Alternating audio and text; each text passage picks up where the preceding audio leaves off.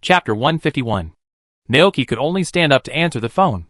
As the video call was connected, Dr. Olin's heroic face appeared on the screen. Seeing her, Naoki instantly became energetic. "Dr. Olin?" Dr. Olin smiled.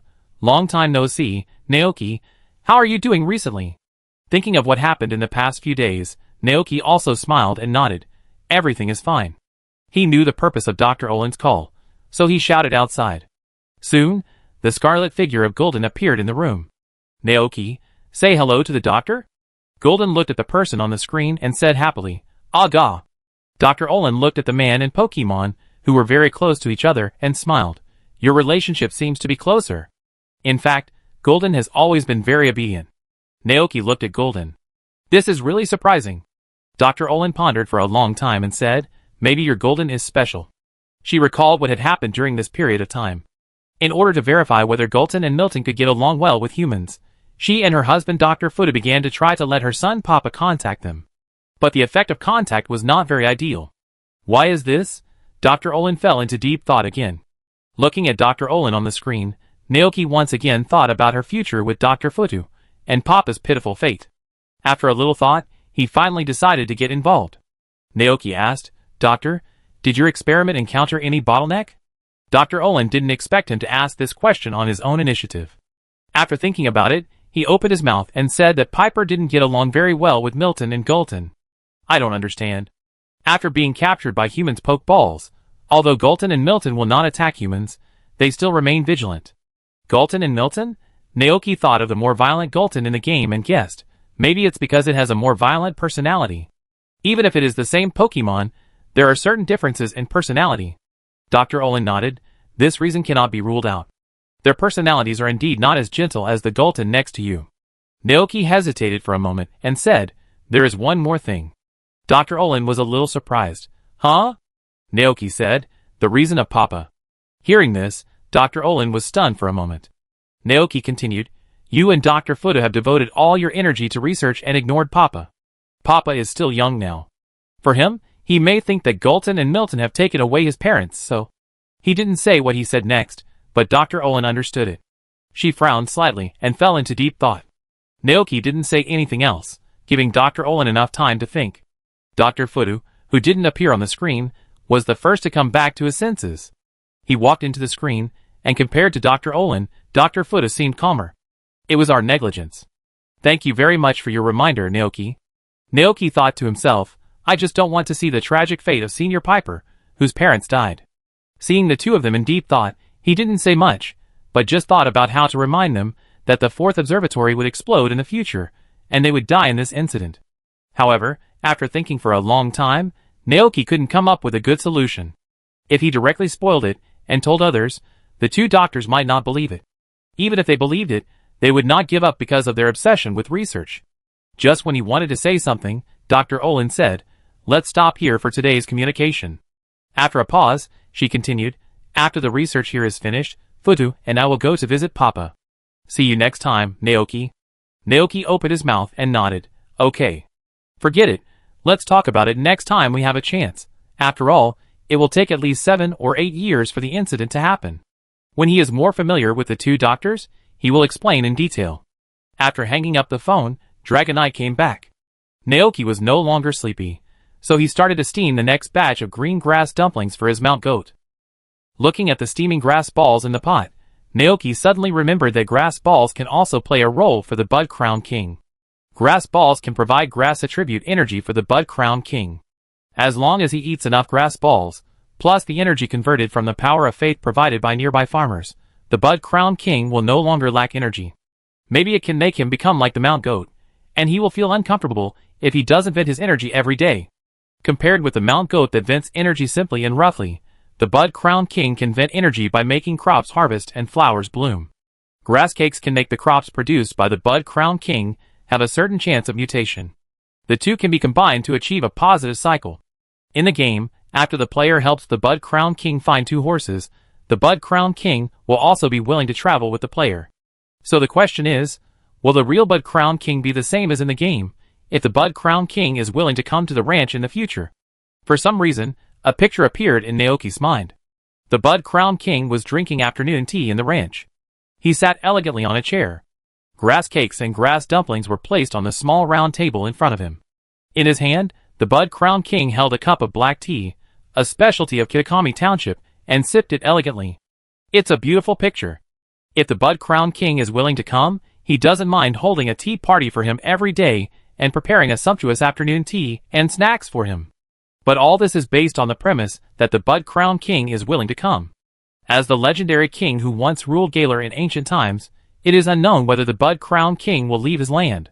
Therefore, before that day comes, he has to accumulate enough chips to attract the Bud-Crowned King, just like a true believer building a kingdom for the gods he believes in. Of course, the purpose of his doing everything was definitely not for the 2 horses of the crown of buds. No way. In the 198th year of the Alliance calendar, April 16th, summer. That morning, a big thing happened in the ranch.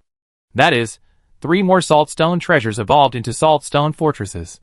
With 3 more saltstone fortresses, their bodies became larger, and the salt house was almost full.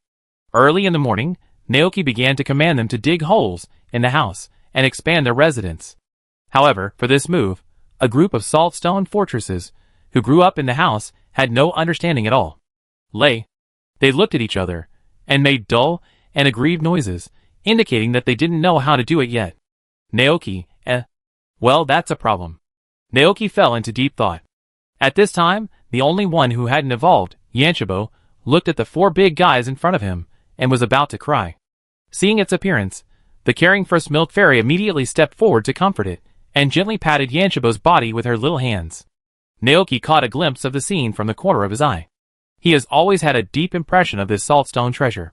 When it was in the wild, this saltstone treasure was the weakest one in the tribe, and it seemed a little malnourished.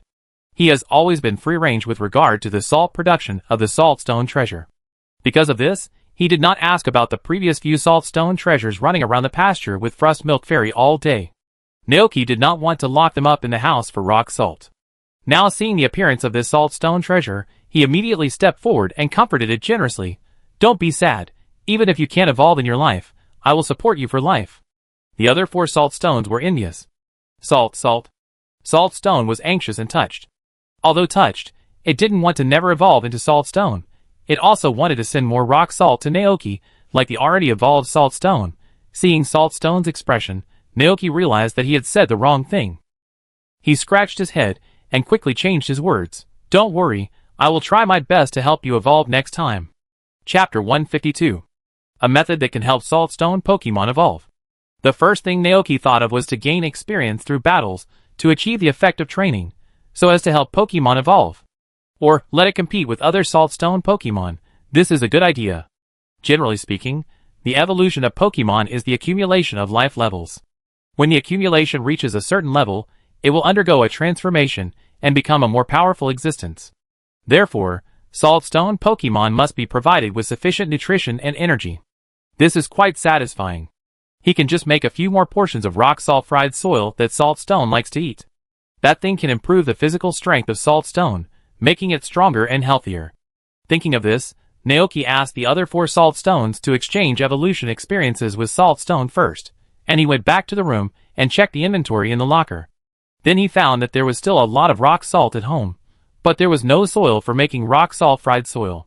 That kind of soil is produced in the town of Shuza, which contains various nutrients and is very suitable for Pokemon with rock and soil attributes. Shueja Town. Unfortunately, the distance between Shueja Town and Jichin Town is too far. He has no way to go there to dig for himself now, and can only buy it from Jichin Market. The food at home is almost finished, so it's a good opportunity to replenish it on the way. At 9 o'clock in the morning, after finishing the work in the ranch, Naoki said goodbye to Motor Lizard and Gulton, and rode his mount goat to the town. They first went to Jichin Market to buy a bunch of tree fruits and steaks, and finally went to the stall selling soil to buy a big bag of soil. Seeing him coming over every once in a while, the stall owner asked with a smile, "Those Pokemon love to eat it, right?" "Yes." Naoki also nodded with a smile. There is no need to worry about rock salt and soil going bad, so he would fry a large pot every time and store it, so that he only needs to take out a part of it every day to feed the saltstone Pokemon. It's right that they like to eat it. The stall owner said, "I heard that the young of Banjira, Yukira, ate this kind of soil when they were young. After Banjira lays eggs, it will bury the eggs deep underground. When the eggs hatch into little Yukira, it will eat up the surrounding soil and then go to the ground. The more this kind of soil there is, the greater the probability that Banjira and Yukira will live there. Is there such a thing? Naoki only knew that Yukira was born underground. Yeah. The stall owner looked like he had it figured out, and he reminded, so if you find this kind of soil in the wild, you must leave the area, because Banjira has a strong sense of territory, and it would be bad if they think you are an intruder. That's right. Naoki nodded, but didn't take it too seriously.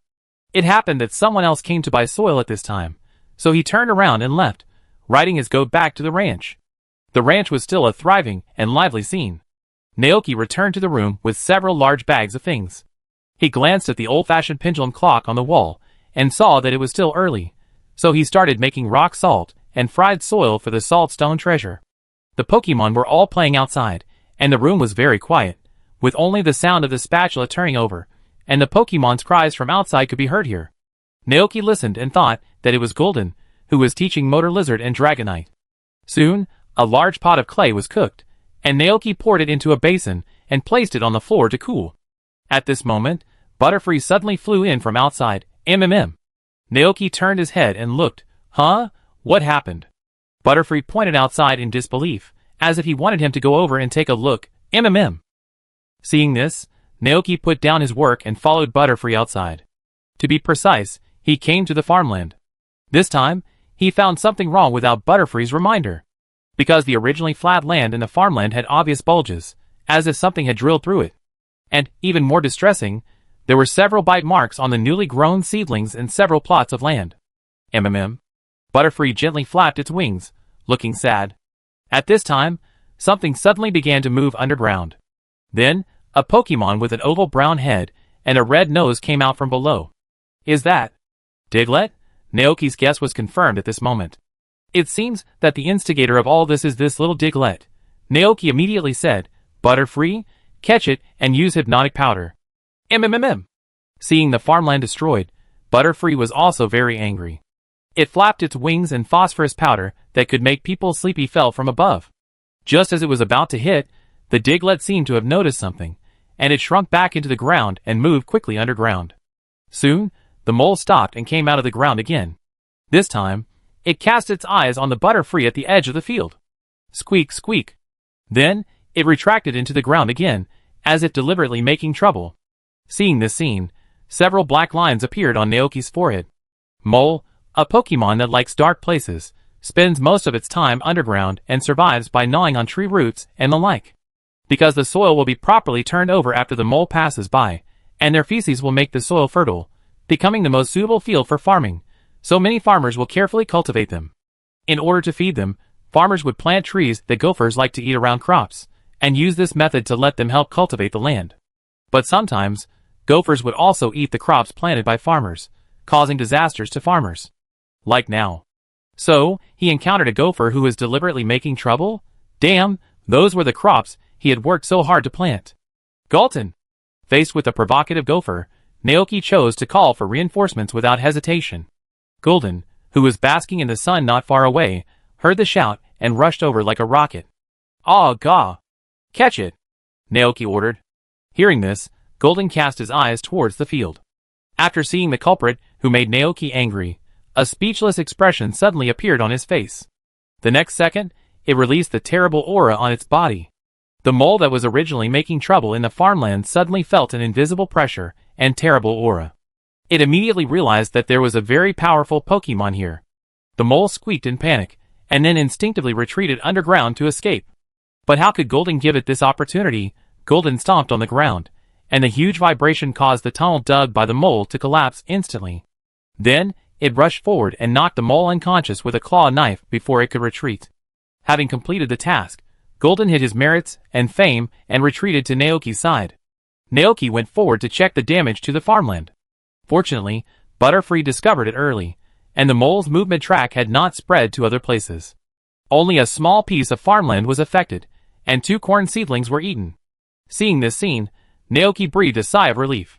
He walked to the unconscious mole and tried to pick it up, but he failed despite his great efforts. The mole's lower body seemed to be firmly welded to the ground. Fuck, so hard to dig. Naoki was a little surprised. No wonder no one knows what the underground part of the mole looks like. Butterfree flew up and asked, "Huh?" Naoki thought it was asking what to do. After a little thought, he sneered and answered, "We can't just let it go." The unconscious mole shuddered.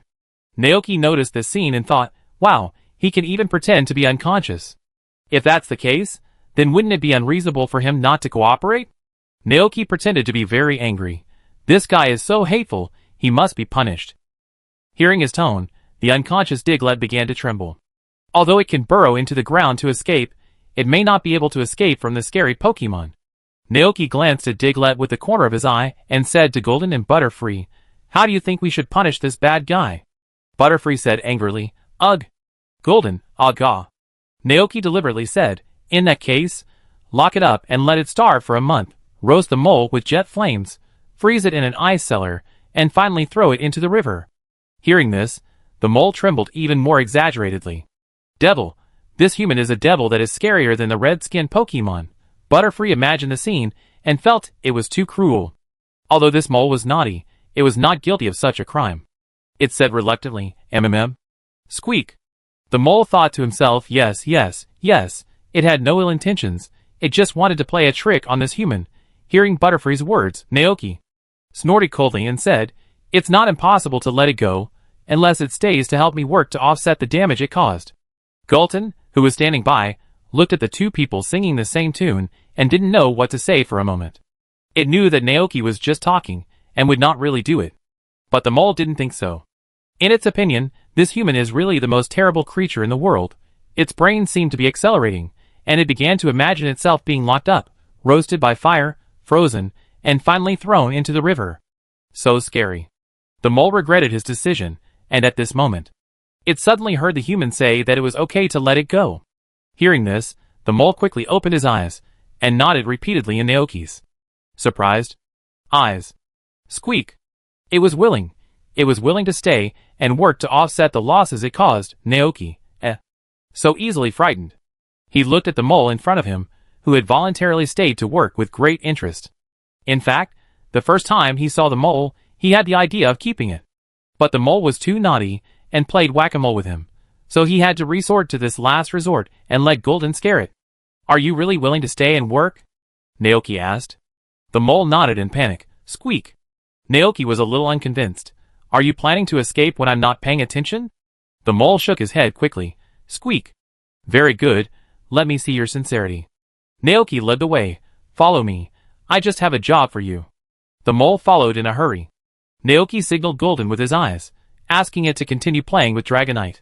But Golden didn't want to play anymore, because Dragonite and Dragonite were also attracted. Several Pokemon were curious about what Naoki was going to do with the mole, so they gathered together to watch. Seeing this, Naoki didn't say anything, but just took the mole to the salt house. At this time, several salt stones were playing on the grass outside, and the salt house was empty. Naoki stood on the wooden floor and said to the mole, "Help me dig a big hole here, dig all the way down. Can you do it?" The mole was startled. It looked around, thinking that this place was too big, it would take a long time. But afraid that this human would think it was useless and lock it up again, the mole nodded repeatedly. "Very good.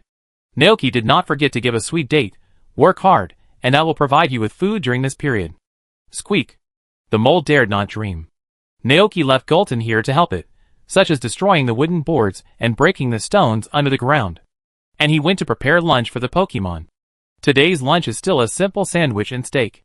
When Naoki finished the meal and went to the salt house to check the situation, the mole not only did not take the opportunity to escape, but also dug a big hole there.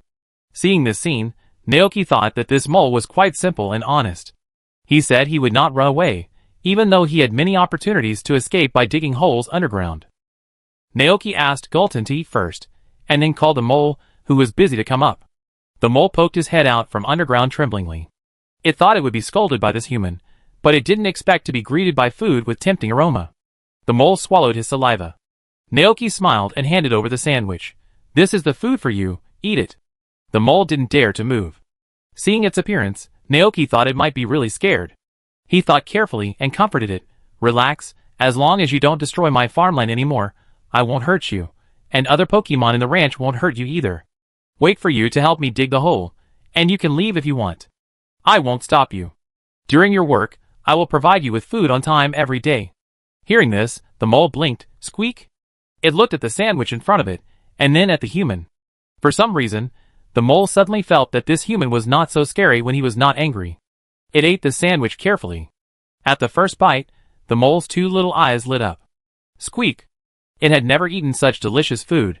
The mole increased the speed of eating. Soon, the whole sandwich was eaten, and the physical recovery effect inside made the mole return to the best condition. Looking at the mole's expression, Naoki thought that it would not sneak away this time. After finishing the meal, the mole continued to dig a big hole. Naoki turned back to the house, and counted the money he had earned these days. With the evolution of the saltstone treasure, the production of rock salt in the ranch has been greatly improved. Today is April 16th. At this rate, by the end of next month, he will probably have saved enough money to build a house, and can go to carry to expand this cabin into a large house with a bathroom, a cellar, a living room, and a separate kitchen. It's really exciting. Closing the account book, Naoki went to check the pot of rock salt and fried soil again. Seeing that the soil inside had cooled down, he took the pot, and found the saltstone treasure, who was enjoying the cool under a tree. With a bang, Naoki put the pot in front of the saltstone treasure and looked at it with encouragement. Eat it. After eating this pot of soil, you should be able to evolve. What this saltstone treasure lacked was not strength, but its physical fitness was not as good as that of other saltstone treasures. Congenital malnutrition can only be compensated by acquired efforts. Even though it has been eating very nutritious food since it came to the ranch, its overall quality is still a little worse than other saltstone treasures. And these rock salt fried soil can improve the physical strength of the saltstone treasure. As long as it becomes stronger, it may meet the physical conditions required for evolution. If it still cannot evolve after eating, let it go to other Pokemon for sparring and training. I believe it will not take long for it to evolve into a saltstone fortress. Salt. Yanshibo looked at the pot of soil that Shishu had made for him, which was not found in other saltstone piles. It was deeply moved and immediately worked hard to eat the soil in front of it. However, it had just finished lunch, and its stomach was already bulging. After eating a few big mouthfuls, Yanshibo lay on the grass weakly, and made a weak cry. Salt. It was about to die. Shishu looked at this scene with a smile. You silly child, you are eating foolishly. I mean, you should eat it slowly as a snack. If you can't finish it at once, save it for next time. Hearing this, Yanshibo felt a little embarrassed. Naoki picked it up and weighed it for a few times. Well, you are much fatter than when I first met you. Salt. Yanshibo happily acted coquettishly with him. Whether it was it or the other Yanshibo, they were very grateful to Naoki. Naoki not only took care of them like the saltstone giant spirit, but also prepared all kinds of delicious food for them every day. Even the saltstone giant spirit was not as good as Naoki. Naoki simply held Yanshibo in his arms, and enjoyed the cool breeze with it under the shade of the tree. He looked at the vast field in front of him, and his heart was filled with emotion. After you successfully evolve into the saltstone giant spirit, I won't be able to hold you. Salt. Yanshibo's eyes were full of fighting spirit. It doesn't matter. When Naoki can't hold him, they will hold Naoki. Chapter 153. In the afternoon, the mole had dug a big hole in the salt house. The little mole was panting with exhaustion. The workload of this project was too huge for it. But it was still not enough for so many saltstones to live in. Moreover, after the underground was hollowed out, it was necessary to prevent the surface from collapsing. These all required some preventive measures in advance. Looking at the big hole dug by the mole, Naoki fell into deep thought. When the mole saw his expression, his two little eyes were filled with expectation and worry. Squeak! Don't worry, you be there. He would not treat his employees unfairly until the project was completed. Naoki took out the sandwich he brought and put it on the ground. The mole immediately moved over happily, and ate the sandwich in front of him in small bites. I have no experience in building a hole. If the ground collapses after the hole is dug, it will be a loss. As Naoki walked out, he thought to himself, I have to ask Kelly for advice later to see what method can be used to prevent collapse. He walked to the ranch, intending to get some ice from Galatian's ice house to make smoothies. But at this moment, 3 boys and girls in school uniforms suddenly arrived at the ranch. Huh? Naoki was a little surprised to see them. The 3 of them had obviously seen him. Naoki heard them talking loudly. Is this the farm Carter mentioned? The venue for the green grass trial? Huh? No way. The one who helped him train was a farmer? Fuck, what did I see? Is that Dragonite? How can there be such a rare Pokemon here? Naoki's heart moved, thinking that Carter actually helped him promote it.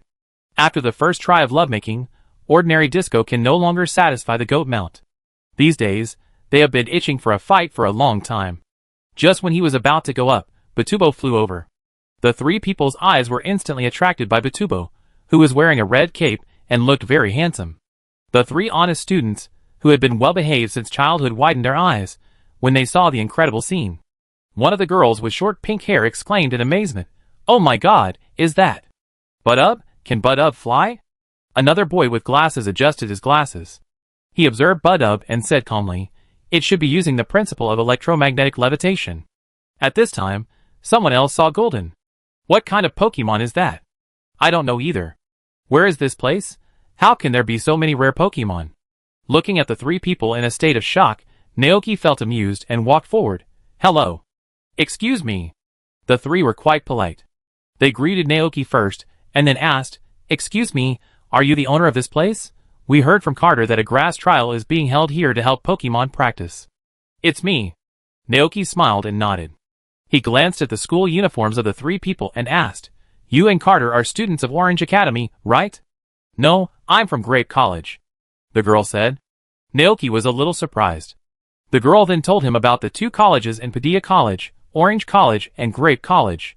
Freshmen can choose different colleges according to their preferences after entering. Hearing this, Naoki nodded. Although he was surprised, he didn't think much about it. After all, this is the world after the fusion of Zhu. Dr. Olin and Dr. Futo are both here, so this is normal. He glanced at the three people and asked, "Are you all here to participate in the green grass trial?" The three nodded, thinking of the changes in Carter and the messenger bird, and were very curious. What kind of special training can make people change drastically in such a short time? The three people were itching. "Come with me, but you need to pay 2,000 Alliance coins for the ticket to participate in the trial," Naoki said. This price was decided after careful consideration. "Huh?" Hearing that they also need to pay for the ticket, the three looked at each other. "Didn't Carter say that there would be a fee?" Naoki explained, "That's because after the battle, I will provide treatment services for your Pokemon. No matter how serious the injury is, it can be 100% healed." "I see." The three of them suddenly realized. 2,000 Alliance coins, this price is not expensive, the price of 4 bottles of Moo Moo milk. If it can really help their Pokemon become stronger, it is still quite cost effective. Seeing the looks of the three people, Naoki guessed their thoughts and reminded them, whether you can become stronger depends on your own and your Pokemon's perseverance and understanding. "Got it." The three nodded. They had heard Carter talk about this. "Very good, let's do it." As he said that, Naoki led the people to the edge of the battlefield. He waved at the sheepfold, and the three eager mount goats immediately ran over, looking at the three people with high morale. "Me? 3 people, question marks." Naoki explained to them, "There are 3 levels in the green grass trial. The first level is to fight against 1 mount goat, the second level is to fight against 2 mount goats at the same time, and the third level requires fighting against 3 mount goats at the same time. Those who pass the trial in the end will receive a mysterious prize that helps Pokemon grow." "Mount goat?" The pink-haired girl's eyes were filled with confusion. She looked at the 3 mount goats opposite her and said uncertainly, "Is the green grass trial a battle with mount goats? This is too different from what she imagined, right? Although the 3 mount goats look tall and strong, they are just mount goats. As long as there is a grass attribute. If you send out a Pokemon with herbivorous characteristics or a Pokemon that restrains grass attribute Pokemon, then wouldn't it be easy to win this trial?" Naoki immediately guessed what the girl was thinking. He smiled and shook his head and said, "As a trainer, you must never underestimate the enemy because of attribute restraint or characteristic suppression. A true master always maintains the heart of an apprentice." The girl was shocked. This is not something that an ordinary person can say. "Can I know your name?" She used honorifics. "Of course." Naoki nodded slightly. "I am Naoki, as you can see, the owner of this ranch." "Naoki." The girl silently recited the name in her heart, and then nodded. "I know Mr. Naoki." Naoki didn't say much, just asked, "Do you want to try?" The girl hesitated for a moment, then nodded. She took out the Eevee-style wallet, and found 2,000 Alliance coins from it. When paying, the girl suddenly thought of something. "By the way, can a ticket only be used for 1 battle?" Naoki shook his head. "Until the moment you leave the ranch. Before you leave, you can challenge the green grass trial unlimitedly. Once you leave here, if you want to challenge again, you need to buy a new ticket." Naoki didn't want to be mean, and this green grass trial was meant to satisfy the goat's fighting desire, and help them vent their energy. If one ticket was sold at a time, the price would discourage many challengers. However, he wasn't worried that someone would continue to challenge. After all, not all trainers and Pokemon can accept losing all the time, and Carter is a minority. The girl nodded. I understand. Then, let's get started. Naoki took a step back and acted as a referee. One of the goats walked onto the battlefield, eager to fight. The girl sent out a huge whale with 5 hard horns. The battle officially began. The goat instantly released a large amount of grass attribute energy that enveloped the entire battlefield. In response, the whale responded with an ice vortex. Its feet were covered with a thin layer of ice, and its huge body rushed towards the goat while spinning at high speed. The green grass field was destroyed by the ice vortex, and the grass attribute energy began to disappear. Seeing this, the goat got angry. It stared at the whale, and released a larger amount of grass attribute energy from its body. The green grass field destroyed by the whale was instantly repaired. Then, facing the whale rushing towards it, the goat stretched out 2 extremely thick vine whips from behind, and whipped the whale fiercely. After the whip hit, the whale's head was stunned, and the whole body began to spin like a top. Girl? ? The goat whipped the top for a while, and the whale fainted. Get up! The girl shouted. But the goat didn't give her the chance. It cried, and the 2 thick vine whips merged into one, turning into a huge grass stick, smashing down at the whale. Boom! With a loud noise, the battlefield was covered with dust. When everything calmed down, the whale seemed to have lost its ability to fight. The 2 people watching, ? What the hell is that move? Is it a vine whip? Is it the vine whip they know? The girl's face was full of disbelief. She looked at the mount goat opposite her, and the whole process just now appeared in her mind. That Pokemon. Is it really just a mount goat? Naoki stepped forward and fed the juice milk to the whale. After a while, the whale woke up. Naoki turned around and saw the mount goat with a relaxed expression, and asked, Do you want to continue? Wait! The girl asked incredulously, I want to know, did Carter also fight with this mount goat that day? Yes. Naoki answered truthfully. Carter is a very determined person. He received 2 days of devilish special training from me, and gained a lot of valuable experience from the green grass trial. The girl nodded. I understand. She checked the injury of Heo dodging and said, We have to continue. The second battle officially began. It was still the mount goat versus the great whale. This time, the girl changed the way of fighting, and did not let the great whale use ice spin. She was afraid that the great whale would be whipped like a spinning top by the opponent again. Great whale, Taishan, press down. The girl ordered. The great whale let out a loud cry, and suddenly jumped up from the ground. Its huge body blocked the sun in the sky. At the same time, the mount goat's eyes were locked on the great whale in midair. A majestic grass attribute energy was madly condensed in its mouth. The 2 boys watching noticed something was wrong. The next second, they saw a giant blade of grass with green light condensed in the mouth of the mount goat. Fuck! What is that? The 2 opened their eyes wide, and no words could express their feelings in this situation. The mount goat held the giant blade of grass in its mouth, and headed straight for the falling whale. The 2 Pokemon collided violently in midair. The moment the giant blade of grass hit the whale, the body of the whale lost its balance and fell straight down, creating a big pit. The goat on the mount landed steadily behind the great whale. The giant blade of grass at its mouth disappeared, and then it slowly turned around and looked at the great whale in the pit. Seconds? The boy with glasses stared at this scene in amazement. Even a calm boy like him couldn't help but gasp after seeing this scene. The girl also showed the same expression on her face. She looked at the great whale, who had lost his ability to fight, in disbelief, and suddenly realized the gap between herself and the other party. That was a gap like the difference between heaven and earth. She cast her eyes on the rancher. But the other party smiled and raised his head and asked, Do you want to continue? The girl shuddered and shook her head repeatedly. No. She had a deep and clear understanding of herself. If she continued, she would only be abused by the terrible mount goat. She was not a masochist, so who would want to continue? Naoki was a little disappointed. There were still 2 mount goats that were not satisfied. He looked at the 2 male students who were watching and asked again, What about you? Do you want to give it a try? The 2 boys were also startled and shook their heads instinctively. Forget it. Let's do it next time. Rare Dragonite, Pokemon that have never been seen before, Flying Matubo, running around Solid Stone, and the extraordinary mount goat. Everything told them that this place was wrong. This is definitely not an ordinary ranch. Seeing this, Naoki was even more disappointed. He began to reflect in his heart. Obviously, these 3 students were frightened by the terrifying strength shown by the Mount Goat, so they did not dare to fight with the Mount Goat. How can this be possible?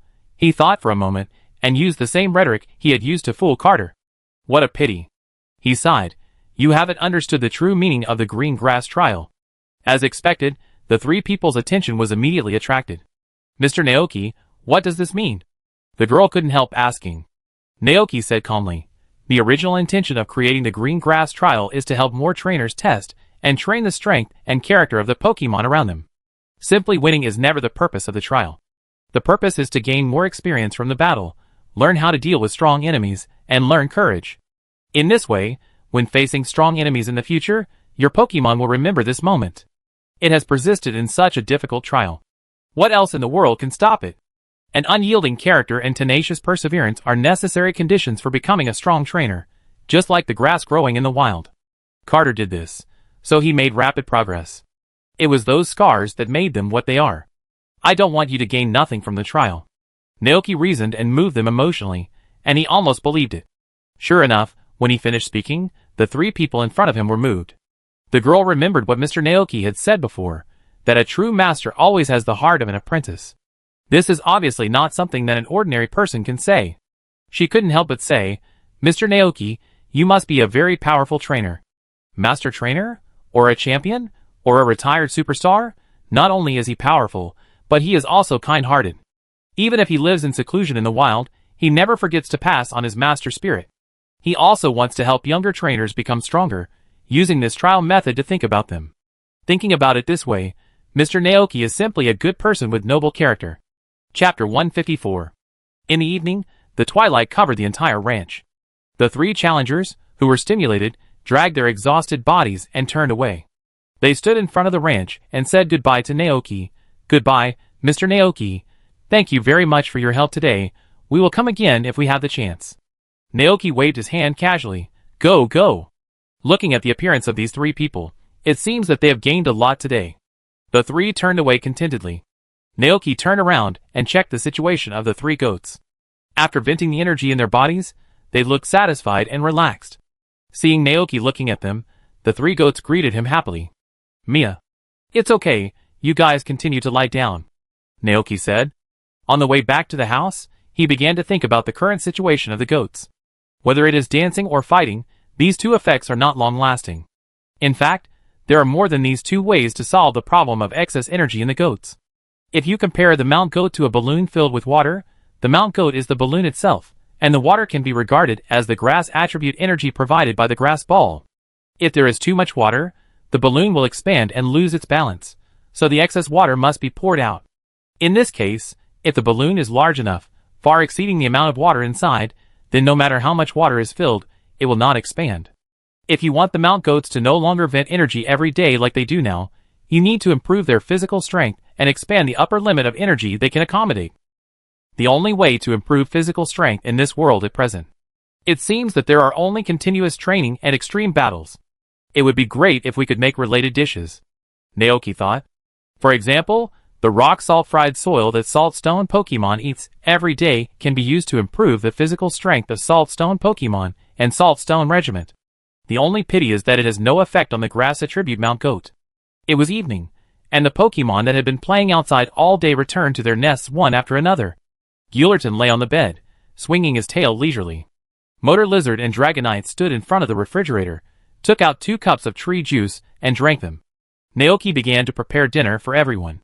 The bright firelight danced, and the tempting aroma of food gradually spread.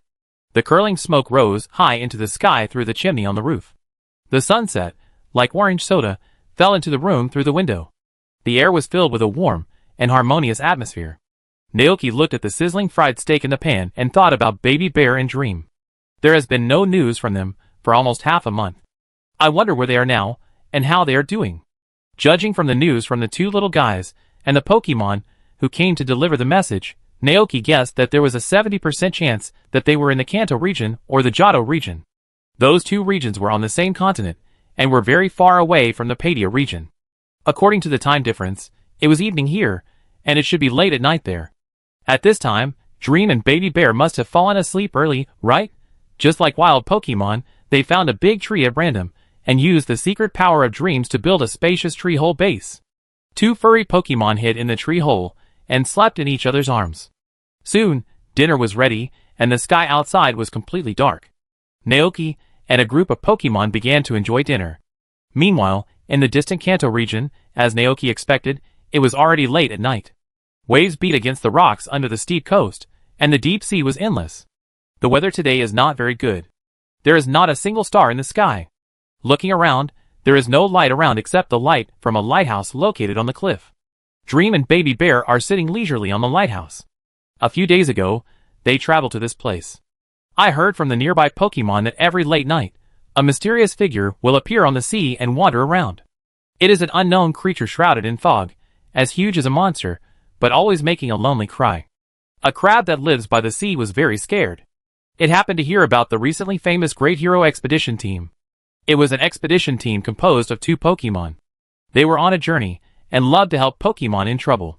Recently, the crab heard that the Great Hero Expedition Team came here, so it came to the door, and asked them to help investigate what the huge black shadow was. So Dream and Baby Bear, who are full of adventurous spirit and chivalry, came here. They stayed on the lighthouse, waiting for the mysterious Pokemon to arrive. Just then, Mew and Baby Bear found 3 sneaky figures below. It was a team of 2 humans and a Meowth.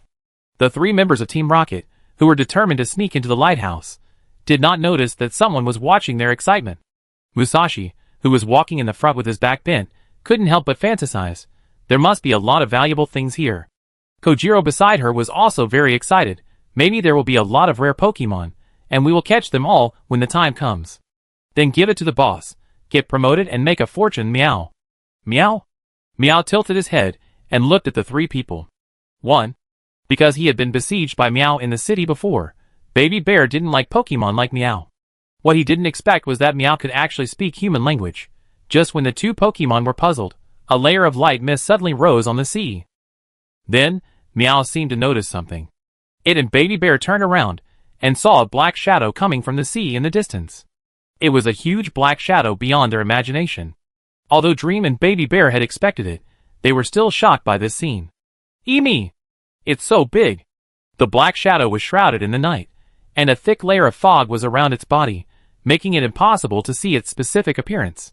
At the same time, the 3 members of Team Rocket below also noticed the black shadow. They were also shocked, but then a good idea popped up in Musashi's mind. If we can catch this guy and send him to the boss. Good idea. Kojiro clapped his hands in agreement. Go, Meow! When the black shadow came to the coast, the trio immediately took action and commanded the Pokemon to attack the black shadow. However, their actions angered the other party, and the Pokemon with terrible power immediately knocked the 3 of them away. What a disgusting feeling. As the trio was blown away, the lighthouse under Dream and Baby Bear was also affected by the huge force, causing most of the lighthouse to be destroyed. A light flashed in Dream's eyes, and it and Baby Bear floated into the air. Then, the black shadow let out a sad cry, then turned around and returned to the sea. The fog dissipated slightly, and the moment it turned around, Baby Bear's eyes penetrated the thick fog and roughly saw its appearance. That is, a Dragonite? Baby Bear was shocked. What? How could there be such a big Dragonite? It was completely different from the Dragonites it had seen before. Chapter 155. The gentle and hard-working Dragonite in Naoki Ranch appeared in Baby Bear's mind. In comparison, it was like heaven and earth compared to this Dragonite. It was too exaggerated. Baby Bear was shocked, and it was worried that it would be trampled to death by the other party accidentally. In comparison, Dream, who had experienced many things, was much calmer. It took Baby Bear to fly to the sea, to the huge black shadow. Dreamy was very fast, and 2 minutes later, they caught up with the giant Dragonite. Sensing the approach of a strange breath, the giant Dragonite turned its head, and saw 2 figures it had never seen before. Dreamy tilted its head. Meow? At first, Baby Bear felt a little scared. But when it got closer, it felt a strong sense of loneliness from the giant Dragonite. Baby Bear's breath was choked, and thinking of the purpose of the Heroes Expedition Team, he couldn't help but ask, Ime. We are the Hero Expedition Team. What happened to you? We might be able to help you. Meow nodded his head and happily agreed. Meow. It did not feel any malice from this Pokemon. Hearing this, the giant Dragonite looked at the 2 Pokemon in front of it with confusion. It asked, Who? What is the Hero Expedition Team? Baby Bear explained. Yimio. It is a mysterious organization that travels around the world to help Pokemon in need. The hero is Meow. I am still an apprentice hero. It indicated that the dream beside it was the hero. The giant Dragonite looked at Dream again, looking at its beautiful sky blue eyes. Roar! A ray of hope suddenly ignited in its heart that was about to despair. Can you really help? It asked. Dream nodded and said happily, Meow. The giant Dragonite asked again, Roar? Can you help me find my companions? These days, it has been wandering around in the vicinity, just to find companions. Today, it was attracted by a sound that seemed to be a companion, but it didn't see any companions nearby. Looking for companions? Baby Bear and Dreamy blinked and looked at each other. Dreamy asked, Meow? Is your companion also a Dragonite? The giant Dragonite nodded, and seeing their expressions, his face was full of hope, and he couldn't wait to ask, Roar? Have you seen them? 1. Baby Bear shook his head, thinking that he hadn't seen any other Dragonites nearby. In the giant Dragonite's lost eyes, the bear cub said again, Immo, Immo. However, I do know a Dragonite, and I don't know if it is your companion, but it is very far away. It refers to the Dragonite at Naoki Ranch. Hearing this, the giant Dragonite's eyes lit up. It quickly asked, Hawoo? Where? The bear cub replied, Immo. There is one at Naoki Ranch in the Padilla region, and it lives with Naoki. Padilla region. Naoki Ranch.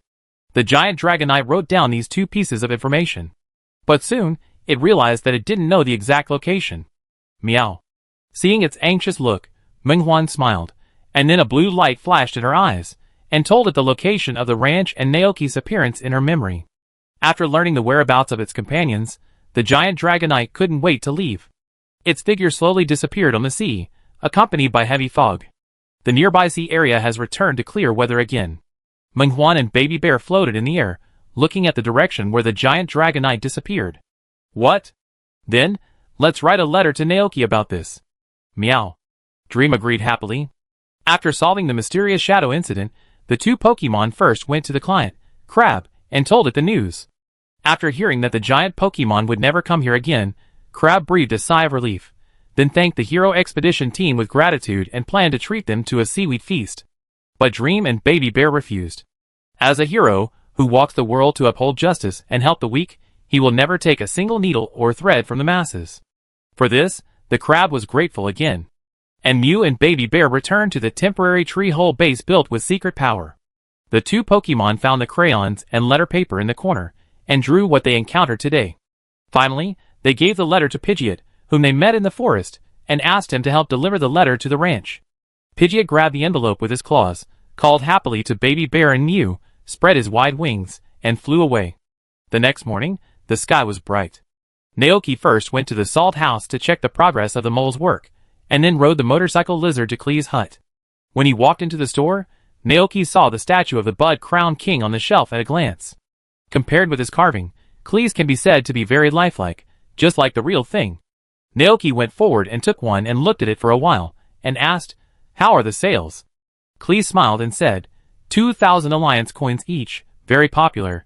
Many farmers have bought statues from me and brought them home to display. I heard from them that if the summer crops are good, everyone plans to set up a special Thanksgiving Day in the fall to thank the King of the Crown of Flowers for his gift. Naoki, If the King of the Crown of Flowers knew about this, he would be very happy, right? At present, it seems that the missionary work of the King of the Crown of Flowers is going very smoothly in the Padilla area. I just don't know if the King of the Crown of Flowers has recovered some strength. However, he did not come here today for this matter, but wanted to learn about the work of expanding the salt house. But before he could say anything, Carrie threw a package over. Naoki subconsciously reached out to catch it. What is this? Carrie, the share of the statue. Naoki opened the package, and saw a lot of money in it. He did not refuse, and after accepting it, he asked, If I want to expand the salt house, how should I prevent the dug hole from collapsing? Klee was a little surprised. You let the saltstone dig a hole down? Naoki shook his head and nodded. It's not the saltstone, it's a gopher, it's working on my ranch now. After listening, Klee nodded. This is easy, I do it for you in the afternoon, you let the gopher stop first, it will dig the ground for you later. Okay. Naoki said he understood. After saying goodbye to Klee, he returned to the ranch. In the afternoon, Naoki was making cream smoothies for Ice Eevee in the ranch, and suddenly there was a cry of a strange Pokemon outside. He went out to check and saw a Pidgeot landing on his ranch. And in its paws, there was a letter. Seeing this scene, Naoki's heart moved, and he immediately realized that the baby bear had sent him a letter again. Chapter 156. Naoki took the letter from Pidgeot's claws.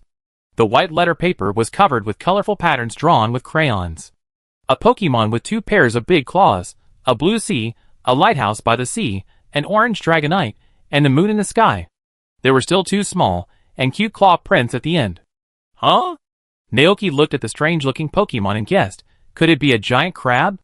The giant crab by the sea and the moon in the sky, probably because Mew and Baby Bear thought this scene was beautiful, so they shared it with him through drawing. As for the orange Dragonite, Naoki didn't think much about it, just thought that Baby Bear and Dream also encountered a wild Dragonite outside. After reading the painting, he put away the letter, then stopped Pidgeot, who wanted to fly away, and asked Motor Lizard to get a box of Bofin for it. Smelling the scent of Bofin, Pidgeot, who had originally had no expression but came to complete the commission, immediately showed a happy expression on his face. Pidgeot. Seeing its appearance, Naoki smiled and asked, "By the way, Pidgeot, can you still find Dream and Baby Bear?" He mainly wanted to send them some food. Hearing this, Pidgeot thought about it carefully and felt a little embarrassed. It made a sound, indicating that it didn't know either, because the expedition team would keep moving. If they left the familiar forest, it would have no way to find them. Looking at Pidgeot's appearance, Naoki roughly guessed what it meant. He nodded and said, "Okay, then I would like to ask you to do me a favor. These foods will be regarded as rewards. Is that okay?" "Bye." Pidge nodded repeatedly. "Then wait for me here for a while." Naoki smiled and turned back to the house, took out a woven basket from the cupboard, and then took out a bunch of snacks from the refrigerator. Soft and sweet honey buns, elastic honey candies, and honey lemonade in a bottle. Naoki filled the basket with these foods, then covered it with a lid, and carried it back outside. "If you can find Baby Bear and Dream, I would like you to help me bring these things to them. If you can't find them, then you can keep them for yourself." Pidgeot tilted his head to look at the wicker basket, then nodded. The next second, it spread its wings, took the basket from Naoki with its paws, and flew into the sky. Naoki looked at the direction where Pidgeot left with emotion. Toucan, Pidgeot. I have to say that Mew and Baby Bear are really good at making friends. I wonder which Pokemon will come next. I can buy a camera for him later, and ask him to help give the camera to Baby Bear and Mew, so that they can send postcards back and forth by taking photos. Naoki thought. He planned to buy a camera on the way to the town to buy food tomorrow, just in case. At this time, Carrie arrived at the ranch with equipment. Naoki hurried forward to greet them, and took them to the salt house for a field investigation. The floor of the salt house had been destroyed by the mole, and a large hole was dug underneath. "Is this mole the Pokemon you just captured?" Carrie's eyes turned to the mole resting in the corner. Naoki shook his head. "No, it destroyed my farmland, and is now working here to pay off its debts." Klee suddenly realized, "I see, I thought it was hired by you to help the ranch like Dragonite." Because the soil cultivated by the mole is very suitable for the growth of crops, many farmers will reach a cooperative relationship with them, and raise them to work in the fields. Naoki did have this idea, but it all depends on the choice of the mole. He never forces Pokemon to do anything. So he replied, "Let's wait and see." Klee didn't say much. She checked the big hole below, and took out a Pokeball. With a flash of white light, a Pokemon with a snake-like appearance, a 3-section yellow body, a blue abdomen, and a pair of small wings on each section appeared in front of Naoki. After seeing its figure clearly, Naoki was slightly startled. Noticing his gaze, Klee smiled and explained, "This is Earth Dragon Section, the evolution of Earth Dragon Brother. It can use its hard tail to build a nest underground, and can also use the rock-attributed move Primal Power to stabilize the nest and prevent collapse. When the time comes, you will need its help when building a cellar for you." As she said that, Kelly said to the Earth Dragon, "I leave it to you." The Earth Dragon was very docile. Hearing this, it nodded gently, and then went into the big hole. Suddenly, dust flew everywhere, and the soil and rocks underground turned into powder under its efforts. The mole on the side looked at this scene in amazement. Good. So powerful. But then, it realized that it might not be able to continue working here, because it is no longer needed here. Thinking that he would never be able to eat that delicious food again, the mole couldn't help showing a lost expression on his face. Naoki didn't notice the mole's reaction. He was talking to Carrie about the size of the nest. "Carrie, How big a nest do you want to build? Earth dragons are very good at building nests. The nests of wild earth dragons can even reach 10 kilometers, which is very large. Naoki thought carefully, and then said, it should be enough for 5 saltstone giants to live in. 5 saltstone giants. Kelly calculated their sizes in her mind. I understand. This construction is expected to be completed tomorrow. Tulongjieja will stay here today. I will come to pick it up tomorrow morning. No problem, I will take good care of Tulongjieja. Naoki nodded. Kelly smiled slightly. Then I leave it to you. Then, she called Tulongjieja over, told it some things, and turned and left.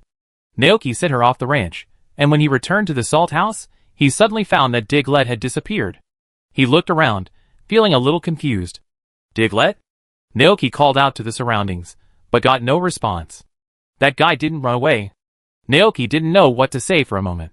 He looked around, but still couldn't find it, so he could only say in his heart that it was not meant to be. It was getting dark.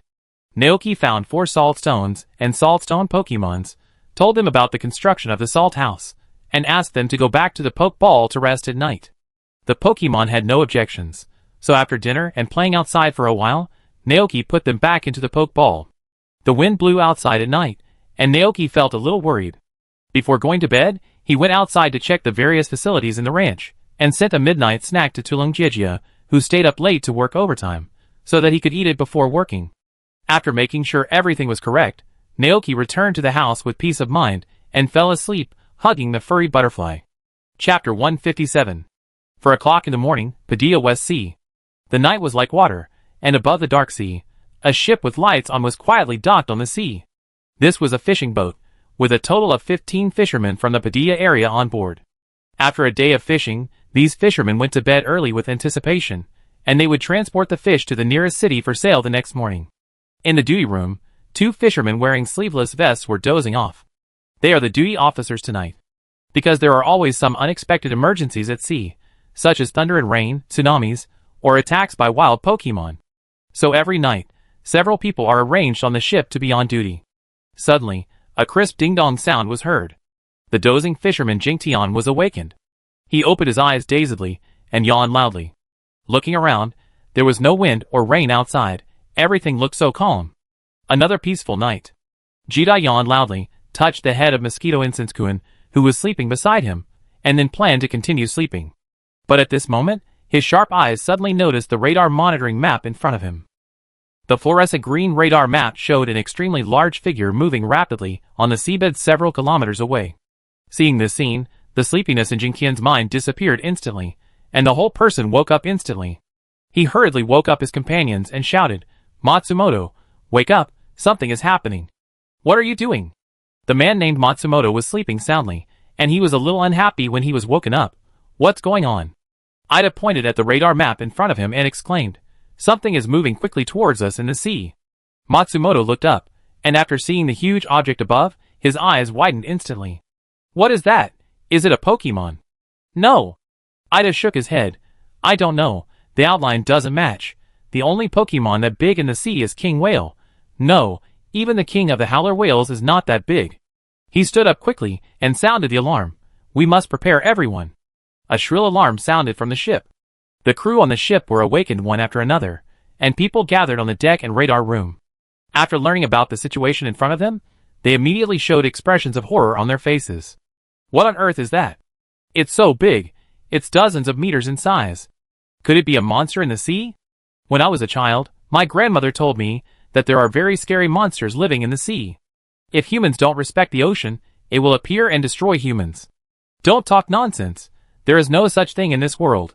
Everyone calm down, be prepared in advance. Tian Yuan, start the boat, leave here. After his reminder, the crew on the ship gradually reacted. A group of people started the ship in a hurry, wanting to leave here. But soon someone found that the thing moved faster than the ship. Oh no, it's too late, it's going to be below us. Something's wrong, it's foggy, it's so foggy. Damn it, that thing is here. The radar shows that it is moving up quickly, and will reach the sea surface in 10 seconds. No, 7 seconds, 6 seconds, 5 seconds.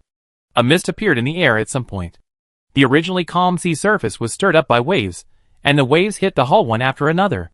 Looking at the mist floating on the dark sea surface, the crew members were terrified. 3 seconds, 2 seconds, it's coming up. Plop! The huge waves were surging, and an extremely huge black shadow emerged from the bottom of the sea. The waves on the sea surface were surging, and the poor fishing boat was washed away by the waves like a leaf. The only thing that made the crew feel fortunate was that the ship did not capsize. They fell on the deck with their arms and legs spread out, and gradually, the ship stabilized. The group of fishermen subconsciously looked over there. The hazy moonlight and the mist intertwined, and in the mist, they looked up at the huge black shadow. At this moment, everyone was shocked by this scene. They were terrified. Someone shouted with a trembling voice, "Monster! It's a monster! The monster is coming!" His voice was particularly clear in the silent night. Others did not speak, but just stared at the black shadow. Suddenly, the black shadow moved. The huge dragonite looked at the strange land in the distance across the sea. It was nervous and expectant. After separating from the two little guys from the hero's expedition team, it began to move towards here. However, because it had never been here before, even with the route provided by Dream, it still accidentally found the wrong place. The first time, it ran to a place full of ice and snow. The second time, it found an isolated island, where it saw many strange humans and Pokemon. A man who called himself Moshide told it that this was not the place it should be. Now, after being lost for a whole day, it finally found this place. Thinking of this, the giant dragonite raised its feet, and slowly and firmly moved forward step by step. Roar! The melodious and lonely cry came out of its mouth and floated over the sea. Hearing this sound, the people on the boat were slightly stunned, and then murmured, "What kind of creature is that? Is its target the Padilla region?" Someone quickly reacted. "It's terrible. It's so big, if it gets to the land, the city will be destroyed. But we can't stop it. Call the police quickly, notify Miss June Shaw and the Padilla Alliance, and ask them to send trainers to stop this guy." Yes. Someone immediately got up in a panic, found a radio communication device, and contacted the nearest police station. Soon, the call was connected. "This is the Dagwahoo Police Department. I'm Miss June Shaw." After hearing Miss Junch's voice on the other end of the phone, the fisherman said in a trembling voice, This is the Padilla fishing boat. We found a monster in the sea. It is heading towards the Padilla area. Please come and stop it. Don't let it get to the shore." Hearing this, Miss June Shaw on the other end of the phone was slightly startled. Her first reaction told her that this person was joking. But despite this, after a moment of silence, she calmly ordered, "Tell me the exact location." "The Padilla West Sea, about 32 degrees east longitude, 127 degrees north latitude." "Got it." Miss June Shaw quickly found the relevant location on the map. She put on her equipment, climbed a nearby lighthouse on the seashore, and looked into the distance with a telescope. The next second, she saw a huge black shadow shrouded in fog in the distance. This is a big deal. This kind of thing is not something that their small police department can handle. Miss June Shaw frowned. She calmly took out the communication device and quickly reported the matter to the Padilla Alliance. Chapter 158. 5 a.m. at the Big Pot Lake Lighthouse on the west coast of Padilla. Miss June Shaw looked serious. She held a walkie-talkie in her hand and led the police officers of the police department to evacuate the nearby wild Pokemon in an orderly manner. The support from the Padilla Alliance has not arrived yet, so they can only do their best to prepare for the landing of the giant creature. Half an hour ago, they sent a helicopter to investigate the creature's situation at close range. But so far, the helicopter has not returned. Evacuate the nearby wild Pokemon as soon as possible and prepare for the response in advance. Miss June Shaw gave orders in an orderly manner. Yes. The police officers quickly got busy. Suddenly fog came up. Miss June Shaw looked up and looked around. She looked at the sea in the distance and found that the mysterious creature was getting closer. The monitor behind her reported quickly, "Report, the target is 10 kilometers away from the coastline. At its speed, it will reach the target point in about 10 minutes. 10 minutes? It's too late." Miss June Shaw frowned. "Damn, where did that guy come from?" Just then, the sound of a helicopter engine suddenly came from the sky. Everyone looked up and saw a helicopter with the Padilla Alliance logo slowly landing on the beach. A tall, dark-skinned woman with long black hair and wearing a black dress walked out. She looked serious and had no expression on her face. Although she was very young, she gave people a majestic feeling. Seeing the newcomer, Miss June Shaw immediately saluted and said respectfully, "Chief, this person is Yi, the chief champion of the Padilla League, who is also the president of the Padilla Pokemon League and the most powerful and top champion." It was a coincidence that UCI happened to be inspecting the Frost Mountain gym yesterday. After the inspection, she stayed there to rest for a night. She wanted to wait until the next morning to return to the Pokemon League, but she didn't expect something to happen in the middle of the journey. Tell me about the situation here, UCI said. Miss Junshaw nodded and reported, an hour ago, we received a call from the fishermen who went out to sea to fish. They saw a mysterious black shadow moving fast on the seabed. They thought they would be attacked, but the other party seemed to have no ill will towards them, and just moved towards the Padilla area on its own. Hearing this, UCI nodded silently. She took the telescope from Junshaw, walked to the shore hid by the waves, and looked at the sea in the distance. In the telescope, she saw a huge black shadow covered in fog, walking towards this side. UCI frowned. What kind of Pokemon is that? Junshaw shook her head. The helicopter that went to investigate has not returned yet. As soon as she finished speaking, another helicopter landed on the coast. A young police officer in uniform ran out with a horrified face, and said in a panic, "Report, report." Miss Junshaw, what's going on? The young police officer's voice trembled. That's not a monster, it's a huge dragonite. It is estimated to be over 30 meters tall. If the underwater part is included, it may be 40 meters tall. 40 meters? Dragonite? Everyone present turned pale when they heard this number. This size can be called a real sea monster. Such a huge Pokemon actually exists in this world. This thought came to Yici's mind. But soon, she realized that now was not the time to think about this. If a dragonite over 40 meters tall were allowed into the city, the consequences would be disastrous. She pondered for a moment and asked, "Did you attract its attention when you approached?"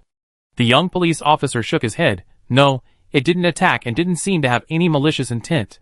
UCI hummed, and then fell into deep thought. Junshaw asked, "Chief, what should we do?" While recalling the fisherman's report, UCI said, "It has no malicious intent, which means that its purpose is most likely not to attack humans." Junshaw was slightly startled. "Should we stop evacuating?" Yessie shook her head without hesitation. "No, even if it has no ill intentions, it is so big that once it lands on the shore, it will still unconsciously cause damage to the city." After saying that, she entered a state of contemplation again. Junshaw did not interrupt. After a long time, Yessie suddenly asked, "Have you notified the owner of the Begu Gym?" If she remembered correctly, the owner of the Begu Gym, Lip, had a Gardevoir that could perform telepathy. If she were here, they could try to communicate with the giant dragonite. Junshaw was slightly startled, then quickly nodded. "I've notified you. Gym Master Lip is on her way." At first, she didn't know that the chief champion was nearby, so she called all the gym masters in the nearby cities to see who could come. Got it. UCI turned around and boarded the helicopter and ordered, "I try to communicate with it first, and when Lip comes, you ask her to go there to find me directly." Miss Junshaw, yes. Looking at the determined figure who boarded the helicopter to the giant dragonite, Miss Junshaw was full of admiration. At this moment, she roughly understood why this chief champion had become the object of admiration of all Pokemon trainers in the Padilla region at such a young age. The fog was thick. The helicopter kept moving forward in the fog. Yessie calmly looked at the sea surface below, which was affected by the giant Pokemon and caused waves. Suddenly, she heard the pilot in front of her shouting, "Mr. Chief, we are here." The helicopter hovered in front of the black shadow. UCI stood up and looked up at the huge dragonite. In the thick fog, she vaguely saw the true face of the black shadow. At just one glance, the chief champion was shocked. The ancient and powerful aura was not something that could be emitted by ordinary Pokemon. Where did it come from? Where is it going? There are still too many things in this world that have not been discovered by humans. UCI did not want to conflict with it directly, so she stood in front of the open door of the helicopter and tried to communicate with it. "Stop now. There are many humans and Pokemon living on this land. If you continue to move forward, you will destroy them." But her words did not receive a response. The giant dragonite was still moving forward on its own. Seeing this scene, UCI frowned slightly. She took out a pokeball with her right hand, and with a flash of white light, a huge ice rock monster fell on the sea below. "Ice rock monster, freeze the nearby sea water." After the order was given, the ice rock monster moved. A terrifying ice attribute energy was released from its body, and the ice vapor continued to spread, and the surrounding sea water quickly froze. In the blink of an eye, the nearby sea surface was all frozen, blocking the giant dragonite's way forward. At this time, the giant dragonite seemed to have finally noticed something. It lowered its head slightly, and looked at the Pokemon that tried to block its progress. It opened its mouth wide, and a destructive energy quickly condensed in it, and then turned into an extremely thick beam of light and shot out. The frozen ice surface instantly became fragmented, the seawater surged, and huge waves were raised. The ice surface was melted by the terrifying energy, and the white mist produced made the fog in the air even thicker. The ice rock monster, which was obviously a champion-level strength, was as fragile and tiny as a lone boat drifting on the sea under the attack of Dragonite. UCI looked at the scene with shocking eyes. The strength of this huge Dragonite, it is very likely that it has reached the champion level. What's more, it may have surpassed the champion level, if that kind of destructive power is used in a city. UC's mind flashed with images of buildings collapsing, prosperous cities reduced to ruins, flames rising to the sky, and people being drowned in a sea of fire. We must not let it reach the shore, UCI thought. Seeing that she could not communicate, she did not hesitate to use all her fighting power to stop this guy. But at this moment, a helicopter carrying the super gym owner Lip arrived here. She had heard everything from Junsha, and seeing UCI like this, Lip was a little surprised. She said with a smile, "This is the first time I see you look so serious, but from now on, leave it to me." Yessie put away the poke ball he had just taken out, and at the same time aimed at the ice rock monster below and took it back. Lip took out a poke ball, a white light flashed, and a Gardevoir appeared in the air. "Gardevoir, I leave it to you." "Gardevoir." Gardevoir responded softly, and a blue light appeared in its eyes. The next second, its figure disappeared and appeared in a farther place. The giant Dragonite stopped moving forward and looked up at the strange Pokémon. Although Yessie and Lip looked calm, they were actually very nervous. They stared at Gardevoir, who was communicating with the giant Dragonite. On the way here, Lip saw the scene of the giant beast spewing out a beam of destruction. Even the experienced Lip was shocked by it. The scene was so legendary that she couldn't even find any words to describe it. At this moment, not only them, but also Miss Junsha and the police officers on the shore were extremely nervous. Time passed by, and it was unknown how long it had been, maybe just a few seconds, or maybe a few minutes. Gardevoir finally returned to Lip's side. Lip and Yessie looked over nervously. "What's going on?" Gardevoir activated its telepathic ability, and its voice appeared in the minds of several people. It said that it came here to find its companions. Chapter 159. The two were stunned. They had just imagined countless possibilities in their minds. For example, it lost its mind and attacked human cities, was angered by human fishing, and came to punish humans. But they didn't think of this possibility. After a short moment of shock, the two couldn't help asking, "Who is the companion?" "Gardevoir. It's a Dragonite that lives with humans." "What?" UCI and Lip were slightly stunned, but then, they realized, this powerful and huge Dragonite came to find a companion. If they found the human and that Dragonite, would it leave? Thinking of this, Yessie continued to ask, "Does it know the name of that human?" "Garv, it said it can't remember." Yessie, Lip, This is not the fault of the giant Dragonite. After learning from you and Baby Bear that there are still its companions in this world, it rushed over without stopping, and therefore ignored the other information given by Baby Bear. Although Mew told it the route to the Padilla region in his mind, this kind of thing is still too difficult for Dragonite, who has been sleeping for so many years. Moreover, the route was intermittent and incomplete, and this world was too unfamiliar, so it got lost several times before it found this place. It only knew that its companions were in the Padilla area. As for other information, it ignored them all, and did not remember them. At most, it knew that one of its companions was staying with a human. After hearing this from Gardevoir, Yessie and Lip couldn't help but look at each other, and a question mark popped up in their hearts at the same time. Who is that person? What kind of trainer, and what kind of Pokemon can make friends with such a terrifying giant Pokemon? After a short silence, Lip asked, "What should we do?" UCI couldn't help but hold her forehead. "What is going on?"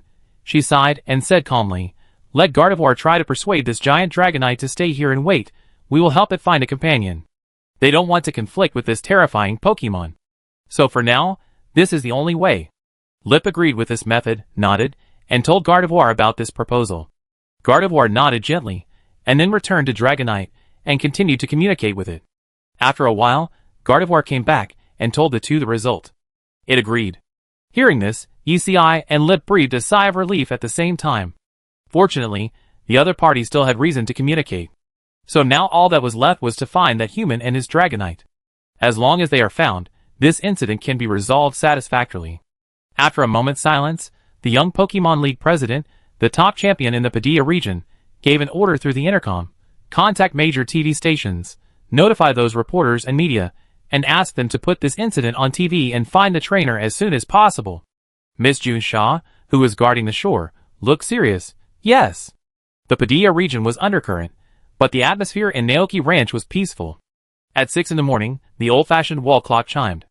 Naoki opened his eyes, greeted the Pokemon around him, got dressed, and got up to greet the new day. After washing up, Naoki hummed a little tune as he prepared sandwiches for the Pokemon. The frosty milk fairy in the cupboard hadn't woken up yet, and it looked at Naoki with sleepy eyes. Naoki touched its little head, and his hands were covered with the smell of cream. Sleep a little longer. Ma. So the frosty milk fairy closed its eyes, and prepared to take a nap. The pasture is always full of vitality in the morning. The goats crowded in front of the trough and ate grass balls. Orinu enjoyed the gentle sun. Glacian jumped off the ice stone and came to the grass outside. It shook its body and looked comfortable and peaceful. 3 bees and Butterfree gathered in the flower field, happily drinking the morning dew full of flower fragrance. Butterfree flew to the chicken house, opened the door, and grazed the hens inside. Golden, Dragonite, and Motor Lizard also came to the corridor, stretched their bodies and relaxed, and then played in the pasture. Frosty Milk Fairy in the cupboard heard the happy cries coming from outside, and for a moment, she couldn't continue to sleep. She jumped down from the cupboard angrily, intending to blame the 3 big guys, and asked them to keep their voices down, but was noticed by Naoki. While preparing breakfast, he turned back and reminded, "Oh, Frosty Milk Fairy, go to the desk and take down the saltstone treasure, and the saltstone poke balls. Let them come out and move around." So, Frosty Milk Fairy had to give up, climbed onto the desk obediently, and went to the grass outside with 5 small poke balls. The moment they landed, the 5 small poke balls automatically grew larger, and white light shot out from them, transforming into the figures of Saltstone and Saltstone Poke on the ground. Seeing them, the slight unhappiness in Frost Milk Fairy's heart also disappeared. It was put on by a Saltstone, and played a small game of lifting high in the pasture. The sandwiches were very simple to make, and soon, more than a dozen sandwiches were ready. Naoki put them on the table, took out tree juice, moo milk, and Pokemon from the refrigerator, and then shouted to the outside, "It's time to eat." Hearing this, a group of Pokemon immediately ran over, gathered around the table from big to small, picked up the sandwiches, and started to eat heartily. Seeing them eating so happily, Naoki also had a big appetite. He turned on the TV first, and then sat down to eat. The TV was broadcasting the morning news in the Padilla area. Naoki didn't care at first. He was picking the hay clippings stuck on Batubo's fur. But soon, a news report on TV attracted his attention. Yesterday morning, a fishing boat discovered a giant sea beast. After investigation, it was a huge Dragonite over 40 meters in size. We don't know where it came from yet. Currently, our chief champion Yessie and the owner of the Baggy Gym, Miss Lip, are trying to negotiate with it. Then, a dark-skinned face appeared on the screen. That was Yessie, the chief champion of the Padilla Alliance.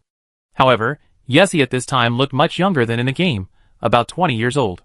She looked serious, looking at the screen, and said in a steady and calm voice, "We have learned the purpose of this giant Dragonite coming to the Padilla region. It came to find a companion.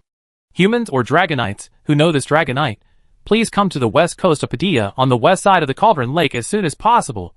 It is waiting for you here." Chapter 160. Naoki, ? Looking at the giant Dragonite on the screen, standing on the endless sea like Godzilla. At this moment, Naoki felt more confused than ever before. What happened? As we all know, there is only one giant Dragonite in the Pokemon world. In the entire anime, it only appeared once, that is, in the Masaki Lighthouse in the original chapter. In order to explore the mysterious creature wandering on the sea, Masaki used the chirping of the giant Dragonite to make it think that it was the voice of a companion, and attracted it to the vicinity of the lighthouse. However, the giant Dragonite did not find a companion here. After destroying the Janeway Lighthouse, it disappeared into the sea, and has never appeared since then. And now, it has appeared in the Padilla region. Is this giant Dragonite the same as that giant Dragonite? If so, why did it not hesitate to cross half of the planet and come from the Kanto region to the distant Padilla region? And it made such a big fuss that it even alarmed the Padilla Alliance and sent out a figure of the chief champion level. Naoki's face was full of questions. Naoki thought this matter had nothing to do with him. But suddenly, as if he had thought of something, he stood up suddenly, opened the drawer where the postcards sent back by Bear Baby and Dream were stored, and took out the latest letter from it. The letter clearly showed a lighthouse, dragonite, the sea, and a giant crab. Wait, Naoki opened his eyes wide, and an incredible idea suddenly popped up in his mind. Could this huge dragonite be tricked by Bear Baby and Dream? So, did he misunderstand what Baby Bear and Dream meant yesterday? They didn't encounter an ordinary dragonite, but a giant dragonite that happened to wander around the Jingwei lighthouse. Thinking of this, Naoki was shocked. This is too outrageous. How dare Baby Bear? It actually coaxed the giant dragonite to the Padilla area. It seemed to come to find him and dragonite, but he couldn't afford it. The ranch will be destroyed, right? Naoki was in a mess in the wind. But he soon calmed down and comforted himself in his heart. Maybe it's not looking for me. After all, he couldn't think of any reason to be related to the other party. After thinking for a moment, he decided to calm down and see the situation. It would be embarrassing if he went over and found that the giant dragonite was not looking for him. After breakfast, Naoki first went to the salt house to check the progress of the earth dragon. When he rushed there, he found that the whole salt house had undergone earth-shaking changes. This earth dragon seemed to have a talent for construction. It dug through the original floor, and the excess soil formed a cave on the ground. There was a passage extending downward in the cave. With curiosity, Naoki walked in. This passage was not steep, nor as narrow as imagined. Even if 3 people walked side by side, it was more than enough, and it could accommodate the saltstone giant. Continue to move forward. After about 3 minutes, after passing through this passage, everything in front of him suddenly became clear. Looking at everything in front of him, Naoki was shocked. In one night, Tulongjieja actually dug a cave with a huge space underground. The inside of the cave is extremely spacious. Every few meters there is a hard earth pillar supporting the ground above. Naoki thinks that their function should be to prevent the ground from collapsing. In addition, there is a small underground lake in the corner. I don't know if it already exists or Tulongjieja dug it out specially. Naoki was shocked. It is worthy of being Klee's Pokemon. Such a big place, let alone 5 saltstone giants. Even if there are 10 more, they can still live there. He walked around here and finally found Tulongjieja, who was sleeping soundly in the corner. Hearing the noise, Tulongjieja opened his sleepy eyes. Seeing its appearance, Naoki couldn't help laughing and said, "You are so amazing." He put the prepared food and juice in front of Tulongjieja. Tulongjieja looked down, then opened his mouth and ate them, and continued to lie on the ground and sleep soundly. Naoki didn't disturb it. He returned to the ground, thinking that with such a large place, maybe he could capture some other Pokemon living in caves to live with Salt Rock Giant. For example, Geodude, Screw, Clay Giant, Rhino, etc., to enrich the Pokemon ecology in the ranch and satisfy his collecting habit. It was still early. Naoki started milking his Mount Goat, and together with Motor Lizard Gulton, he moved the full milk bucket to the side, then took out 2 bottles, and gave them to Dragonite to deliver the milk. After finishing this, Naoki went to the beehive again, took out half of the sweet honey brewed by the 3 bees, put them away, and prepared to use them to make honey lemonade. In the hot summer, you can imagine how delicious it is to drink a bottle of iced honey lemonade. After everything was done, it was 9 o'clock in the morning. Carrie came to the ranch. She seemed to have anticipated the results of Tulongjieja's work, so she smiled and asked as soon as she came here, "How is it? Are you satisfied?" Naoki nodded repeatedly. "Satisfied? I am so satisfied. Your Earth Dragon is really amazing." Claire smiled slightly. Earth Dragon has always been a very hard-working Pokemon. It has been learning architecture with me for 7 years. Naoki suddenly realized, 7 years. No wonder. Claire, since the work has been completed, I will take Earth Dragon back first. Naoki nodded. It is sleeping down there now. Claire expressed her understanding, and then entered the underground cave alone, and took the sleeping Earth Dragon back into the Pokeball. I have to go to other ranches to work. I'm leaving now. See you later? Okay. Watching Klee disappear, Naoki stretched and moved his body. The work was done, and he had the rest of the time at his disposal. So he ran to tease the arrogant Glacian, and didn't stop until he made Glacian look embarrassed. Looking at Glacian running back to his ice cave in a panic, Naoki laughed. In order to apologize to Glacian, he turned around and took a large bucket of cream smoothie from the refrigerator, and put it in the ice house, leaving it for Glacian to eat slowly. Anyway, the temperature in the igloo is very low, and there is natural ice and snow stone, so there is no need to worry about the cream smoothie going bad. At noon, after lunch, Naoki was interested in the news about the giant Dragonite. He turned on the TV and switched the program to the news channel, and sure enough, he saw the trace of the giant Dragonite on it. In order to find the companion of the giant Dragonite, the Padilla Alliance seemed to plan to broadcast this news 24 hours a day. Looking at the giant Dragonite on the screen, Naoki muttered in his heart. No one is gone yet. Could that giant Dragonite really come to find him? But why? He is not its companion. Naoki's brain was working quickly. Soon, he suddenly noticed something. If the giant Dragonite was really kidnapped by Mew and Baby Bear, then its purpose is likely to be to find a Dragonite that is also a Dragonite. And Baby Bear has only seen one Dragonite, that is the Dragonite that works as a milkman in his ranch. So, after meeting the giant Dragonite that was looking for a companion, it mistook the two for companions and told the giant Dragonite that it had seen the milkman Dragonite. Then, the giant Dragonite came to the Padilla region from afar in search of a companion. So, the real purpose of the giant Dragonite was not to find him, but to find Dragonite. Could it be true? Naoki fell into deep thought. If that was the case, he felt that he really needed to go there. Chapter 161. There is only one problem. That is, although the giant Dragonite and Dragonite are both Dragonites, they are completely impossible to be companions. After all, they have never had any communication before, and their lives are like parallel lines, and they will never meet. The giant Dragonite rushed to the Padilla region because of a momentary impulse. If it finds out about this, it will probably be disappointed, right? But anyway, you will know after going there. Now that the decision has been made, it is time to put it into action and get busy. Naoki told all the Pokemon in the ranch that he was going to take Dragonite out. We may be back later. Gillerton, remember to take good care of Motor Lizard and everyone in the ranch. The reason why he didn't take Gillerton with him was because Naoki didn't really want to expose everything to outsiders. After all, there were reporters, the chief champion, the gym owner, the police, etc., and he might even be on TV. It's better to be low-key. Hearing that Naoki would not take it out, Golden looked disappointed, and the bright feathers on its head became wilted. Naoki raised a finger.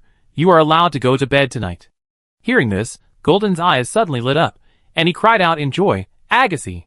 Naoki smiled and touched its head, but before that, you have to help me take care of the ranch. Golden patted his chest and promised, Agassi. No problem, Naoki, then I leave it to you. He turned back to the house, put on his backpack, and put some emergency recovery food in it. While doing this, Naoki began to think about what would happen after the two Dragonites met. The first possibility is that the giant Dragonite did not regard Dragonite as a companion, so it turned away disappointed. The second possibility is that although the giant Dragonite recognized that Dragonite was not its companion, it was still happy to make friends with Dragonite. The third possibility is that the giant Dragonite realized that it had been deceived and got angry. But on second thought, the giant Dragonite on TV sat in the sea and waited obediently, and was able to communicate with humans on an equal footing, which shows that its personality is relatively gentle and not violent. So, the third possibility can be passed first. The first possibility doesn't matter. If it is the second possibility, if the giant Dragonite can accept the modern Dragonite, Naoki plans to bring it to Dragonite Island. Although the giant Dragonite is rare, he will not dream of conquering it, because the ranch is too small, and there is no place to put it. The best solution is to send it to Dragonite Island, where there is the sea nearby. It can live in the sea, and maybe even become the guardian of the island. Thinking of his trip to Dragonite Island, Naoki put a lot of food and fruit in his backpack. This is what he promised to the group of Dragonite, Haxorus and Dratini last time. If he visits again, he will bring them delicious food. Seeing that it was almost done, Naoki closed the refrigerator door and went outside. Dragonite was already waiting there. Naoki rode on its back, and after determining the direction of the west coast of Padilla, he let Dragonite move towards there. Everything below gradually became smaller, and a blue light appeared in Dragonite's eyes. High-speed movement was activated, and Dragonite's speed suddenly increased, and then it rushed out like a jet plane. West coast of Padilla. Yessie stood on a cliff, looking at the huge Dragonite on the sea in the distance. Lip stood beside her, and looked out with her. Such a huge Pokemon actually exists in this world. Lip couldn't help but remind her, you forgot that there is also such a huge Pokemon in the Galar region next door. But Yessie shook her head. As the chief champion, she could still distinguish the two. It's different. The giant Pokemon in the Galar region rely on external forces. Once they leave the Galar region, Pokemon can no longer grow larger. And this giant Dragonite, from the strength it showed, is obviously its own strength. That power exceeds the champion level. Even she can't guarantee that she can gain the upper hand when facing this Dragonite. At this time, Miss Junch's voice came from behind. "Chief, the companion that the giant Dragonite is looking for has arrived." Hearing this, Yi-Si's heart moved. She turned around and saw a black-haired young man in casual clothes walking over with Miss June Shaw. Next to the young man stood a very strong Dragonite. From its determined eyes and strong physique, it can be seen that it has been cultivated very perfectly. This person is very good at cultivating Pokemon. Yi-Si's first impression of this person appeared in her mind. While she was looking at Naoki, Naoki was also observing the chief champion. Her real age seems to be less than 20 years old, and seems to be even younger than when I traveled through time. It must be said that Yi-Si is so young that she can become the chief champion and the president of the Pokemon League. She is really young and promising.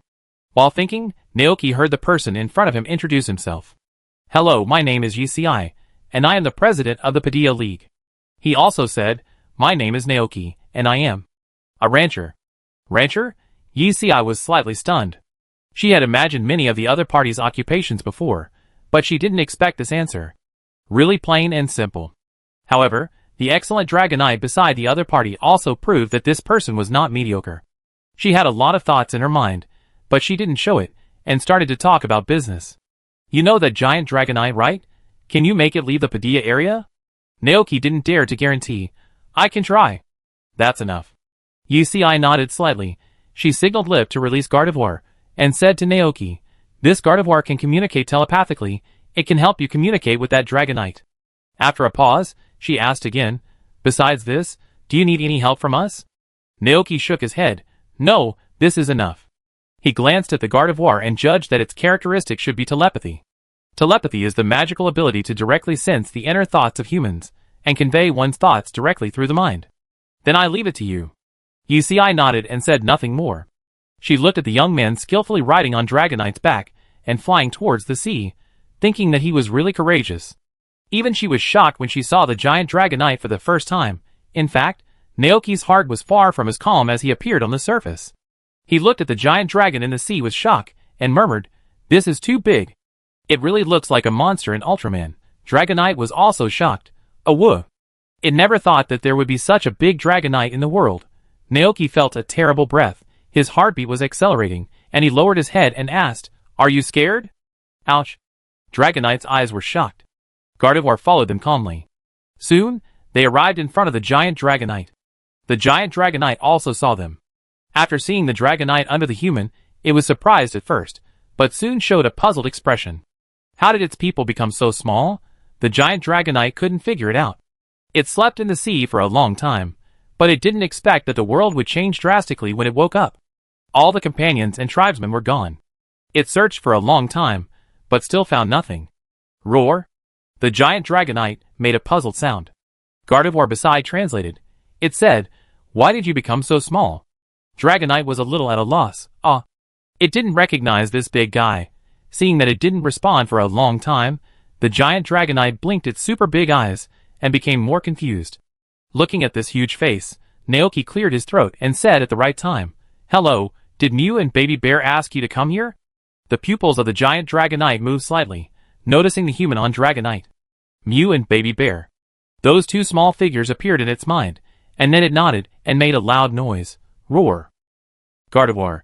Yes. Naoki observed the Dragonite. From its appearance, it seemed to have regarded Dragonite as a companion, but was wondering why its companion had become so small. Could it be that the ancient Dragonites were all this big? Naoki thought. He fell into deep thought. He had two options.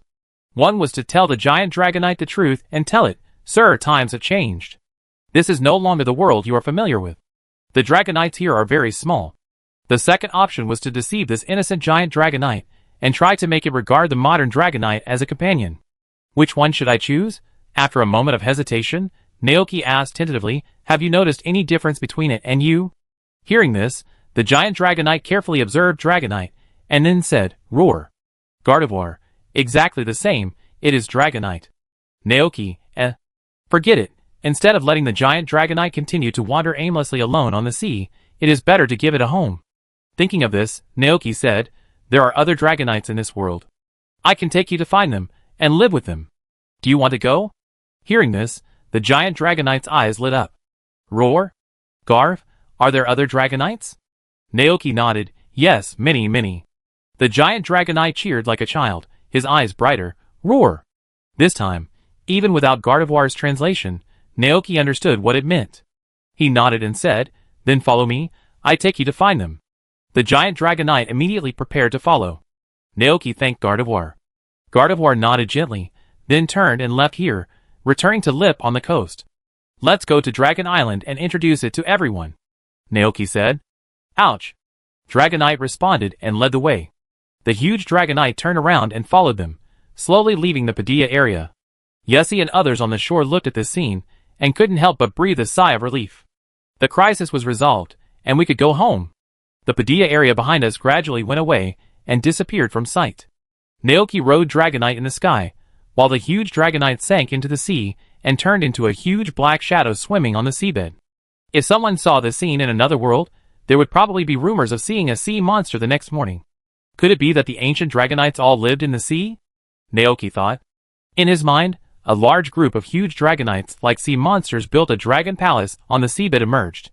I just don't know if such a Dragonite can still fly. Looking at the pair of small wings behind it, Naoki felt it was difficult. He even had a bolder idea in his mind. Maybe the super ancient Dragonite is not a flying plus dragon attribute, but a water plus dragon attribute. Groudon is company now. Both Dragonites are very fast. Whether swimming or flying, Dragonite is really versatile. After an unknown amount of time, a familiar island finally appeared on the sea ahead. The Dragonites on the island seemed to have sensed a strange aura. One after another, they flew into the air to check the situation. After seeing that it was Naoki riding the stupid Dragonite back, they all breathed a sigh of relief. But then, a huge figure broke out of the water, and the splashes were like a heavy rain. The Dragonites on the island were shocked, their faces tense, their pupils trembling. Oh, what a big Dragonite! Seeing so many Dragonites at once, the giant Dragonite was even happier. It stood guard at the edge of the island, looking down at the entire island. Naoki and Dragonite landed next to the lake in the center of Dragonite Island. The grass here was still lush and full of vitality. Perhaps it was summer, and small yellow wildflowers grew in the grass. In the lake, the young Dratini and Haxorus poked half of their heads out and looked timidly at the huge Dragonite head above them. The two looked at each other, and the mini dragons and the Haxorus trembled. Seeing this scene, Naoki said to the Dragonite beside him, "Go tell everyone this news. Tell them that the giant Dragonite will not hurt them, but just wants to live with them." On the way here, he had told Dragonite the story of this giant Dragonite, saying that it was very lonely and wanted a companion. Dragonite nodded and agreed. It flew into the air, let out a roar, and gathered all the adult Dragonites on the island. According to Naoki's instructions, it introduced this harmless Dragonite to them. Naoki came to the lake with a smile on his face, and called the cute Dragonite and mini Dragonite over. Okay, don't be afraid, it won't hurt you."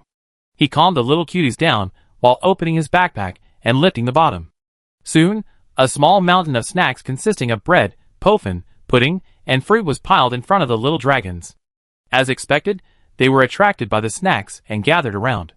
Seeing this scene, Naoki smiled and caught a familiar Haxorus and asked, "Do you remember me?" The Haxorus twisted its body happily. "Woo! Little guy." Naoki scratched its chin and smiled. "Last time, I promised to bring you food this time. Here, let's eat together." He fed a piece of fragrant poufin to the cute Haxorus. The Haxorus swallowed the poufin, showing a happy expression on his face, and then he clung to this human and rubbed his face intimately with his own face. The rest of the mini dragons and the Haxorus also happily gathered around, surrounding Naoki in the middle. Looking at them, Naoki felt that he was the happiest person in the world. He happily picked up the poufin and fed them. At this time, the adult Dragonites also landed on the grass. After hearing about the giant Dragonite, they all showed sympathetic expressions on their faces. Without a companion, walking alone on the sea, making sad calls at night. How pitiful. One of the more enthusiastic and bold Dragonites even flew into the air, opened its mouth and yelled at the giant Dragonite.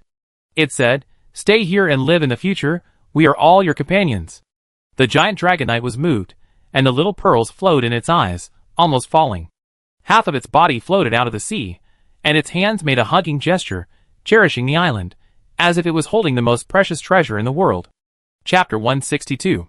Seeing the giant Dragonite for the first time was a very novel thing for this group of Dragonites living on Dragon Island. At first, they were a little scared and only dared to watch from a distance, not approaching. But soon, they found that the giant Dragonite had no ill intentions and just wanted to make friends with them. So, a large group of dragonites began to try to contact the giant dragonite. Some ran onto the giant dragonite, and some flew around the giant dragonite several times, wanting to see how big it was.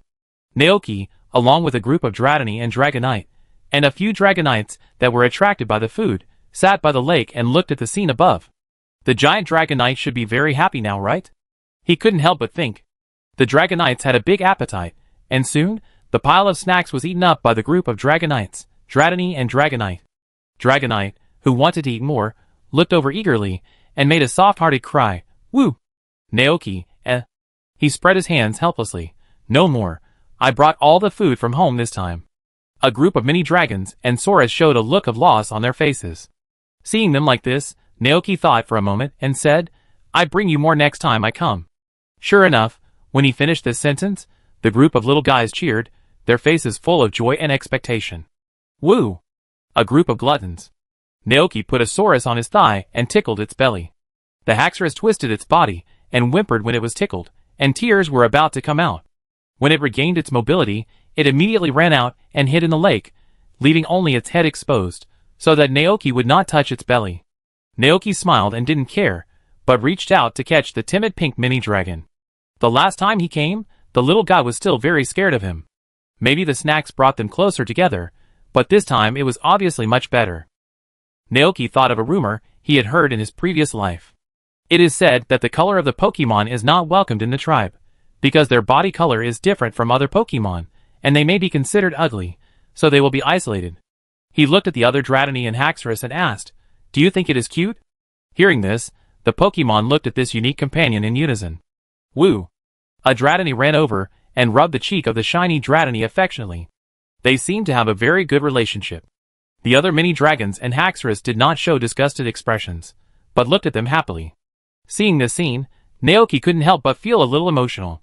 Obviously, among the group of Dragonites living on Dragon Island, the conjecture was not true. Although they have different personalities, they are all kind and gentle and willing to help others. Naoki took a deep breath, then lay on the grass, looking through the dense circular bushes and looking at the sky above his head. There were white clouds floating in the clear blue sky, and the golden sun was so bright that people could hardly open their eyes. When the sea breeze blew, the hot breath would spread in all directions. Fortunately, there are tall and dense trees growing around Dragonite Island, which perfectly isolate the high temperature outside and make the round moon lake in the center of the island look like a paradise. The shade of the trees and the fertile soil, perhaps influenced by the energy released by the Dragonites, the vegetation on this island grows particularly lush, and the fruits are also large and plump. The Dragonites really know how to choose a place to live. It makes him want to come here for vacation often in the future.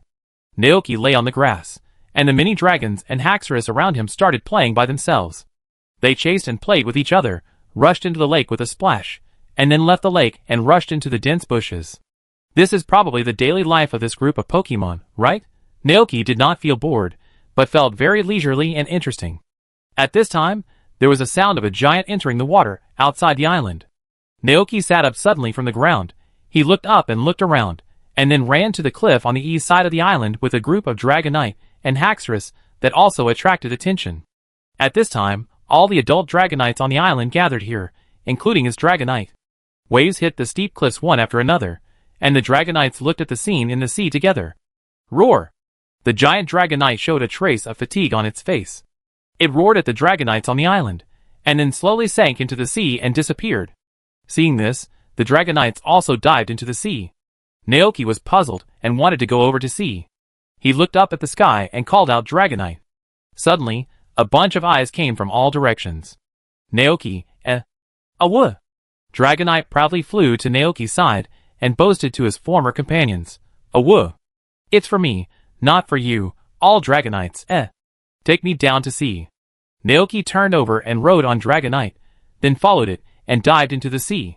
Fortunately, he learned to swim in his previous life, which came in handy at this time. The moment he entered the water, all the sounds around him seemed to disappear. The familiar things disappeared, and what appeared in front of him was a wider blue world. There were a large number of common sea fish living in this sea area. They gathered together, as if they sensed the breath of predators, and immediately fled further away. Holding the collar of Dragonite, Naoki dived with it in the sea. The figure of the huge Dragonite was just in front of him. It swam deeper like a giant underwater beast, and finally arrived under the island, where it lay down, and then closed its eyes, and began to sleep. The Dragonites watched this scene, and only returned to the shore after the giant Dragonite fell asleep. Although I don't know what the giant Dragonite said, judging from its reaction to the group of Dragonites, it seemed to be tired and wanted to have a good sleep. Naoki asked his own Dragonite for confirmation. Did it just tell you that it was going to sleep? Dragonite nodded its big head. Awoo. Naoki said, sure enough. Dragonite said again, awoo, awoo. There's more. The words that the giant Dragonite just said came to its mind. It said, I'm tired, I'm going to take a nap. I play with you guys when I wake up. It said, if there are bad guys who hurt you and endanger the island, go wake me up. I will teach them a lesson. The Dragonites thought it would go to the deep sea to sleep, but it didn't go anywhere. It was just under this Dragonite island. Unfortunately, Naoki didn't understand what Dragonite said. He was just thinking, does the giant Dragonite need to eat? Fruits? Schools of fish in the sea? Or like Groudon and Kyogre, who don't need to eat food and can survive with natural energy? The answer to this question may have to wait until the giant Dragonite wakes up to know. The problem of the giant Dragonite was perfectly solved, and Naoki and Dragonite began to say goodbye to the dragons on Dragon Island.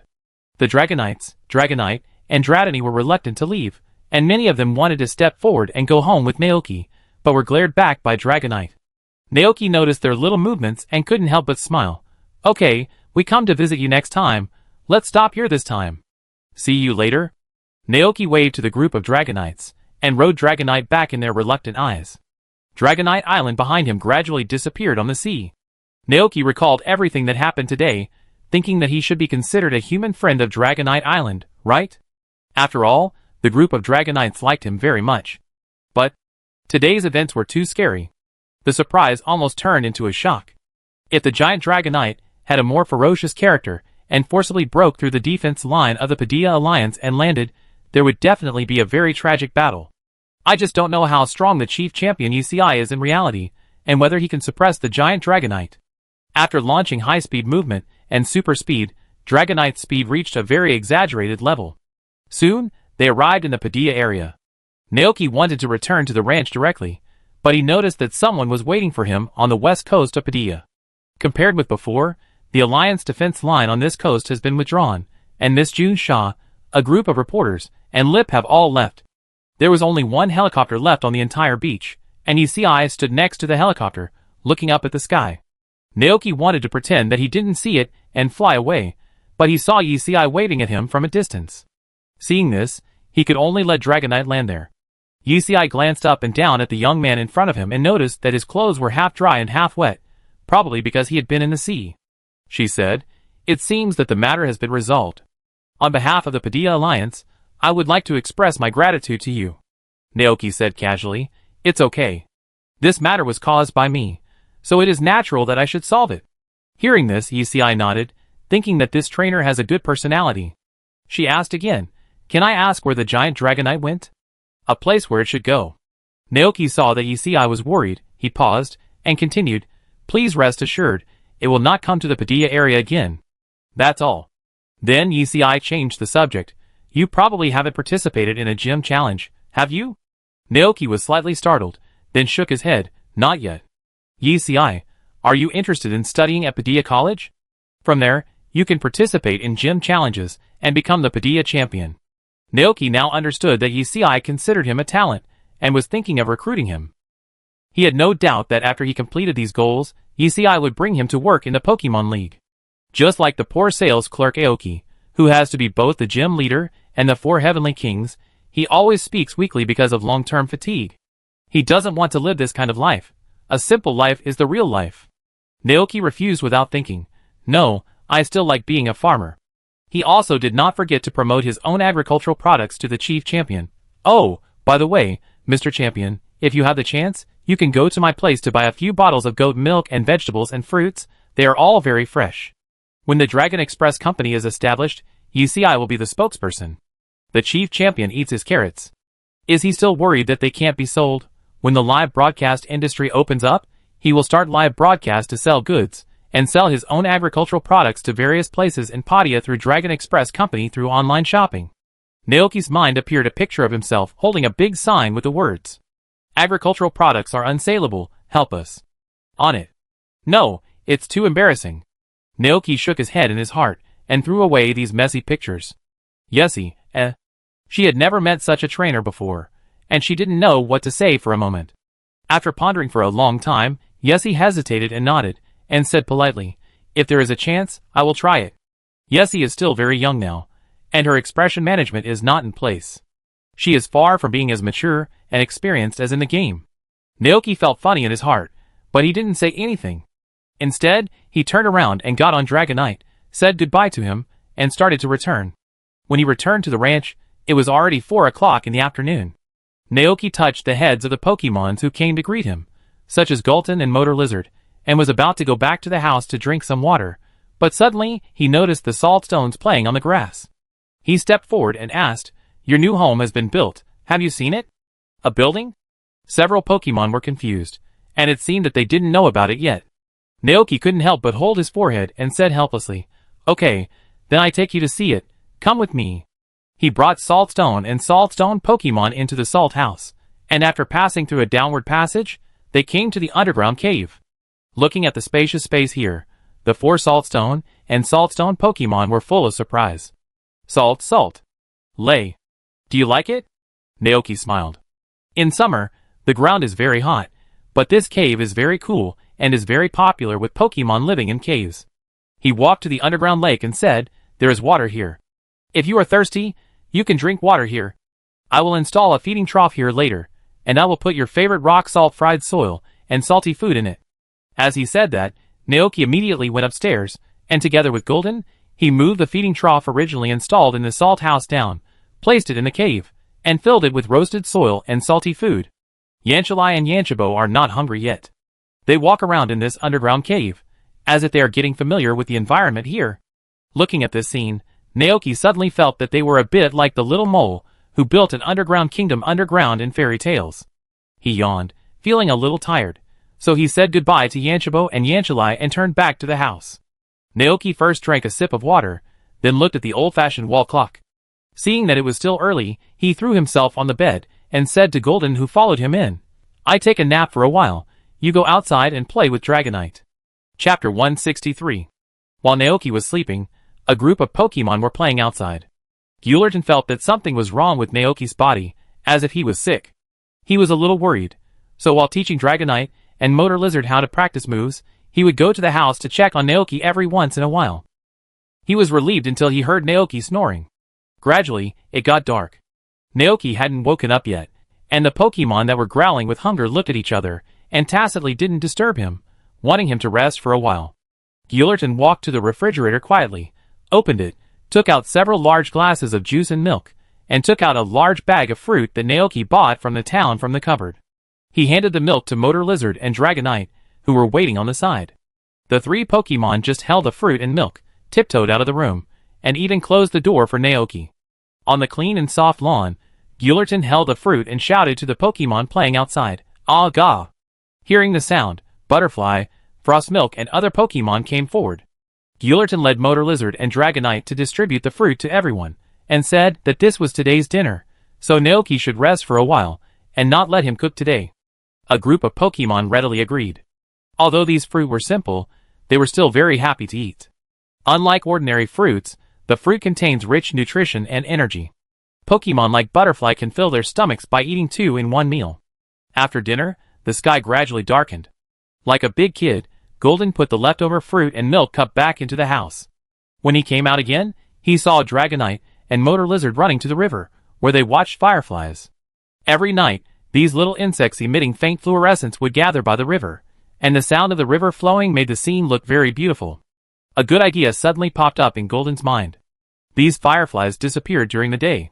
If they caught these fireflies and put them in the room, would they be able to see this beautiful scene all the time? So Golden found a bag of fruit, and called Butterfree, Glacian, Butterfree, and Orinu over to help catch fireflies, and put them in the bag. After hearing Golden's plan, several Pokemon's eyes lit up, and they all joined the action of catching fireflies. They showed their magical powers, and a lot of moves such as Freezing Beam, 100,000 volts, and Wind were blasted at the same time. In the end, although they caught the fireflies, none of them glowed. Golden couldn't help but hold his forehead, "Ah ga." It handed the bag to Motor Lizard, and then personally demonstrated to the group of guys how to catch it. It slowed down its pace, concentrated and held its breath, and its golden pupils locked onto a quietly floating firefly. The next second, Golden moved, it pounced, put its claws together, and trapped the firefly in its palm. Dragonite, Glacian, Butterfree, Motor Lizard, and Butterfree surrounded it. Golden carefully opened his palm, and several Pokemon saw a firefly flashing yellow-green fluorescence inside. Ah, gah! After the demonstration, Golden stuffed the fireflies into the bag. The Pokemon who witnessed this all had a light bulb light up in their heads. They followed Golden's example, and began to catch fireflies according to the method given by Golden. It's really effective. After a while, the bag was filled with a lot of fireflies.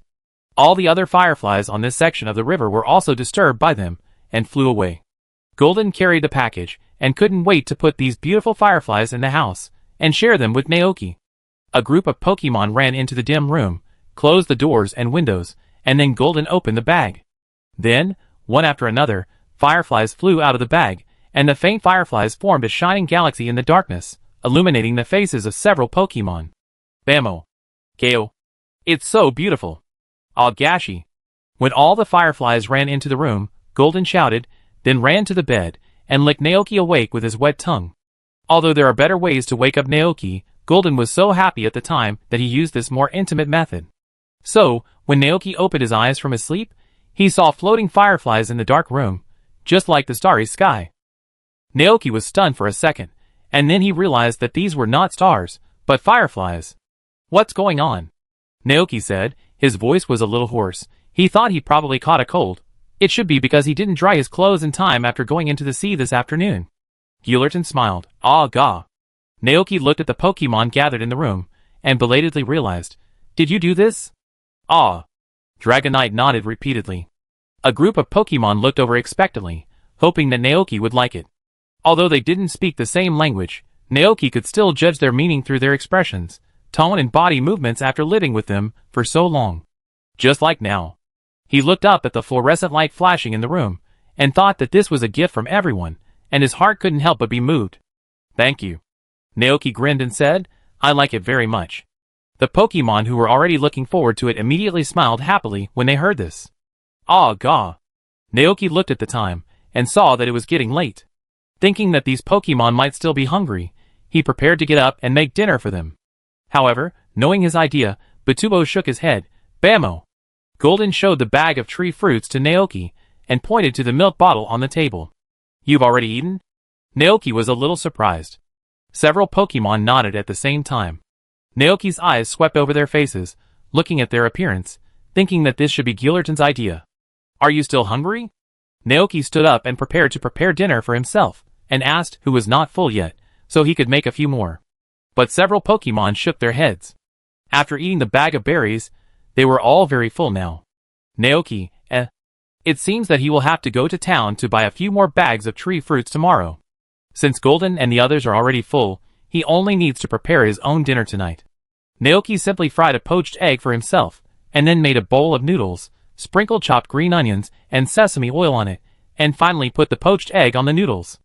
After dinner, it was time to go to bed. Golden squatted beside the bed with eager eyes. Naoki promised it during the day that he would allow it to sleep in bed with him today. Come here. Naoki patted the place beside him, and Golden immediately jumped up and lay down beside him, like a big golden retriever. Motor Lizard showed an envious expression. Seeing this, Naoki was a little helpless, and then called it to the other side of him. You guys go to sleep first, I watch TV. Naoki didn't feel sleepy, so he just leaned on the pillow and watched TV. Golden lay on his left, Motor Lizard slept on the right, Batubo slept on his abdomen, and he was squeezed in the middle and couldn't move. In the dark room, there was only the sound of the TV and the flashing fireflies. Naoki looked up at the fireflies for a while, then looked at the Pokemon around him, and couldn't help but smile. Chapter 164. In the 198th year of the Alliance calendar, May 6th, summer. The weather was getting hotter and hotter. In addition to doing farm work, Naoki stayed at home almost every day, watching TV with the air conditioner, and making desserts with Frosty Milk Fairy to share with everyone on the ranch. As time passed, the crops in the fields began to grow and mature.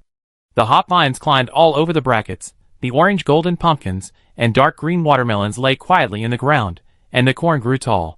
But the corn on top was not fully mature. Wheat and pineapple are almost grown, but it will take some time for them to mature.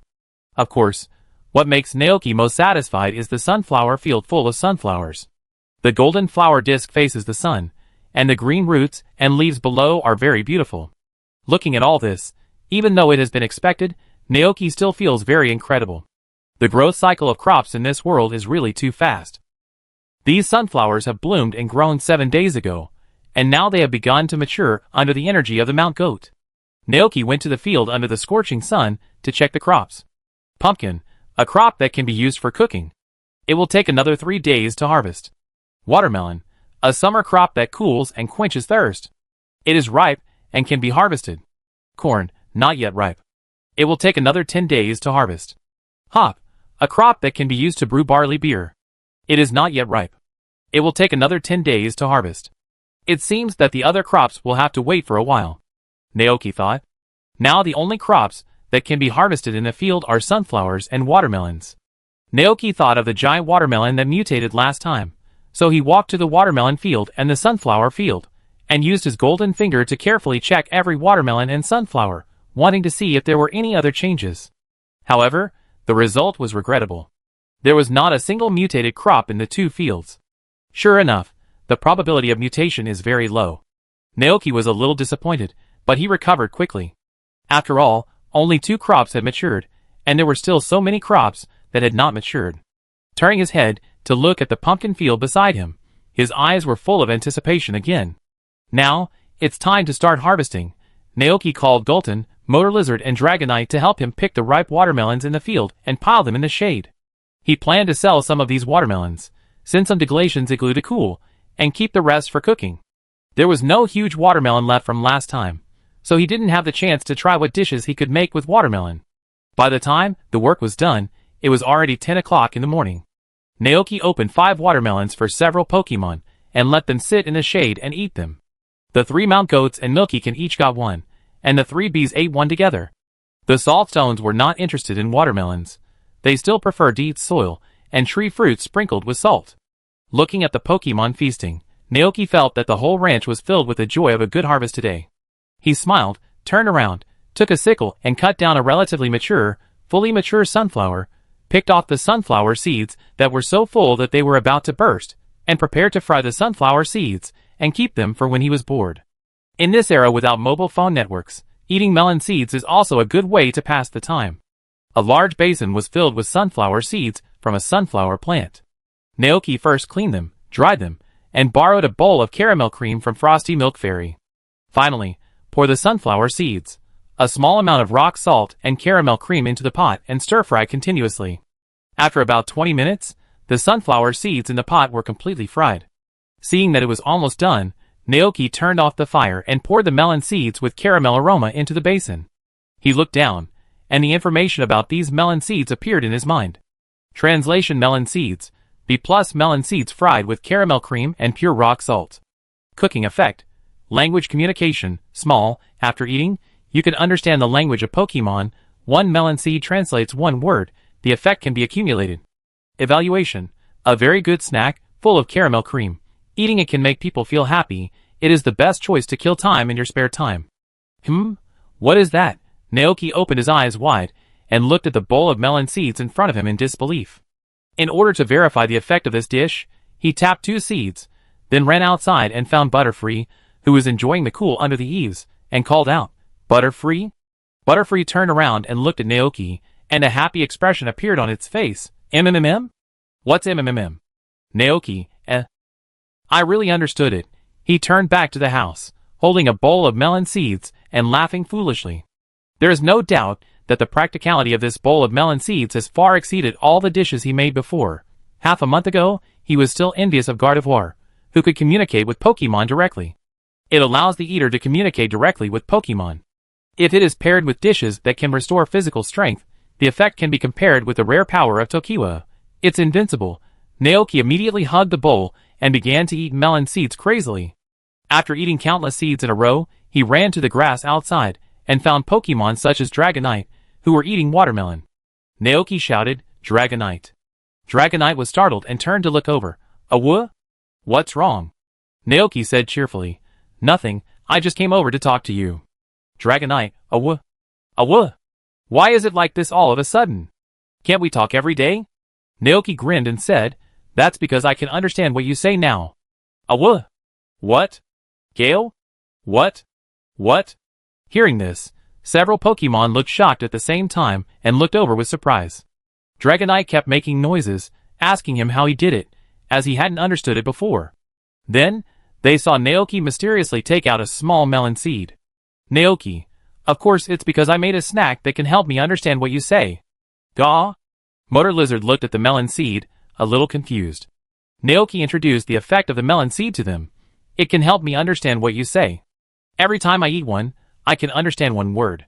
Hearing this, several Pokemon all looked surprised. This is too amazing.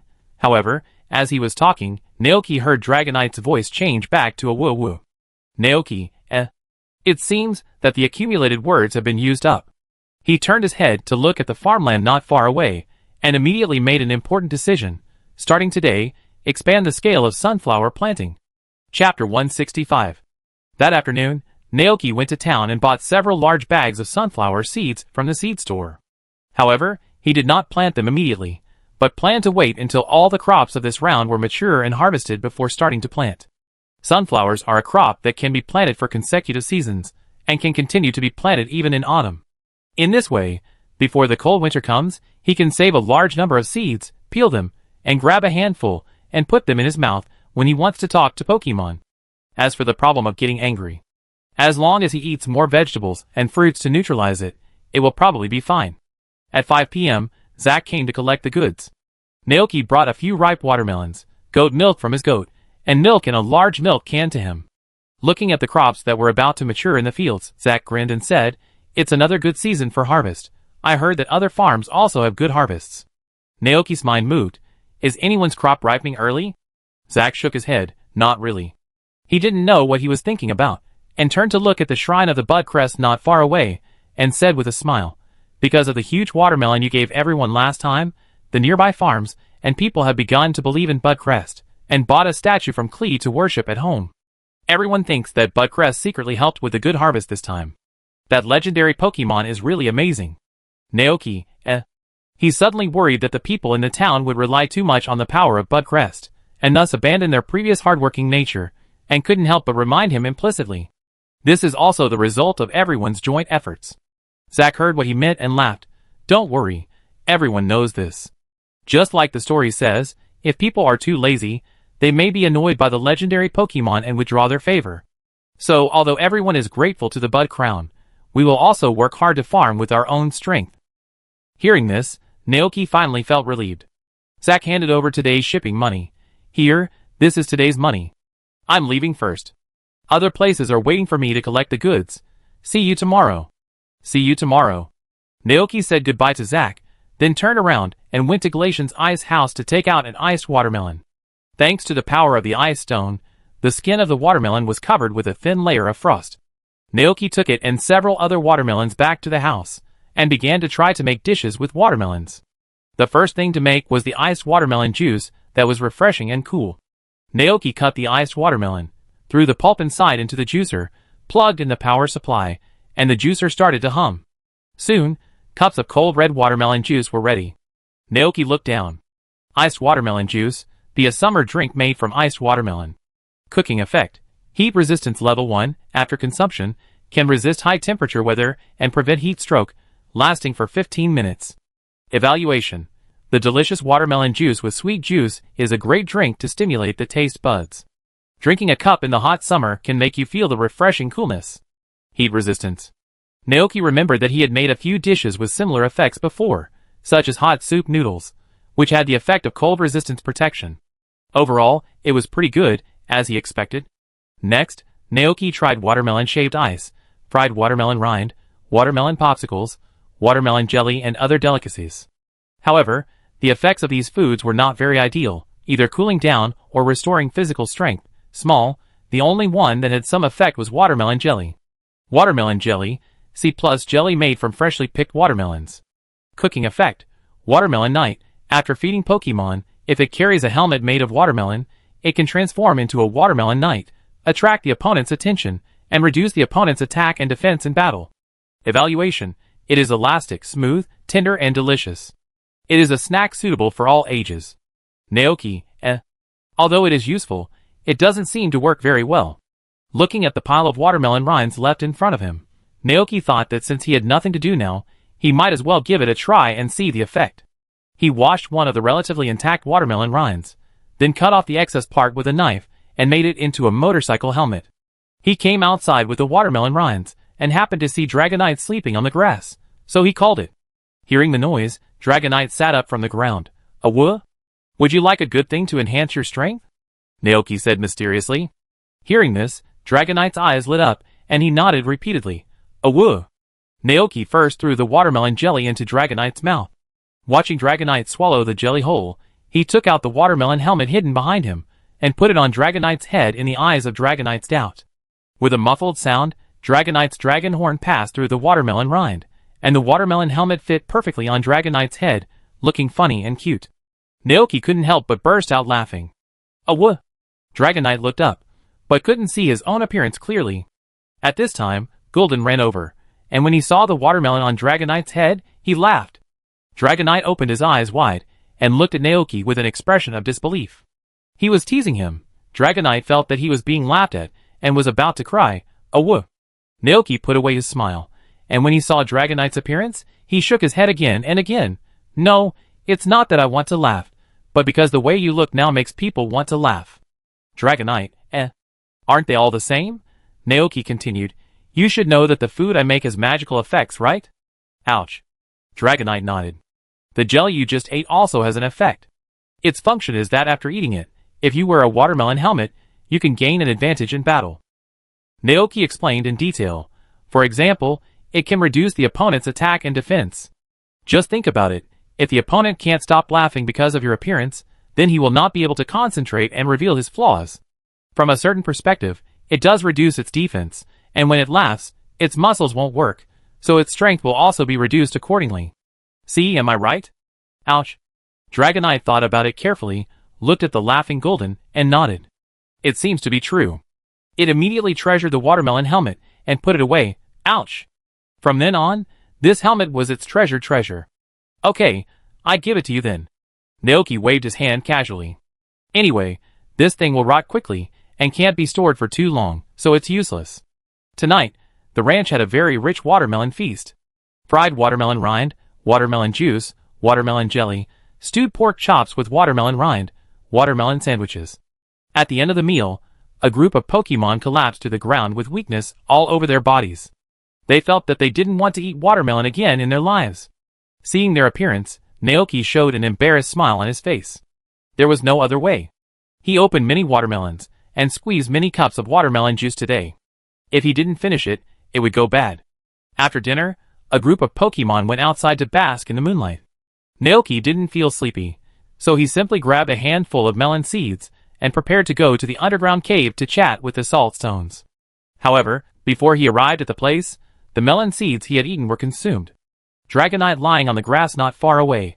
"Awoo. The moon is so beautiful." Motor Lizard: "Gayo. It's so beautiful." Gulden yawned. "Ah ga. Isn't the mood always like this?" Glacian strolling leisurely in the flower field. "Bui. This flower smells so good." Butterfree dancing on it. Bird Pokemon flying over the pasture. "Quack, quack. It's getting dark, go home, go home." The Psyduck flock on the other side of the river. "Psyduck, Psyduck. I want to go swimming in the river." "Psyduck. You will be washed away." Coca-coca-coca-coca. "There are so many delicious things growing on the other side. They smell so good, I really want to go eat them." Kokoko. Naoki was so upset. How come even the ambient sounds of wild Pokemon are automatically translated? From this point of view, the effect of translating melon seeds is too useless, right? And what's wrong with this group of wild Psyducks? They actually want to steal his crops. Naoki looked at the group of Psyducks on the other side of the river, and sure enough, he found that many of them were looking at this side. Seeing him coming, some of the Psyducks turned their attention to him. Naoki ate a few melon seeds, and heard the Psyduck said in a panic, "Psyduck." Psyduck was discovered. Naoki, He pretended not to hear, turned and walked into the salt house, and followed the tunnel to the underground cave where the saltstones lived. When he came to the bottom, he heard a fight. Naoki went forward to check and saw that the saltstone that had not evolved yet was fighting with a saltstone. He was not surprised to see this scene, because this was his suggestion to saltstone Pokemon. Last time, saltstone Pokemon still did not evolve after eating the pot of rock salt and fried soil, and was disappointed for a long time.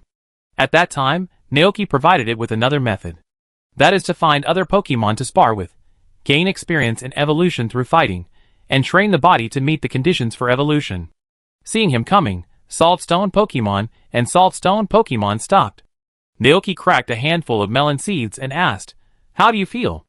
Yanshibo, Salt, feeling good, that's fine. Naoki went forward to check Yanshibo's body, and then said, "Soon, you can also evolve into a more powerful Yanshibo." Salt. Yanshibo jumped twice on the ground in joy. It thought of what Naoki had done for it these days, and was moved. Salt. I like Naoki the most. Hearing this, Naoki was slightly stunned, and then realized that this was the truest thought in Yanshibo's heart. He smiled and said, "Thank you, I like you too." The saltstone treasure jumped up on the ground even more happily. Naoki reached out and touched its head. Just as he was about to pick up the saltstone treasure, he suddenly saw a dazzling light burst out from its body. In the light, its appearance changed rapidly. That was evolution. After a while, the light dissipated, and a very strong saltstone treasure appeared in front of Naoki. At this point, all 5 saltstone treasures had evolved. Lei. Evolved, so happy. Congratulations, saltstone Lei. Naoki stood up and looked at the 5 saltstone Lei in front of him with emotion. He recalled the scene when he first saw them. To be honest, there is nothing in this world that can make people feel more satisfied than watching Pokemon evolve and grow up with their own eyes. From a tiny thing to a big guy, from a weak Pokemon with no self-protection ability to a powerful strong one. Maybe this is the fun of nurturing? Naoki chatted with a group of saltstones for a while, and when he saw that some of them looked sleepy, he was ready to leave. "Then I won't disturb you guys to rest. See you tomorrow." "Rail, see you tomorrow." Just as he got up to leave, he suddenly heard a rustling sound in the corner of the cave. Huh? Naoki was a little surprised, thinking that maybe other wild Pokemon were attracted by this cave. With doubt, he walked forward, and soon, he saw a small bulging mound on a flat ground. A faint sound came from inside. Squeak, squeak, squeak. "Can't see me, can't see me, can't see me, squeak." Naoki, good boy, he thought the mole had run away. It turned out to be hiding underground. He shouted, "Mole, come out, I've seen you." Then, Naoki saw that the little mound seemed to be frightened by something, turned around and ran deeper. Naoki said speechlessly, "Mole, don't run away, stay and work. I will provide you with food every day, as long as you can help me plow the land." As soon as these words came out, the fleeing mole stopped. It carefully poked its head out of the mound. Squeak. "Really? Of course it's true." Naoki smiled and said, "From now on, your previous destruction of the farmland is over. Now I want to officially hire you to work on the ranch. As a reward, I will provide you with 3 meals a day." Squeak. The mole was surprised and happy. The accumulated words have been used up. Naoki can't understand what the mole said, but judging from its expression, it should have agreed. He thought for a moment and said, "Then you can live here from today." The nests of Pokemon like Diglett are located underground. They rarely come to the ground, because the strong sunlight will make their bodies weak. Naoki paused and said, "I will come and call you when I need you." It happened that he was planning to expand the scale of sunflower planting these days. With Diglett, who is good at farming, he can do this job much easier, and he can also open up more land for farming. In this way, the more crops planted, the greater the chance that the green pasture of the goats will cause them to mutate. The mole squeaked a few times to show his agreement. Naoki asked again, "Where have you been these days?" He took out a handful of melon seeds and started to eat them. Squeak, squeak, squeak. The mole said that it had been nearby these days because its nest was here. In a place that Naoki could not see, right below the pasture, it dug many small passages and did not go to the ground on weekdays. Because there was no food on the ground before, until not long ago, the mole suddenly found that people lived on the land above his nest and planted crops. It was attracted by the crops, and then the following happened. Hearing this, Naoki nodded to show his understanding. It turned out that they were the last to come to this land. "It's okay, then you can live here." Seeing that the mole's eyes were cast on the Saltstone Fortress, Naoki continued, "Don't worry, The group of saltstone fortresses will not hurt you. They are very docile Pokemon. Squeak. The mole responded. Chapter 166. The next day, after breakfast, Naoki called the mole and prepared to open up a separate piece of land in the southeast corner of the ranch to plant sunflowers. After eating the sandwich given by Naoki, the mole felt full of strength. Its eyes were full of perseverance. After Naoki planned the area to be cultivated for it, the mole started to move. It retracted its head into the ground and moved quickly below with incredible movements. Naoki was very interested in the mole's cultivation, so he did not go anywhere and just stood on the lawn to watch. As the mole passed by, the originally flat land was bulging with mounds of earth, like complete ridges. The surrounding soil became soft and became the most suitable field for farming. Time passed by minute, and after about 40 minutes, the whole field was turned over. The mole was so tired that he sweated.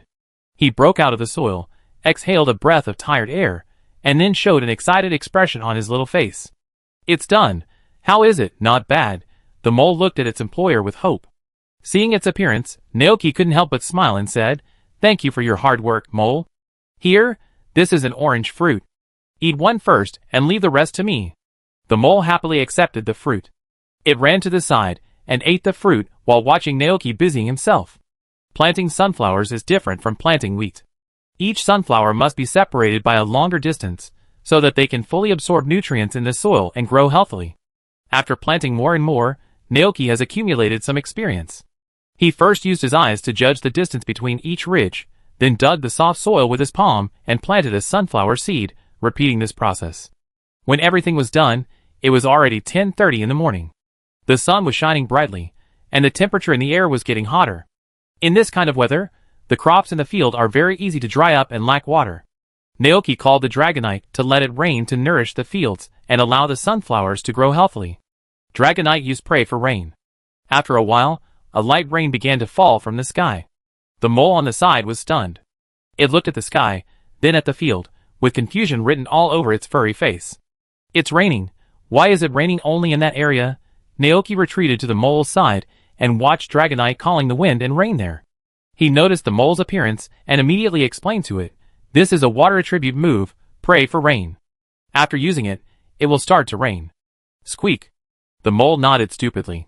Then, as if it suddenly remembered something, it called to Naoki, turned around and led the way. "What's wrong?" Naoki raised his eyebrows in surprise, and then followed. Soon, he came to a wheat field with golden wheat under the guidance of the mole. This wheat was for Naoki to use in making malt and brewing beer with hops and other materials. The mole ran to the wheat field and stopped, and Naoki noticed that there was a small hole in the grass. The mole went into the hole and poked his head out. Squeak, squeak, squeak. Seeing this, Naoki immediately went back to the house and took out a handful of melon seeds and started to eat them. "Say it again." Although the mole was puzzled, he still said it again. Squeak, squeak, squeak. "You can. Call me. From here. I will hear. And come out." Naoki understood that the mole was telling him that he could call it from this hole in the future, and it would hear it, and then run out from underground. "I understand." He nodded. Squeak. The mole called twice again, and then shrank back into the hole.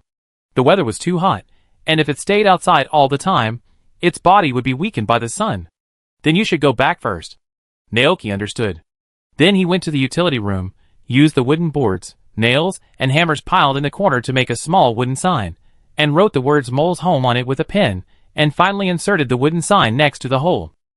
Looking at this scene, Naoki patted the dust off his hands with satisfaction. Today, the farm work in the field is almost done. In addition, the weather is very hot, so he doesn't want to stay outside, so he simply goes back to the house to watch TV and turn on the air conditioner. Dragonite, Motor Lizard, Gulton and other Pokemon are afraid of cold but not heat. The hot weather has no effect on them. They are still running around on the grass outside, chasing and playing with each other. The Mount Goat and Oline stayed in the fence, which had a canopy above, so they didn't feel hot for a while. Moreover, sufficient sunlight is conducive to photosynthesis of grass-type Pokemon, helping them grow. Frostmilk followed the 5 salt stones to the cool underground cave to escape the heat, and did not forget to bring Glacian with him. Therefore, Naoki was the only one left in the room. He ate watermelon while enjoying the air conditioning, leaned on a chair and watched the Pokemon movie on TV, and was happy to be free for a while. But soon, This leisure was broken. Dragonite ran in from outside, holding a wilted watermelon rind, looking at Naoki aggrievedly. At first, Naoki was confused, but when he saw the rotten watermelon rind in Dragonite's hand, he was speechless. I thought something terrible had happened. This thing is meant to be broken. Dragonite opened his eyes wide. Awoo! Naoki lay back in the chair. Don't worry, I order a plastic watermelon helmet for you online later. However, after saying this, he realized that online shopping didn't seem to exist in this world yet. Naoki couldn't help but hold his forehead. I take you to the toy store in town in the evening to see if there are any watermelon helmets for sale. Dragonite was satisfied. Awoo! Looking at its expression, Naoki added, but I'm not sure if it can still help you after changing to a plastic watermelon helmet. After all, the recipe described a helmet prop made of watermelon, not a watermelon-style helmet prop, and there is still a big difference between the two. Ouch! Dragonite was dumbfounded, not knowing what to do for a moment. It looked down at the rotten watermelon rind on its paw, then looked at Naoki, and after thinking carefully, it said, ouch! Forget it, it has always lived on the ranch, and doesn't need to fight normally, so there is no use for this helmet. Really don't want it. Naoki raised his eyebrows. Dragonite nodded seriously, and explained the reason to Naoki. Okay. Naoki thought of the pile of crops that had not yet been harvested in the field, and there might be mutant crops that could help Pokemon become stronger. He said to Dragonite, but maybe I will soon be able to find other ways to help you become stronger. Naoki originally said it casually to comfort Dragonite, but he never thought that the next morning, mutant crops really appeared in the field. Chapter 167. The cause of the incident has to start with Motor Lizard. Early in the morning dew dripped down the petals onto the grass. After breakfast, Naoki went out to milk his goat. As usual, Gulatin took Dragonite and Motor Lizard to play on the grass with the ball that Naoki bought for them at the toy store yesterday afternoon. The three Pokemon stood in a triangle and threw the ball to each other one by one. When it was Motor Lizard's turn, Motor Lizard failed to control his strength, and the ball flew into the pineapple field. It GA. And then ran into the pineapple field after the ball, and finally found the ball next to a pineapple. The Motor Lizard went forward to pick it up. Just as it was about to turn around and leave, it was suddenly attracted by a glowing object not far away. The Motor Lizard looked closely, and saw an unbelievable scene. The glowing object turned out to be a ripe pineapple. The Motor Lizard had never seen this kind of crop before, and it quickly informed Naoki of the news while being puzzled. Naoki, who received the news, rushed over and saw the glowing pineapple at a glance. At this moment, a pleasant thought popped up in Naoki's mind. The grass field of the Mount Goat has produced another mutant crop. He hurried forward to check, and the information about this strange pineapple immediately emerged from his mind. Luminous pineapple, a special crop, a product born under the influence of the energy of the Mount Goat's grass. After using it to make food, it can give the food flash effect. Flash? Is it the flash move he is familiar with? After using it, a light will shine on the Pokemon's body, which can dispel darkness and illuminate the surrounding area. It can play a great role in cave exploration and pitch-black environments. Naoki couldn't wait to try it. And at this moment, he suddenly remembered that there would be mutated crops in other fields. Thinking of this, Naoki immediately suppressed the impulse in his heart, patiently walked around the field, and began to check every crop. As his eyes swept over, information emerged one after another. Ordinary corn, ordinary corn. Ordinary wheat, ordinary wheat. Ordinary hops. Ordinary pumpkin. No! Naoki couldn't help feeling a little disappointed, but looking at the pineapple in his hand, he began to comfort himself in his heart. Having one is already good enough, and people should not be too greedy. He planned to take the pineapple back to the room and cook it to see the effect. However, just as he was about to leave the farmland, he suddenly noticed a strange scene out of the corner of his eye. In the pumpkin field, among a bunch of orange and golden pumpkins, there was a very special pumpkin. As Naoki watched, the pumpkin began to change at a speed visible to the naked eye. It first slowly became smaller, becoming the size of an orange fruit, and then began to grow larger and larger, eventually becoming as big as a tire. Naoki opened his eyes wide, and looked at this scene in shock. The next second, the information about the magical pumpkin appeared in his mind. Size as you want pumpkin, a special crop, a product born from the energy of the Mount Goat's grass. When it is used to make dishes, it can give the dishes the effect of size as you want. Size as you want? What kind of strange effect is this? With doubt in his heart, Naoki handed the glowing pineapple to the Motor Lizard beside him, and picked the pumpkin himself. After leaving the vine, this strange pumpkin still did not stop changing in size. What's more interesting is that its weight also changes with the changes. Naoki held it in his arms, and the strange feeling was particularly strong. He took the pineapple and watermelon to the kitchen with the motor lizard, and Naoki looked at the pumpkin lying on the chopping board and changing between sizes. When it changed to its largest size, Naoki picked up the kitchen knife, and with a muffled sound of puchi, half of the kitchen knife was inserted into the pumpkin. This special pumpkin finally stopped changing, but its size did not remain at its maximum size, as Naoki expected, but returned to its normal state. What a pity, I thought I could make a few more dishes. Naoki felt a little regretful. Then, it's time to try to make dishes with these two fruits and vegetables. From the description above, it seems that no matter what dish he makes with these two things, the effect will be fixed flashing, and the size will be as he wants. Then, the first thing he should consider is how to make the best use of everything, using the least amount of ingredients to make the most dishes without any waste. Pineapple can be used to make sweet and sour pork with pineapple, pineapple sticky rice, pineapple cake, or juice. But pineapple cake is a bit too wasteful, and after a moment of contemplation, Naoki made a decision in his heart.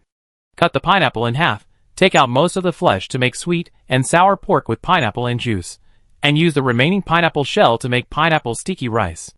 As for pumpkin, Naoki's mind flashed through a series of pumpkin-related dishes, and finally stopped at the word pumpkin pie. This was the dish he could think of making the most. He did it right away, and Naoki immediately started to work.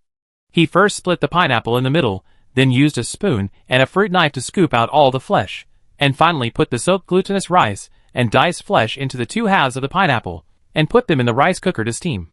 While steaming the glutinous rice, Naoki took out tenderloin, eggs, and other ingredients from the refrigerator.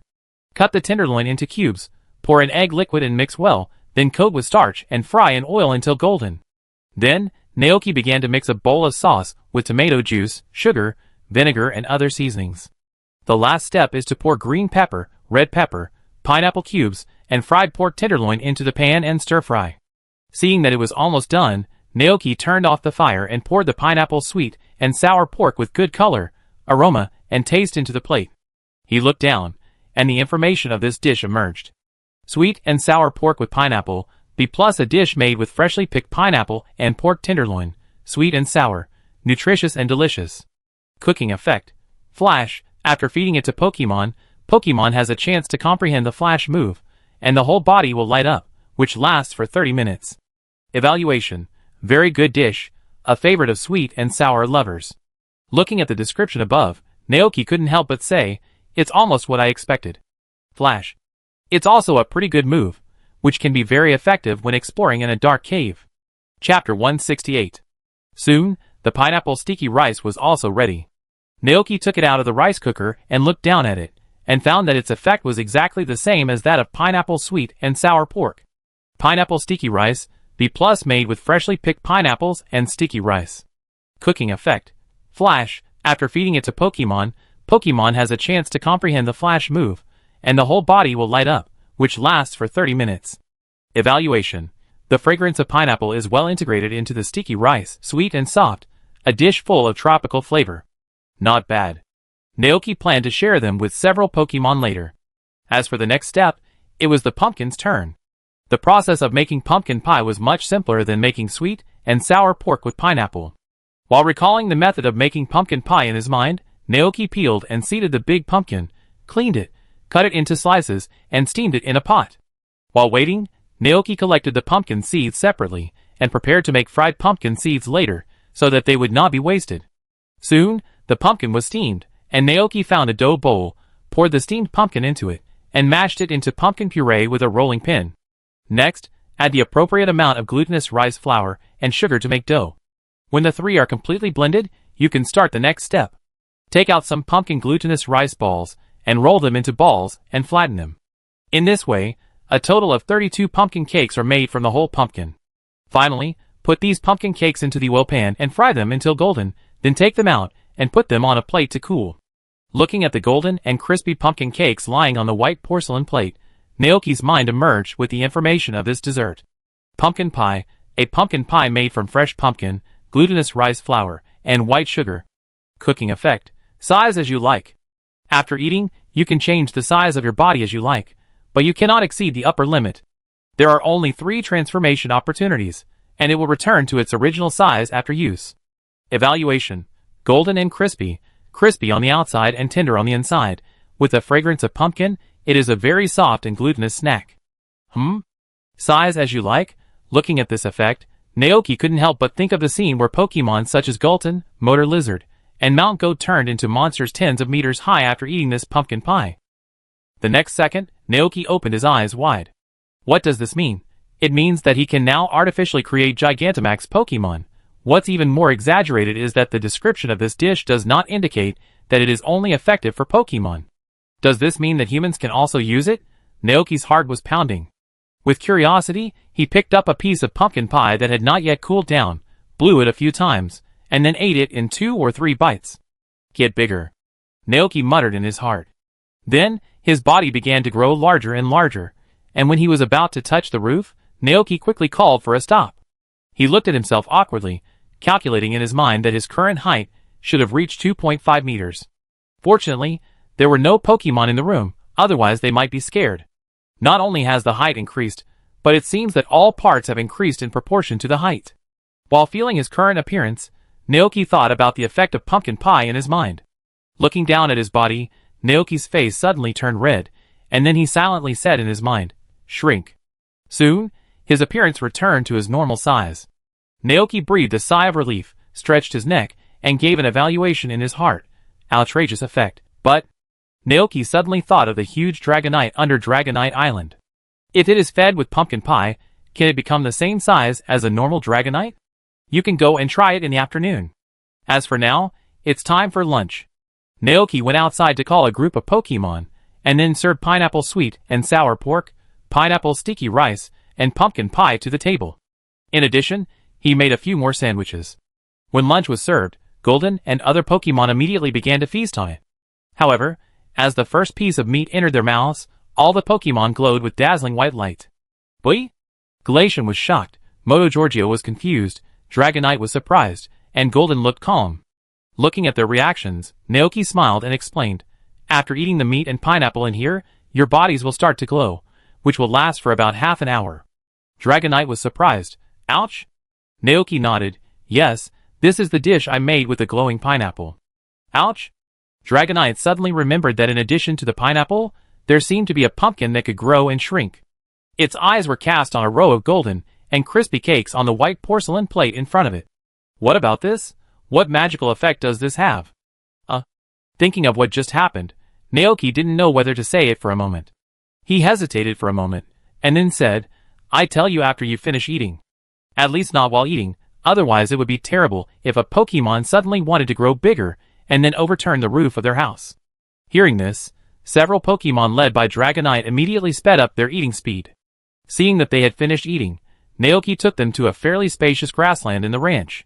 He looked at the Pokemon in front of him who were looking forward to it, coughed lightly, and said to them, "Now, think in your heart I want to grow bigger."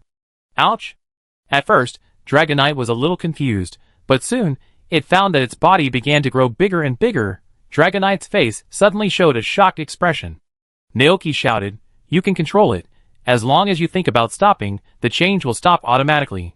Sure enough, as soon as these words came out, Dragonite's appearance quickly stopped changing, and finally stopped at about 6 meters, as high as 2 floors. Seeing its appearance, Frost Milk Fairy also imitated it, and looked at its changing body with surprise. Motor Lizard and Butterfly followed closely behind, and Glacian was a little hesitant. And Galton was the most surprising. Because it had become the same size as Pikachu without any instruction, Naoki raised his eyebrows in surprise. Galton looked very happy. Agassi. It ran in front of Naoki, and looked up at him. "What do you want to do?" Naoki asked. Galton stretched out his arms, as if he wanted a hug. Naoki, He reached out, and scooped up Gulton, letting it stand on his shoulder like Pikachu. Then, he looked up at the other Pokemon that had grown bigger and said to them, "Be careful, don't grow too big and destroy the ranch. In addition, you have a total of 3 transformation opportunities, and you can freely grow or shrink. When the last one is used up, it will return to its original state." Chapter 169. 2 o'clock in the afternoon, on the way to Dragonite Island. Naoki rode Dragonite, and looked sideways at Golden lying on his shoulder, speechless for a moment. The sea breeze blew on his face. Then, Little heads popped out of the backpack on Naoki's chest, huddled together, and looked at the scene ahead. Are you really not going to return to normal? Naoki looked down at Frostmilk, Glacian, Motor Lizard, and Butterfly in front of him and asked. At noon, after seeing Gillerton's actions, several Pokemon all turned into tiny ones and ran to hang on him. Especially when they heard that he was going to Dragonite Island, they all showed longing expressions on their faces. There was no other way. Naoki could only ask the Mount Goat to guard the ranch, and then bring them all over. The Pokemon looked at the vast blue sea below with emotion, and their eyes flashed with bright light. This was the first time they had seen the sea since they grew up. Batuba whispered softly, Bamo. It's so beautiful. Glacier's eyes reflected the sparkling sea surface. It had never thought that the world would be so big. In addition to icebergs and snow, there are such spectacular sights outside. Motor Lizard, who had lived in a small town since childhood and came to live on the ranch when he was a few months old, felt the same way at this time. It's so beautiful. It's more beautiful than the moon that Dragonite saw, Motor Lizard thought. Ma. Tears flashed in the eyes of the Frosty Fairy, and it suddenly felt very happy.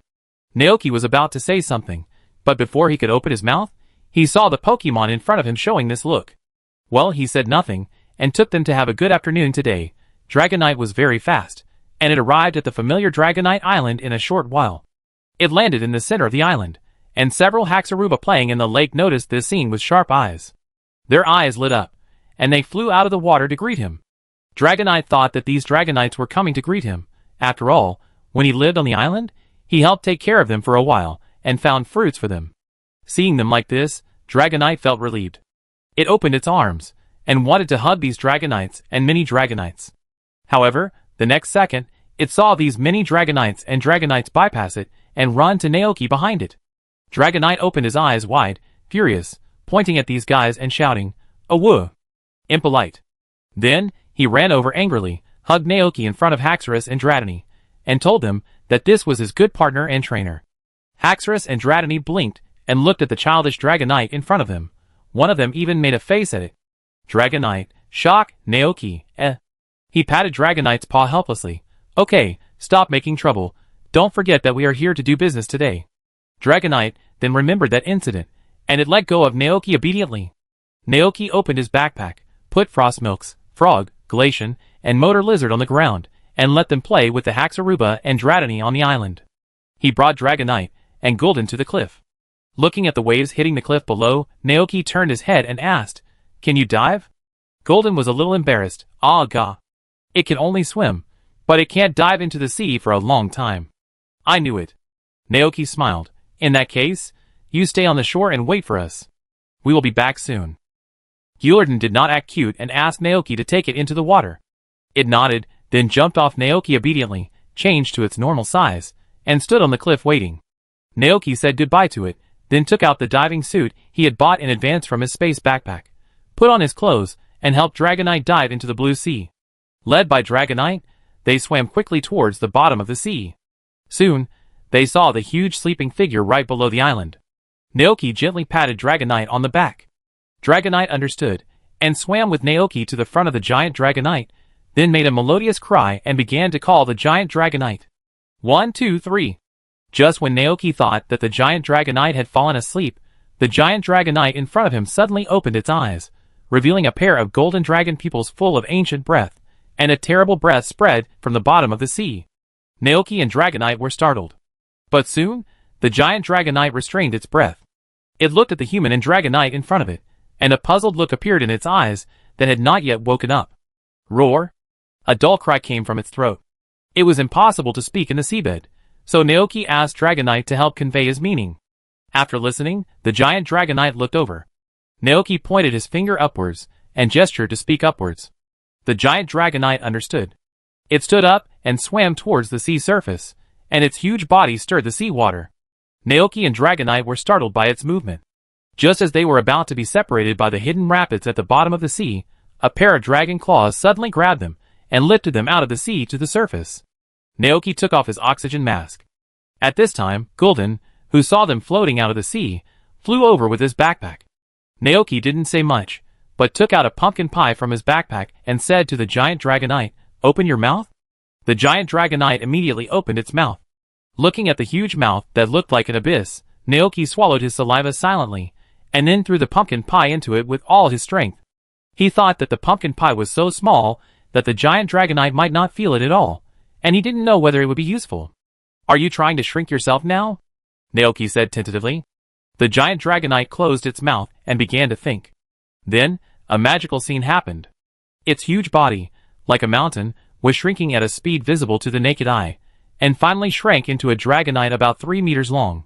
Fortunately, Naoki was prepared and rode on dragonite the moment the giant dragonite changed, so he didn't fall down.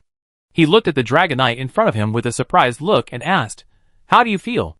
Roar! The giant dragonite was also full of novelty about its current appearance. It lowered its head to look at its body, and then turned to look at the familiar yet unfamiliar environment around it. At this time, the scene here was noticed by the dragonites on Dragon Island. After seeing the giant dragonite's appearance clearly, they all surrounded it in surprise. Chapter 170. Dragon Island, Central Lake.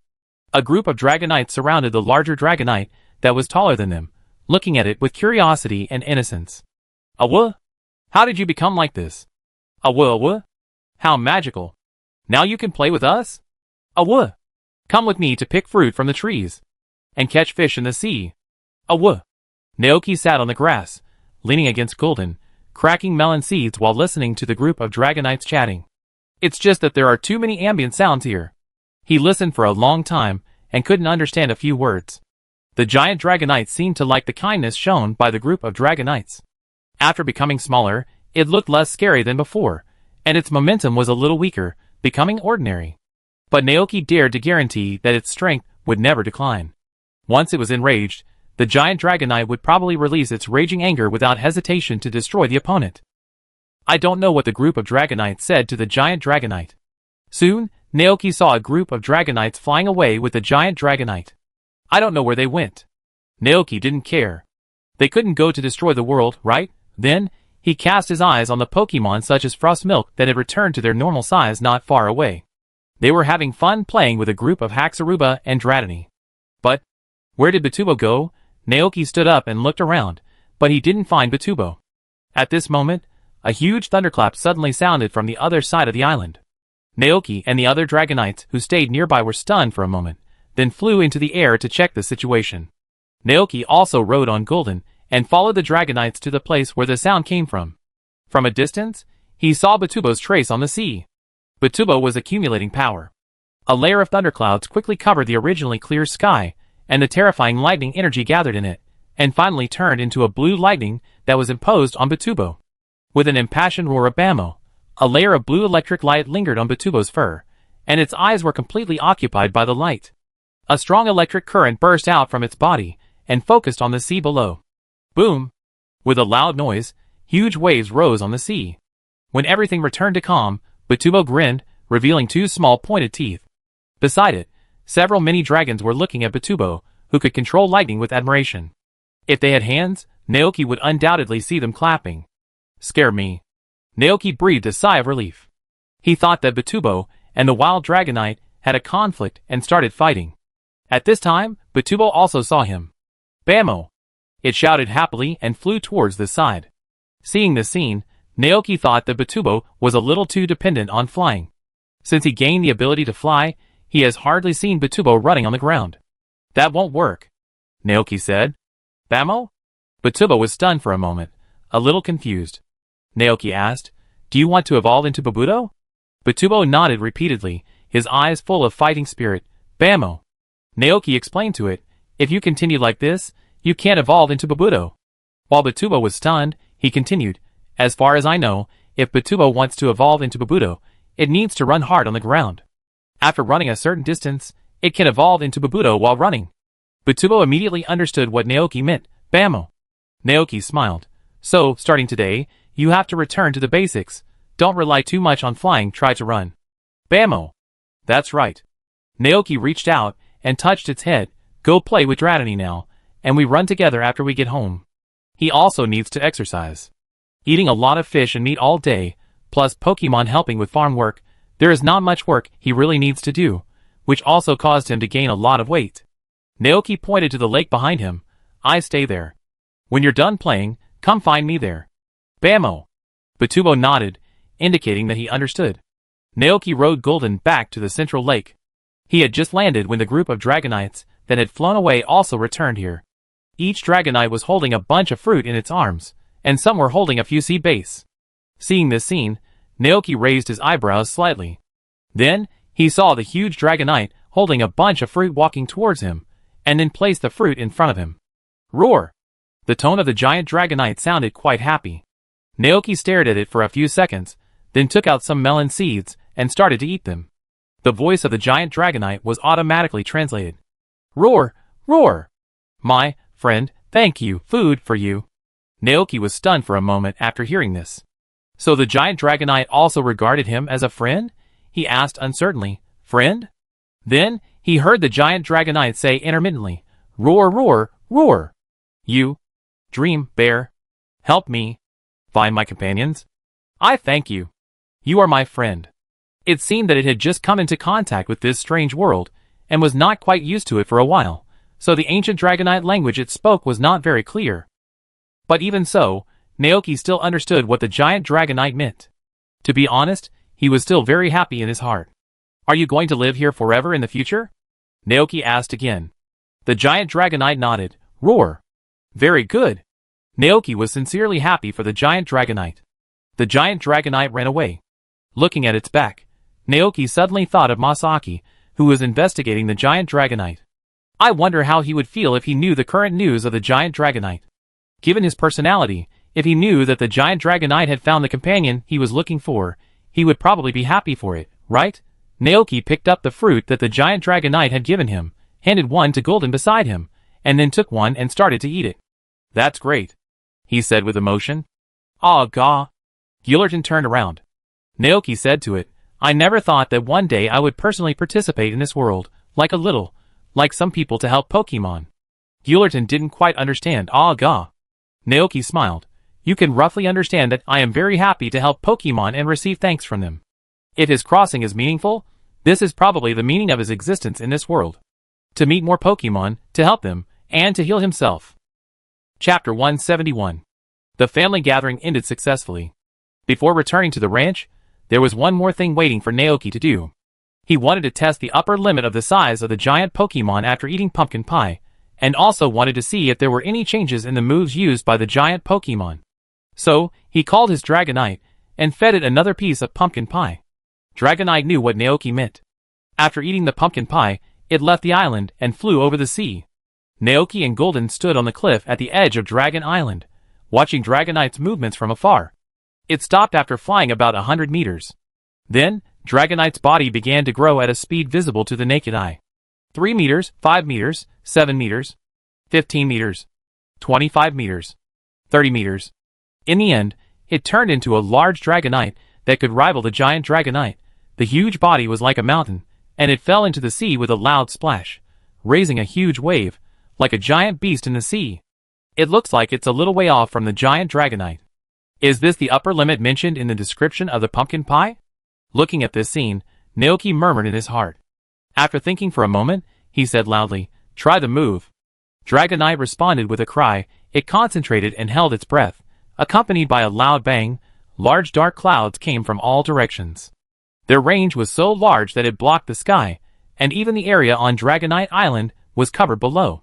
Immediately afterwards, a thunder sounded, and heavy rain fell, and the whole world was instantly shrouded in rain. A sudden torrential rain fell from the sky, and the Dragonites on Dragonite Island flew up to check the situation.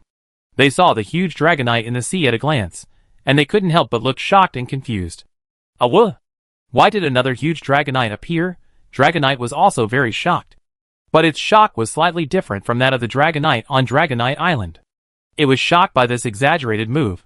Looking at the sky covered with dark clouds, Dragonite couldn't help but think of what Naoki said at the beginning. Let the whole world be shrouded in your rain. Now it has done it. Dragonite was very excited, and Naoki also felt excited. It seems that the moves used by the giant Pokemon will also be strengthened. I don't know if there are more times to use it. I have to let Dragonite try it again. After a little thought, he rode Golden to Dragonite and asked Dragonite to stop first and test other moves. Dragonite nodded, then it called to Golden, signaling it to take Naoki away, because Dragonite could feel that the power of the moves it would use next would be very terrifying. Gulatin didn't say much. It turned around and flew away. Seeing that they had arrived at the safe area, Dragonite started to move. Purple dragon attribute energy gathered around it, and its huge body spun and swung in the sea. A strong storm condensed and formed, and as Dragonite turned, it turned into a huge tornado. The seawater was swept into it, and the tornado instantly turned into a waterspout, connecting the dark sky and the sea, as if it had the power to destroy the world. So scary. The young mini dragons on the island were trembling with fear, looking at the scene in horror. The rest of the Dragonites also looked solemn. Fortunately, Dragonite didn't last long before it dispersed the waterspout. Its eyes looked very excited, and then it used its third move, Dragon's Fury.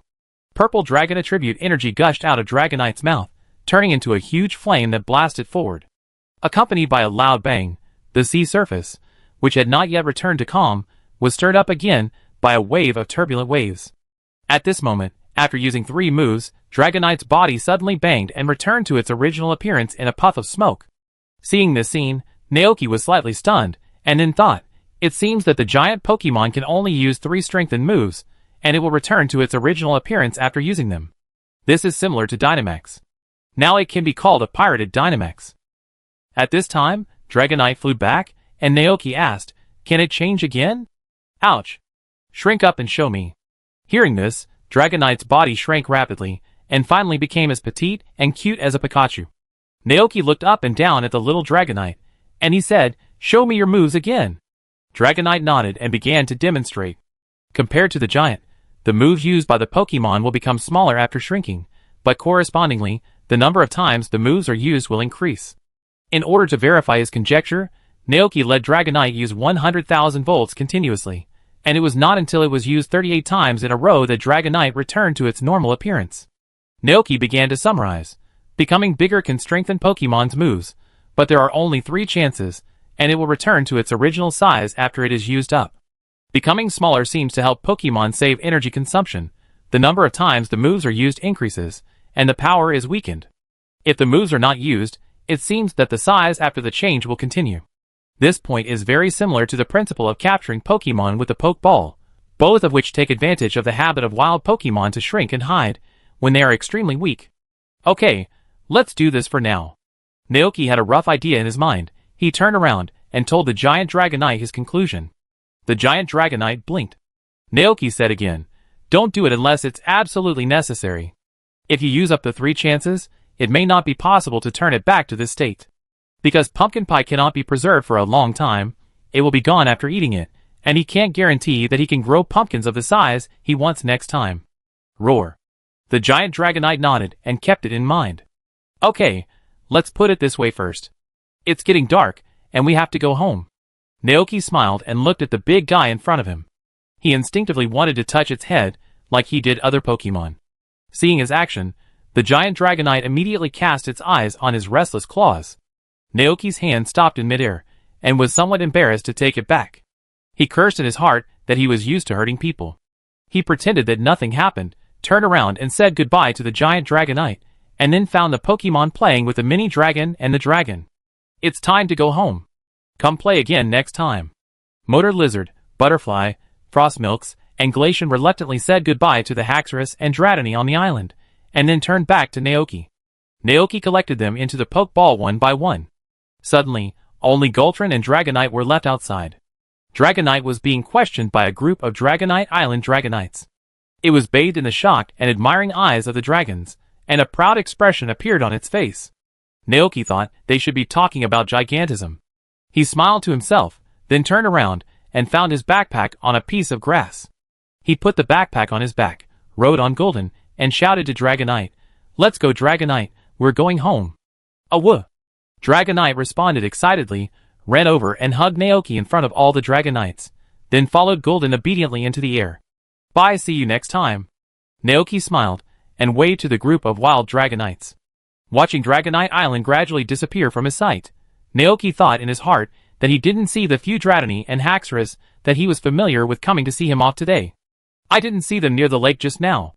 I don't know if they went to the wild to pick fruits, or went to sleep at the bottom of the lake." They had said goodbye to him reluctantly several times before, and this time, they didn't come. Naoki was still a little disappointed. However, he didn't think much about it. Golden was very fast, and returned to the ranch in just about an hour. They landed in the ranch. Naoki looked around and saw that the goat was still leisurely lying on the grass. He knew that nothing big happened in the ranch.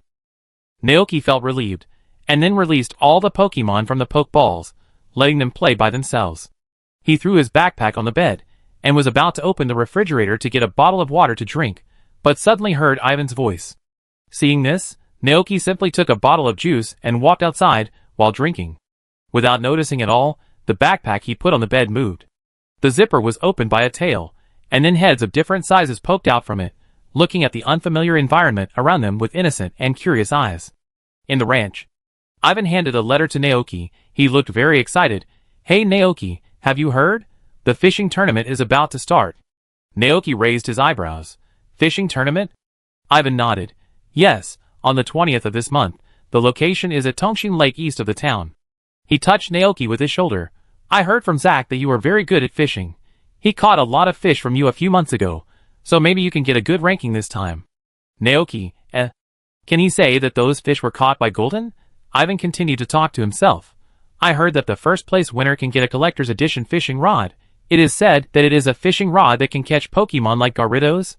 Naoki thought to himself that this is nothing. He has seen a fishing rod that can catch Kyogre. "Is this letter about the fishing tournament?" he asked. Ivan shook his head.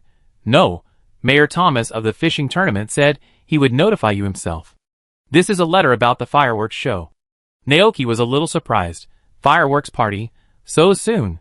Evan, "Yes, it's at the end of this month, May 31st, on the beach in Jichin Town. I won't go into details. It's all written in the letter. It's a very lively festival, with countless fireworks blooming in the night sky at the same time. That scene is very spectacular. When the time comes, you must take your Pokemon there to enjoy it." Chapter 172. After delivering the letter, Ivan left. Watching his figure gradually fade away, Naoki finally opened the letter in his hand. To Naoki, "This is the beach management office of Jichin Town. We will hold a summer festival on the beach at 8 p.m. on the 31st of this month. We invite you to attend. You will spend a wonderful night with the people and Pokemon in the town, watching the gorgeous fireworks blooming in the night sky. Summer is about to reach its climax, and we are looking forward to your arrival. By Jichin Town Beach Management Office Summer Festival." Naoki murmured softly. He imagined the scene, then smiled, put away the letter, and turned back to the house. Just as Ivan said, as expected, he just returned to the house and received a call from Mayor Thomas, telling him about the fishing competition. "Naoki, the town plans to hold a fishing competition on the 20th of this month. You must come to participate. The location is at Tongshin Lake in the east of the town. The time is 8 o'clock in the morning. You just follow Ivan. He will also participate." Naoki, It seems that he needs to practice his fishing skills, otherwise his title of Fishing King will be exposed. Thinking so in his heart, Naoki said, "Okay, I will go." Mayor Thomas nodded with a smile. "Then do your best." At this time, Naoki suddenly remembered something. "By the way, Mayor, do you prepare the fishing rods and baits for the fishing competition yourself, or will they be distributed uniformly?" Mayor Thomas, "Oh, by the way, I almost forgot to tell you. Look at my memory. When people get old, they tend to forget things. You have to prepare these things yourself, such as fishing rods and baits. The content of the competition is to see who catches more fish within the specified time. The person with the most fish will win the championship. Prepare by yourself?" Naoki nodded. "Okay, I understand." After hanging up the phone, he calculated the time in his mind. Today is May 7th, and there are still 13 days until the 20th. During these days, he has to harvest the crops in the field one after another, and then plant the second batch of crops. Naoki stood in front of the desk, thinking and looking at the calendar. He didn't notice that several small figures had come behind him, and were quietly floating on his shoulders. Suddenly, Naoki finally felt something was wrong. He turned around and saw several mini dragons and Haxorus with big white noses appear behind him. "Ah!" Naoki was startled by this sudden scene, and fell on the table behind him. Instead, these mini dragons and Haxorus took the initiative to greet him, and seemed quite happy. "Woo! When did you follow me? No, how did you get here?" Naoki was shocked. 3 mini dragons, including the pink heterochromatic mini dragon, flew around Naoki. The remaining 2 Haxorus looked at the space backpack that Naoki put on the bed with a happy look. Naoki then noticed that the zipper of his space backpack had been opened by someone at some point, and it was lying quietly on the bed, with several bottles of juice and milk rolling out of it. So these Pokemon sneaked into his space backpack while he wasn't paying attention and then followed him to the ranch? This is too bold, isn't it? Aren't you afraid that he is a bad guy? Naoki couldn't help but hold his forehead. His first reaction was not surprise, but shock. He said with a serious expression, "Everyone on the island will be worried if you secretly follow us."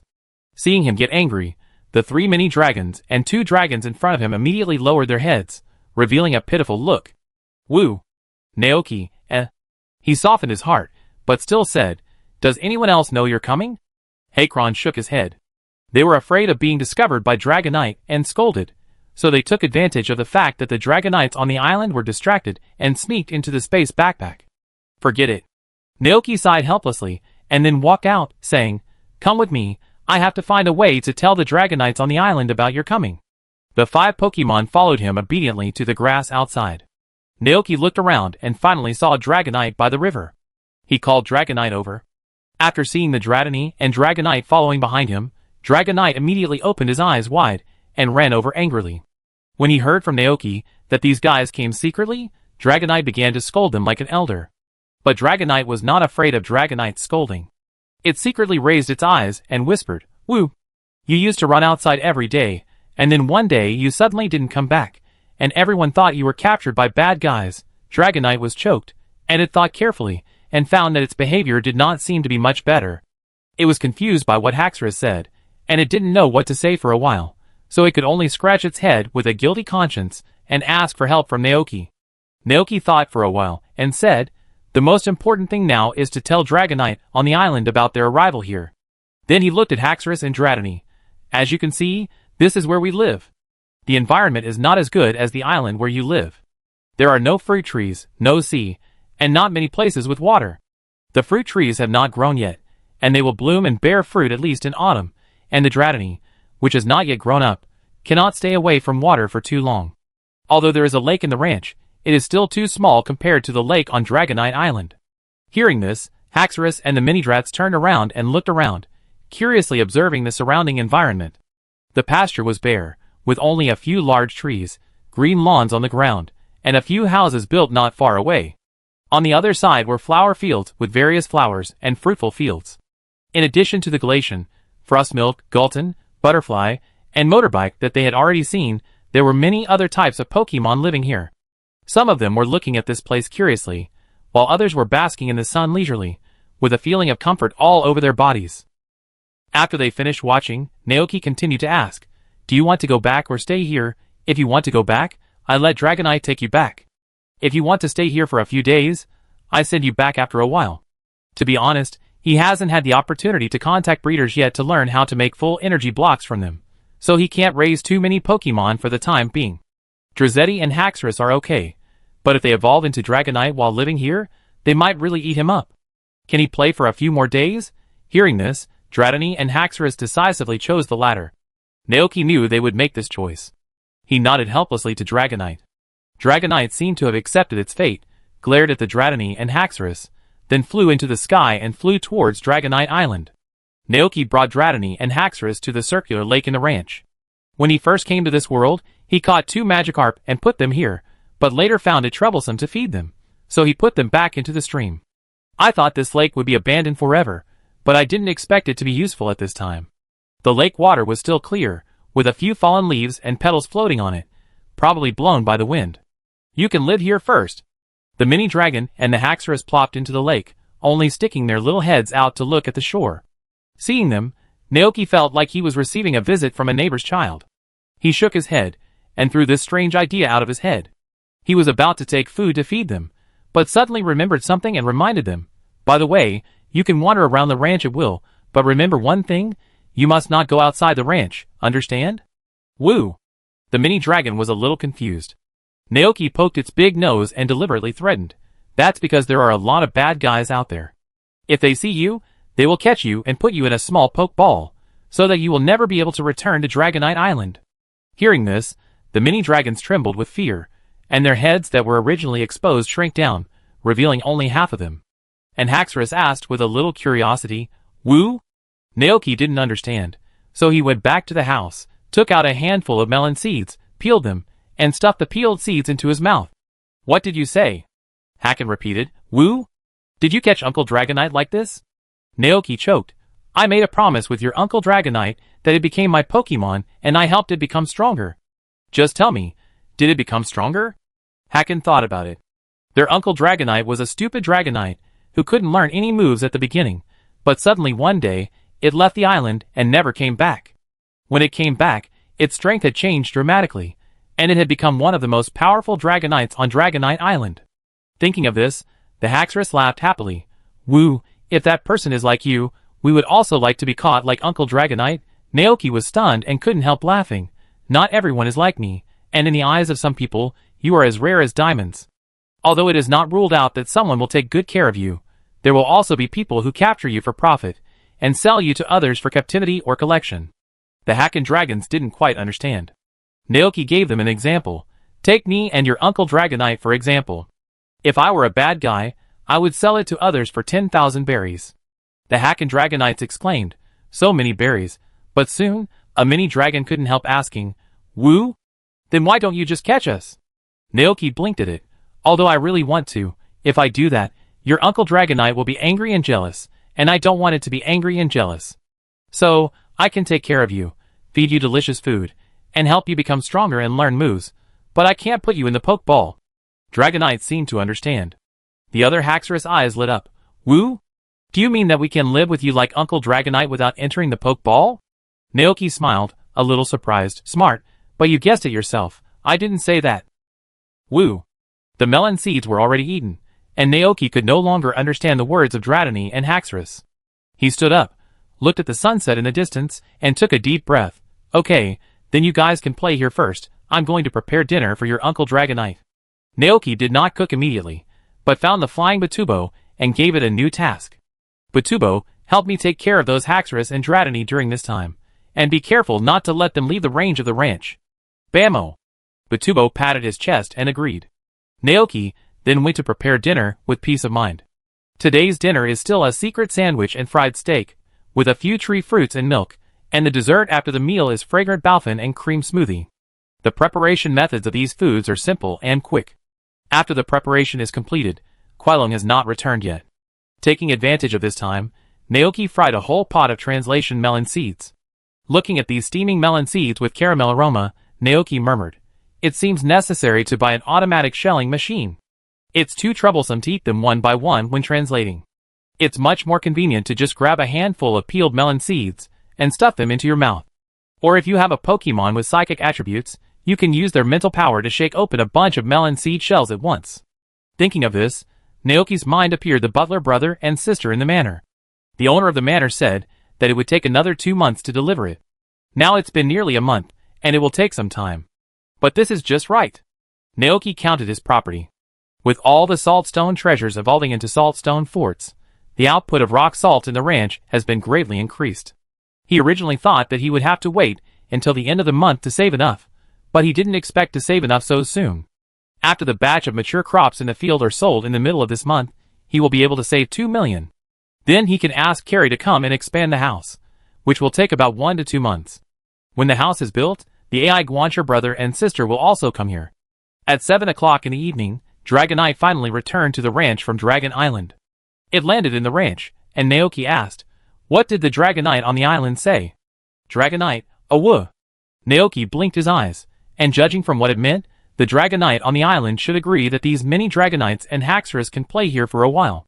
He smiled and said, Come in and eat. Dragonite hurried into the house, grabbed a sandwich and ate it. In fact, there is one thing it didn't say. That is, when it went to the island, some hateful Dragonites heard about the mini Dragonites and Haxorus on the island, and they also wanted to come over to play, and even secretly followed it. They were the 2 Dragonites who wanted to come back with Naoki. Fortunately, it found them early, so it drove them back in time. Chapter 173. Hackeron and Dratini lived in the ranch, including the heterochromatic Dratini. Naoki thought that their temperaments would be similar to Dragonite, and that they were docile and ignorant. But he never thought that they were really ignorant and naughty, except for the heterochromatic Dratini. In just a few days, all the Pokemon in the ranch were teased by them. They clung to the mount goats to eat their grass balls, clung to the cloth mud darts to chase, and play with them in the sky, and got stuck in the hole of the mole hole and couldn't get out. They even sneaked into the water when he was fishing and hung the Magikarp in the water on his hook. He thought he had caught something big, but when he reeled in his rod, he saw a Magikarp using the water splash. Not only that, they also had wild ideas, hooking glass bottles in the water, broken boots they found somewhere, and even themselves. One evening, Zack came to collect the catch and happened to see him fishing a Dratini from the water. Zack was shocked and said that his fishing skills had reached a superb level, and he could even catch a Pokemon like Dratini. He would definitely achieve good results in the next fishing competition.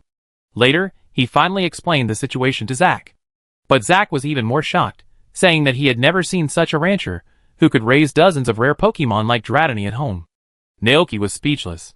In order to prepare for the next fishing competition, Naoki has been working hard to practice fishing skills these days.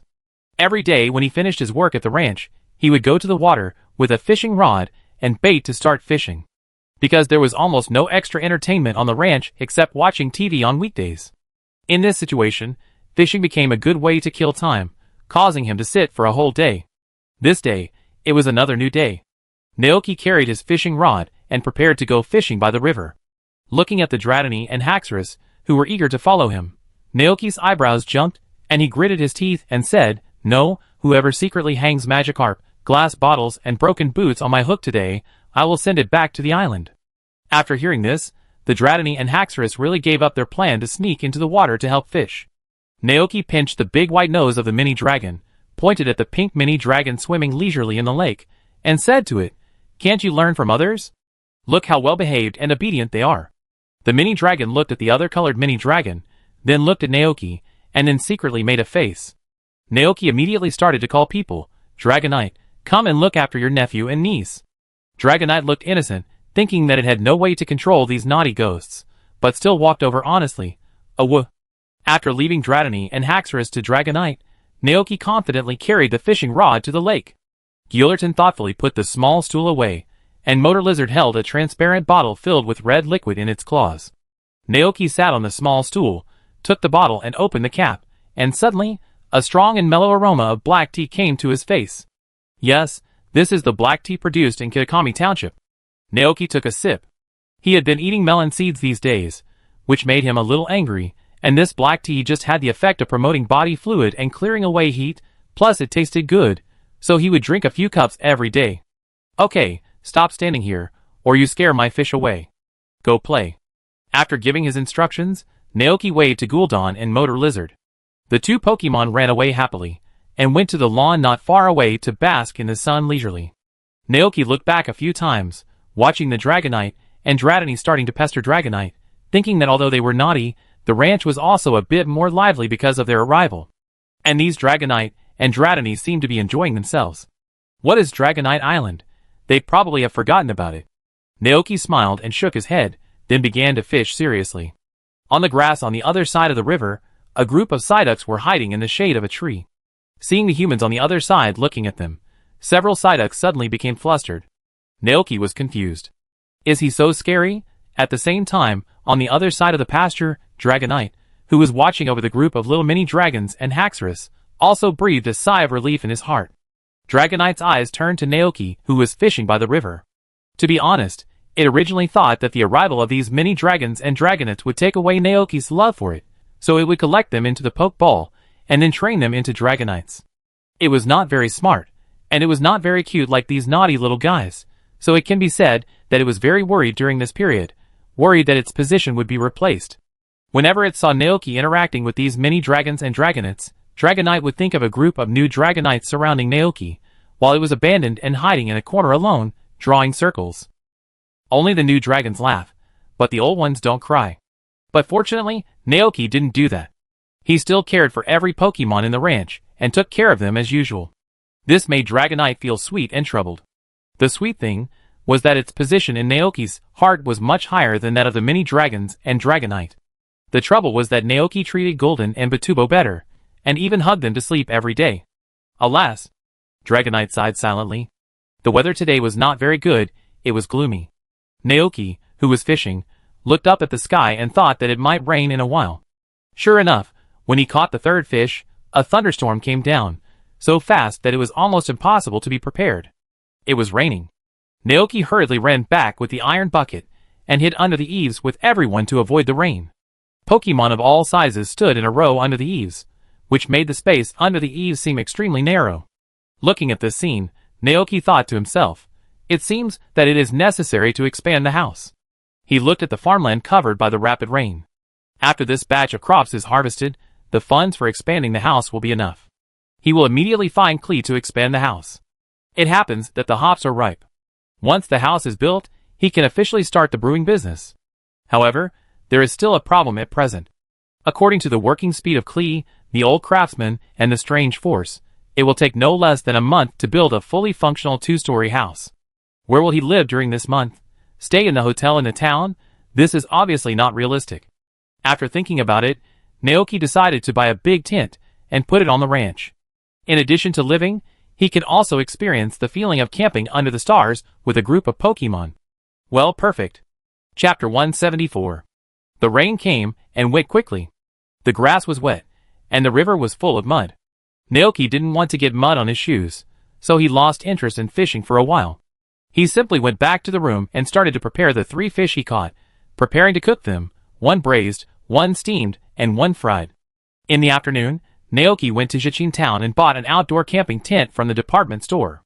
After buying the tent, he took a group of Pokemon to set up the tent on a clean lawn. Although the location was not close to the house, it was not too remote. Regarding Shishu's tent setting, Batuba was puzzled. Bamo? Shishu explained to it, that's because I plan to rebuild our house in a few days. We will have nowhere to live then, so we have to prepare in advance. Then, he began to describe the beautiful scene of camping. On a summer night, the pasture is blowing with cool breeze. We lie in the tent, look at the stars in the sky, listen to the cicadas in the mountains, and sleep when we are tired. Bamo. Hearing this, a group of Pokemon were quickly attracted to it, and couldn't help but show their admiration. And Naoki looked at the tent in front of him, and began to think of another thing in his mind. That is the game Animal Crossing. In this game, players can also set up a tent on their own island, so that occasionally small animals will come to the island to camp. If both parties are attracted to each other, then the player can invite the small animal to live on the island for a long time. Then the question is, can he invite wild Pokemon to come camp like this? Naoki thought it was feasible, but not so feasible. Because the habitats of wild Pokemon are fixed, Pokemon rarely leave their habitats to travel or live in other places, let alone camp in a strange place. But the experience of Bear Baby and Dreamy told him that there are also information networks and relationship networks between wild Pokemon. If he spreads the news, will it attract some Pokemon who are interested? As we all know, there are many Pokemon in this world, and there are also many Pokemon with special temperaments and unique hobbies. Maybe a special Pokemon will be attracted to camp here. The more Naoki thought about it, the more he thought it was feasible. Or if he thought further, he could open a tavern exclusively for Pokemon here, using tree juice and Moo milk as drinks. Then spread the news that there is a human at Naoki Ranch who can help Pokemon solve the difficulties they encounter, and Pokemon who need help can come here to seek help. For example, ask the traveling Bear Baby and Mew to help, and ask them to tell Pokemon around the world about the opening of the Pokemon Tavern while traveling. He can provide them with treatment or chatting services, enlighten their hearts, and change his job from a rancher to a priest, guiding the confused Pokemon on the right path. Mainly because he is too bored to stay alone in the ranch all day. If there is such a place, he can eavesdrop on their gossip and learn more about Pokemon. If he meets a furry Pokemon with a good personality and a good impression, he might be able to play with it a few times. This way, even if he doesn't leave the house, he can see more Pokemon. Naoki was lost in thought here, and didn't even hear the motorcycle lizard calling him. After a long while, he came back to his senses and realized that the motorcycle lizard was calling him, and asked quickly, "What's wrong, motorcycle lizard?" Motorcycle lizard's eyes were full of expectation. Gah! Not only it, but the Pokemon next to it also showed the same expression on their faces. Naoki looked at them, then at the tent in front of him, and instantly understood. This group of Pokemon were attracted by the beautiful scene he just described, and they couldn't wait to sleep here tonight. Naoki grinned and said, "Of course, I go get a blanket later, and let's camp here together tonight." A group of Pokemon shouted happily, and shouted "Long live Naoki." Naoki did what he said, and he turned around and got a blanket, and by the way, he found an old-fashioned camping lamp from the utility room and placed it in front of the tent. At this moment, a clear cry suddenly came from the sky. Naoki was slightly stunned, then looked up. Then, he saw a Pokemon with dark blue feathers similar to a house swallow landing in the pasture. Is that a great swallow? Naoki was wondering, but suddenly saw something on the great swallow's paw. Naoki understood instantly that this was Baby Bear sending him something again. It was a coincidence that he just thought of Baby Bear, and now Baby Bear sent him a letter. Naoki smiled and thanked King Yin, then reached out to take the thing sent by Baby Bear. It was still a picture drawn with crayons, but the pattern on this picture had become a basket with snacks in it, and two happy smiling faces next to it. Seeing this scene, Naoki knew that Baby Bear and Dream had received the food he sent last time. He breathed a sigh of relief and took a look at what Baby Bear had picked up. He found that it was a broken super ball, which could barely be collected. Seeing the food was delivered, the big swallow turned around and was about to fly away. Naoki hurriedly called it, then turned around and took out food and the camera he bought in town last time. This camera is similar to a Polaroid camera, the kind that takes pictures when you press the shutter, which is very suitable for baby bears. These foods are for you, and please help me bring this thing to Baby Bears and Minghuan, Naoki said. The big swallow tilted its head to look at it for a few times, nodded, and held the camera strap in its mouth. Naoki continued, there is one more thing. The great king swallow, who was about to fly away, looked over again. Naoki told the great king swallow his idea for the Pokemon Tavern a little embarrassedly. If you can find them, please tell Bear Baby and Mew about this news for me, and tell them that I plan to open a Pokemon Tavern here, which will provide treatment services and psychological counseling for Pokemon. In addition, if you encounter a Pokemon that you can't solve the problem, you can also come here, play, camp, whatever you want. I welcome you very much. Hearing this, the king swallow looked surprised. It stared at the human in front of it for a few seconds, then turned and left the ranch. The camera was finally delivered. Naoki breathed a sigh of relief. 3 days later, in a dense forest in the Kanto region. Since receiving the food sent by Naoki last time, they would stay a little longer every time they arrived at a new place because they were worried about missing out on the things Naoki gave them. And now, looking at the king swallow returning with something, Minghuan and Baby Bear both showed happy and expectant expressions on their faces. Yemo! Meow! Soon, the great swallow landed in front of them. The three Pokemon drooled at the food in the basket, and Meow and Baby Bear generously shared the food with the great swallow. After they finished eating, the great swallow handed the camera to them, and told Baby Bear and Meow what the human had told them. Baby Bear, who was fiddling with the camera, paused and hung the camera around his neck. Hearing this, he was a little unbelievable. Emo? Meow also tilted his head, and looked at the great swallow in front of him. Under the gaze of the two, the king swallow nodded gently. Baby Bear and Dream looked at each other, feeling touched and happy. Because a few days ago, they had just met a Pokemon that needed help. It was a nine-tailed Pokemon that had lived for an unknown period of time. At that time, Dream felt that the vitality of the nine-tailed Pokemon was slowly fading, and the whole person seemed very listless, as if he was about to die. Baby Bear wanted to help, but they didn't know how to help the nine-tailed Pokemon at all. In the end, they could only watch the nine-tailed Pokemon fall asleep in the mountains with sadness. At that time. If Naoki was there at that time, maybe he could help the nine-tailed fox. Whether it was to enlighten it or to heal it, it would be helpful. After all, Naoki is a very powerful human being, kind and smart, and can make magical food. There is nothing he can't do in this world. Looking at the camera in his hand, the baby bear was very moved. Is it? Naoki must have known the difficulties we encountered, so he thought of this method. Meow blinked, and it agreed with the baby bear's words. It seemed very happy. Meow. In this case, Naoki will also be a member of our hero expedition team in the future. Chapter 175. At night, Naoki camped under the stars with a group of Pokemon. In summer, although the weather is hot during the day, it is very cool at night. Stars are blinking in the sky, and unknown insects are chirping in the deep grass. Naoki rests his head on his arms, and looks at the sky. A group of Pokemon are lying around him, and a few mini dragons are curled up on his belly.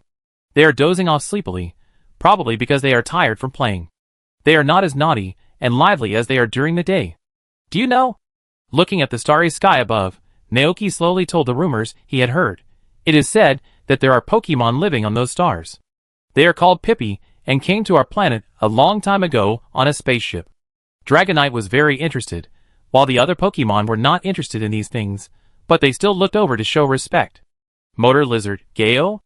Dragonite, Awu? I don't know if it's true, I just heard it. Naoki said, but I am sure that there are other powerful Pokemon in the universe besides Pippi. For example, Deoxys. Dragonite immediately asked with great interest, "A woo?" Naoki ate a handful of peeled melon seeds.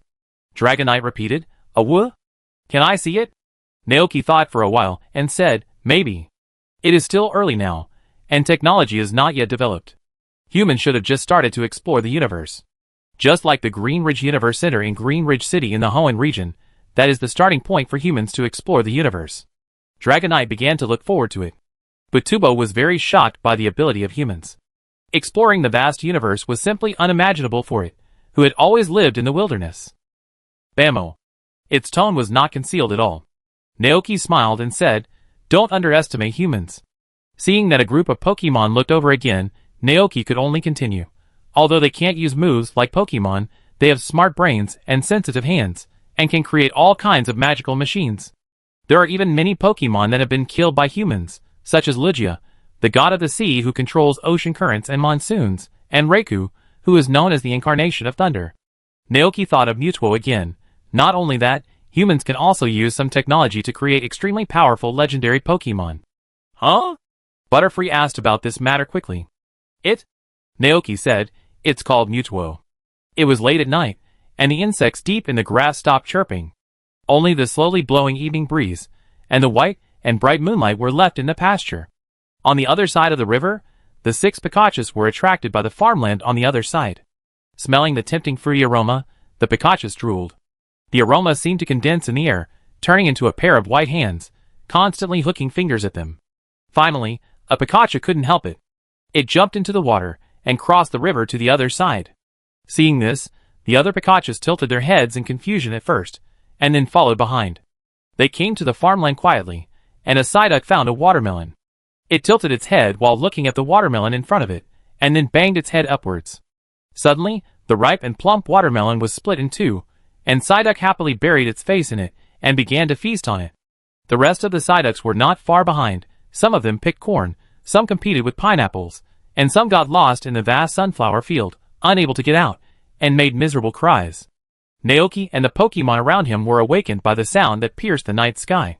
He opened his eyes suddenly, got up, and went to check the situation.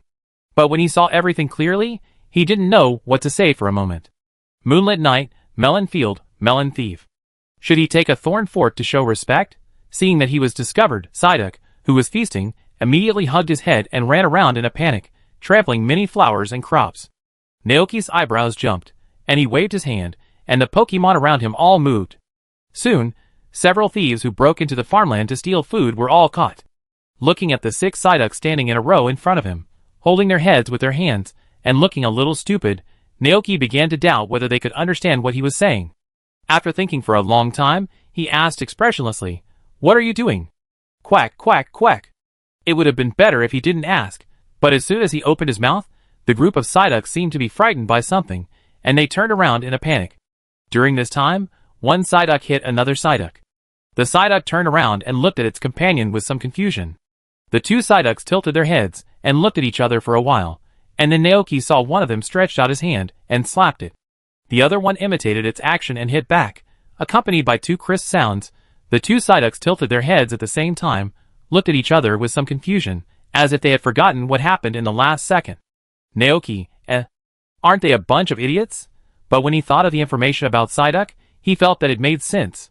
Because Psyduck's head would produce telekinesis that they couldn't control from time to time, this power would cause them to have headaches and tears, and they would always be troubled by headaches. The stronger the headache, the stronger the power, and when they couldn't bear it, it would burst out as telekinesis. At this time, the headache that bothered them seemed to be temporarily relieved, but perhaps the brain was affected by telekinesis, and the memory of that time would not be retained. These things have also become a problem that has troubled the Pokemon academic community for many years. Because using telekinesis will cause headaches, Psyduck usually tries not to do anything and spends time in a daze. Coupled with that stupid face, it seems that they are not very smart and stupid. What should he do when facing such Pokemon?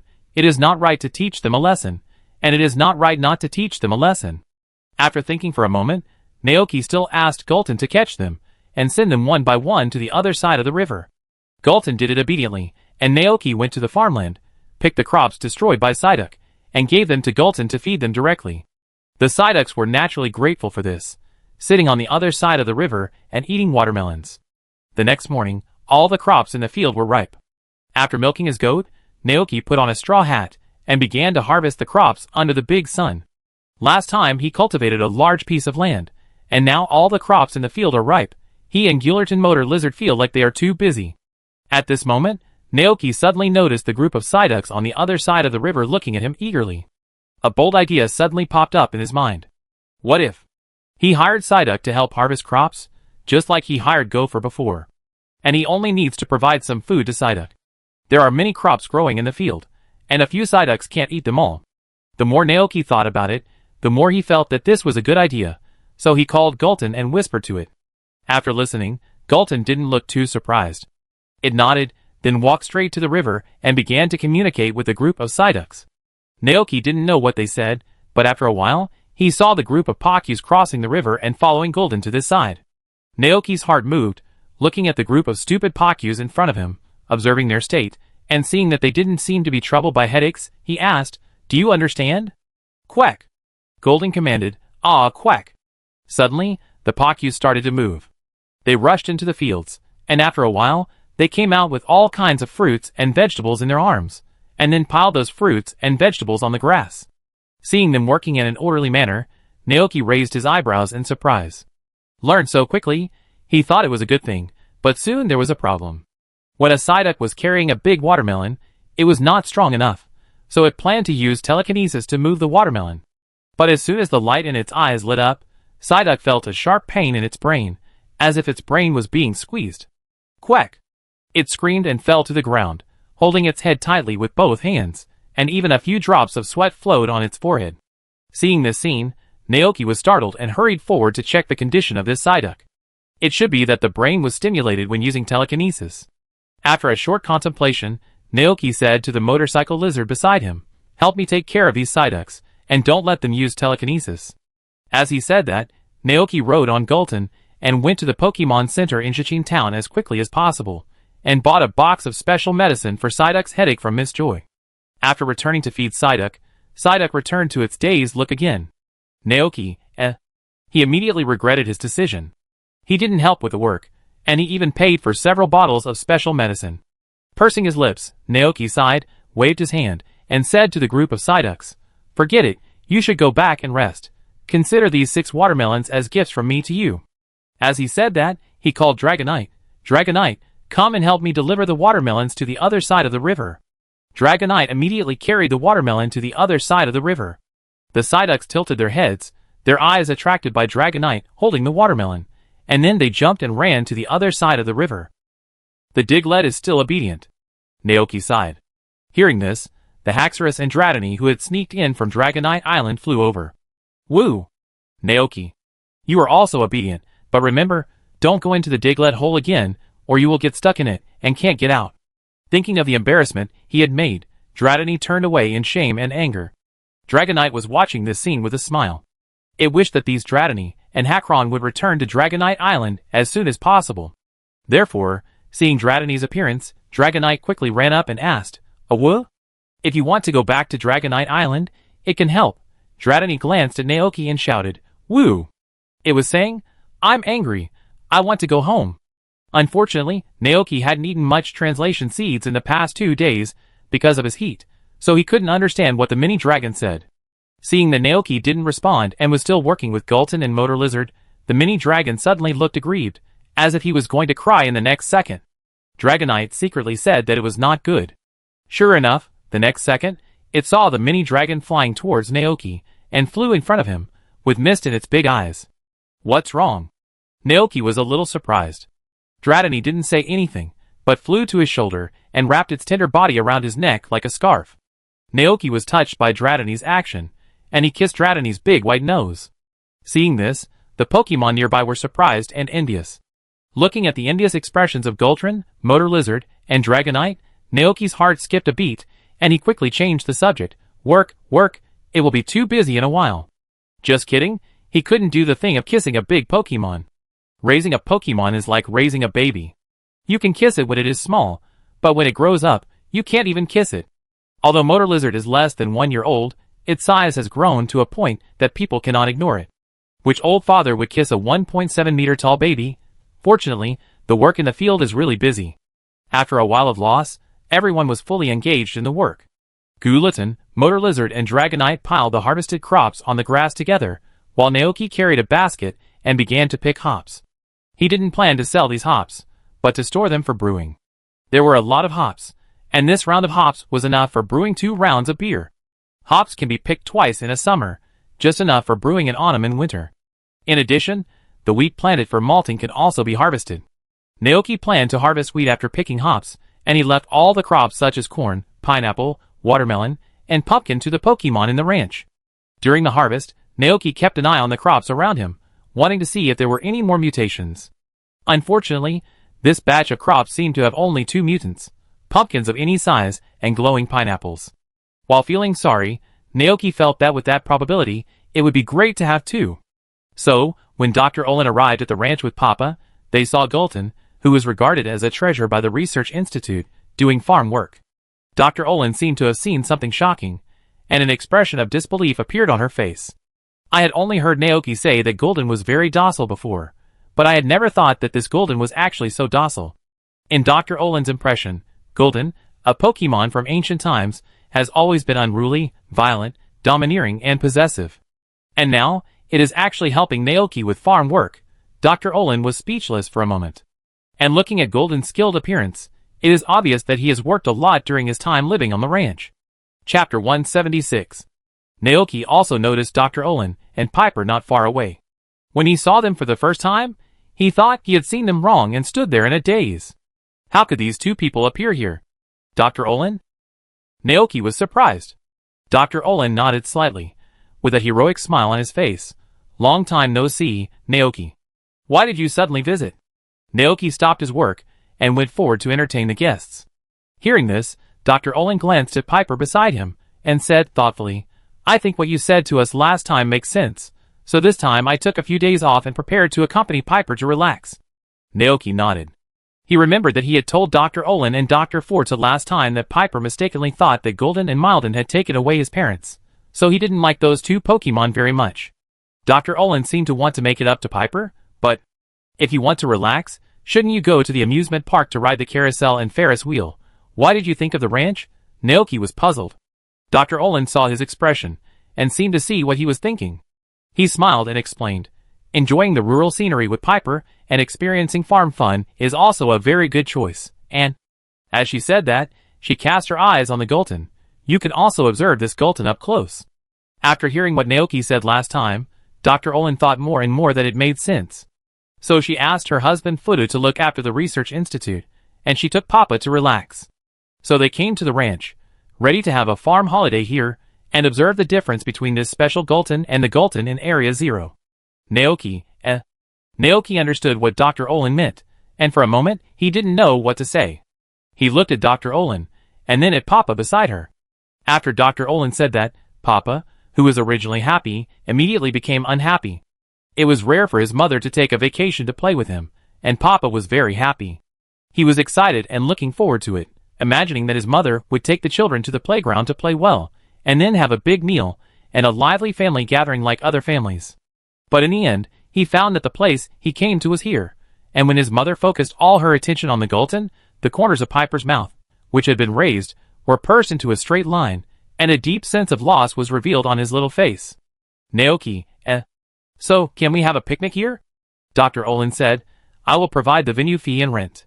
Naoki, Come on, since he is here, he can't chase them away.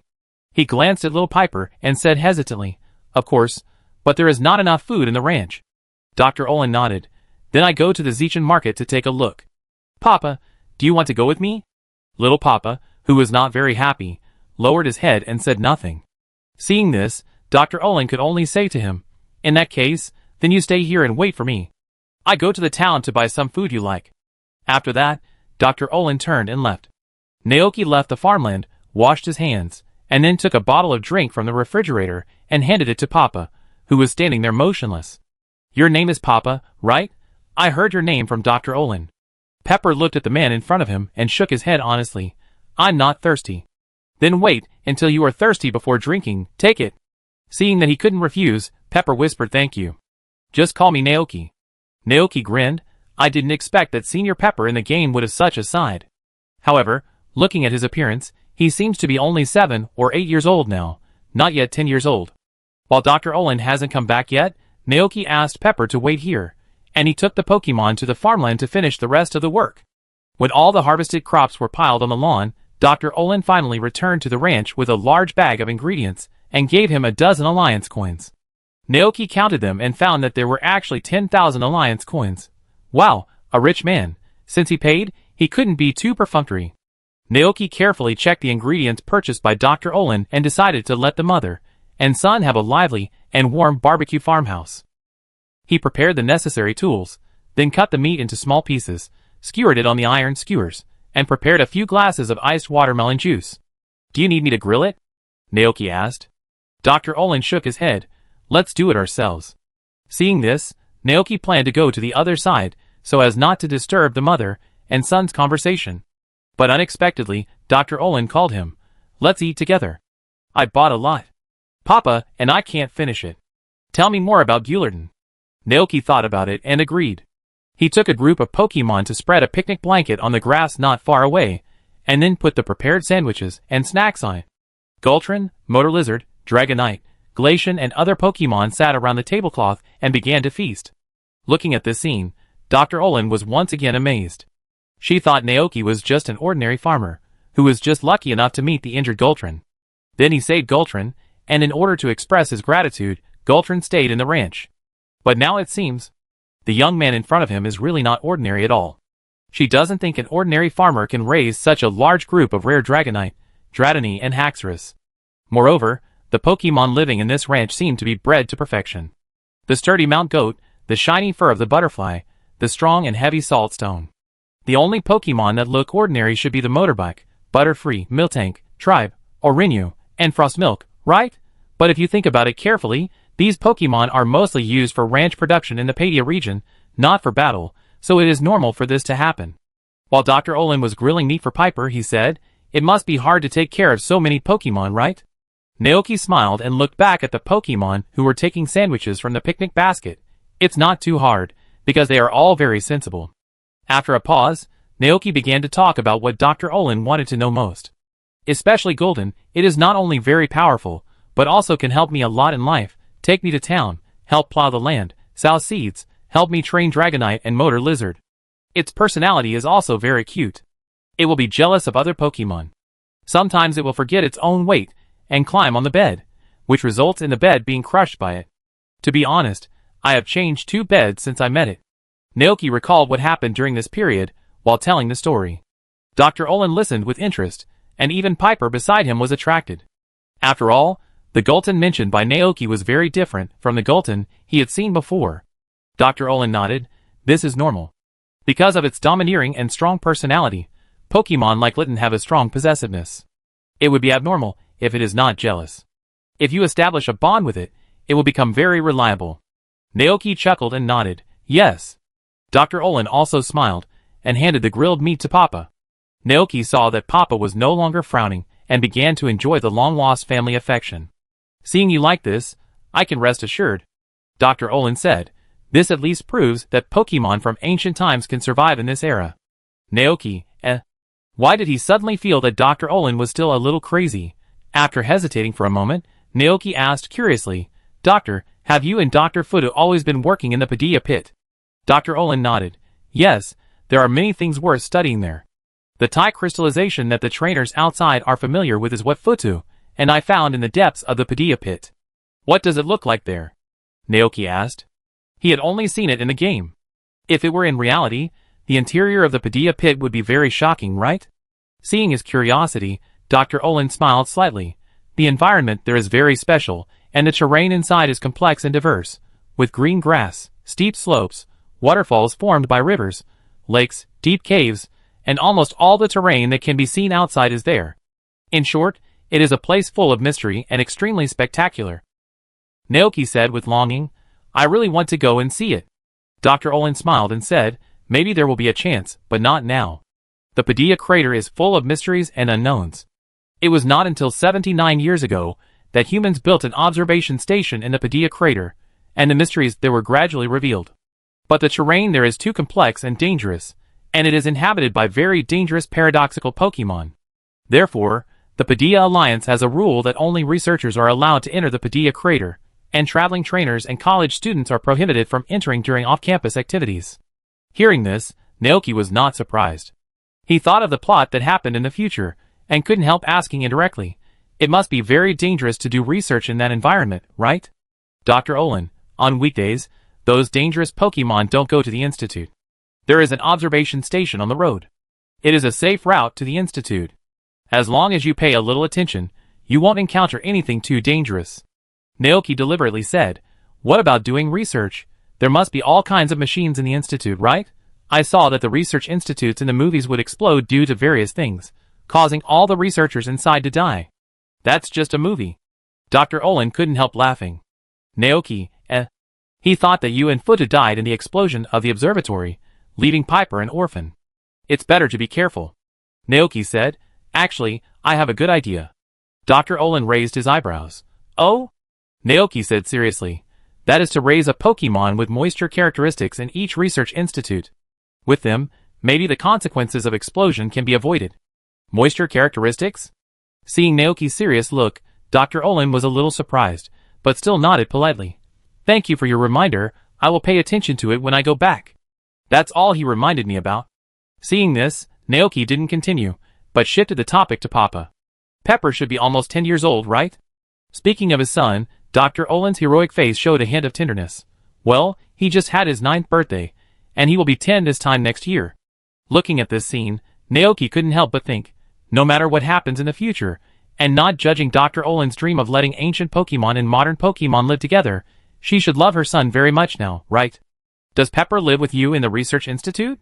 Naoki asked again. Dr. Olin shook his head, looking guilty. "No, the Research Institute is busy most of the time. Papa lives in Little Key Town, and when he turns 10 next year, we will send him to Padilla College." In the afternoon, Dr. Olin took Papa away. Naoki stood in front of the ranch with Golden and Motor Lizard and watched them go away. Looking at the young Papa, Naoki seemed to see a huge gear emerging from his head. At this moment, the gears of fate began to turn slowly, and Papa would also embark on his own future. "It should be changeable, right?" Naoki murmured in his heart. Seeing Naoki standing there in a daze, Golden beside him tilted his head and looked over. "Ah, gaw." At this time, he didn't eat the translation seeds, so he couldn't understand Golden's words, but from its tone and expression, he could roughly guess what it meant. It should be asking, "What are you thinking about?" Naoki organized his words and answered, "I'm thinking about what their future will be like." "The future?" Golden looked at the two people in the distance and said silently, "Ah, ga." "Forget it, don't think about it." Naoki couldn't figure it out, so he simply gave up thinking about it.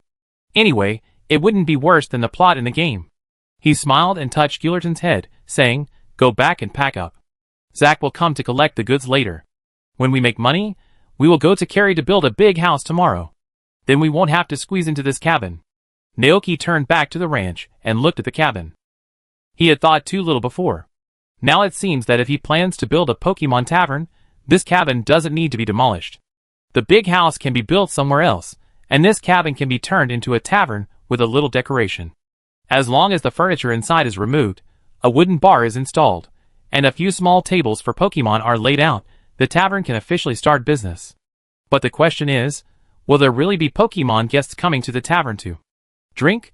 Even though there were Mew and Bear Baby outside to help him promote the business, there was still a vast ocean between those regions and the Padilla region. It was easy for Pokemon that could fly and swim, but it was difficult for those that could not fly and could not find a way to cross the ocean. Let's wait and see. After a moment of contemplation, Naoki made a decision in his heart. If there were Pokemon guests visiting the tavern in the next period of time, he would officially start business. If not, he would give up this plan and transform the wooden house into a barn for storing grain. Chapter 177. At 5 o'clock in the evening, Zack was ready to come to the ranch to collect the goods. Naoki, and he loaded the vegetables and fruits onto the truck. Seeing the excited expression on Naoki's face, Zack seemed very surprised. "Why are you so happy all of a sudden? Did something good happen?" Naoki nodded.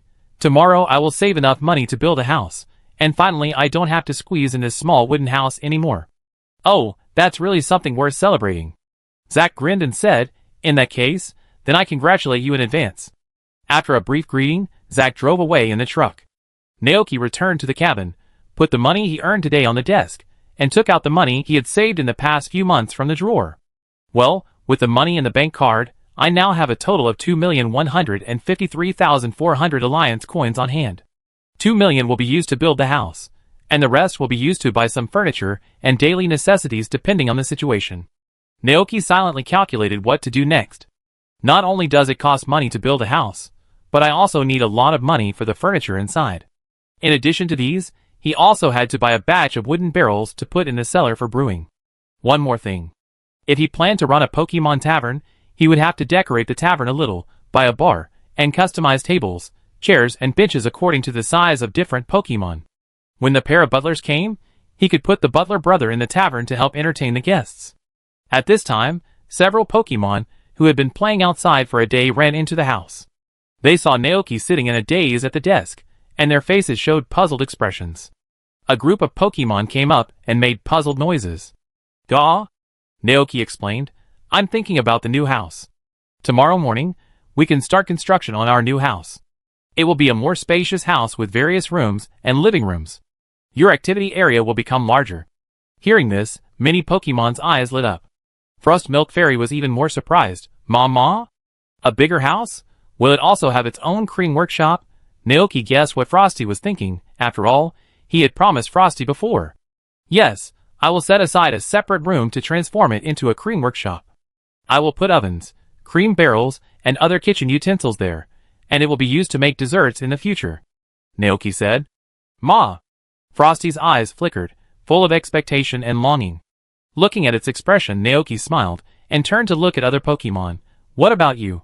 What kind of house do you like?" As he asked, he took out a bowl of peeled translation seeds from the cupboard. The motor lizard was the first to answer. "Gayo. A warm room?" "A warm room?" Naoki thought of the motor lizard's habit of being afraid of cold, and nodded in understanding. "No problem. We can install a fireplace in the living room, light it in winter, and the whole house will be warm." "Gayo." The motor lizard made a happy cry. Then, Naoki turned his attention to Dragonite. Seeing that it was his turn, Dragonite raised his arms and shouted, "Awoo! I want a very big room. There must also be a lake where I can swim, sunbathe, and look at the stars." Naoki, That's a lot of requirements. In fact, Dragonite prefers the outside to the indoors. At first, it spent every night in the Pokeball, but gradually, as Dragonite became more and more familiar with the ranch, it began to sleep on the grass outside, and almost never slept in the house. Naoki began to think about what kind of room could satisfy Dragonite's needs. Unfortunately, there is no such room in the world. He poked Dragonite's big belly, and said mercilessly, "There is no such room in the world. You should sleep on the grass outside. There is not only a large space and a lake there, but you can also watch the stars and bask in the sun. It perfectly meets your requirements." Dragonite felt disappointed. "There is no such room. In that case, forget it. It will continue to sleep on the soft grass outside. You can also see beautiful stars and the moon every night." "Where's Golden?" Naoki looked at Golden again. Compared to Dragonite, Golden was much more casual. "Agassi. Sleep in your room." Naoki, He should have expected this answer. Writing Golden's conditions in a small notebook, Naoki looked at Batubo again. "Where's Batubo?" Batubo said excitedly, "Bamo. Sleep with Naoki." "Very good." Naoki touched Butterfly's head, and then looked around. "Is it settled?" Several Pokemon had no objection. The next morning, Naoki went to the town to find Klee. Klee was very surprised to learn why he came. "So soon?" Naoki smiled and nodded. "Yes, this is thanks to Miltank and the goat." "Okay, I get it." When Klee thought of those goats that didn't conform to common sense, she suddenly felt that it was not so surprising. She turned around and led the way. "Follow me." Under the guidance of Carrie, Naoki came to a room similar to a workshop.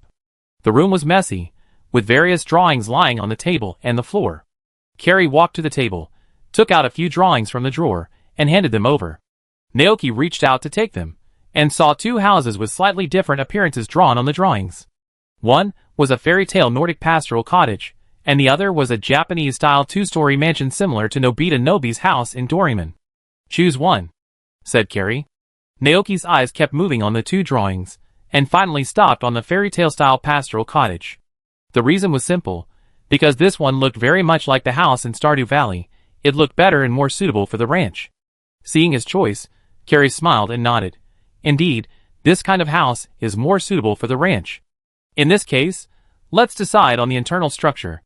Generally speaking, when building, I will plan the rooms in advance.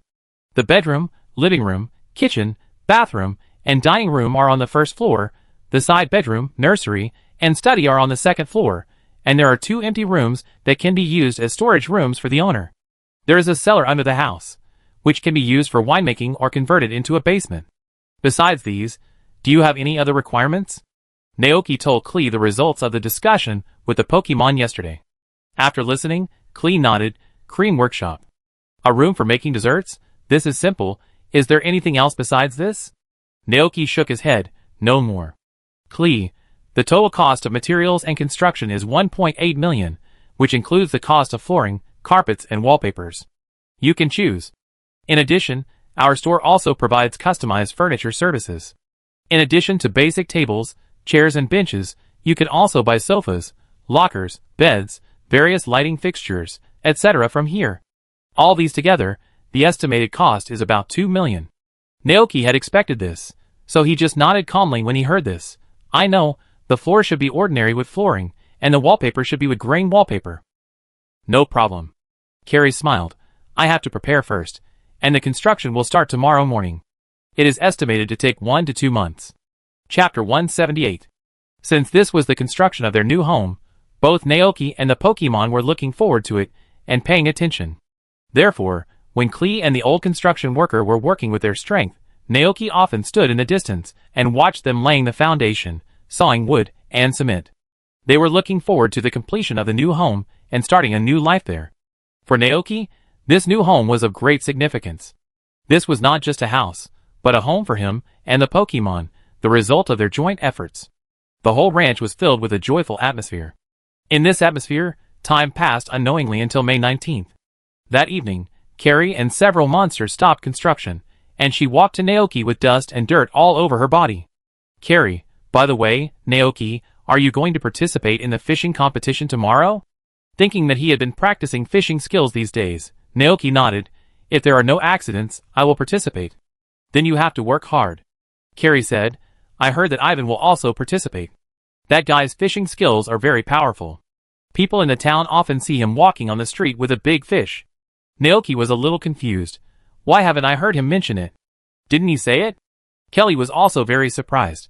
She thought for a moment and said, maybe he wanted to give you a surprise? Naoki, forget it. Let's talk about it tomorrow. It was getting late. Today's construction was over. Kelly left the ranch with Gwaili and the old builder. They planned to take a morning off tomorrow, saying that they were going to watch the fishing competition. Naoki had no objection. Although he wanted to move into the new house as soon as possible, he was not in a hurry. Anyway, we have been waiting for many days, so it doesn't matter if we wait for a while. Watching Klee leave, Naoki turned around and prepared dinner for the Pokemon. In order to be in the best condition for tomorrow's fishing competition, Naoki went to bed early after dinner. He thought he would wake up early tomorrow, participate in the exciting fishing competition, and win the first place. However, plans can't keep up with changes. The next morning, Naoki was about to set off for Tongshin Lake, the venue of the fishing competition, but an unexpected guest suddenly arrived at the ranch. Looking at the girl who suddenly appeared in the pasture like a ghost, Naoki was stunned. She was a very beautiful girl, wearing a kimono with pink cherry blossom petals printed on it, with long black hair piled high, revealing a flawless swan neck. The girl looked over with a faint gaze. She looked so fragile, as if the vitality in her body was fading. Suddenly, the girl raised her foot and walked over on a wisp of ghost fire. Naoki's eyes were instantly attracted by the incredible scene. At this time, the motor lizard that was about to take him to the fishing competition saw that Naoki had not moved for a long time, and turned his head in confusion. Gah! Naoki glanced at the motor lizard, but found that it didn't seem to see the girl walking towards this side at all. Naoki was slightly startled, and then opened his eyes wide in disbelief. "M.O. motor lizard, can you see the person over there?" The motor lizard looked in the direction of his finger, but saw nothing. "Can't see? Could it be a haunted place in broad daylight?" Naoki couldn't help but take a breath of cold air. Suddenly, a strange voice came from his mind. This is an illusion. In a daze, a cluster of flames surged from the girl walking on fire. In the flames, the girl's figure kept changing, and finally disappeared, replaced by a four-legged Pokemon with the appearance of a fox. It was covered with a layer of golden hair, and 9 fluffy and slender tails swayed gently as it walked.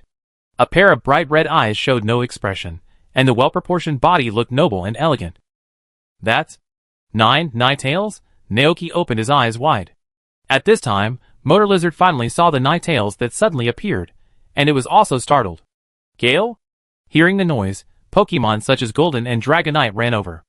After seeing the situation here clearly, they looked at the Ninetales that suddenly visited with a little curiosity. Ninetales didn't seem to care much about Dragonite and other Pokemon, but just looked at Naoki calmly. Baby Bear and Dreamy told me that there is a Pokemon tavern here that can help Pokemon fulfill their wishes. Baby Bear and Dream? Hearing these two names, Naoki immediately realized that this Ninetale came for the Pokemon tavern. Although the tavern has not been built yet, it does not prevent him from starting business. After a brief thought, Naoki asked, "Do you have any wishes you want to fulfill?" The Ninetale did not speak, and a light flashed at its bright red eyes. Then, Naoki saw that the surrounding scene was changing rapidly. The ranch disappeared, replaced by an old mansion. A girl in a kimono rushed into the mansion with a Vulpix in her arms, and shouted to the owner of the mansion, "Please save this Vulpix." Naoki saw that the Vulpix was injured. Faced with the girl's request, the owner of the mansion agreed and healed the Vulpix. From then on, the Vulpix began to live with the girl, accompanied her to grow up, and gradually grew bigger until the end of her life. The girl's hair turned white, and the Vulpix became a 9-tailed fox. It stayed in front of the girl's grave for a long time, and was unwilling to leave, until the world changed drastically. The sun rose and set, and the world seemed to have changed drastically. A forest grew on the ground, and the tombstone disappeared in time. After seeing the illusion created by the 9-tailed fox, Naoki couldn't help but feel touched. He asked, "Is this your wish?" Looking at the human opposite, the 9-tailed fox nodded gently. "My life is about to come to an end. Before I disappear, I want to see her again." Naoki, Although he wanted to help Pokemon fulfill their wishes, he was not a wish-making machine, and he couldn't send this 9-tailed fox to the past like the god of time Dialga. Seeing his expression, the 9-tailed fox flashed a flash of disappointment in his eyes. "Is it impossible?" Naoki, "Actually, I'm just an ordinary human." Hearing this, Kyubi said nothing more, but turned around and wanted to leave. Looking at its back, Naoki's brain worked quickly, and suddenly, he thought of a dish he had made before. Caramel-flavored cream fruit cake. The effect of that cake is a sweet dream, which can help Pokemon temporarily forget their worries and sorrows and meet the people they want to see in their dreams. Thinking of this, Naoki hurriedly shouted, "Wait!" Kyubi turned back in confusion. "Just want to see her?" Naoki asked, "No matter what way." Kyubi nodded slightly. Naoki, "In that case, then come with me, I can still do this." Chapter 179. Today's plan was disrupted by the sudden arrival of the 9-tailed fox. Naoki looked at the time and felt that he would not be able to attend the fishing competition in time. So he first informed Mayor Thomas of his inability to attend the competition through a video phone, and then began to deal with the 9-tailed fox. The 9-tailed fox followed in, with its 4 legs raised lightly. The 9 large, golden, fluffy tails behind it swayed gently, looking like a dream, not quite real. Behind it, Pokemon such as Motor Lizard, Gulton, Dragonite, and Frostmilk also gathered around, looking at this mysterious Pokemon curiously. "Do I need to do anything?" Kyubi asked. According to its understanding, people need to pay to go to restaurants, pubs, cafes, and other places run by humans. Money. It doesn't seem to have any. This made Kyubi feel a little embarrassed, and it began to think about how to get money. Naoki understood what Kyubi meant. According to his original plan, the pub would not charge. Of course, if Pokemon wants to pay, it can also be a tree fruit, an ordinary stone, or a flower. He will gladly accept it. Judging from the illusion just displayed by this 9-tailed fox, its strength must be very strong. Since it can telepathically sense, he doesn't need to eat translation seeds. Naoki thought about it, and said considerately, "No, you just need to wait for a moment." The 9-tailed fox breathed a sigh of relief and nodded gently. "Thank you." Hearing this, Naoki didn't say much, but turned around and began to count the ingredients in the refrigerator. The steps to make the dessert are a bit complicated, and ingredients such as cream, cake, and tree fruits are needed. Fortunately, he had not made cakes much during this period, and the ingredients in the refrigerator were sufficient. Putting the things he needed on the kitchen table, Naoki looked back and saw Kyubi squatting on the ground waiting. Looking at this scene, Naoki couldn't help thinking in his heart, it is also in line with the business style of the tavern. He began to imagine the scene when the tavern was open. The kitchen dining table became a bar, and a layer of red carpet was laid on the wooden floor at the entrance. There was a blazing fire in the fireplace. The room was warm, and several wild Pokemon were drinking and playing in the tavern. He became a bartender in a suit, vest and white shirt, wiping the glass while watching the lively scene in front of him. This is a typical medieval tavern style, but it has been changed into a Pokemon version, which does not make people feel out of place. Realizing that he still has something important to do, Naoki gathered his mind and began to make the dish seriously. Time passed by minute, and the nine-tailed fox squatted there patiently waiting. It looked at the busy humans there, and the scene when the baby bear and Mew found it not long ago appeared in its mind. They called themselves the Great Hero Expedition Team, saying that they were traveling around the world, and asked it why it was sad. After learning the reason, the two Pokemon showed sad expressions, but they were helpless about this matter, and could only turn around and leave sadly. Ninetales watched their figures disappear, and it was going to sleep, but it didn't expect that after a few days, the two Pokemon suddenly returned. They said excitedly that in a distant place, there was a magical Pokemon tavern on the other side of the sea. There lived the best human in the world, who had magical powers, and could help Pokemon fulfill all kinds of wishes. Kyubi still remembered the expression of the baby bear when he said this. It said excitedly, Naoki can help you, go find him. So it came. In order to see the face of an old friend again and hear her voice, Kyubi, who could not cross the sea, cross mountains, rivers, lakes and seas, arrived at the other side of the sea, and arrived at this magical tavern. Naoki called the cream fairy, and asked it to make fresh caramel cream, and then spread it evenly on the cake base. With his actions, a cream cake with a sweet aroma gradually took shape. When it was first made, the kitchen utensils at home were not complete, so the cake made looked very simple. Now both the materials and kitchen utensils are available, which also makes the appearance of the cake even better. The last step is to cut the fruit into pieces and decorate the cake. Okay. Naoki looked down, and the information about this new cream cake immediately appeared in his mind. Cream fruit cake, caramel flavor, be a fruit cake made with cream whipped by the cream fairy. The delicious cream and beautiful appearance make it more attractive. Cooking effect, Sweet Dream LV2. After feeding Pokemon, it can make Pokemon forget its troubles and sorrows temporarily, have a beautiful dream, and see the people and things it wants to see in the dream.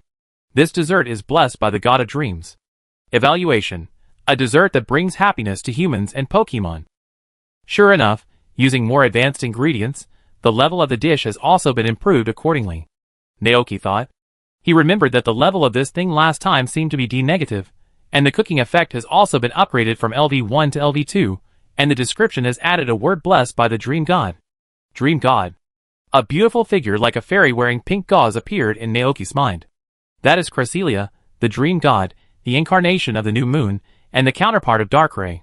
There is a legend circulating in the city that if you sleep with Cresselia's feather, you will be free from nightmares and have a sweet dream. Just looking at the description, Naoki didn't know what the LV2 sweet dream had more effect than the LV1. After a brief thought, he took the cake and cut a small piece and put it in front of Kyubi. Smelling the fragrance from the cake, Kyubi was slightly startled, and a puzzled look appeared in his bright red eyes. Try it? Naoki said. Kyubi had no appetite and didn't want to eat. I just want to see her. Naoki, eat this and you can see her. Although it was in the form of a dream. Hearing this, Kyubi didn't speak again. It lowered its head slightly in doubt, and with the idea of giving it a try, it opened its mouth and perfunctorily ate the cake in front of it. Take a nap. Naoki felt a little sorry that this cake didn't have the effect of making people sleepy, and it had to wait until the Pokemon fell asleep naturally before it could work. The nine-tailed fox was stunned for a moment. It suddenly thought of the question that this human had asked it before. Just want to see her? In any way? At this moment, the nine-tailed fox suddenly realized what that way was. Sure enough, the other party's next words also confirmed its guess. This cake can make you dream, and see the person you want to see in the dream. The nine-tailed fox was silent. Dreaming? This is not a bad idea. Just sleep here, don't worry, it's safe here. Naoki said. Thank you. Kyubi thanked him, then turned around and went outside. His eyes looked into the distance, then he ran to a tree on the flames, where he lay down, closed his eyes, and fell asleep. QB thought he would not be able to sleep, but he heard the muttering of the Pokemon not far away, felt the rhythm of the wind, and before he knew it, he felt a strong sense of sleepiness. When he opened his eyes again, he was shocked to find that he had come to the ancient mansion in his memory, which was a distant era more than 1,500 years ago. The nine-tailed fox looked around and found that everything here was so familiar, and the scene had hardly changed from its impression. Its long silent heart suddenly moved, like a drop of clear water falling on the dusty floor. A hint of expectation emerged in the nine-tailed fox's heart. At this time, the door of the house was pushed open, and a girl wearing a kimono and wooden clogs walked in front of it with a smile. "So you came here?" The girl said gently. "Isn't the sun shining? Come over here and take a rest." Then, Ryoko picked it up, walked to a big tree in the yard, sat under the shade and began to read a book. QB didn't care about the fact that he had inexplicably degenerated into a six-tailed beast. He curled up in the girl's arms, and a long-lost name emerged in his mind. Ryoko. How long has it been since I heard this name? QB couldn't remember it anymore. The afternoon sun was shining all over the ground. The girl sat under the big tree reading a book, and QB quietly accompanied her. Is this a dream? But why is the scene in this dream so real? It can even smell the scent of the surrounding grass and trees. This thought flashed through the nine-tailed fox's mind, but it did not think about it. Instead, it stood up from the ground and jumped onto the girl. The girl seemed to understand what it meant. She smiled and grabbed the nine-tailed fox's two front paws, put it on her thigh, and scratched its nose with her hand. Naughty ghost. Okay, sleep here. The nine-tailed fox didn't want to sleep. The girl frowned. Can't sleep? This won't do. We still have to go to the forest to collect herbs later. If we don't have energy, we will easily miss the herbs growing in the bushes. Hearing this, Jiawei immediately closed his eyes. The girl finally smiled. That's right, good Vulpix. But at this moment, she found something wrong. Huh? Why are you crying suddenly? Woo! Jiawei quickly blinked his eyes, pretending that he just had sand in his eyes. Is there something stuck in your eyes? Then I help you blow it out. The girl came forward and blew a few times. Okay, it's gone now. You can sleep peacefully. The nine-tailed nodded gently, then closed his eyes, curled up on the girl's thighs, and quietly enjoyed the atmosphere. Even after many years, it still remembers this afternoon, this warm afternoon that made it feel comfortable. In the ranch, Naoki has been observing the Ninetails' situation through the bubbles on its head. He found that when Ninetails cried in his dream, a tear also flowed down the cheek of Ninetails in reality. Several Pokemon also came over, and they also saw Ninetails' dream. Motor Lizard showed a sad expression on his face. Gah! So sad. Naoki had not finished the bowl of melon seeds he had eaten in the morning, so he naturally understood what Motor Lizard said. As a companion who had lived together for a long time, Naoki understood what Motor Lizard meant even without explanation. Indeed, but there is nothing we can do about it, he said. August? What does that mean? Seeing several Pokemon looking at him at the same time, Naoki continued, because the lifespans of different species are different. Birth, aging, sickness, and death are common human nature. Everything in the world will have such a day, but it is just a matter of sooner or later. Dragonite quickly asked, Oh? Will Naoki die one day? Hearing Dragonite's words, a group of Pokemon's heads drooped down. Gah! I don't want Naoki to die. Gillarden looked terrified. Although he came from the future, it was not too far away. He couldn't imagine that day at all. As far as he knew, humans were very fragile, and their lives were very short. Some could only live for a few years or decades, and only a few could live for hundreds of years. What should I do? I was so scared. What if Naoki died tomorrow like those short-lived ghosts? Gillarden became more and more worried the more he thought about it, and finally asked directly, Ah gah! Naoki, how long can you live? It won't be only a dozen years, right? Hearing this, Naoki was full of black lines. How can you curse someone to death like this? Golden realized that he had said the wrong thing, and he covered his mouth with his hand. Naoki knew what they were thinking, because they were moved by what happened to the nine-tailed fox. After thinking for a moment, he said with fighting spirit, Don't be afraid, even for you, I will try my best to live to 200 years old. Dragonite broke the casserole to ask the truth. What about after 200 years? The rest of the Pokemon also wanted to know the answer to this question, and they looked over eagerly. Naoki coughed twice and said, Maybe he will become a Pokemon. I once heard that some Pokemon are transformed from humans after death. I wonder if you have ever seen a Pokemon like Jengar. He remembered that he had watched a Pokemon short animation in his previous life, and one of the episodes was called I Became a Jengar? The heroine in that episode became a Jengar while staying in school, and got rid of her social anxiety with the help of another Jengar. Later, some sharp-eyed viewers discovered that the Jengar who helped the heroine was most likely the heroine's sister. Because of its smile, the mobile phone pendant, etc., are all obscure hints. Because of this, some people speculate that Jengar may also be a Pokemon transformed after the death of a human. Although this is just an urban legend with little truth, in this world, nothing is strange. So, as long as you still remember me, and don't stop missing me, then a miracle may happen. If I become a Jengar, no matter where you are, I will find you. Naoki smiled and reached out to touch the heads of the Pokemon in front of him one by one. When the time comes, don't fail to recognize me. After all, it is a miracle that he can travel here. Although this statement is illogical, the innocent Pokemon believe it. It won't happen. No matter what Naoki becomes, they will recognize him. Chapter 180. Kyubi slept for a long time. In the dream, it cried and laughed, and was sometimes happy and sometimes sad, as if it had returned to the beautiful and innocent time. Naoki and the other Pokemon watched with mixed feelings. Seeing the beautiful girl in kimono grow up to be an old woman with wrinkles on her face, gray hair and hunched back, they couldn't help but feel emotional. No wonder Kyubi was so sad. In order to see that person again, he crossed thousands of mountains and rivers to come here. However, this seemed to have fulfilled Kyubi's wish. When he woke up, his face had already returned to its calm and silent expression, but it was a little more gentle than before. He stood up from under the tree, waving his nine-tail shining in the sun, and walked over to express his gratitude to Naoki. I will always remember this day, he said. It's nothing. Naoki shook his head and waved his hands. I'm glad I can help you. Then he asked, where are you going next? Hearing this, Kyubi looked into the distance.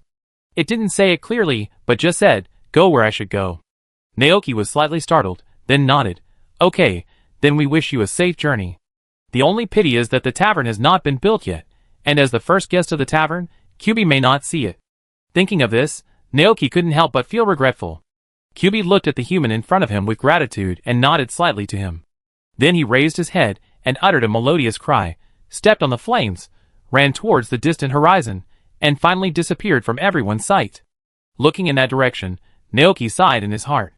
But when he turned around, he saw the Pokemon in the ranch with tears in their eyes. Naoki, Dratini and Haxorus had never seen a Pokemon like Ninetales, nor had they met their own trainer, let alone experienced that kind of unforgettable love. But this did not prevent them from being moved. 3 mini Dragonets and 2 Dragonets had tears in their eyes. They were moved and envious, moved by the deep feelings between Ninetales and that human, and envious of Ninetales for meeting such a good human. Thinking of themselves, these 5 immature Pokemon looked at Naoki pitifully, wanting to know if they would become like that. Wow! Naoki thought about it, and wanted to say something. However, before he could answer, Dragonite beside him clenched his fists, and made a creaking sound. Hard, the fist is hard. Awoo! It walked forward with a serious expression, and took away the 5 annoying juniors, telling them that Naoki was its trainer, and that if they wanted to be good to Dragonite, they could only be good to it alone. Naoki, He could only say, the most important thing in life is to learn to live in the present and enjoy the present. Several Pokemon seemed to understand what he said. Naoki spread his hands helplessly. Don't you think the future is too far away? If you live in anxiety about the future every day, wouldn't all this time be wasted? A day is a day, whether you are happy or not. Why not live every day happily? So, don't worry about the future.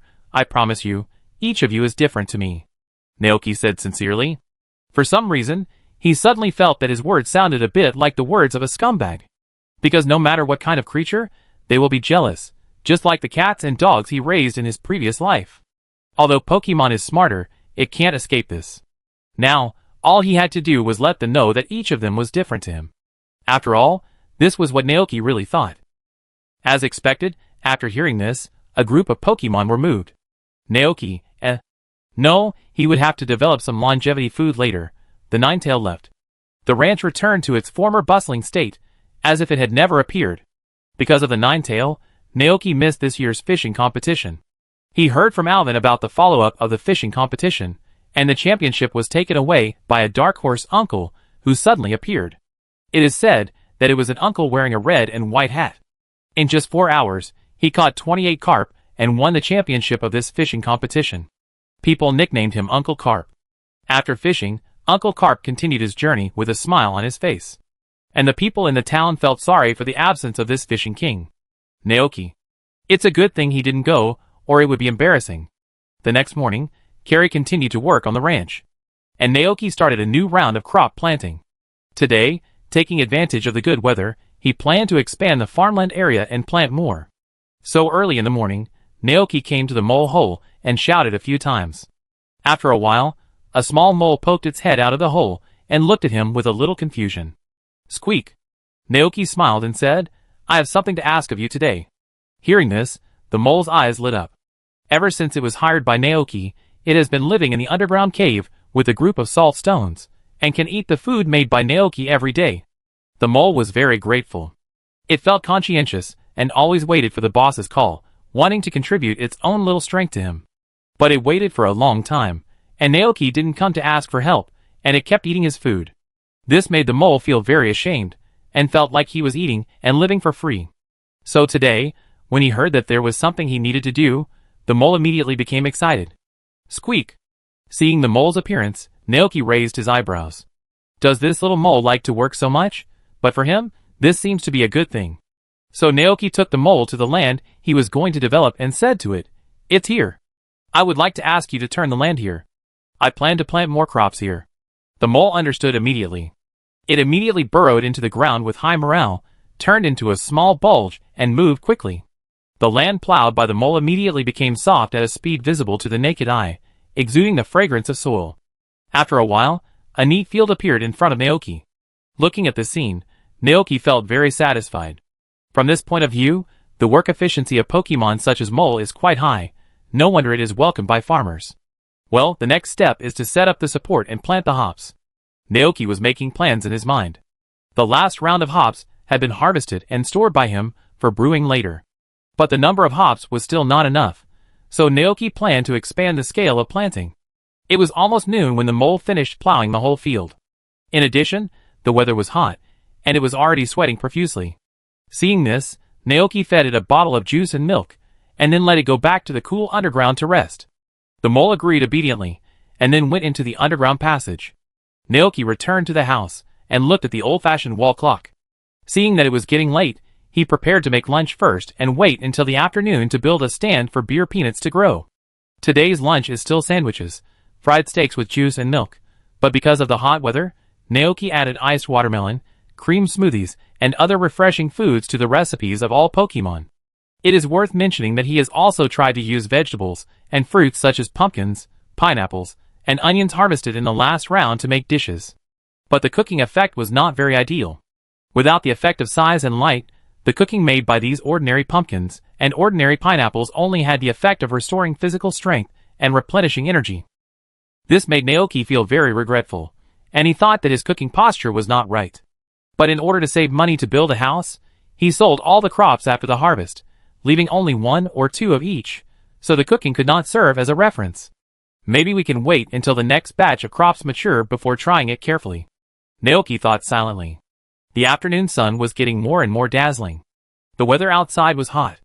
Naoki really didn't want to go to work at this time, so he stayed in the air-conditioned room with a group of Pokemon to watch TV. A food show was playing on TV. The host was teaching the audience to make a delicious snack that is very popular with children, popcorn.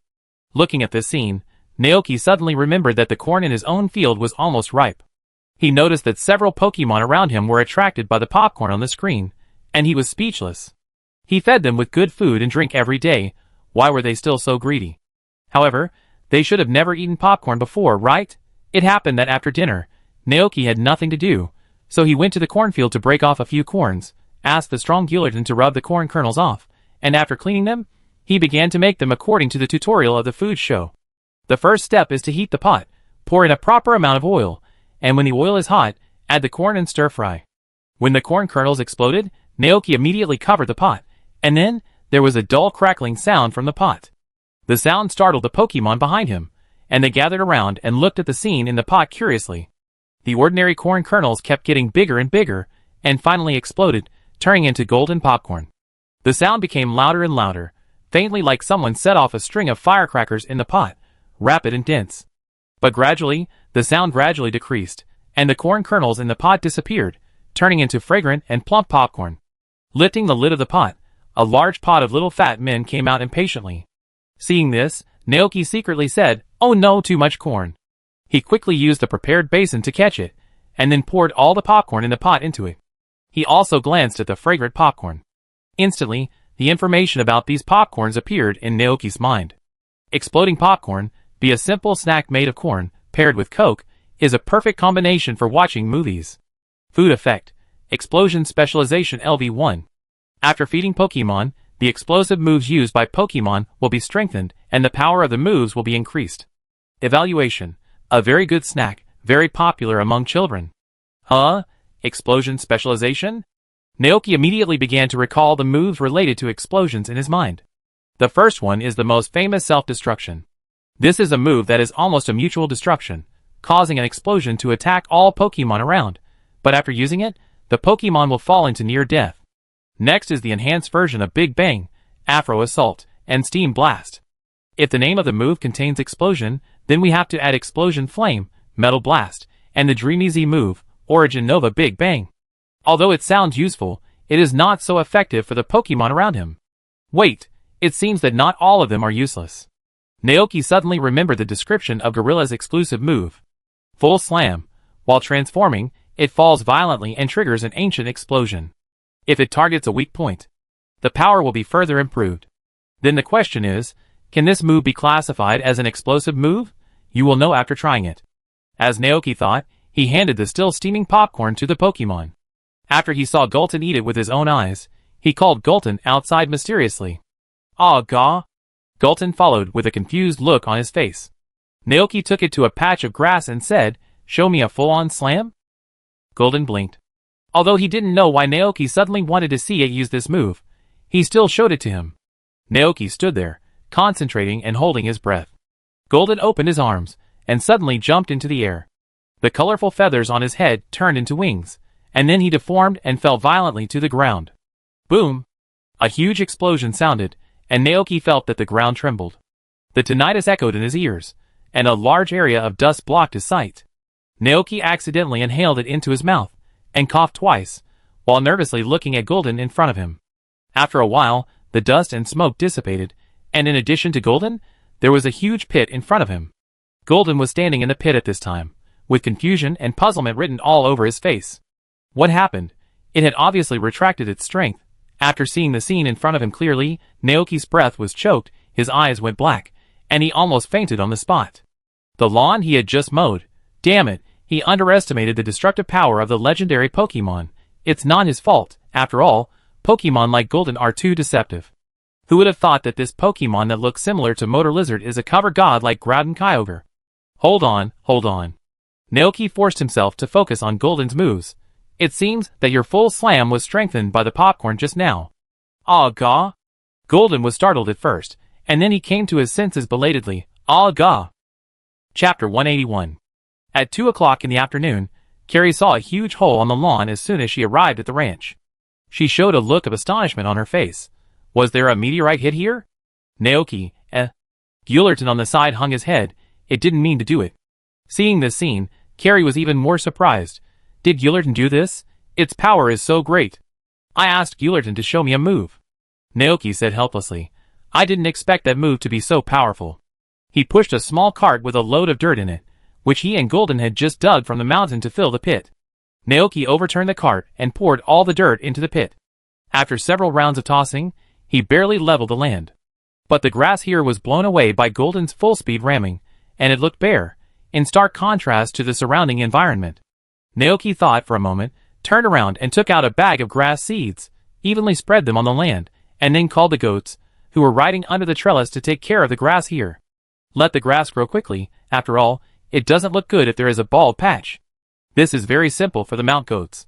The three of them immediately surrounded the land and began to inject grass energy into it. Huh? Reaching out to touch the head of the mount goat, Naoki looked back and saw that Carrie and a few monsters were busy. During this period of time, they had dug a large square pit and laid out the prototype of the cellar with moisture-proof building materials and wooden boards. Carrie was very busy, and Naoki didn't plan to be idle. He cut off all the sunflower heads from the last harvest, put them in the sun to dry, and then had several Pokemon peel off the dried sunflower seeds. 3 plots of sunflowers produced 5 large boxes of sunflower seeds. Taking advantage of the fact that he had nothing to do, Naoki moved the boxes to the kitchen and started frying the sunflower seeds, preparing to make them into translation melon seeds, and vacuum store them for later consumption. By the time Naoki had fried all the 5 large boxes of sunflower seeds, it was May 31st. This day is the day of the summer festival. At 8 o'clock in the evening, people will gather on the beach west of the town of Jichin to watch the fireworks in the sky. Hey Naoki, don't forget to watch the fireworks tonight. Zack reminded as he moved several buckets of milk onto the truck. I remember. Naoki certainly didn't forget it. He was quite looking forward to it. After all, he had only seen such festivals in anime before. Like the Ho-Oh festival in Inja City in the Johto region, there are geishas singing and performing the legend of Ho-Oh and Lugia in the form of a drama. That's fine. Zack grinned. He wanted to say something else, but his eyes suddenly noticed the blue work clothes Naoki was wearing. Wearing this kind of clothes is not suitable for participating in the summer festival. Naoki was slightly startled. Zack, you should change into traditional clothes for the festival. Naoki, Can he say he is not prepared? From the look of you, you are not ready yet, right? Zack grinned and said, at this time, the shops in the town should be closed, so let's do this. I have a set at home. It belongs to my nephew. He has never worn it. I will send it to you later. Naoki waved his hands repeatedly. No, I will change into clean clothes later. Zack frowned. How can that be? It's only once a year. You have to take it seriously. Naoki, okay. That's right. Zack patted his shoulder with a beaming smile. Wait, I will send it to you later. Watching the other person's figure go away, Naoki returned to the house, took a simple shower, and changed into clean clothes. Then he called all the Pokemon in the ranch over. Who wants to go to the summer festival with me? Woo! Several lively and naughty Dratini and Haxorus responded immediately. Very good. Naoki nodded and looked at the other Pokemon. Guillerton and Motor Lizard were naturally willing to go, as was Dragonite Butterfly. Frostmilks, Saltstone, Glacian, and Butterfree also wanted to join in the fun. In the end, all the Pokemon in the ranch were collected into the Pokeball, including Tribeca and Miltank. Only Guillerton, Haxorus, and Dratini were left outside. Looking at the pile of heavy Pokeballs in his pocket, Naoki was a little absent-minded. It turned out that he had captured so many Pokemon without realizing it. After putting the Pokeballs into the space backpack, Naoki turned his attention to Dratini and Haxorus. Come in, let me see how you sneaked into my backpack last time. Woo! The 3 Dratini and 2 Dratini looked at him with bright eyes. They got into the space backpack one by one, and when the last Haxorus went in, they skillfully zipped it up with their tails. However, the zipper was not tightened, and there was a gap. Several Pokemon looked at Naoki outside through the gap. Naoki observed the situation of the space backpack.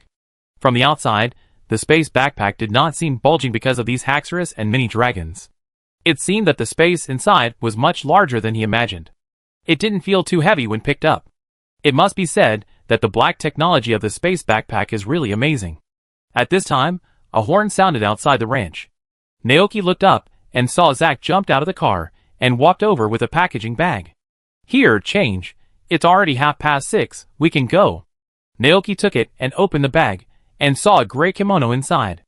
I won't go with you. My wife and little son are waiting for me at home. Zack grinned, waved to Naoki, and then turned and left the ranch. Naoki, He returned to the room and changed into the kimono with some reluctance. It was the first time for Naoki to wear this kind of clothes, and he felt a little uncomfortable. It took him a while to get used to it. Let's go! He took a deep breath, put on the space backpack, and rode on Golden, feeling excited and expectant. Ah, gah! Golden responded, took a step, and started running towards the direction of Jichin town. When they arrived at the beach, there were already many people and Pokemon gathered here. At this time, the sky had completely darkened, and people gathered in groups of 2 or 3, lying or sitting, chatting with their families and Pokemon. Not far away, there was a street of small stalls decorated with lights and colorful decorations, with all kinds of things on the stalls. There were steaming takoyaki, souvenirs carved from wood, and masks of various shapes. Seeing this scene, Naoki raised his eyebrows slightly. There was still some time before the fireworks show started, so he simply took Golden to go there for a stroll. The crowds around were surging like a tide. The young children led by their parents, the immature boy with Pikachu standing on his shoulders, the old man with gray hair and hunched back, and the twisted dog following him, the girl with bright eyes when she saw the takoyaki and her Jengar. In the dim lights, Naoki and Golden also blended into the lively atmosphere. Naoki stopped in front of the small booth selling masks. On the booth, he saw all kinds of masks. There were Pikachu, Eevee, Zoroark, and even a Squirtle. Seeing a customer coming, the boss smiled brightly. "These masks are very suitable for you. Do you want to buy one? Only 2,000 Alliance coins." 2,000. The price was not expensive. Naoki simply paid the money and chose Zoroark's mask. Naoki put the mask on his face, turned around and looked at Gilliardin, and asked, "How is it?" Golden smiled and narrowed his eyes, looking very happy. "Ah ga. It suits you very well." The boss beside him praised. Naoki smiled, and at this moment, a hawking voice not far away attracted his attention. He led Golden through the crowd, and then saw a middle-aged man wearing a red hat at a stall. There was a large transparent fish tank on his stall, and a group of Magikarp with dull eyes were swimming slowly in the fish tank. Seeing someone attracted, the uncle immediately shouted, "Hey, customer, would you like one? My Magikarp are all Pokemon with very high talents. You will definitely not lose out if you buy it." For this situation, Naoki is both familiar and unfamiliar. It is familiar because he has seen the uncle selling Magikarp in anime, and it is unfamiliar because this is the first time he has seen it in real life. This makes Naoki very curious. "Is there anything special about your Magikarp?" Hearing this, the uncle immediately said with a beaming smile, "Of course, these are all extremely rare Magikarp. Each one was carefully selected by me, and they are very talented. When they evolve into Gyarados, they can help you punch the gym leader and kick the 4 heavenly kings." Naoki twitched his mouth, and before he could say anything, a trainer holding a dart said, "Your words are too fake. You are a liar. How could there be such a Magikarp in the world?" Being called a liar, the uncle was not in a hurry at all. He just smiled and said, "If you don't believe me, buy one and try it. See if it can evolve into a Gyarados." "I don't want to." The boy made a face and ran away. The man was full of black lines. Stinky brat. Naoki, At this time, the man noticed the backpack behind the young man in front of him. Through the gap of the zipper, he saw several pairs of eyes observing him curiously. After seeing the owners of those eyes, the man took a breath and exclaimed in disbelief, "Dratsini." Naoki was slightly stunned, and then realized that the Dratsini in his backpack had been discovered. The man's eyes were hot. "So many Dratsini. Where did you catch them?" "I didn't catch them." Naoki shook his head. "They followed me on their own." "How is it possible?" The man was stunned. "This is a rare Dratsini. I am willing to pay a high price to buy one. Will you sell it to me?" "No." Naoki shook his head without hesitation. "What about the exchange?" Then the man took out a pokeball. With a flash of white light, a thorn dragon appeared in the tank in front of him. "Can I exchange my thorn dragon for a Dratini?" "No." Naoki ruthlessly rejected the other party. "Don't even think about it. I will never exchange it." The man suddenly felt lost, and his eyes were full of envy as he looked at the other person's back as he turned away. Really? There are people here who exchange Pokemon. Naoki couldn't help but complain to Golden. "What do you think they are thinking?" Golden, "Ah ga. Forget it. Let's not talk about them." Naoki turned his backpack over and put it in front of him. He unzipped it so that the mini dragon and the harpy dragon inside could come out to breathe. After walking around for a while, Naoki felt a little tired, so he bought a dozen takoyaki and took Golden to a relatively spacious beach with few people. "Everyone, come out." He took out the Pokeball, and with flashes of white light, Pokemon appeared on the beach. Pokemon like Frostmilk, Butterfree, Glacian, and Motorbike had never seen sand before, so they soon started playing like crazy on the beach. Naoki took out a picnic blanket from his backpack and spread it on the ground. He put the takoyaki and the fruit he brought on it, and turned back to remind him, "Don't run too far, just play around here. Golden, the Mount Goat, you help me keep an eye on them." "Ah ga. Mia." During this time, other passers-by walked by. A little girl was attracted by the mini Pokemon here. "Wow, Mom, look over there." The woman was chatting with her husband, and when she heard her daughter's voice, she immediately turned around and looked over. Then, they saw a shocking scene. "So many Pokemon!" The woman exclaimed. "This person must have brought his family with him, right? Big brother, are they all your Pokemon?" The little girl asked innocently. Naoki smiled and nodded. "Yes." "Wow, so awesome." The little girl's eyes were full of fighting spirit. When I grow up, I will become a great trainer and capture many Pokemon. Come on, Naoki encouraged. Because she had to buy food, the little girl couldn't stay here for too long. She held her mother's hand and waved goodbye to Naoki. Goodbye, big brother. Bye. Naoki took off Zoroark's mask, and then turned around to see that Motor Lizard had already started to build a sand castle with Glacian and Dragonite. 3 milk cans were also standing by, playing with the sand quite excitedly. Bee and Butterfree were not very interested in the sand, so after playing for a while, they returned to Naoki and landed on the picnic blanket. Naoki asked Golden, "Aren't you going to play with them?" "Aw, gaw." Golden's tone sounded quite disgusted. He was no longer a child. Naoki understood what Golden meant. He couldn't help laughing when he thought of Golden's usual behavior. Golden, Naoki, only children sleep with adults. Golden heard the teasing in Naoki's tone, and was immediately ashamed and angry. He argued for himself. "Aw, gaw. Isn't it?" Of course not. Golden drooped his head pitifully, and even the feathers on his head wilted. It just wanted to be with Naoki forever. Chapter 182. Ha ha ha. Seeing Golden's appearance, Naoki couldn't help laughing. In Golden's incredulous expression, Naoki touched its head. "Okay, I was just kidding you." He changed his posture and leaned on the grass-scented wool of the goat behind him. Thinking of what had happened during this period of time, he exhaled with emotion. Golden tilted his head and looked at him for a while, then moved closer, leaned over and laid down beside him, lying on the beach like a big golden retriever. None of them spoke again, just quietly enjoying the peaceful and beautiful atmosphere at the moment. The lights of the nearby town of Zichin were bright, and waves gently hit the beach, leaving white foam. The calls of Pokemon and the chats of humans came from the bustling streets, blowing away with the evening breeze.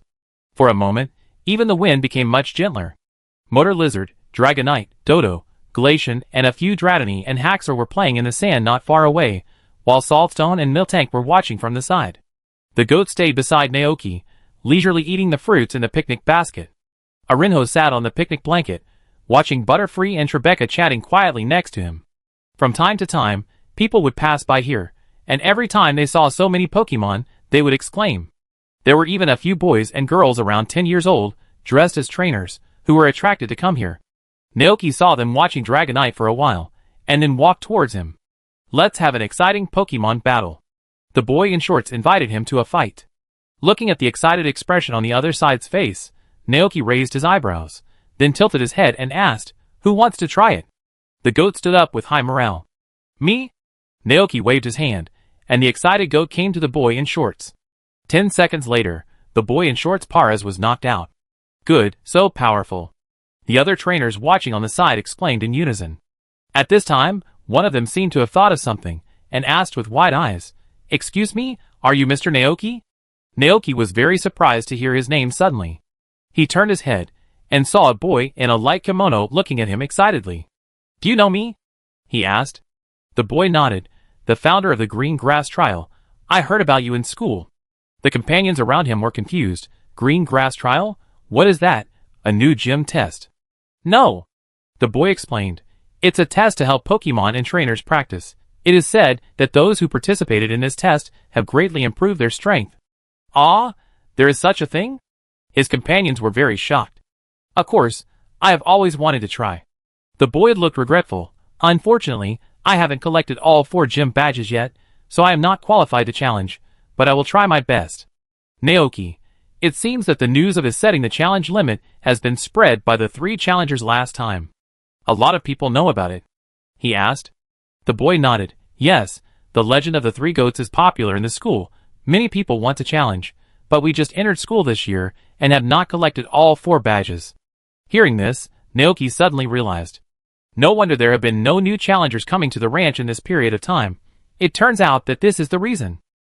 It seems that it has only spread among the lower grades, Naoki thought. The boy observed his expression, and then showed doubt. "Mr. Naoki, I have a question for you." "Go ahead." Naoki was very considerate.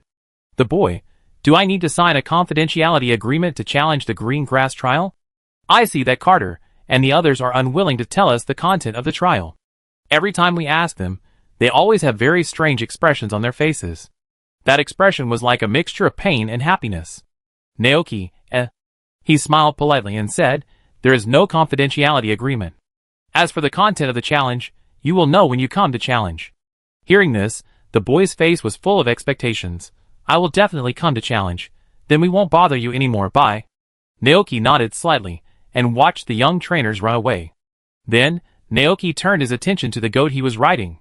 During this period of time, in order to help the goats improve their physical fitness and allow them to better accommodate the grass energy in their bodies, he would take a few goats for morning jogging every day. Batubo would also participate in it. After returning from Dragonite Island, in order to return to its essence and evolve into a more powerful Batubo, it began to run on the ground again and rarely flew to travel. These hard-working Pokemon made Naoki very happy. Although he is not a trainer and Pokemon do not have to fight every day, it is also beneficial for them to continue to grow. Soon, Dragonite and the others were tired of playing, so they ran back and sat around the picnic blanket.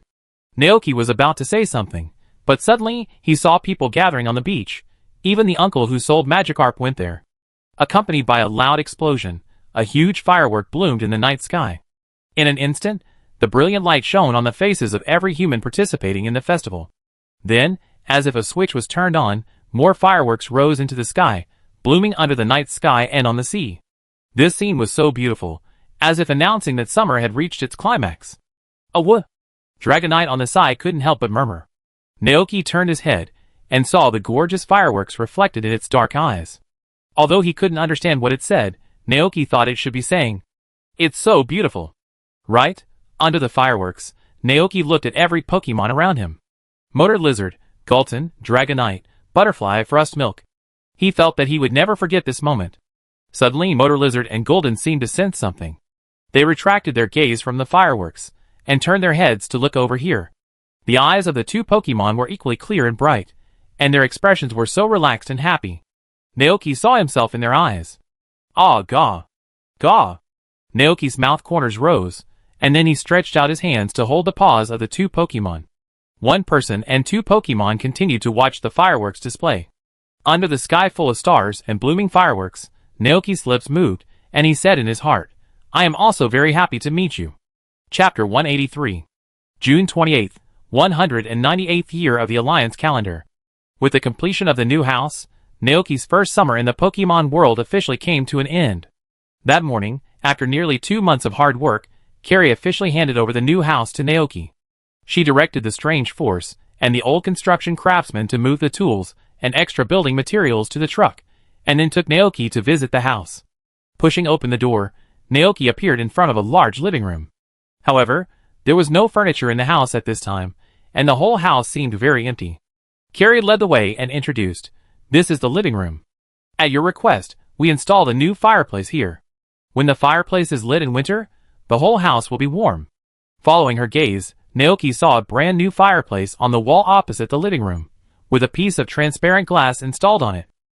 "Carrie, but you have to prepare enough compressed firewood, which is the fuel for the fireplace." A smile appeared on her face.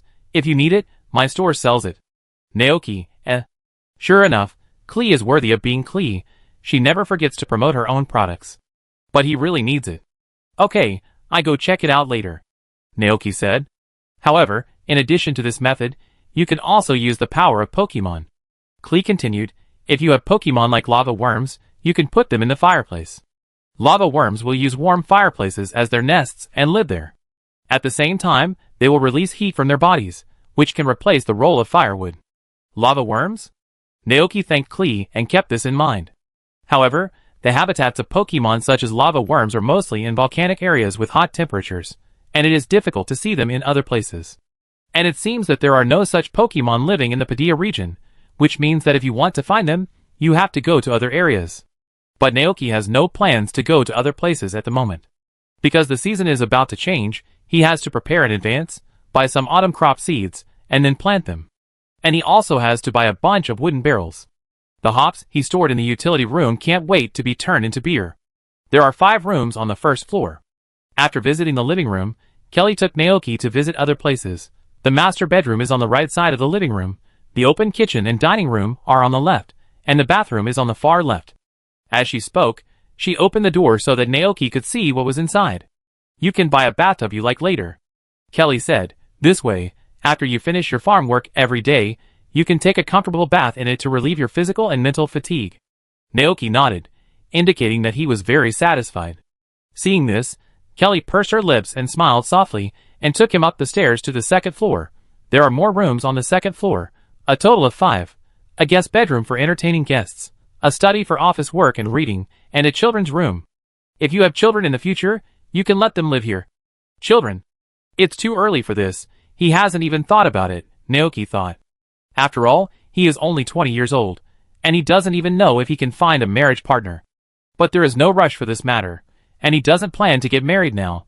Everything depends on fate. If he can't meet the right one, then it's not a problem for him to be single for the rest of his life. The two walked through the small hall upstairs, and Kelly opened the door of the remaining 2 rooms. Here are 2 empty rooms. You can decorate them according to your preferences and needs. Naoki nodded to show that he understood, and then he asked about the place he was most concerned about. Where is the cellar? Kelly, the entrance to the cellar is on the first floor. The two came downstairs, and Naoki finally saw the entrance to the cellar in the southwest corner of the living room. It was a small wooden door. Kelly opened the door, and saw a staircase leading down. The cellar was very dark, and it was almost pitch dark. The cellar light is on the wall to the right of the stairs.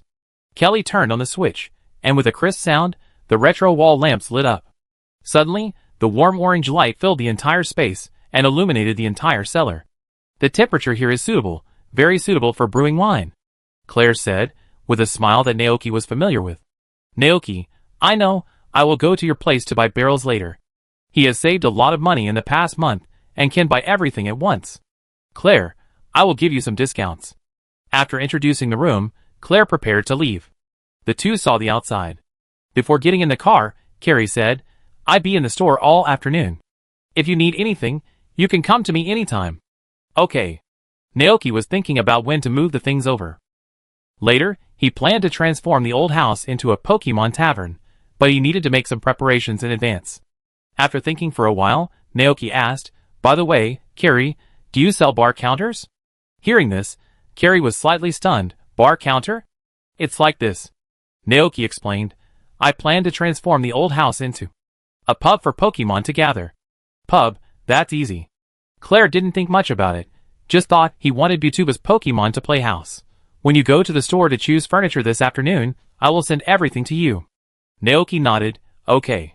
Claire drove away in the truck, and Naoki went there with a few Pokemon who were looking forward to the new house. This will be our new home from now on. Naoki smiled and said, How is it? Is it much bigger than before? Gaw.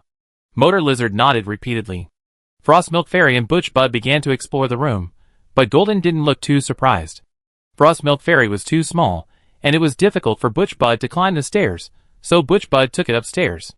Watching the two little guys disappear at the stairs, Naoki also started to get busy. He opened every window in the room to allow air to circulate, and then mopped the floor again, cleaning the new house inside and out.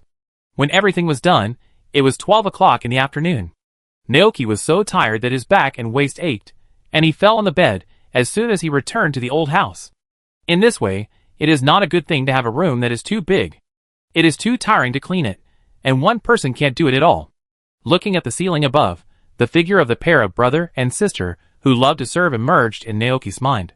So far, nearly 2 months have passed since that day.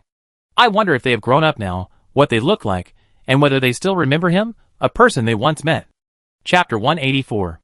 The new house is built, and the next step is to decorate the room. In the afternoon, just after lunch, Naoki rode his motorcycle to the town. When he arrived at his destination, Carrie was washing dishes. Seeing him coming, she smiled and said, Is everything ready? Yes. Naoki was also very emotional. After 6 months of hard work, he finally had his own house. The room has been cleaned, and we can live in it as long as we move the furniture in. That's fine. Kelly nodded, washed her hands in the sink, then took Naoki to the workshop and handed him a furniture manual. The furniture is currently in the furniture factory. Take a look at the styles first. If you like any of them, I bring them to you later.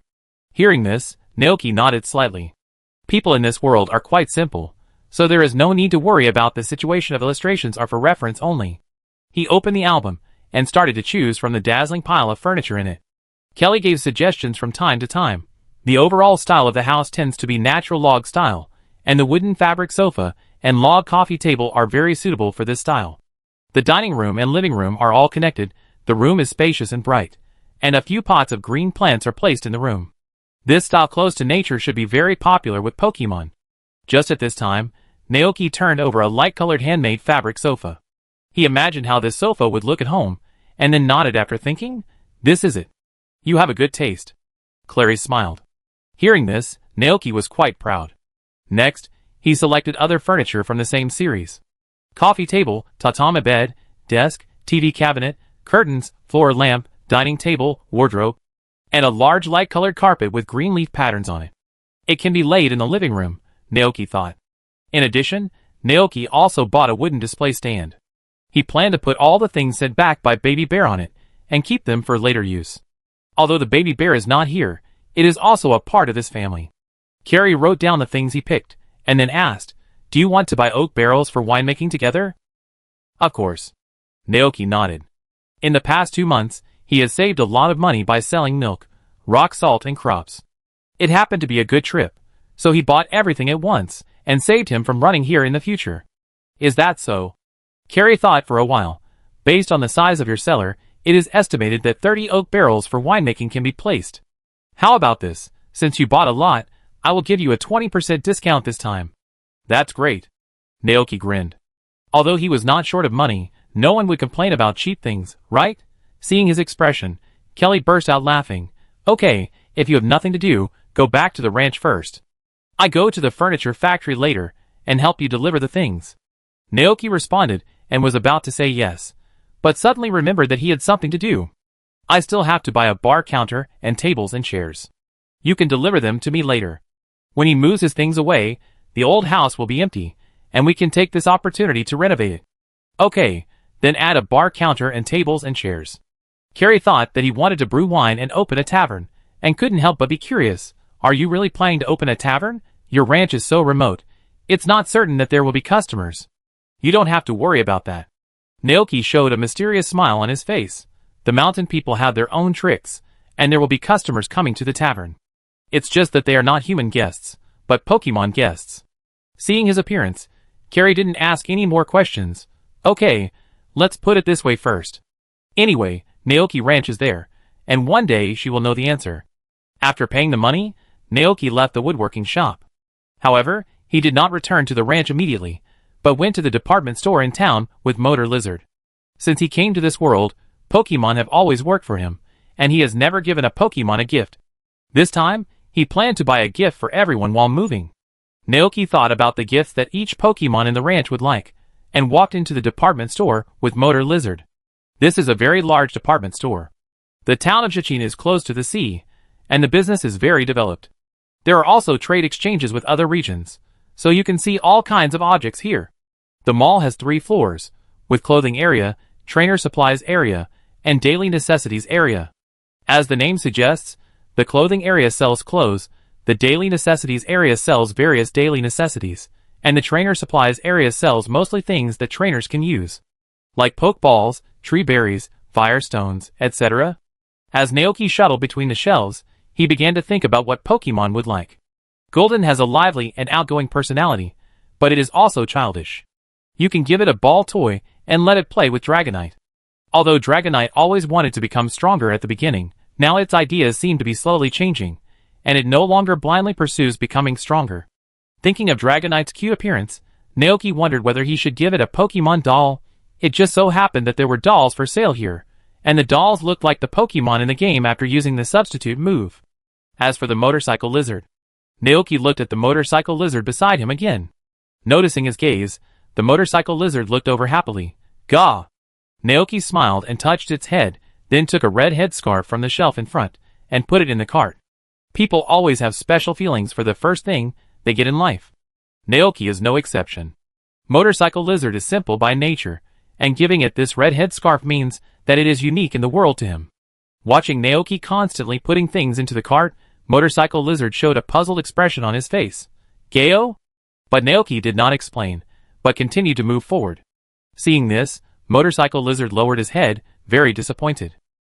Naoki, he said helplessly, I was thinking of giving you a surprise later. This is the gift I bought for you. I will give it to you when I get back. Hearing this, Motor Lizard's eyes lit up immediately. Gah! Naoki, you can't wear it now. I haven't paid yet. I put it on you when we get outside. Gah! Motor Lizard nodded repeatedly. It took Naoki 20 minutes to choose a gift for each Pokemon in the ranch.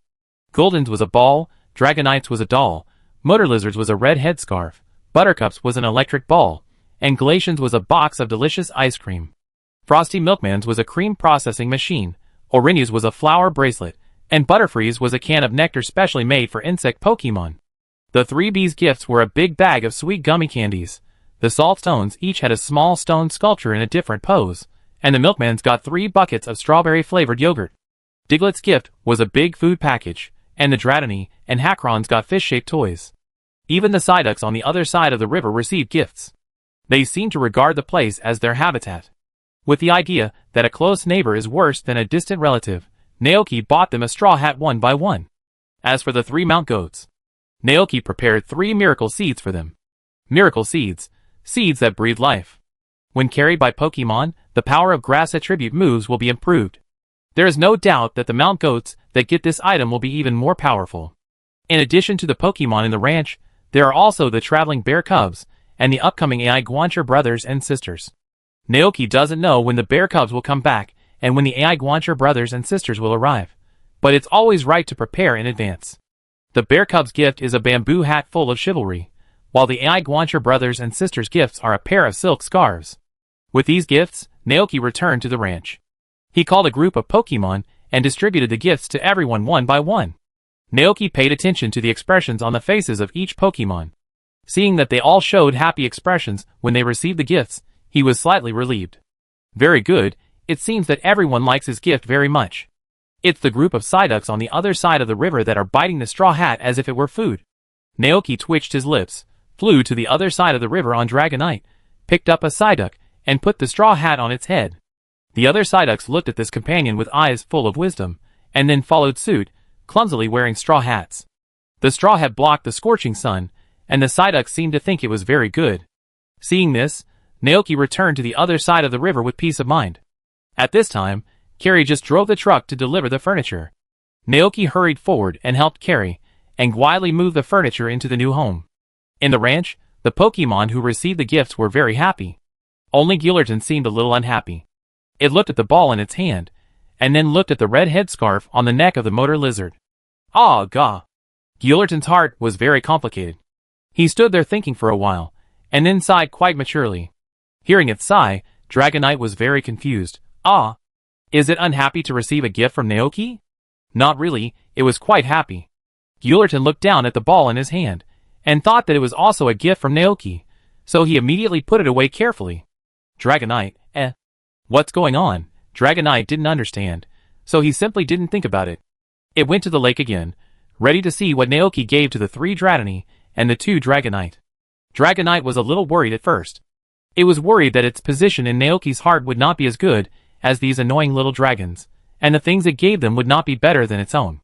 But when it saw the 5 fish toys with dead eyes in the lake, its heart suddenly relaxed. Regarding Dragonite's arrival, Dratini and Haxorus were very confused. Woo? Why did you come here? Dragonite waved its claws. Woo. It's okay, you guys continue to play. In the confused eyes of Dratini and Haxorus, Dragonite left with his doll without any reluctance. It strolled around the ranch holding the doll, to see what kind of gifts Naoki had given to other Pokemon. Next to the flower field, 3 bees rarely went to collect nectar. They were staying with Butterfree, sharing the special nectar and sweet candies Naoki had given them. On the roof of the chicken coop, Butterfly was lying on it, fiddling with the electric ball in his hand. It was transmitting electricity into it, and when it saw the electric ball glowing, Butterfly's eyes suddenly showed a beam of light, like a child who got a toy. 3 big milk cans sat in the grass, leisurely drinking yogurt in the bucket. In the sheepfold, Arinho wore a flower bracelet and happily basked in the sun. Behind it, 3 goats were digging the grass with their hooves, and then holding 3 seeds in their mouths and planting them. Dragonite saw that after the goats planted the seeds, they used grass energy to cultivate the seeds. Dragonite didn't think much about it. It thought that Naoki wanted the goats to vent their excess energy, so he bought them seeds to plant. Dragonite was not interested in farming, so he turned and ran away. Saltstone and Diglett were underground, and Dragonite didn't like to go underground, so he didn't go to see them. Frost Milk was tinkering with strange machines in the wooden house, and Dragonite was not interested either. Then, only Glacian was left. Dragonite just noticed that the other party sneakily returned to the ice house with something in his mouth. So he quietly came to the ice house, did not open the door, but put his head close to the window, and observed the situation inside through the window. Then, Dragonite saw an incredible scene. The usually quiet Glacian was holding a tin bucket and laughing like a motor lizard. It would occasionally put its head into the tin bucket, and when it came out, there was a circle of white, cream-like stuff on the corners of its mouth. Glacian even licked them clean with his tongue, like a greedy cat. Dragonite's pupils trembled. At this time, the Glacian in the igloo looked up, as if he had noticed something.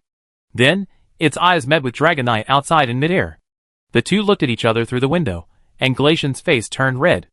The next second, Naoki, who was decorating his new home, heard a scream from the ice house. "Boy!" Clea directed the strange force to move the bed into the room. Hearing this sound, she was surprised. Is this the cry of Glacian? Naoki looked over there through the window on the second floor, and he saw Dragonite running out from the back of the old house in a panic, as if he was frightened by something. Did Dragonite provoke Glacian? Claire also noticed this scene. No way. Naoki was a little surprised. After all, these two Pokémon were not the kind of people who would harass other Pokémon for no reason.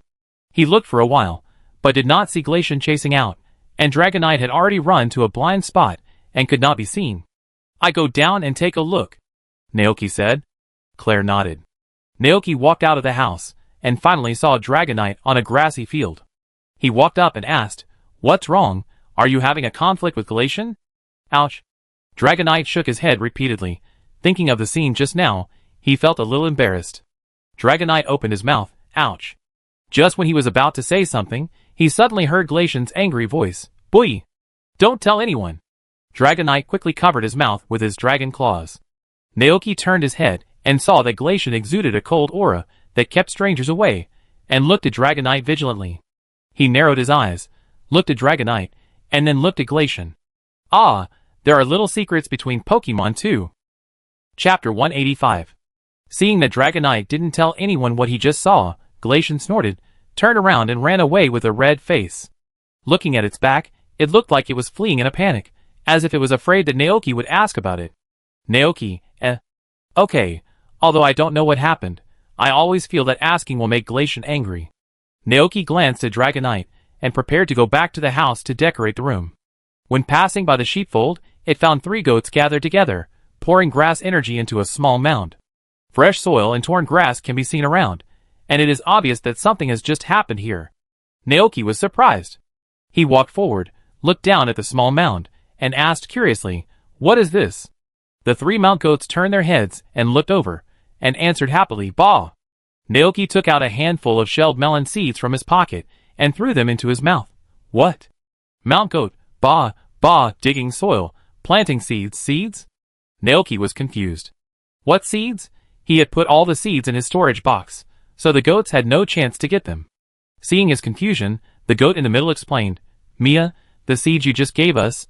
Naoki instantly remembered the 3 miracle seeds he bought from the town as gifts. He opened his eyes wide, and couldn't help saying, "Those are props for you to carry, not real seeds." But the 3 goats looked puzzled. "Mia? That's clearly a seed." They all sensed the breath of life contained in it. As long as they planted it in the soil, and used the grass energy to cultivate it, the seed would be able to give birth to life. Naoki, Seeing the confident look of the mount goat, Naoki wondered if he had remembered it wrong. Could it be that the miracle seed can really be planted? He carefully recalled the information about this carrying item in his mind. Miracle seeds. When carried by a grass attribute Pokemon, the power of grass attribute moves will increase. In addition to this function, this seed seems to have medicinal value. It can be mixed with herbs to make healing medicines, and to make the famous Akra curry. Naoki couldn't figure it out, but seeing the determined look of the mount goats, he decided to let them try. "Then you should cultivate these 3 seeds well," Naoki said. "Mia." The 3 mount goats nodded happily, and they continued to take care of the seeds buried in the soil. Naoki turned back to the house, and continued to decorate the room. Seeing him come back, Carrie asked, "Are Dragonite and the others okay?" "Nothing." Naoki shook his head and guessed. It should be that Dragonite saw Glacian eating ice cream, which made Glacian feel socially dead. "Oh!" Carrie was even more surprised. Naoki smiled and explained, Glacian's personality is usually quiet and cold, but when it eats its favorite food, it will show a silly look. He had discovered before that when Ice Edie eats cream smoothies, he will be fully immersed in it, and his image will naturally become silly. However, he did not say it to others, but pretended not to know. Hearing this, Carrie couldn't help laughing. That Ice Edie's personality is quite interesting. Yeah. Naoki nodded in agreement. With the efforts of the two and a few monsters, the whole house was decorated in less than an hour. The living room was covered with a soft green leaf carpet, on which was placed a light-colored sofa, and in front of the sofa was a wooden coffee table. The overall decoration style of the living room is more like a forest pastoral style. The warm-toned wallpaper and furniture give people a sense of tranquility and nature, and the softness reveals a lively and warm feeling. Looking at this scene, Naoki's mind appeared himself wearing an apron and cooking, and the Pokemon gathered in the living room waiting for the meal. Not to mention, just thinking about it, he can feel a sense of home. At this time, the monsters came out of the cellar. They stood beside Carrie, and Carrie understood and smiled slightly. It seems that the cellar has been arranged. Do you want to go down and take a look? Of course. Naoki nodded. The two turned and came to the cellar. With the sound of the switch, the soft light illuminated the entire cellar. 30 oak barrels were placed in 6 rows, with 5 oak barrels in each row. Although there were many barrels, the cellar did not seem too crowded, but gave people a just right feeling. It's really similar to the cellar in Stardew Valley. Looking at this scene, Naoki suddenly had this thought in his mind. And Carrie remembered something. Wait. You should know how to make wine, right? No. Naoki said honestly that he had only made wine in the game, and had not tried it in real life. Carrie?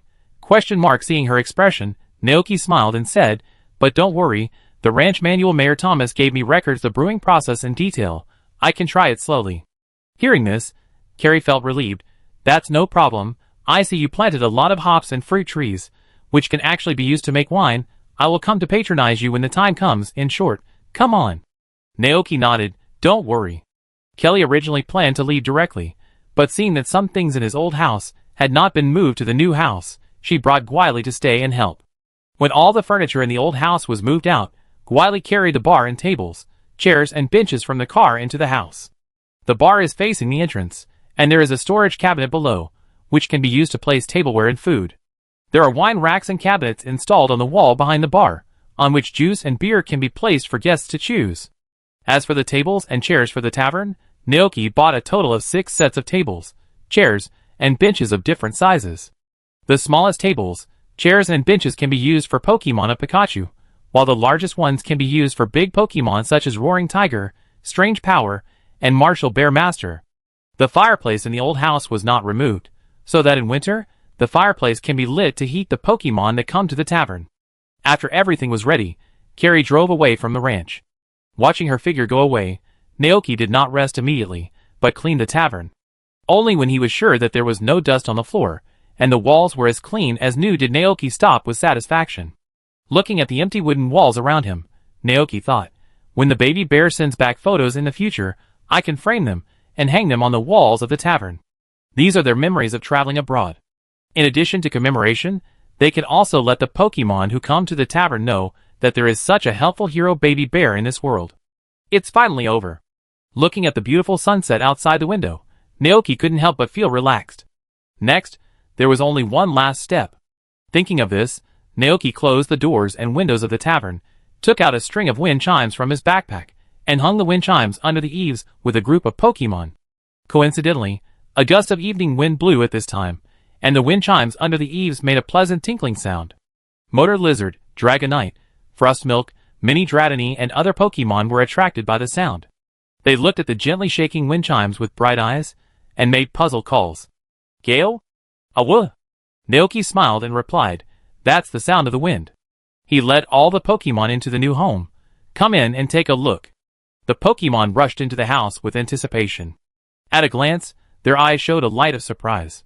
Looking at the tidy and spacious living room in front of him, the soft carpet, and the large French window behind the white curtains. The dim sunlight shone in from the window, adding a hazy color to the house, which looked very warm. Do you like it? Naoki asked. All the Pokemon nodded. Naoki smiled, turned on the lights and the TV, let Golden and the others play in the living room, and he put on an apron and went to prepare dinner for everyone. The kitchen was an open kitchen, and Naoki could see the Pokemon in the living room while cooking. The TV was playing the evening news in Padia. In the atmosphere full of life, Butubo and Frostmilk jumped on the sofa, feeling the elastic and soft sofa below with curiosity. Seeing their appearance, Mini Dragon and Haxorus also flew over and did the same action. Motor Lizard sat on another single sofa, watching their actions happily. Dragonite felt that the sofa was a bit narrow, so he sat on the more spacious carpet. Guillerton stood aside, watching this scene happily.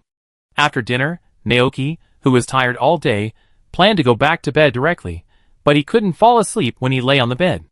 The excitement of living in a new home made him insomniac.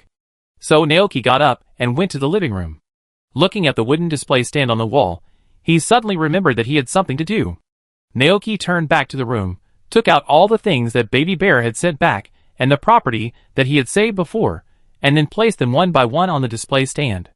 Water stone, unchanging stone, broken poke ball, transparent glass bottle, pearls. The noise made by Naoki woke up the Motorcycle Lizard sleeping on the carpet in the living room. Motorcycle Lizard opened his eyes, a little confused. Gayo? Did I wake you up? Naoki was a little embarrassed. Sorry.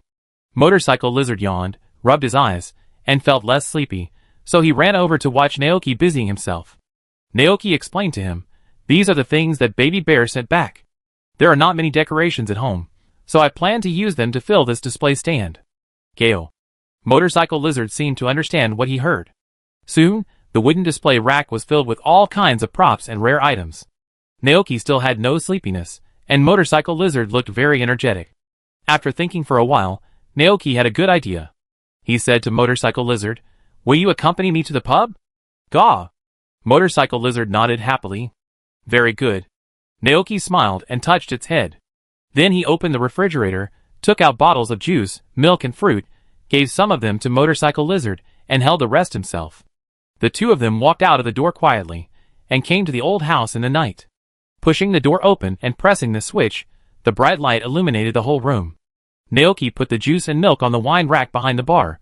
Looking at the cute Motorcycle Lizard in front of him, he suddenly had the idea to play the role of a waiter in the tavern. "Would you like something to drink?" Motorcycle Lizard shook his head to indicate that he was not thirsty. Naoki patiently explained, "Starting tomorrow, our tavern will open for business. I am worried that I will not be able to entertain you well, so I want to simulate the possible situation in advance. Now, I am the waiter in the tavern, and you are the guest who comes to drink." Now the Motor Lizard understood. It blinked its eyes, and pointed to a bottle of juice in a very cooperative manner. "Gaw." Naoki handed a bottle of juice to the Motor Lizard, pointed to the table and chairs not far away, and said to it, "You can sit there and drink." Although the Motor Lizard was a little puzzled, it still sat on the long bench obediently, and gulped down the juice. Looking at this scene, Naoki nodded with satisfaction, and then thought about the shortcomings of the process. It is indeed this process. In addition to drinks, maybe I can also prepare some food for Pokemon, so that they can sit down and eat while chatting happily. The work on the ranch is sometimes busy, and I occasionally go out. It would be nice to have a helper. The helper can't be an ordinary Pokemon, but a very smart Pokemon with a high IQ. For example, the Pokemon Ripple, which is known as the Wise Man. Naoki remembered that there was a tavern opened by Ripple in the Alola region. The tavern is located deep in the forest, with a beautiful environment. It is built on a tree, and was built by Chi himself. Many Pokemon living in the forest will patronize it, and even the island guardian of the Alola region, Tapu Chi, will go there for a drink. Chi. It seems that this Pokemon also lives in the Padia region. However, the difficulty of capturing this Pokemon is extremely high, even far exceeding the powerful desert tyrant Bangira. Because Chi is really too smart. This Pokemon likes to live a quiet life alone in the depths of the forest. It rarely moves and spends most of its time meditating on trees. With its developed superpowers and wisdom, it knows every corner of the forest very well, and can even command Pokemon at will by waving a fan. This appearance made people a long time ago think that the Chipflip was a human living in the depths of the forest, so it was also called the Forest Man. Not only that, the Chipflip is also very good at using human props. It is said that some people have seen it throwing Pokeballs to capture wild Pokemon. It is precisely because of this intelligence that exceeds that of ordinary Pokemon that it is difficult for Chiron to become a Pokemon of humans. They are also not very receptive to the way of getting along with others, such as being subdued, commanded, and obeying commands. Compared with Chiron, Naoki even thinks that Bud Crown is easier to abduct. After all, as a missionary, he brought the legend of Bud Crown to the Padilla region. A few days ago, he heard from Zack that the town of Jichin has set a Thanksgiving Day, which will be held on the last day of autumn, when people will gather together to thank Bud Crown, the king of abundance. Naoki was stunned when he heard this. He thought to himself, aren't the humans in this world too decisive? Later, he heard from the mayor that the harvest of the nearby ranch was very good throughout the summer. They thought that the Bud Crown King was responsible for this, so they set the festival. However, was it because of the hard work of humans themselves, or because of the gift of the Bud Crown King, or both? Naoki was not sure, because the power of the Bud Crown King was still very weak. Which answer it was, I'm afraid only the Bud Crown King himself knew. Chapter 186. It was late at night, and everything was quiet, but the pub was still dimly lit. Naoki leaned on the bar with his arms folded, looking at the motorcycle lizard drinking juice in the dim candlelight. His expression became softer. The old-fashioned wall clock ticked, and time had unknowingly reached 9:30. Naoki was still not sleepy at all. While wiping the dusty wine glass, he was thinking about his next plan in his heart. Today is June 28th, and there are only 2 days left until the end of summer. Next, it was autumn when the maple leaves turned yellow. The season change was usually very busy. Not only did we need to till the land, we also had to water and fertilize. In the evening, when Zack came to collect the goods, Naoki heard him say that the ranchers of other ranches were almost too busy. In comparison, he was much more relaxed.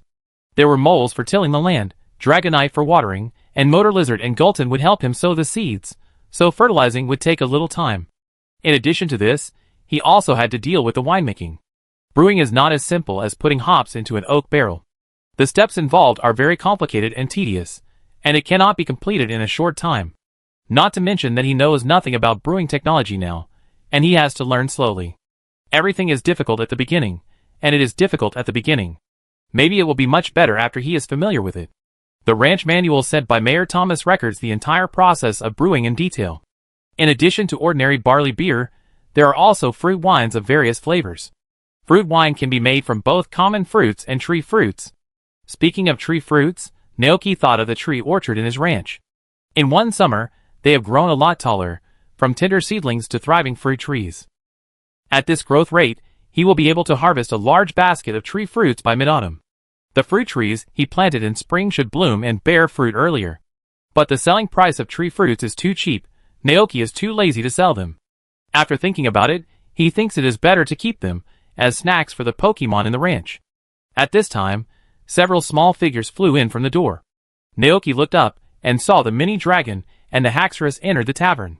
He was very surprised by the scene. Why haven't you slept yet? Woo! Several mini dragons and Haxorus looked at each other and blinked. They were originally asleep, but they noticed the lights were on here in a daze, so they ran over to watch curiously. Okay. Naoki smiled and said, since you are here, let's have a drink. Hearing this, 3 mini dragons and 2 Hacken came to the bar. Naoki introduced. There are moo milk, freshly squeezed tree juice, and juice milk of various flavors. Take a look. Which one do you like? Several dragons looked at the juice that Naoki placed on the bar, and then gently rolled their tails and chose their favorite drinks. Naoki pointed to the tables and chairs over there. You can go there and chat while drinking. The mini dragons and Hacken agreed happily, and they all ran to a small round table with juice in their arms, sat around there, and chatted while drinking juice. Motor Lizard had finished drinking. After putting the empty cup away, it stood beside Naoki and looked at him with its innocent eyes, as if asking if it could help. No. Naoki smiled and touched its head. It's just a trial operation.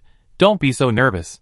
Besides, even if it is really open, there won't be too many wild Pokemon coming here. After all, their tavern is still in the unknown stage. In the early stage, most of the Pokemon who came here to drink and relax were from the ranch. Because Mini Dragon and Haxorus were attracted here, and they seemed to like this place very much, Naoki stayed in the tavern for a while. But unexpectedly, Golden came over soon. After waking up, Golden found that Naoki was no longer in the room. He panicked and ran outside to look for someone. There was no one in the living room, study, or bathroom. When Golden went out, he saw that the lights were on in the tavern. When he arrived here, he saw Naoki chatting with Motor Lizard, with a gentle smile on his face. Gillerton, I felt a little sad. Not long after Gillerton came, Butuba and Frostmilk also came over. Naoki played the role of a bartender conscientiously, asked each Pokemon to order a drink of their choice, and then asked them to sit over there and chat. Amid the clinking of glasses, this tavern seemed so lively. There were even Pokemon who cooperated with him to act out a play, playing the role of wild Pokemon who came to drink. Naoki, It felt like playing house. He shook his head, feeling helpless and wanting to laugh. After spending so much time with these childish Pokemon, he became childish without knowing when.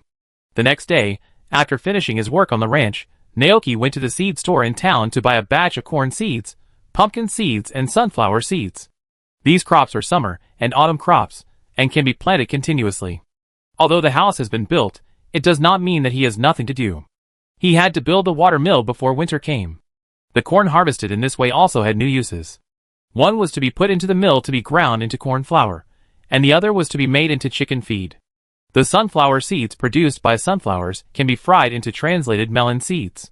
The demand for such consumables is always insufficient. Not to mention that in winter, there is no way to grow anything in the fields, and one can only live on the stock in summer and autumn. Although greenhouses can be built. But the price of greenhouses is not low, and the demand for greenhouses is not great now.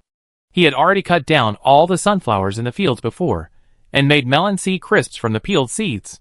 One piece can translate many words, which is convenient and hassle-free. As for pumpkin, it can be used to quench thirst, and it is also a very good ingredient. It is a good choice for making soup or porridge. I heard from Alvin that there is Halloween in autumn, and people will make pumpkin lanterns from ripe pumpkins. It is said that this festival will be held at night, and will attract many wild ghost Pokemon to participate. Besides, Naoki has another idea. That is to see if he can grow a few more pumpkins of any size he wants. If he can, he will store the pumpkins this time, and feed them to Butterfly in winter, so that it can grow into a big Pokemon more than 2 meters tall, and then fall asleep on it. After leaving the seed shop, Naoki went to Klee's woodworking shop again. Because he found that the floor of the old house was broken due to disrepair, he planned to replace it with a new one. Hearing his purpose, Klee said she would go over later. So Naoki returned to the ranch first, and before he could sit down, Klee followed him. She and the monster beside her replaced the wooden floor. Seeing the signs of use in the tavern, Klee was very surprised. It's open for business? Yes. Klee was even more surprised. She couldn't help but guess. Is this tavern used to entertain traveling trainers? However, Naoki gave a negative answer. Seeing Klee's puzzled expression, Naoki did not hide it, but smiled and explained, this is a tavern that is only used to entertain Pokemon. There was a hint of surprise in Klee's tone. Only Pokemon? Yes. Naoki nodded. Whether it is the wild Pokemon living in the back mountain, the Pokemon in the ranch, or... At this point, he glanced at the strange power beside Klee and continued, Pokemon who work and live with humans. For example, after work, Pokemon who have been busy all day can come here to have a drink, chat with other Pokemon, and relax. It belongs only to Pokemon, and no other humans will come to disturb them. Hearing this, Klee blinked her eyes. I think I understand. The two monsters behind her showed a surprised look. Is there really such a place in the world? The two monsters began to get restless. Klee was very willing to respect their ideas. She smiled and said, you can come here to relax later. The monsters' eyes lit up. Klee asked again, what are the business hours of this tavern? Naoki had already thought about it. 7 p.m. to 10 p.m., closed on weekends. Carrie nodded, and then she couldn't help but ask curiously, what about the fees? Some wild Pokemon may not be able to do the same as humans. Naoki, I will take whatever they give me, of course. It doesn't matter if they don't give me. The main point is to do whatever you want. Carrie was stunned. Aren't you afraid of losses? Naoki shrugged. Don't forget my main business. Providing such a tavern for Pokemon is just a hobby. Carrie then remembered that Naoki was the owner of a large ranch, and the daily income was enough to open a tavern, let alone 10 taverns. Not to mention that the ranch has fruit trees, milk tanks, and will soon start a winemaking business. All of this provides the tavern with a rich supply of supplies, so that even if it does not purchase goods, it can still be self-sufficient. What an enviable life. Carrie said, if so, we will come and patronize it. This we refers to her Pokemon partners, such as the two monsters and the old builder who stayed at home. Naoki smiled and nodded, you are welcome at any time. So at 7 o'clock in the evening, the tavern officially welcomed the first batch of guests except Joey. Two monsters. Coming here for the first time, the monsters were full of trepidation. But at the same time, They were also a little bit expectant. With such a mood, the two monsters came to the ranch together and entered the tavern. They looked around instinctively. The small tavern seemed very warm. The first thing you see when you enter the door is the bar, and there are all kinds of drinks on the wine rack behind the bar. There was a red square carpet in front of the bar, and candlesticks were hung on the walls around it, with candles lit one by one. The decoration was very retro. Going inside, you can see neatly arranged tables, chairs and benches. At this moment, the tavern was very lively. A large group of Pokemon including Dratini, Dodo, Galio, Glacian, and Frostmilk were drinking and chatting happily in the tavern. Looking at this scene, one of the Pokemon whispered, "And I could. It's so lively here. Are you all here to drink?" After eating more than a dozen pieces of melon seed crisps, Naoki naturally understood what the monsters meant. He glanced at the supporting group over there, looked at the two monsters who walked to the bar, and asked with a smile, "What do you want to drink?" The two monsters picked and chose, and finally chose a cup of spicy tree juice, and a cup of sweet and sour tree juice respectively, and sat on an empty table. Then, Naoki heard them start to complain. Weird power number 1, and I could. Work is so tiring. I have never had a chance to rest. Finally I can have a place to relax. Weird power number 2, and I could. Yes, but Carrie is as tired as us. She has been too busy building houses these days. It will be much better in a few days. Weird power number 1, and I could. Yes, Carrie works hard. She is also very nice. I still like working with her. As he said, he drank a mouthful of spicy tree juice, and felt comfortable all over, and I could. It tastes so good. This place is really nice. The two monsters drank up the juice with a grumble, and then sat here for a while, waiting until the sun went down, and then they got up and left contentedly. But before leaving, the two monsters gave Naoki two small wooden sculptures in the shape of wrists. Naoki was slightly stunned, and then realized that this was the monster's drink fee. A smile appeared on his face. It's true that compared to money, he still prefers these little things full of heart. Naoki placed the small wooden sculpture of arm strength on the top of the wine rack behind him. The monsters left, and there should be no more guests next time. Naoki handed over his position to Motor Lizard and Gulton, and he went back to the house to prepare dinner for everyone. June 29th, 198th year of the Alliance calendar. A new day has arrived in the ranch. This morning, while milking the goats, Naoki suddenly noticed that the three goats were not in a good condition. It was as if the body was drained of energy, and the spirit was listless and very weak. Naoki, ? What's wrong? He frowned immediately. No one has come to challenge the green grass trial in the past few days. The goats usually take care of crops and fruit trees, and know how to do it. This situation has never happened before. Hearing his words, the three goats said weakly, "Mia." They turned their heads, and looked at the culprit who drained their bodies.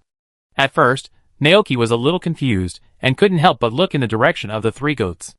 Then, he noticed a tender sprout growing on the small mound of earth dug out by the goat the day before yesterday. Mutated sapling. A seed sapling that has absorbed a lot of grass power. Because of the goat, it has undergone a mutation during its growth process. A great vitality is brewing in it, and it finally breaks out of the ground. It will take another 100,000 years to grow. Naoki was stunned. 1, 10, 100, 1,000, 10,000, 100,000. What on earth is this? It actually takes 100,000 years to grow?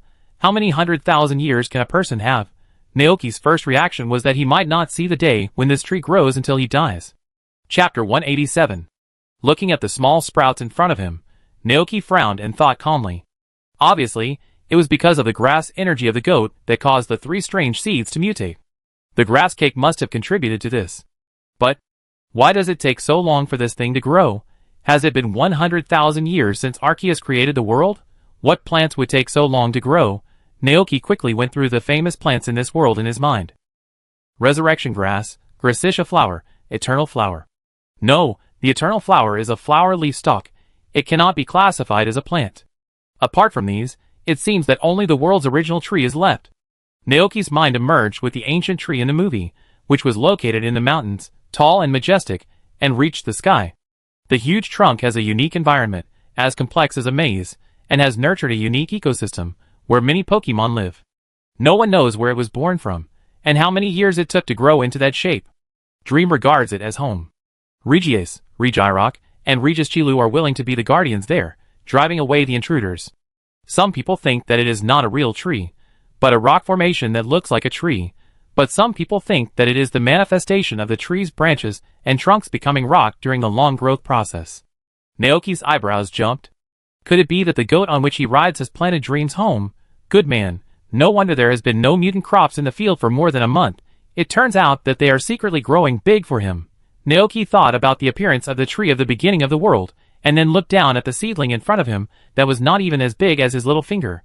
He couldn't put the two together. He was eager to know what kind of plant this was. But it was obvious that unless he used some special means, he would never see it in his lifetime. After a little thought, Naoki cast his eyes on the shrine of the Bud Crown King that he had always worshipped. If there is anyone who has this ability, it must be the Bud Crown King, right? Naoki immediately ran to the shrine of the Bud Crown King and burned incense for it. Lord Bud Crown King, your poor little believer needs help. I will pay you endless grass dumplings when I come back. The Bud Crown King in the Gala region, A heavy snow fell on the crowned snowfield again. The world was white, and the snow on the ground was very deep. In the past, at this time of year, the Bud Crown King would mostly sleep because his body was very weak. But things have been different in the past few months. With the help of the devout little believer, a steady stream of faith power has flowed into his body. Although it is still far from the peak period, it has enabled him to mobilize some power. For this, the crown of flowers was full of gratitude. He thought that this little believer was so devout that he did so many things for him alone when the world had forgotten him. Not only that, the little believer had never asked for anything in return, but just silently praised his name behind his back. The temperature around was very cold, but the heart of the Bud Crown King was very warm. This was the first time that the little believer asked him for help. I will definitely help you, thought the Bud Crown King. He cheered up, focused his superpowers, and paid attention to the things over there. He saw that the little believer had placed a large pile of fruit in front of his shrine, and it was almost full. Finally, a few fruit rolled to the grass beside him. The little believer quickly picked them up and put them back on top. Do you like me so much? Bud Crown murmured to himself. If that's the case, then let me do something for you. Seedling, want to grow the seedling to maturity? This is still very simple for him. Bud Crown concentrated his mind, and finally found the seedling that the little believer mentioned on a mound of earth in the pasture. He saw that there were 3 sheep Pokemon surrounding the seedling. Bud Crown ignored them, but raised his right hand gracefully, and used his power to start growing the seedling. At first, the King of the Flower Crown didn't notice anything wrong. But soon, as the energy accumulated in his body was drained away, and the seedling still didn't change, the King of the Flower Crown finally found something wrong. What on earth is this? It's so exhausting. The King of the Flower Crown's serious face showed a trace of astonishment. And Naoki didn't know that the King of the Flower Crown had responded to his prayer. After offering sacrifices to the shrine of the King of the Flower Crown, he strolled back to his mount, the goat. By the way, he looked down at the seedling. It would have been fine if he hadn't looked at it. As soon as he looked at it, Naoki discovered something important. The time to maturity has been shortened. The name has also changed. World Tree Seedling. A seedling that has absorbed a lot of grass power. Because of the goat on which it rides, it has undergone a mutation during its growth process. The majestic vitality is brewing in it, and it finally breaks out of the ground. It will take another 99,996 years to grow up. It has been shortened by 4 years. Naoki was stunned and couldn't help but swear, "Fuck, it's really a world tree." Wait, can 2 world trees exist in one world at the same time? But as smart as Naoki is, he still found the difference between the two. The one in Origin City in Kanto is called World Beginning Tree. The one planted by the goat has no word beginning in it, and it directly becomes a world tree. The difference between them may be like that between the Great Lane Temple and the Small Lane Temple. Naoki began to analyze calmly. The world beginning tree is bound to the dreamy life. When the tree dies, the dream dies, and when the dream dies, the tree will also be affected. And this world tree planted by the Mount Goat will obviously not have that kind of trouble.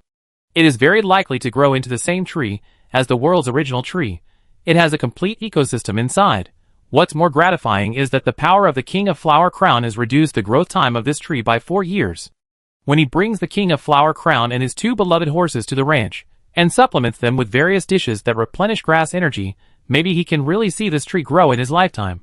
Thinking of this, Naoki became excited and suddenly had new motivation. He looked at the 3 goats beside him. When this world tree grows up, The goats that nurtured it will have the merit of following the dragon, get the tree's recognition, and obtain the right to live in the world tree. Maybe the three of them can become the guardians of the world tree like Reggie Ace and others, repel all invading enemies, and achieve legends. Naoki was so happy that he would move his home up there, experience the feeling of a tree house, and farm in the world tree. The ranch on the world tree, the mansion on the world tree, the tavern on the world tree. Naoki turned around and offered a bunch of fruit to the bud crown. Although he couldn't eat it, he could still feel the affection. Galar region, Crown Snowfield. Seeing the little believer so happy, the bud crown was speechless. His little believer was good in every way, but not very smart. It seems that he will have to take care of him in the future. As the king who once ruled the Galar region, the bud crown thought a lot at this moment. Whenever he thought about the humans in this place forgetting him, the bud crown felt very disappointed. Then, he thought about the area where the little believer was. Not only was the agriculture there developed and the products were abundant, but the humans and Pokemon living there were also very simple and kind. Happiness is all about contrast. Bud crown, Move now. This Galar king is not worthy of being called the king. However, this is impossible. Although he can move the territory on a large scale, with his current physical condition, he can't do that at all. Therefore, he could only place his hopes on his little believer, hoping that he would come to him as soon as possible and help him find the two unscrupulous horses. But now, the energy accumulated in his body has been used up, and he has to sleep for a while. In the heavy snow, the king of the flower crown closed his eyes tiredly, expecting that when he opened his eyes again, the little believer would come to him. Naoki didn't know what the king of the flower crown expected of him. Seeing the king of the flower crown appear again, he began to think about how much he had improved the other party's favorability in the past few months. Obviously, that is a high number. Otherwise, why would the Bud Crown King respond to his every request, although it was only twice? But for the current Bud Crown King, it may be everything to him. Thinking of this, Naoki's inner inclination slightly shifted from the two horses to the Bud Crown King. He returned to the living room, glanced at the calendar hanging on the wall, and finally drew a mark on November 2nd with a pen. He planned to go to the Galar region on that day to try to find the Bud Crown King, Blizzard Horse and Spirit Horse. As for why not to go in October? This has to mention one thing. The seasons in this world are very special, and can be said to be distinct. 1, 2, 3 are spring, everything comes back to life in January, and the snow begins to melt slowly. 4, 5, 6 are summer, and the weather will get hotter and hotter. 7, 8, 9 are autumn, and the hot temperature will slowly drop in early July, the climate will become clear and cool, and the maple leaves will begin to turn yellow. And October, November, and December are in the category of winter. The temperature will slowly drop in October, and frost will begin to form outside. In mid-November, it will snow, and it will last until the end of December. Naoki thought that this was his first year in this world, and the weather would be cold in the first winter, and the animals and Pokemon on the ranch might not be able to adapt. So he had to stay here and arrange everything before he could leave with peace of mind. It was unknown how long the Galar trip would take. If it snowed halfway, it would be bad if the Pokemon on the ranch were affected. However, Golden felt that Naoki was too concerned. Because all the Pokemon in the ranch had experienced winter, and had seen snow. But who made him Naoki? As long as he was Naoki, whatever he said and did was right. If Naoki told it to go west, it would never go east. Golden felt that there was no Pokemon more obedient than himself. It yawned lazily, and lay in a corner of the living room, enjoying the familiar atmosphere of life. And Naoki started his own winemaking business. He took out all the hops and malt that he had stored before, and started to operate according to the steps recorded in the ranch manual given by Mayor Thomas. Brewing is actually quite complicated. Like saccharification, filtering, boiling, cooling, and then putting it into oak barrels to start fermentation. Generally speaking, the whole fermentation process takes about 15 days, but it is said that if it is stored in oak barrels for a longer time, the flavor of the matured beer will be more unique. Oak barrels also give beer a unique woody flavor, making it taste better. In addition, fruit wine such as wine can also be brewed in this way. But there is no vineyard on the ranch now, so Naoki has no way to make wine. He could only use tree fruits to make wine. Therefore, after barreling the beer, Naoki went to the town of Jachin to buy a bunch of tree fruits. For example, cherry fruit, peach fruit, star peach fruit. Each kind of tree fruit has a different taste, some are sweet, some are spicy, and some are sour. Different Pokemon have different tastes, so Naoki tried all of them. The brewing process lasted for 5 days. Because brewing in reality is too complicated, and the size of the oak barrel is also very large. There is no way to throw hops in and wait for the harvest like in Stardew Valley. During this period, Naoki was busy in the cellar and rarely went out. When he and Golden filled the last oak barrel with wine, the time came to July 4th, 198th year of the League calendar. Autumn is here, and the air is getting cooler. Naoki walked out of the house, feeling the cool and refreshing autumn weather, and stretched himself to relax. He turned his head to look at his arm, and then asked Golden beside him in surprise, "Have you noticed that I have become a little whiter?" "Aw, gaw." Golden took a look, tilted his head, and didn't notice much. In the previous summer, he had been busy working in the fields, running around in the hot sun, which made him darker and rougher. Seeing that he had suddenly turned white, Naoki was naturally very happy. He muttered to himself, "It seems that I will have to stay in the cellar more often in the future." Last time, he had just finished farm work and went to the Zicheng market to buy vegetables. A teenage girl called him uncle because of his messy hair and rough appearance. Naoki was almost depressed to death. He is obviously only in his 20s. How can he look like an uncle? Today's weather is very good, the breeze is not dry, and the sun is just right. Although the land has not been plowed yet, it doesn't matter for a while. So Naoki ordered Dragonite and Motor Lizard to move a rocking chair to the lawn, and lay on it to play with Batubo and bask in the sun. Batubo was already used to this kind of thing. It simply lay down and let him be touched. However, as he was touching it, he heard Naoki's tone of doubt. "Huh? Batubo, do you have lice?" "Bamo?" Hearing this, Batubo was shocked. Naoki fiddled with its fur and finally found a small grain of sand in it. "Oh, it turned out to be sand. I was wrong." "Bamo." Batubo looked at Naoki with great depression. Naoki smiled and touched his head. "I was overthinking. How could you have lice? Even if there were, you could electrocute them all with 100,000 volts. Batubo thought about it carefully and found that it was indeed the case. So he was relieved and continued to lie down and bask in the sun with Naoki. While basking, a black shadow suddenly floated over his head. Naoki felt that the sunlight was blocked, and then he opened his eyes and saw a long-winged gull that had come here at some point. Its mouth opened slightly, and a photo slowly floated down, just landing on Naoki's face. Chapter 188. Time goes back to 3 days ago. The journey of Dream and Baby Bear is still going on. At noon that day, they arrived at a port with overcast clouds and strong winds and rains. The sea was dark, and the huge waves caused by the storm hit the coast one after another. The heavy rain fell, and many humans were soaked like drowned rats. They hid in the boat in the rain. Many young trainers, who wanted to take a boat to cross the sea, had gathered here. Miss June Shaw, who was responsible for maintaining order, stood at the entrance and shouted to the trainers waiting in the hall with a loudspeaker, "Everyone, because of the storm, the ship cannot sail today. Please wait here for a while, and the flight will resume normal after the storm stops." "May?" The baby bear sat on the steel beam above the hull, looking at the group of humans below with some confusion. And Menghuan's eyes were cast on the storm outside. The baby bear noticed this scene and asked, "May? What's wrong?" Menghuan looked at the dark sea with a curious look. "Meow. This storm was affected by a powerful force." "What?" Baby Bear was a little surprised. "A powerful force? Not only a powerful force, but also a familiar breath." Dream was very interested in this. "Meow. Let's go and see." Baby Bear naturally had no objection.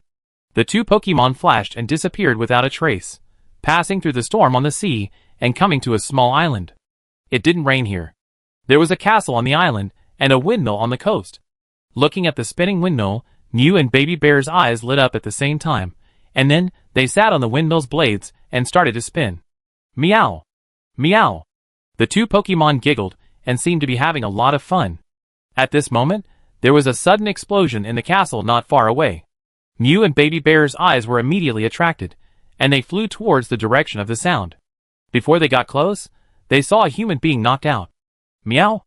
As a hero walking in the world, Dreamy very kindly used his superpowers to create a bubble, and accurately caught the boy in the cap. "What?" Looking at the bubble, Baby Bear's eyes lit up, and were instantly attracted. It had never seen Dreamy's ability before. It looked so fun. Dreamy blinked at Baby Bear, and then created another bubble. The two Pokemon used the bubble as a trampoline and played happily on it. He didn't notice the eerie silence in the hall. "What kind of Pokemon is that?"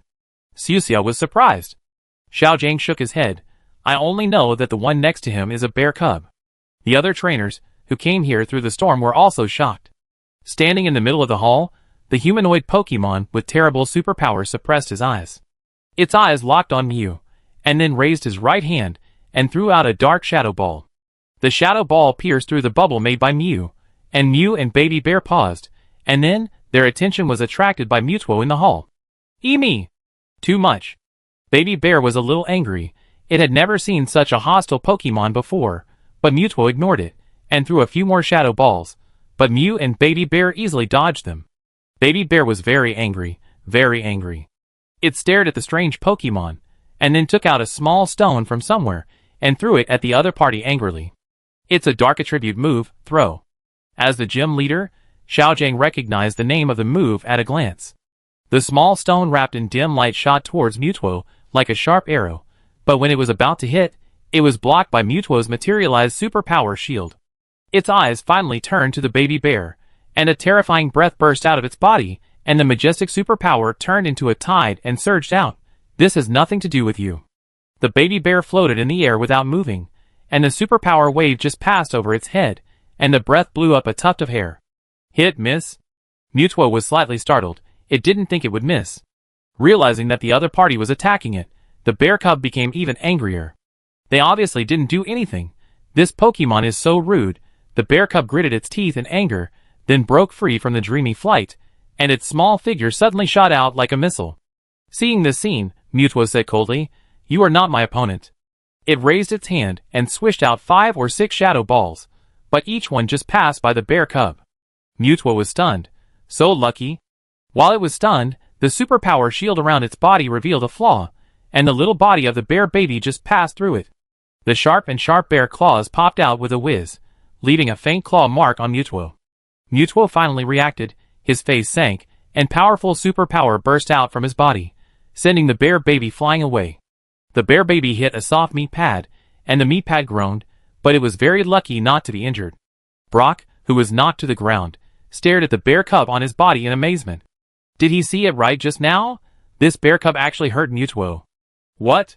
The bear cub jumped off Brock and calmly observed the surrounding environment. At this moment, Mewtwo's attention turned to Mewtwo again. The two looked at each other from a distance. Mewtwo said in a deep voice, "Mewtwo, the rarest Pokemon in the world, I did create you as the prototype, but I am the strong one, I am the real one. I'm the only one who can survive." Meow? Meow felt a little confused. It had never provoked this strange Pokemon before. It came here because it felt the breath of other Mews here. As a result, Mew didn't find it, but met this guy. Mew didn't want to fight with it. It wanted to say something else, but the other party attacked again. Mew could only communicate with the other party while dodging. But the other party still didn't stop. Mew felt a little angry. "Why don't you fight me? Are you avoiding fighting because you're afraid of me?" Mew asked. The aggressiveness of this Pokemon, coupled with the fact that it had just attacked Baby Bear, made Mew even angrier. It didn't say anything, but silently released its superpowers and blasted Mew away. Seeing this, Baby Bear showed admiration. "Ime, you are worthy of being a hero." "Humph." Mew snorted coldly and walked out of the ruins. It seems to be a slightly tricky opponent. It flew over the group of copy Pokemon and ordered coldly, "Now let's decide who is right, Mew and me, who is stronger between the original you and the current you. We were created to become stronger than before." Accompanied by Mewtwo's order, all the copied Pokemon below moved. And it and Mew turned into two completely different balls of light, colliding and entangled and flew into the sky. The rumbling sound of explosions continued from the sky, and in the ruins of the castle below, the clone Pokemon and the original Pokemon fought into a ball. The situation suddenly became like this, and the baby bear was a little flustered and confused. It shouted loudly to the surroundings, "Immo! What's going on? Why did it suddenly become like this?" But no Pokemon responded. They continued to fight. Whether this was their true idea or not, they could not stop. Vulpix, Gyarados, Pidgeot, Pikachu, Bulbasaur. Their injuries became more and more serious, their physical strength became less and less, and even the movement of raising their hands became slower. Looking at this tragic scene, the baby bear was very flustered, and it couldn't help thinking, if only Naoki was here. But Naoki is not here now, so it can only rely on itself. The baby bear shouted loudly to the surroundings, "Immo! Stop it! Stop fighting! We are all Pokemon. Why do we have to hurt each other?" Miss Joy, who was not far away, looked reluctant, and she murmured in a low voice, What is the meaning of this battle? Whether it is the correct one or the copy, everyone is alive now. Xiaojing, even if it is created, it is a creature in this world. Xiuxia couldn't help but said, the correct and the copied ones are all living things. What's the point of winning or losing? Miss Joy clenched her hands, placed them on her chest, and prayed, living things will not easily give up their territory to other creatures of the same species as themselves, and will fight until they drive the other party away. This is what living things are. As long as Mutuo and Mew don't stop, these Pokemon won't stop either. Baby Bear listened to these words silently. During the journey, it had already regarded every Pokemon it met as its own kind. But now, these Pokemon are fighting each other, and they will never stop. Baby Bear felt very painful, and his eyes became wet. He didn't want to see such a scene again. So he looked up and shouted loudly, "Emi!" In the air, Dreamy paused when he heard Baby Bear's voice, and decisively gave up the fight with Mutuo, and landed on the field below. Baby Bear rushed forward, pointed at the scenes around him, and said to Dreamy, "Emi, Emi." The next second, Mutuo's attack followed closely behind. The huge shadow ball blasted out, and the terrible energy instantly submerged Mew and Baby Bear. Suddenly, dust and smoke rose in the ruins, and there was no sound, and everything returned to calm. Humph. Mutuo snorted coldly. However, the next second, a more powerful force burst out from the dust and smoke, accompanied by a roar of EMO. Baby Bear's body flickered with a faint light. It held Mew's hand, and then threw Mew out fiercely. Mutuo's body was knocked away instantly, and it opened its mouth slightly, with a look of astonishment on its face. Blue light flashed in Mew's eyes. The bear cub at the back disappeared, and appeared above Mutuo. It swung its claws and struck Mutuo unexpectedly. Independent Main. I me? Enough. Do you really want to see everyone die in battle? We are all Pokemon. Why do we have to hurt each other? Meow. Mew was also very angry. But Mutuo still ignored it, and blasted them away, to prove that we are the strongest. Baby Bear pounced forward again and asked, "One? What's the point of proving the strongest? We still have to live in this world later. Why can't we get along well, and live together in advance?" Mutuo was speechless, and could only snort coldly, and his superpower turned into a sharp blade of concentration and blasted out. With the help of Mew, Baby Bear flashed and dodged the sharp blade of mind. Mew replaced Baby Bear, and the two most powerful Pokemon in the world collided again. At this time, a figure suddenly broke in and ran between Mew and Mew. That's enough. Mew and Mew were both slightly startled. Mew subconsciously wanted to retract the move, but it was too late. Two completely different energies collided with Xiaoji's body. In the violent explosion, Xiaoji's body turned into a stone statue and slowly fell to the ground, without a trace of life. Seeing this scene, all the humans and Pokemon around were stunned. Mutuo frowned and said angrily, "Stupid, a mere human wants to stop our fight." Pikachu. A Pikachu ran forward anxiously, ran to Xiaoji, and kept calling his name, trying to wake him up with an electric shock as usual. But until the electric energy in the body was exhausted, the fallen person could not stand up again. Pikachu. Pikachu cried out in pain and sorrow, tears flowing uncontrollably, and dripping onto the ground. Looking at this scene, the bear cub's face was moved. Is that? It turned its head, and found that the Pokemon around it had stopped fighting at some point. They looked at the human and Pikachu, with tears dripping from their eyes. Then, a magical scene happened. The starlight began to gather towards Xiaoji, and with a beam of warm light, Xiaoji slowly opened his eyes. Pikachu's eyes lit up. Pikapi. Pikachu. When Xiaoji saw the battle stop, he realized that he had succeeded, and he happily hugged Pikachu. Is that life drop? The knowledgeable Miss Joy murmured softly. Life drop? Xiaojang looked over in confusion. Miss Joy, it's a water attribute move, which releases the body's emotional energy in the form of water drops. A long time ago, a Pokemon lost its life in battle, and the trainer who lived with it day and night used this move when he was extremely sad. His tears fell on the Pokemon, and the Pokemon woke up. Humans can use Pokemon's moves? Xiuxia and Xiaojang were stunned. In midair, Mutuo silently looked at the scene below. It did not fight anymore, but felt that its mind was very confused, and its mood was extremely complicated. Why? Mew looked at it, meow. They are all living beings, and are part of this world, whether they are humans or copied Pokemon. Mutuo closed his eyes, and suddenly said, Indeed, you and I both exist, and we are both Pokemon. Perhaps it's best if no one knows about this, and forgets about it. Perhaps it's best. We were all born, we are all alive, and we have to live on. In a corner of this world. Mew tilted her head and looked at Mewtwo, who seemed to understand something. A blue light shone on Mewtwo. The blue light also shone on the copy Pokemon below, and they followed Mewtwo into the clear sky. Seeing this, Mew and Bear followed. Mewtwo looked sideways at the lucky bear cub and Mew. It finally remembered to ask, "Who are you?" Bear cub, eh. Mew, eh. The two Pokemon looked at each other and sighed. Bear cub, Ime. We are the Hero Expedition team traveling around the world. Mew covered her mouth and laughed. Mewtwo was a little confused. Hero Expedition team?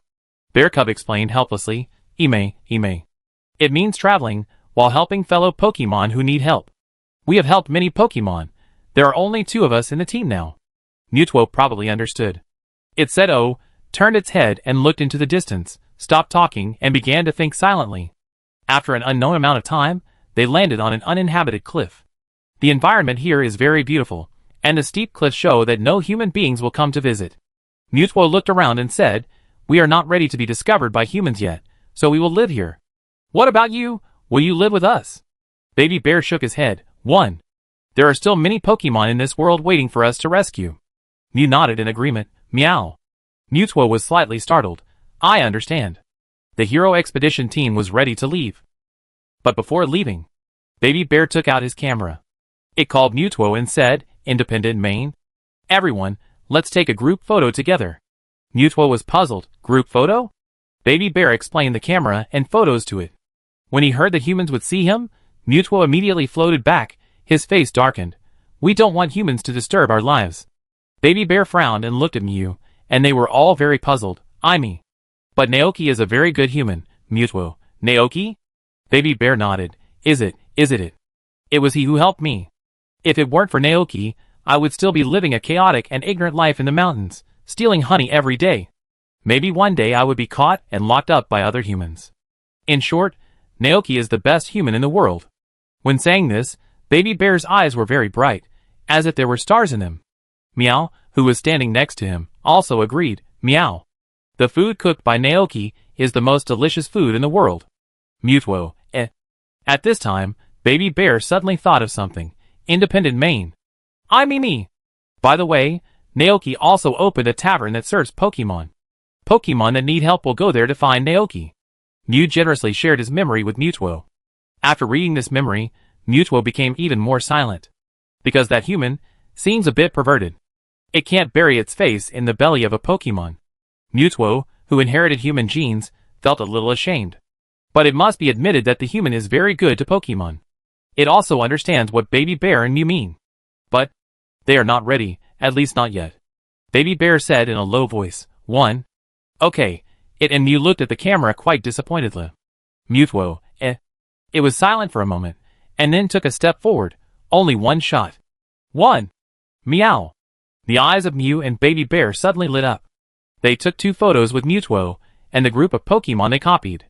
One was for Mewtwo, and the Pokemon they copied, and the other was to be sent back home to share their journey with Naoki. Looking at the photo in his hand, Naoki almost spit out the juice he had just drunk. Was he seeing it right? This is Mewtwo? When did Bear Baby and Mew meet Mewtwo? Could it be that the lucky pudding played a role again? Scary. Now they have met Mewtwo. What else they will meet in the future? Naoki dare not even think about it. The excitement of seeing Mewtwo faded away, and Naoki slowly calmed down. Keep calm, Guillerton has been farming with him, so seeing Mewtwo's photo is nothing. Thinking of this, Naoki stood up, framed the photo, and hung it on the wall of the tavern. He glanced at the time, and it was already 4:50 in the evening. At this time, the sound of a truck was heard outside the ranch. Naoki went out to sell today's milk and goat milk to Zack, and then began to prepare today's dinner. After he and his Pokemon finished dinner, it was exactly 7 p.m. Naoki then leisurely opened the door of the tavern and started business. At 7:05 p.m., the 2 monsters arrived on time. They still ordered 2 glasses of juice and chatted about what happened today. Naoki sat behind the bar and listened to their chat. After a while, another carnival duck came in from outside. This is the Pokemon captain of the fire department of Zichin Town. 2 days ago, it heard from somewhere that there was a tavern that served Pokemon, so after get off work every day, it would come here with its butt sticking out, swaying and elegantly sipping a glass of juice. Did your work go well today? Naoki asked with a smile as he poured it a glass of juice. Carnival Wave Dancer took the goblet elegantly. Quack. Very smooth. It walked to an empty table and sat down, drinking juice while listening to the chats of several mini dragons and Haxorus next to it.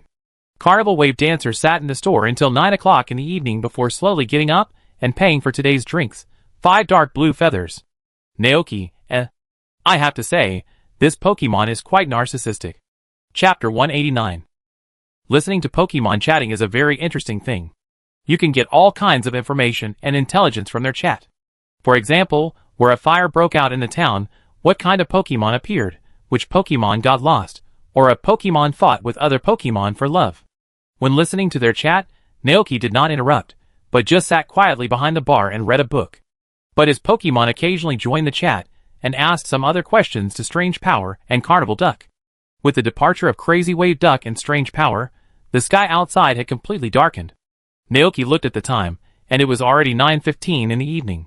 He looked out the window, and it seemed that there would be no other guests visiting today. Thinking of this, Naoki planned to close the door and take a rest, but at this moment, there was a sudden barking sound, and the sound of a motorcycle engine starting outside the door. Naoki was a little surprised. There are still guests coming so late. He went out to check and saw Miss June Shaw in police uniform riding a 3-wheeled motorcycle chasing a cat dog. Catty Dog was running in front excitedly, barking as it ran. Catty Dog, where are you going? Miss June Shaw, who was chasing behind, was worried. They had just finished patrolling and were about to get off work, but Catty Dog, a good partner of the police station, seemed to have taken stimulants and ran out. At that time, all the police officers in the police station were stunned. Only Miss June Shaw reacted quickly, and quickly rode a motorcycle to chase after him. In the middle, the caterpillar ran and stopped, as if it was waiting for her on purpose. Seeing this scene, Miss June Shaw was even more puzzled. What on earth was attracting the caterpillar? After a little thought, Miss June Shaw decided to come with the caterpillar to have a look. They passed through the country road shrouded in the night, and finally arrived at a brightly lit ranch. Miss June Shaw blinked, and her eyes were cast on the man standing in front of a wooden house. And the caterpillar stopped in front of the man and shouted to him. Woof woof. Called twice. Miss June Shaw turned off the motorcycle, got off the car, and looked at the scene in confusion. She frowned, and a serious expression appeared on her face. Could this person be a bad guy who deliberately used some means to attract other people's Pokemon and then stole them? Out of professional instinct, Miss June Shaw subconsciously put her hands on the handcuffs at her waist, ready to subdue the other party if anything happened. Who? Miss June Shaw said seriously. Naoki, Naoki noticed Miss Junce's actions with his sharp eyes. He pulled the corner of his mouth and said speechlessly, Don't worry, Miss Junce. I am Naoki from Naoki Ranch. Your Growlithe must have heard the news of the tavern opening from other Pokemon, so he came here. Miss Junce was slightly startled. She glanced at the young man through the night, and then took back her hands on the handcuffs. Naoki Ranch. I heard of this name in the town. Naoki smiled and lowered his head and asked, Growlithe, are you here to patronize the tavern? Growlithe wagged its tail excitedly and nodded repeatedly. Woof woof. Then come in. Naoki felt that this Growlithe was quite friendly, and couldn't help but rubbed its head, and then welcomed the man and the dog into the tavern. In the tavern, Haxorus, Minnie, and Buttercup were still whispering and chatting under the warm lights. As soon as he entered the door, Growlithe's eyes were attracted by them. It looked even more excited. Woof woof. There really is a tavern dedicated to Pokemon. Caterpie didn't bother to order, and immediately ran to Batubo happily and greeted them. Miss June Shaw walked into the tavern and looked at the scene, with a helpless look on her face. This child is really too playful. Naoki grinned. Miss June Shaw never thought that there was a tavern here. But since she was here, she would take a good rest here, and drink a glass of wine to relieve today's fatigue. But just when she was about to order, she didn't find the wine list. Seeing Miss Junce's puzzled expression, Naoki turned around and took a white milk bucket and 2 transparent glasses from the shelf. He poured the watermelon juice in the milk bucket into the glass, put in a few ice cubes, and then pushed the iced watermelon juice in front of Miss June Shaw. Our pub is dedicated to serving Pokemon, but it has just opened not long ago. This glass of juice is for you, Naoki said. Hearing this, Miss June Shaw was surprised, especially serving Pokemon? As you can see, Miss June Shaw turned her head and looked over there. She finally realized something was wrong. The people sitting in this tavern are all Pokemon, not a single human. But, Miss Junshaw felt very incredible. This is my part-time job. Naoki smiled and put the milk bucket on the wine rack. I like Pokemon very much, so I opened this tavern so that I can see more Pokemon. Seeing them here makes me feel relaxed. This is incredible, Miss Junshaw murmured. She looked at the iced watermelon juice in front of her and thanked her politely. Naoki shook his head, indicating that it was nothing. He gestured to Miss Junshaw to sit on the table over there and rest for a while. Miss Junshaw thought about it, and then walked to the table with 2 glasses of watermelon juice. She called over the caterpie, but due to the structure of the caterpie's body, it could not sit on the chair and could only squat on the ground. But for the caterpie, it was enough. Its big head just exceeded the height of the table. It lowered its head and held the straw in its mouth, and began to drink watermelon juice. While drinking, it peeked at the group of Pokemon next to it. It's so lively, Katie thought, it's so fun here. Miss Junshaw observed the layout of the pub. There was a bar counter at the entrance, and a wine rack was installed on the wall inside the bar. Next to it was a closet, and on the other side was a refrigerator. The lights in the pub were orange, and there was a red carpet on the floor at the entrance, which made the place look even warmer and more lively, and the atmosphere was created perfectly. On the left wall, there were simple drawings and photos that looked like they were drawn by children. Miss Junshaw's eyes were attracted by the photos. She couldn't help but stand up and walk to the photo wall. The photo showed a very beautiful cliff with lush grass and trees growing on it. A spectacular waterfall fell straight down, forming rivers in the mountains and forests below, like the blood vessels of the wilderness. With the naked eye, one could even feel the mountains and forests breathing. On the grass, there was a large group of Pokemon. Some of them she knew, some she didn't. Baby Bear, Meow Meow, Caterpie. A small Pokemon that looked like a pink kitten with blue eyes. A humanoid Pokemon with pink fine fur, a cold expression, and a big tail. Its face revealed a reluctant expression, and it seemed that it didn't want to take this photo. Except for this Pokemon, the other Pokemon looked very happy. Miss Junshaw couldn't help but ask, are the Pokemon here also guests of the tavern? Naoki looked up and saw Miss Junshaw standing in front of the photo wall. He shook his head. No, that photo was sent back by a friend of mine who was traveling abroad. Oh! Miss Junshaw understood, and she sighed. I have never seen these 2 Pokemon. Sure enough, there are still many Pokemon in this world that have not been discovered by humans. Yes. Naoki smiled and said nothing more. Soon, Caterpillar drank up the glass of iced watermelon juice. Miss Junshaw paid the bill, and because it was getting late, she took Caterpillar out of the pub and prepared to go home to rest. Caterpillar didn't want to leave yet, and seeing its reluctant expression, Naoki smiled and waved to it. Come back tomorrow, except for weekends, my pub is open every day. Woof woof. Caterpillar's eyes lit up, and then he followed Junshaw away contentedly. On the way, it turned back and barked twice. Naoki heard it say, I will come again tomorrow. Watching the figures of the man and the dog disappear in the darkness, Naoki couldn't help but stretch and relax, and then said to the Pokemon around him, we should go back to sleep. You? Ice Eevee was in a good mood, smiled at Naoki, and then said goodbye to him and ran back to his ice house. The 3 big milk tanks yawned, and before returning to the Pokemon house to sleep, they each held a cup of goat milk from their mount goats. Dratini and Haxorus also felt sleepy. They were so sleepy that they could hardly open their eyes, but they still ran to Naoki and rubbed his cheek. Then, they returned to their own moon lake with satisfaction, lying in the moon reflected on the lake and fell asleep. Seeing this scene, Dragonite stamped his feet in anger, howled and cursed the little dragons, who stole the trainer from it, and then hugged Naoki. Naoki, He patted Dragonite's fat belly helplessly. Okay, you go to sleep too. Dragonite looked down, blinked, and then imitated Dratini and Hackron, rubbing Naoki's face affectionately with its big fat face. Naoki, Aww. Dragonite was happy, and turned around and ran away in the dangerous eyes of Golden. Aw gah. Golden thought Dragonite was very childish. It turned its head and looked at Naoki, who looked hopeless after being rubbed on the cheek. Naoki was keenly aware of Golden's gaze, thinking that he also wanted to rub his cheek, so he simply stopped struggling. Come on. He ran forward and used the cheek rub on the remaining Pokemon one by one. Galton opened his eyes wide. Ah gah. Motor Lizard couldn't believe it. Gah. Budub flew skillfully into Naoki's arms and started to act coquettishly. Bammo. As for Frostmilk, it had already returned to the nest to sleep early, and didn't stay up all night with them. Let's go back to the house to sleep. Naoki picked up Bud, followed by Gulton and Motor Lizard, and walked towards their home under the moonlight. The next morning, it was a new day. Today was already July 5th, and the fields were still abandoned, and had not started a new round of sowing. Naoki realized that he could not continue to be idle, so early in the morning, he called the mole and worked with it to till the fields and planted a new batch of pumpkin seeds and sunflower seeds. He ate a few pieces of melon seed crisps, and then called a few Pokemon to help with the work. Dragonite was still practicing praying for rain by watering the fields. The Mount Goat also came over as usual to help take care of the crops in the fields using the green grass field.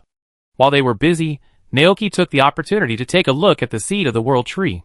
World Tree Seedling. A seedling that has absorbed a lot of grass power. Because of the Mount Goat, it has undergone a mutation during its growth process. The magnificent vitality is brewing in it, and it will eventually break out of the ground. It will take 99,995 years and 363 days to grow. It has reduced the time by 2 days. Naoki was a little happy. There is no doubt that the Mount Goat has contributed to it. Naoki turned his head and looked at the 3 Mount Goats. It seems that the energy of the grass can help the World Tree grow faster. But then again, because they help take care of this seedling, the Mount Goats don't need to go dancing every day. This makes Naoki, who is used to watching the Mount Goats dancing, feel strange. He stood up and prepared to watch the Mount Goats take care of the pumpkins and sunflowers in the fields. At this moment, a black luxury car suddenly stopped outside the ranch. Sensing the strange atmosphere, Butterfree immediately told Naoki the news. Naoki looked up and saw an old man in a brown suit and a fedora hat getting off the car. The old man was holding a gentleman's cane and looked very elegant. From a distance, the old man saw Naoki here, and he smiled and nodded. Naoki. Mr. Sato. Naoki excitedly called out the other person's name. This old man was the 2 loving masters that Ivan took him to see more than 2 months ago. If Mr. Sato appeared here, Naoki's heart moved, and he hurried forward to greet him. Old man Sato's face was still so kind. Sorry, I was delayed by something before, so I came so late. It's okay. While looking at the luxury car, Naoki asked, Let's go in and have a cup of tea first.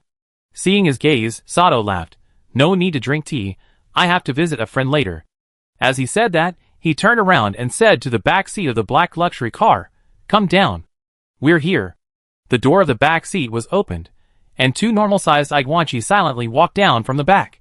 The Iguanchi with a larger body and horns pointing upwards pursed its lips, and there was no expression on its face. This is the older brother, Naoki thought. The Iguanchi with a slightly smaller body and horns pointing downwards was intentionally protected by the older brother behind him. Unlike the older brother, the younger sister Iguanchi had a very gentle expression and bright eyes. When she saw Naoki looking at it, the corners of her mouth rose, and a soft smile appeared on her face. The elder brother Iguanchi noticed his younger sister's behavior, and the corners of his lips drooped, as if he was a little unhappy. He gave his younger sister a disapproving look and whispered, Ai, we agreed to observe this human being first. The younger sister Iguanchi quickly put away her smile and whispered, Ai. I know. Seeing this, the elder brother Iguanchi turned his eyes to the human in front of him again. Hearing their loud conspiracy, Naoki said, Fortunately, he had eaten several pieces of translation melon seed crisps in the morning to command Pokemon to work. Naoki didn't pay attention to what they said, but observed their appearance, nodding in his heart. In more than 2 months, they have grown a lot, and they can't be seen at all as the little ones they were before. I just don't know if you still remember him. Old man Sato smiled and introduced. This is Mr. Naoki, who will take care of you in the future. You met him once when you were young. Do you remember? That time he went to the manor, he also brought you pudding. Hearing this, the sister Iguanchi immediately nodded happily. Ai. Of course I remember. The elder brother Iguanchi's mouth corners turned down, looking a little unhappy. Ai. We agreed. The younger sister Iguanchi stuck out her tongue and said obediently, Ai. I know, brother. Do you think that pudding is delicious? The elder brother Iguanchi still remembers what happened at that time, and he also ate the pudding. After hearing what his sister said, he carefully recalled the taste and nodded. It's delicious. The younger sister Iguanchi was a little confused. Then why don't you like this human? The pudding is delicious and the person is also very nice. The older brother Iguanchi said calmly. This is different. He was worried, thought about it, and said to his sister seriously, when you first meet a human, you can't invest too much emotion in them, and you can't like him too much. If he doesn't like us, and we are abandoned by him, it will be very uncomfortable. This is what he heard from a cat in the manor who had been abandoned before. The Meowth was captured by a human before, but the human thought it was too weak and didn't like it, so he abandoned it. Later, it was lucky to meet Old Man Sato and was adopted by him. Since then, it has lived in the manor. So, as a brother, before he is sure whether the human will abandon Pokemon, he has to protect his sister. The sister AI Guancher seemed to understand. Hearing this, Naoki looked at the brother AI Guancher, who looked like a little adult, and tried hard to protect his sister, and his heart was very complicated. He did not talk directly to the two Iguanchi, but turned to Old Man Sato and said, "Mr. Sato, let me introduce this ranch to you." As the owner of Iguanchi, Old Man Sato must want to know what kind of life Iguanchi will live here, so he had to explain everything in detail. Sure enough, after hearing this, Old Man Sato's wrinkled face showed a bright smile. He smiled and said, "Then I will obey your order." Chapter 190. Please follow me. Naoki began to stroll around the ranch with Old Man Sato and the two butlers. Old Man Sato, who was over 50 years old, took a quick look at the ranch. He saw neat fields, blooming flower fields, and neatly trimmed lawns. Next to the fields, there were several Pokemon helping out, including a goat, a Dragonite, and a Psyduck wearing a straw hat and staring blankly on the grass. The goat seemed to be using grass attribute energy to take care of the crops, while Dragonite stood on the edge of the field and cheered. Suddenly, a dark cloud gathered, and a drizzle of rain began to fall, moistening the farmland below. When the rain stopped, under the sunshine, a beautiful rainbow even appeared over the fields. Looking at this scene, Old Man Sato nodded constantly. From these things, it can be seen that the owner of this ranch is a very hard-working person. Naoki looked at this orderly scene with him, organized his words in his mind, and slowly said, "I moved to this ranch in the spring. Before that, this ranch had been in a state of abandonment." Old Man Sato was slightly surprised. "In the spring?" Naoki nodded and briefly introduced himself. "Yes, my parents and I moved to the Hoenn region more than 10 years ago, and this ranch has been managed by my grandfather. Later, he passed away, and the ranch gradually became deserted.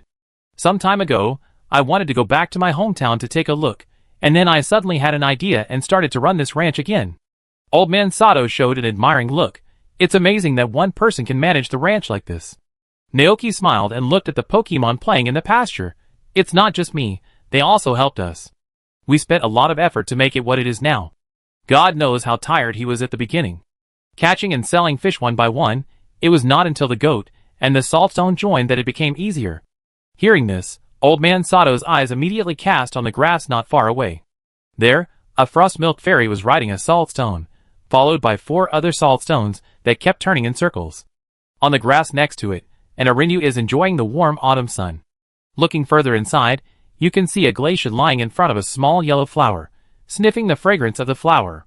Its face is full of leisure and lightness. Perhaps it accidentally inhaled pollen, and the Glacian sneezed several times in a row. Just from the mental outlook of these Pokemon, it can be seen that they are well taken care of. The owner of this ranch is very good at taking care of Pokemon. Old Man Sato had a second impression of the young man.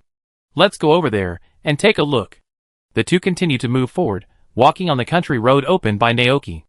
Naoki began to introduce the various facilities in the ranch to Old Man Sato. "This is the flower garden I opened up separately. I will plant seasonal flowers here every season. Butterfree and 3 bees like to visit here on weekdays. The nectar collected by the 3 bees will be brewed into sweet honey for the Pokemon in the ranch to eat." Old Man Sato looked in the direction of his finger, and sure enough, he saw 3 bees and a Butterfree flying around in the flowers. He nodded and said, "They seem to like it here very much." "Yes." Naoki smiled, and there was nothing more gratifying than the fact that the things he made were liked by Pokemon. He continued to introduce the remaining facilities. "The buildings over there are the hut where Milkman lives, the chicken coop, and where Saltstone lives. Although the house is small, there is actually a passage inside that leads directly underground. There is an underground cave there, and Saltstone usually lives there. Cow and goat milk, eggs, and rock salt are the main sources of income for the ranch, and are also the daily food for the Pokemon living here. Like juice milk, egg sandwiches. In addition, eggs and milk can be added with flour to make desserts such as bread. It's just as I imagined, full of pastoral atmosphere." Old Man Sato laughed heartily. He looked at the garden behind these buildings and asked, "If I'm not mistaken, there are fruit trees planted there, right?" "That's right." Naoki nodded. In a few months, the fruit tree seedlings had grown into a green and vigorous tree. Wait for more than a month, and the fruit will be produced. The price of the fruit was too cheap, so Naoki didn't plan to sell it. Instead, he planned to keep it for wine making or as snacks for Pokemon. Thinking of this, Naoki felt that his ranch was getting richer and richer, and he felt that he could afford to raise another 100 Pokemon. However, he couldn't do it, because it takes a lot of energy to take care of Pokemon. After visiting the ranch, Old Man Sato felt very satisfied. This young man is not only hardworking, but also good at taking care of Pokemon. And from his interactions with Pokemon, it can be seen that the Pokemon on this ranch also like him very much. Old Man Sato nodded repeatedly in his heart, but there was no expression on his face.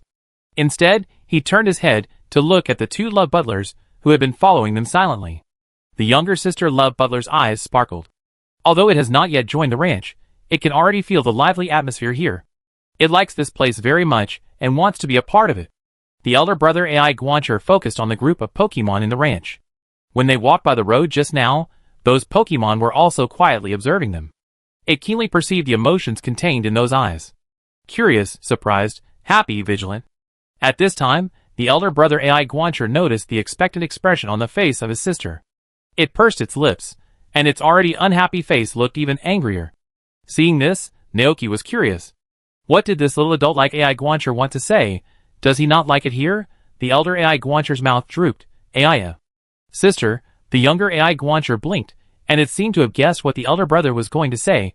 AI. Brother, I like it here, don't you like it?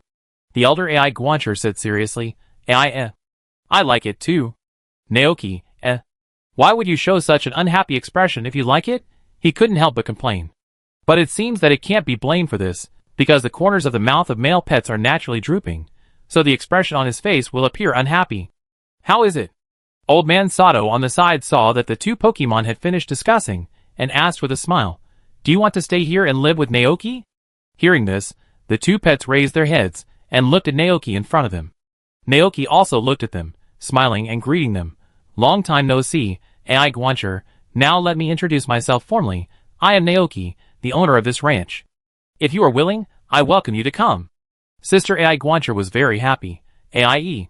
Brother AI Guancher used the horns on his head to release a little bit of spiritual power to read the other party's mood. No malice, no dislike, only pure welcome and happiness. Naoki noticed the actions of his brother AI Guancher, and he turned his head to look at him. The eyes of one person and AI Guancher met in midair. After a moment, the brother AI Guancher nodded slightly and said calmly, AIE. It agreed. Chapter 191. Wow! Seeing the butler, who usually looked serious and like a little adult, nodded in agreement, Old Man Sato smiled. The two butlers turned to look at him. Old Man Sato. Okay, it seems I don't have to worry anymore. In this case, I leave them to you to take care of them from now on. Naoki nodded in agreement. Don't worry, I will take good care of them. Old Man Sato said to the two butlers, Go. The brother and sister looked at each other. The sister happily walked to Naoki, and the brother followed behind her silently. Seeing this, Naoki smiled and reached out to touch his sister's head. AI. When Naoki put his hand on the head of his brother AI Guancher, he clearly felt that the body of this Pokemon stiffened. You are so listless, can you smile? Naoki said with a smile. Hearing this, the brother AI Guancher was slightly startled, and then looked up.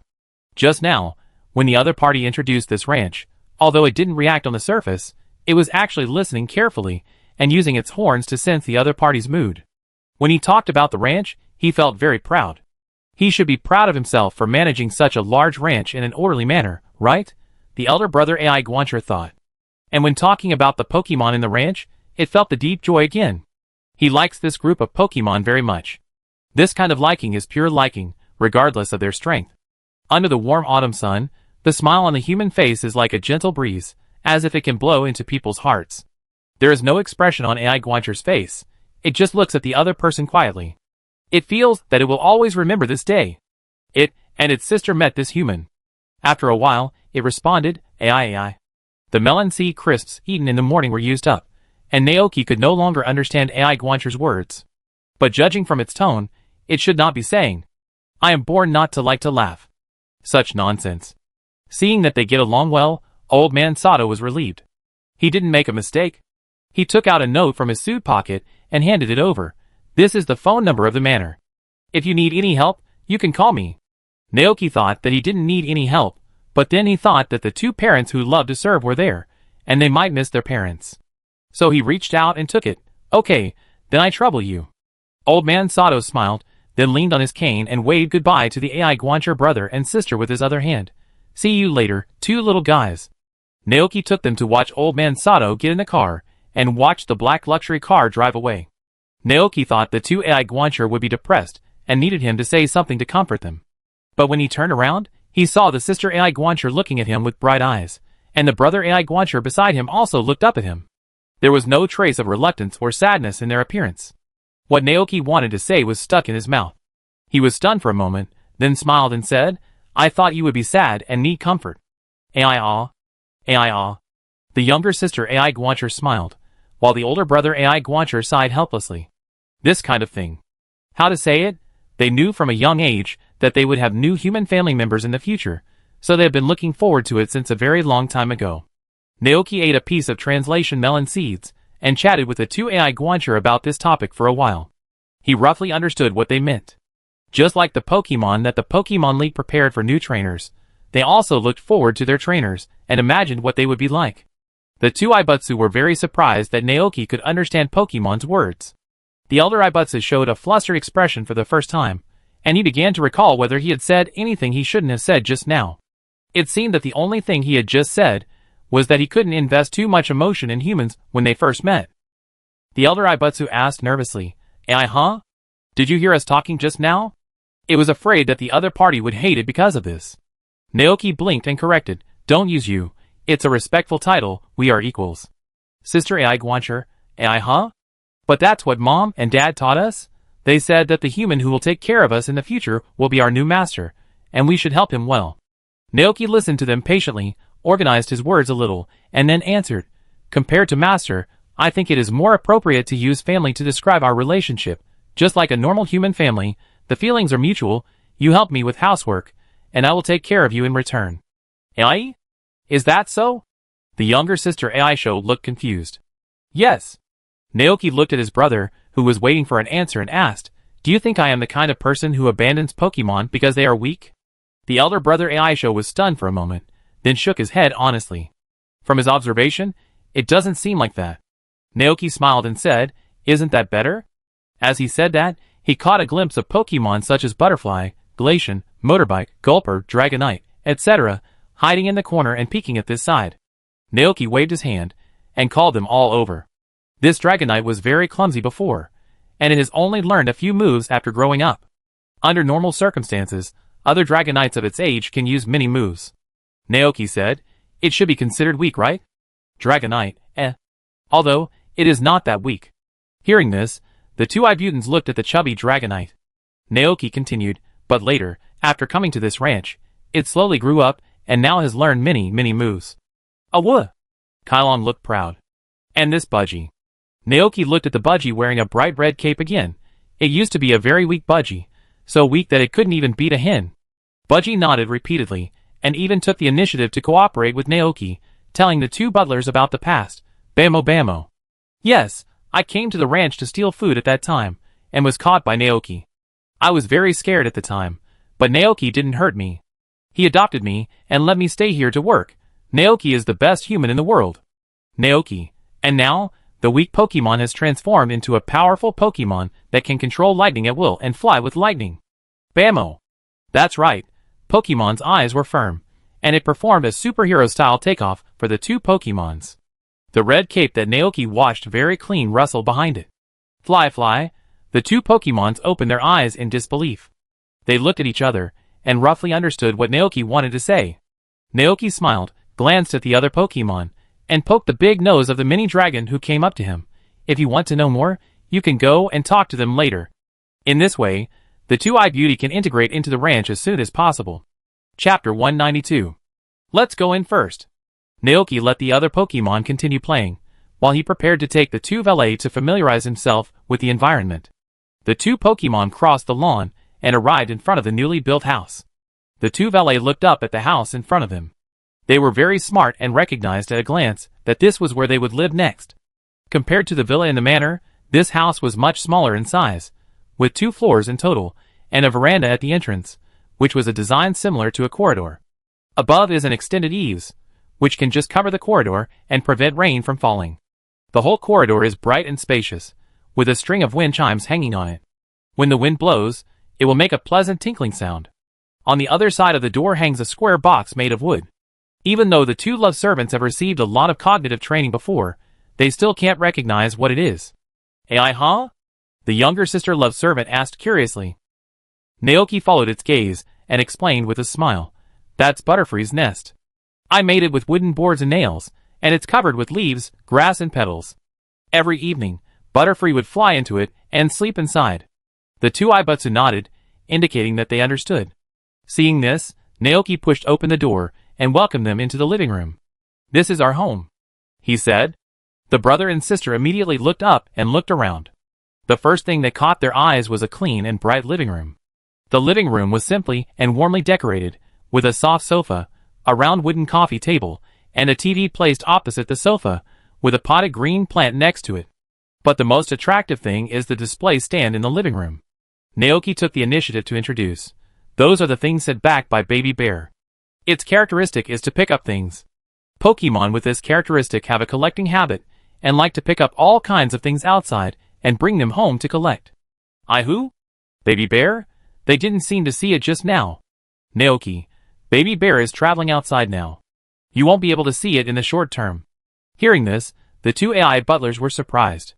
The elder brother, Aisho, who had been following behind silently without saying a word, asked uncertainly, Ai? No trainer with him. No.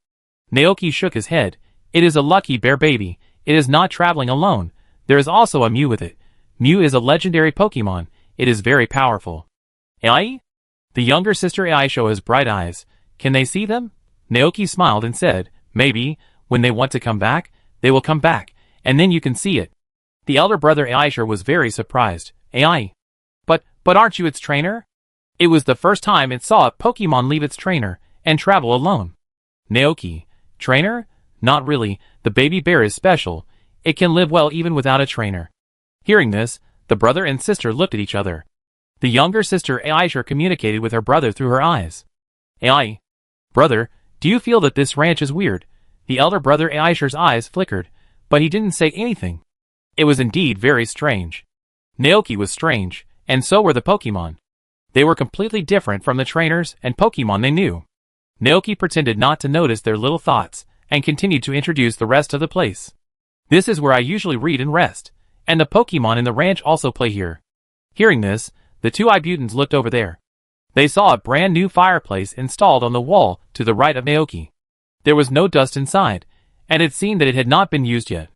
There is a rocking chair in front of the fireplace, and a round carpet under the rocking chair, on which are piled several books and toys. There are round balls, furry greedy chinchilla dolls, and several red and white poke balls. The 2 butlers know the fireplace. Seeing the scene, they can almost imagine that in winter, the owner of the house sits on the rocking chair, rocking gently in the firelight of the fireplace, and flipping through the book in his hand comfortably. Naoki introduced. The carpet in front of the fireplace is where the motor lizard sleeps. It is more afraid of the cold. It was indeed warm in front of the fireplace, the 2 love butlers thought. This is the kitchen, where I usually prepare food for the Pokemon in the ranch. There was nothing much to introduce about the kitchen, so he mentioned it, and turned around to open the door to the basement. This is the cellar, where the ranch is used to make wine. The younger sister love butler looked around the cellar, and observed the environment. In order for them to see clearly, Naoki turned on the light considerately. After a while, the 2 love butlers retracted their gazes. He said, I remember it. Naoki smiled and said, the living room leads to the master bedroom, where I usually sleep. The small room leading to the kitchen is the cream workshop, where I will work with the cream fairy to develop new desserts when I am free. By the way, do you like sweets? The younger sister Guancher nodded happily. The older brother Guancher hesitated for a moment, and nodded imperceptibly. Seeing this, Naoki took out 2 packs of honey candies from the refrigerator and gave them to them, and then started to go upstairs. Next is the 2nd floor. Your room is also on the 2nd floor. As they said that, they came to the small living room on the 2nd floor. Naoki opened a door, revealing the room full of children's colors. Because I don't know what you like, I decorated your room according to the human decoration method," he said. The two love butlers didn't have any requirements for accommodation. They originally thought they would live in the poke ball, but they didn't expect to have a separate room, which made them feel very surprised. Naoki continued, "The other rooms are the study and storage room. Oh, by the way, the video phone is in the living room on the first floor. If you miss your parents, you can use that video phone to contact them." The brother and sister were naturally very happy about this. After the introduction, Naoki looked at the time and found that it was already 10:30 in the morning. He thought about it, and planned to make a hearty lunch at noon today to welcome the arrival of the two love butlers. But the food in the refrigerator was almost gone, and Naoki planned to ride Gulton to the town to buy some back. He handed the two Pokemons to the care of the motor lizard, and then left the ranch. After quickly purchasing the necessary ingredients, on the way back to the ranch, Naoki began to think about the two Pokemons. The two Pokemons were still young, just over 3 months old, and could be said to be the youngest Pokemon in the ranch. Naoki thought that the two Pokemons would need to be taken care of by him for a while, but he never thought that when he just returned to the ranch, he saw that the house was well managed by them.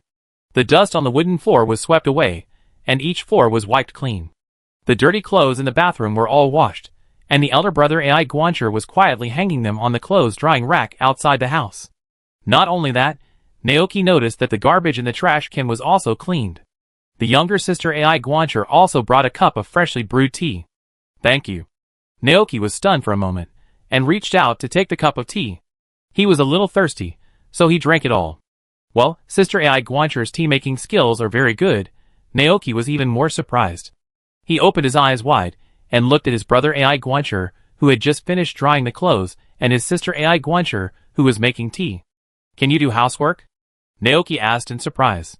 "Ai?" Sister Ai Guancher nodded gently, with a very gentle smile on her face. Naoki touched his pocket, but didn't touch anything.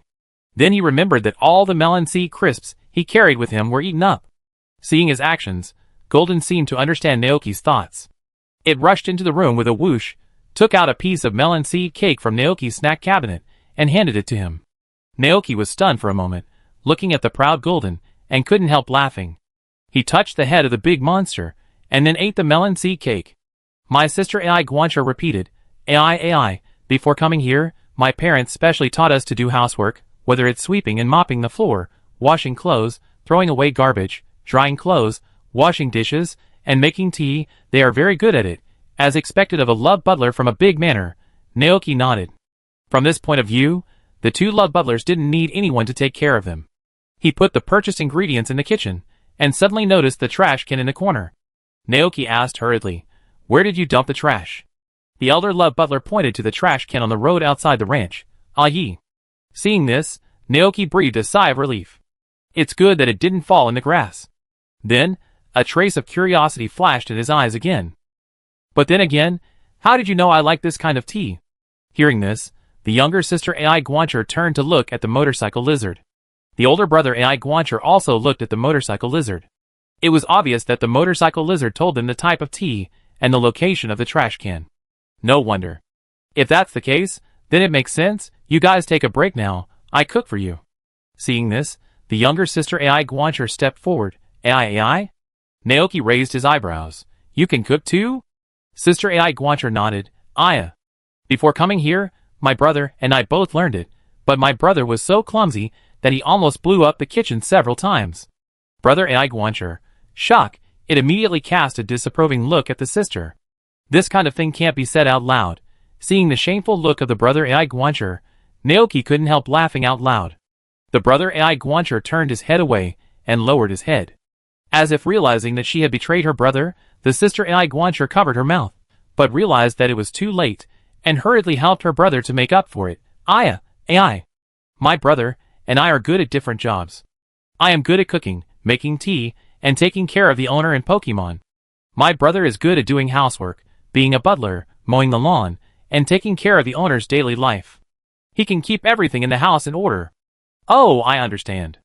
Naoki nodded in cooperation and praised, You are both great.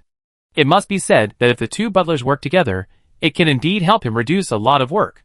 They will take care of the housework, and they can also feed the Pokemon in the ranch. As the rancher, he only needs to lie down and be a tool for making magical dishes.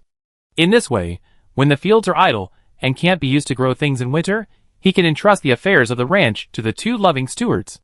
Then he can go to the Galar region with peace of mind to find the Bud Crown King and his 2 horses. There is also a mine in the town of Tsutsumi that is worth a visit. There are all kinds of stones there. Although he is not Daigo, as a former Pokemon player, he also wants to collect items such as evolution stones and rare ores. After all, with evolution stones, his dream of collecting all attribute EV can be further achieved. In addition, there is Kitakami Township. However, Naoki has only heard of this place, and he doesn't know more about it, because the DLC was not released when he traveled through time. I can go there to visit it when I have time, Naoki thought. I heard that the rural scenery there is very beautiful, apples are abundant, and various celebrations are held, and the atmosphere is quite lively. While preparing lunch, Naoki fantasized about his future life. Today's lunch was prepared by him and his sister Ai Guancher. His sister Ai Guancher's cooking skills are very good. Half of the dishes today were prepared by her. It can be said that her cooking skills are max. A group of Pokemon sat around the dining table, next to which was the large French window, through which you can see the beautiful rural scenery outside. There were all kinds of delicacies on the table. Fried steak, sandwich, corn stewed ribs, omelette, vegetable stew, crispy sea base, pumpkin cream soup, tree fruit platter. Drinks and desserts included lucky pudding, strawberry juice, moo milk, honey fudge, baked cookies. Naoki's eyes swept over these foods, and many of them were new dishes prepared by his sister Ai Guancher. Like vegetable stew, crispy sea base, omelette, pumpkin cream soup. These dishes gave Naoki a lot of inspiration. He felt that he had entered a bottleneck period during this period of time, and had not made a new dish for a long time. He decided to go back and ask Ai Guancher to teach him. It is worth mentioning that the fruit platter here was prepared by his younger sister Ai Guancher, and it does not have the effect of skill refining. But even so, several Pokemon who have experienced the terrifying power of the fruit platter are not very brave to eat it. They don't want the moves they have learned with great effort to be forgotten again. Although they can learn them again, it is still very tiring to practice them repeatedly. Seeing this, Naoki held back his smile. His younger sister Ai Guancher was at a loss. It looked at the group of Pokemon in front of it, and cried out in confusion, Ai? Gale. Awa. Motor Lizard and Dragonite told their sister Ai Guancher the reason. Sister Ai Guancher was quite surprised. Ai? Is there such a thing in this world? The brother and sister looked at Naoki. You can think of this power as another superpower. Naoki said, as if it was commonplace, don't be too surprised, you will get used to it slowly in the future. Thinking of the effect of the fruit platter, Naoki couldn't help but feel very sorry. Why didn't there come a gambling dog Pokemon in his ranch? The kind of gambling dog Pokemon that would not stop until it ate itself to comprehend the magic skills. What a pity. Chapter 193. After lunch, Naoki began to arrange specific tasks for the 2 Ibuda. Just as the sister Ibuda said, the elder brother Ibuda was good at housekeeping, taking care of the master's daily life and housekeeping, so Naoki handed over the management of the whole house to it. And the younger sister Ibuda was good at cooking and taking care of Pokemon, so Naoki also handed over many Pokemon in the ranch to it to take care of. Of course, this does not mean that Ibuda will do everything. He will also cooperate and work together. The work of the little sister Ai butler is divided into the following 2 items. 1. Feed the Pokemon in the ranch when he is not at the ranch. 2. Use his magical ability to sense emotions to take care of every Pokemon in the ranch, understand their needs and troubles in time, and tell him about them. When Naoki told the 2 AI butlers about these tasks, the 2 AI butlers looked at each other and nodded. It sounds pretty easy, and these jobs are their job. Seeing the 2 Ayakashi, Naoki immediately remembered the special features of Ayakashi Pokemon. Unlike Pokemon like Motor Lizard, which need to obtain energy through meat, the source of Ayakashi's energy is a variety of positive emotions, happiness, gratitude, joy. They will use the horns on their heads to receive these emotions, and then convert them into their own energy. It is precisely because of this characteristic that both domestic Ayakashi and wild Ayakashi will diligently take care of humans and Pokemon everywhere in order to seek joy and gratitude and other happy feelings. Speaking of taking care, Naoki suddenly remembered something. He looked at the 2 Ibutsu and said, by the way, I haven't introduced you to the Pokemon Tavern yet. Ai? The first time she heard this word, the younger sister Ibutsu looked confused. The older brother Ibutsu was also a little puzzled. He looked at Naoki and waited for an answer silently. As the name suggests, it is a place for drinking and gathering. Naoki turned around and said, come on, I take you to see it. The group walked across the lawn and came to the old house that had been converted into a tavern. Naoki pushed open the door and then turned sideways to make it easier for the two butlers to see the layout inside. This is the tavern, but it's not open yet. Seeing their confused looks, Naoki thought for a moment and asked, "Do you know about coffee shops?" The elder butler nodded. Aye. Naoki, taverns are similar to coffee shops. Both are places for relaxing gatherings. After he said this, the two Pokemon immediately understood. However, the tavern I opened is not the same as ordinary taverns. Naoki's tone was mysterious. As expected, the brother and sister were attracted and turned to look. Naoki did not keep it a secret. My tavern does not serve humans, only Pokemon guests. AI, huh? Hearing this, the two AI butlers suddenly opened their eyes in disbelief. Only serving Pokemon guests? That's right. Naoki explained the current situation of the tavern in detail. After listening, the eyes of the sister AI butler became brighter. It likes this place. So it waited until 7 o'clock in the evening when the tavern opened. After dinner, the two monsters who came to the tavern for a drink saw that the boss standing behind the bar to serve guests had changed from Naoki to a Pokemon they had never seen before. The sister AI butler happily welcomed the two guests, Aiya and Aiku. The strange man was confused and couldn't help asking where Naoki went. Sister AI Guancher, AI. Naoki is doing housework with his brother. I will entertain you today. Hearing this, the two strange men were relieved. At first, they were a little worried that Naoki would run away and this place would go bankrupt. Now that Naoki was fine, they ordered 2 glasses of tree juice as usual, sat on the chairs, and started chatting. After a while, Carnival Duck and Caterpie also came. They were as surprised as the power to see that their boss had changed. The butler patiently explained to them, and prepared 2 drinks according to their needs. During this time, the sister butler found that the caterpillar did not seem to like the sweet and sour taste of tree juice. It thought about it, and then brought a cup of tree juice squeezed from cherry berries. This kind of tree fruit has a spicy taste, and is very popular with fire attribute Pokemon. As expected, the caterpillar was surprised to find that it liked cherry juice more than ordinary tree juice. Woof woof. Finally finding a cat that suits his taste, he excitedly expressed his gratitude to the butler. Aw. The butler's sister showed a gentle smile on her face. At the same time, in the room, Naoki noticed that his brother butler looked absent-minded, so he said, "If you are worried, go and see him. The rest of the clothes will be sorted out by me." Aw. The butler hesitated. Before coming here, they were taught by their parents that they must be serious when working for their masters, and not be careless, so they have always been strict with themselves. But this is the first time it has been separated from its sister. The elder brother AI butler always feels a little worried when thinking of his playful sister. After all, it is a 3-month-old Pokemon. Naoki smiled and waved to it. "Relax, don't be so nervous. Go and see if you want to. Just help me check if the tavern needs help."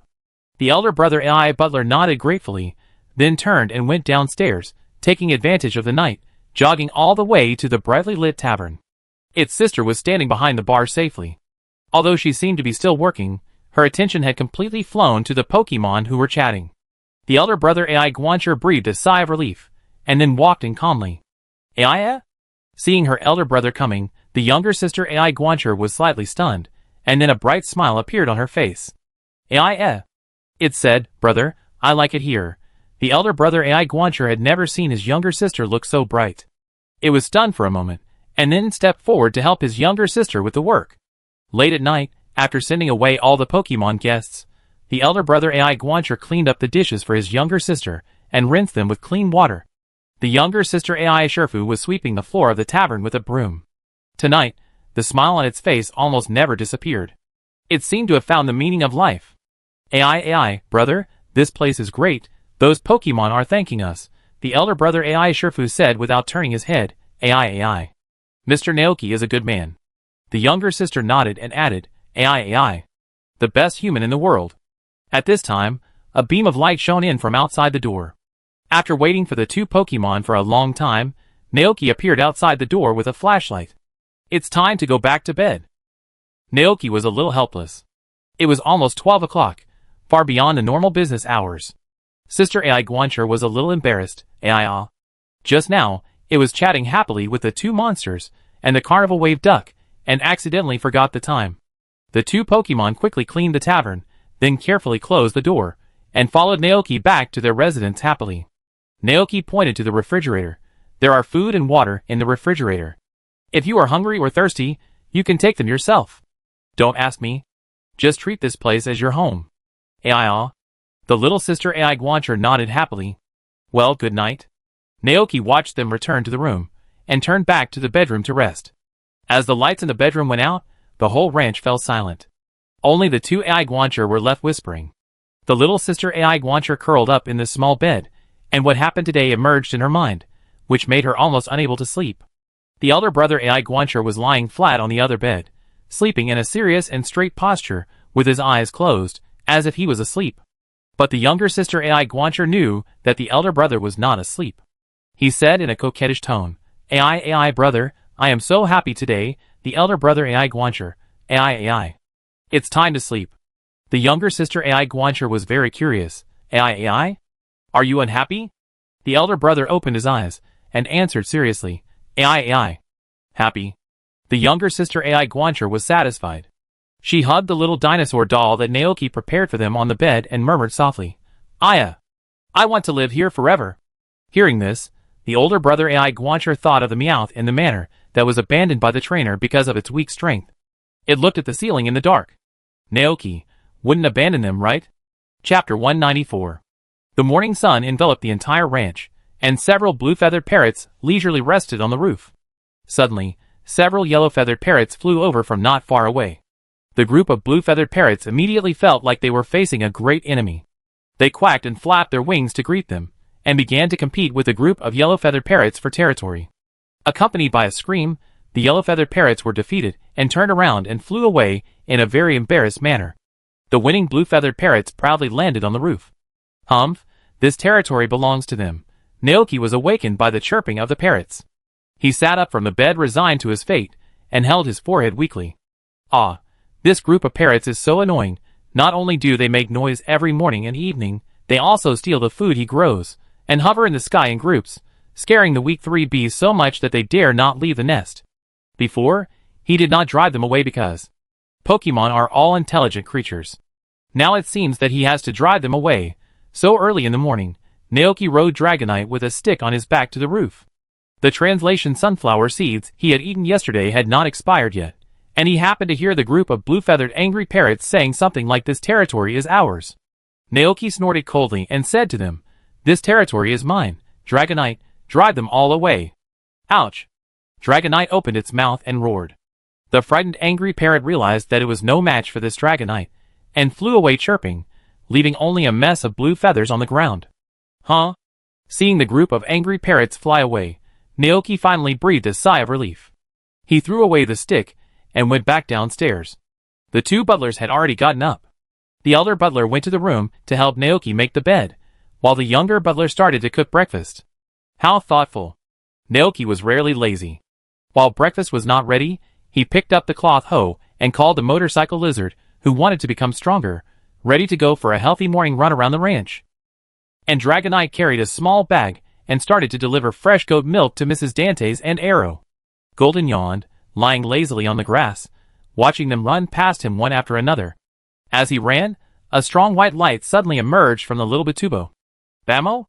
Butubo was startled and stopped immediately, carefully feeling the changes on his body. Seeing this scene, Naoki was not surprised, but felt that it had finally come.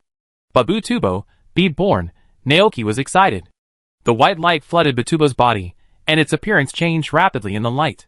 It grew taller and bigger, its fur became more fluffy, and its body lengthened from half a meter to nearly 1 meter. When the light faded, the big Butubo cried excitedly, then jumped up and threw himself into Naoki's arms. Naoki caught it steadily, and couldn't help rubbing his cheek against its cheek. Well, it's become cuter. Bamo. Butubo cried coquettishly. Motor Lizard looked at this scene stupidly, feeling very happy for Butubo. Gulton, who was not far away, tilted his head. He hadn't noticed it before, but now, he suddenly realized that Naoki seemed to be letting himself go more and more. Looking at Naoki, who buried his face in Butudok's belly, Gulton was very envious. He looked down at his belly, and he also wanted to. After the morning run, Dragonite also returned to the ranch from the town of Jichin. His sister Ai Guancher gently brought breakfast to the table. Naoki sat in front of the table with a group of Pokemon, and he was very happy. I'm starting. Ah, ga. Ga. Bammo. After breakfast, Naoki planned to take his sister, Aiguancher, to milk and feed the goat and the big milk can. But before leaving, the evolved Babutubo ran over with the red cloak that had obviously become smaller. Its face looked very aggrieved and sad, and it looked at Naoki with tears in its eyes. Bammo. Naoki looked down. The evolved Babutubo became bigger, and the original cloak was too small for it now, and it could not wear it. Seeing this, Naoki thought for a moment and said, "Don't worry, I go to town and buy you a new one later." But Babutubo was still not very happy, because this red cape meant a lot to it. It looked down at the cape in its hand, and the scene of Naoki sitting in front of the door, and trying to clean it with his hands, when it got the cape dirty before came to its mind. Babutubo was about to cry. If it had known, it would not have evolved. Seeing this, Naoki was a little amused. He touched Babutubo's head. "Aren't they all the same? I take you to the town later to order a new one for you, and you should keep this one well." Babutubo felt better.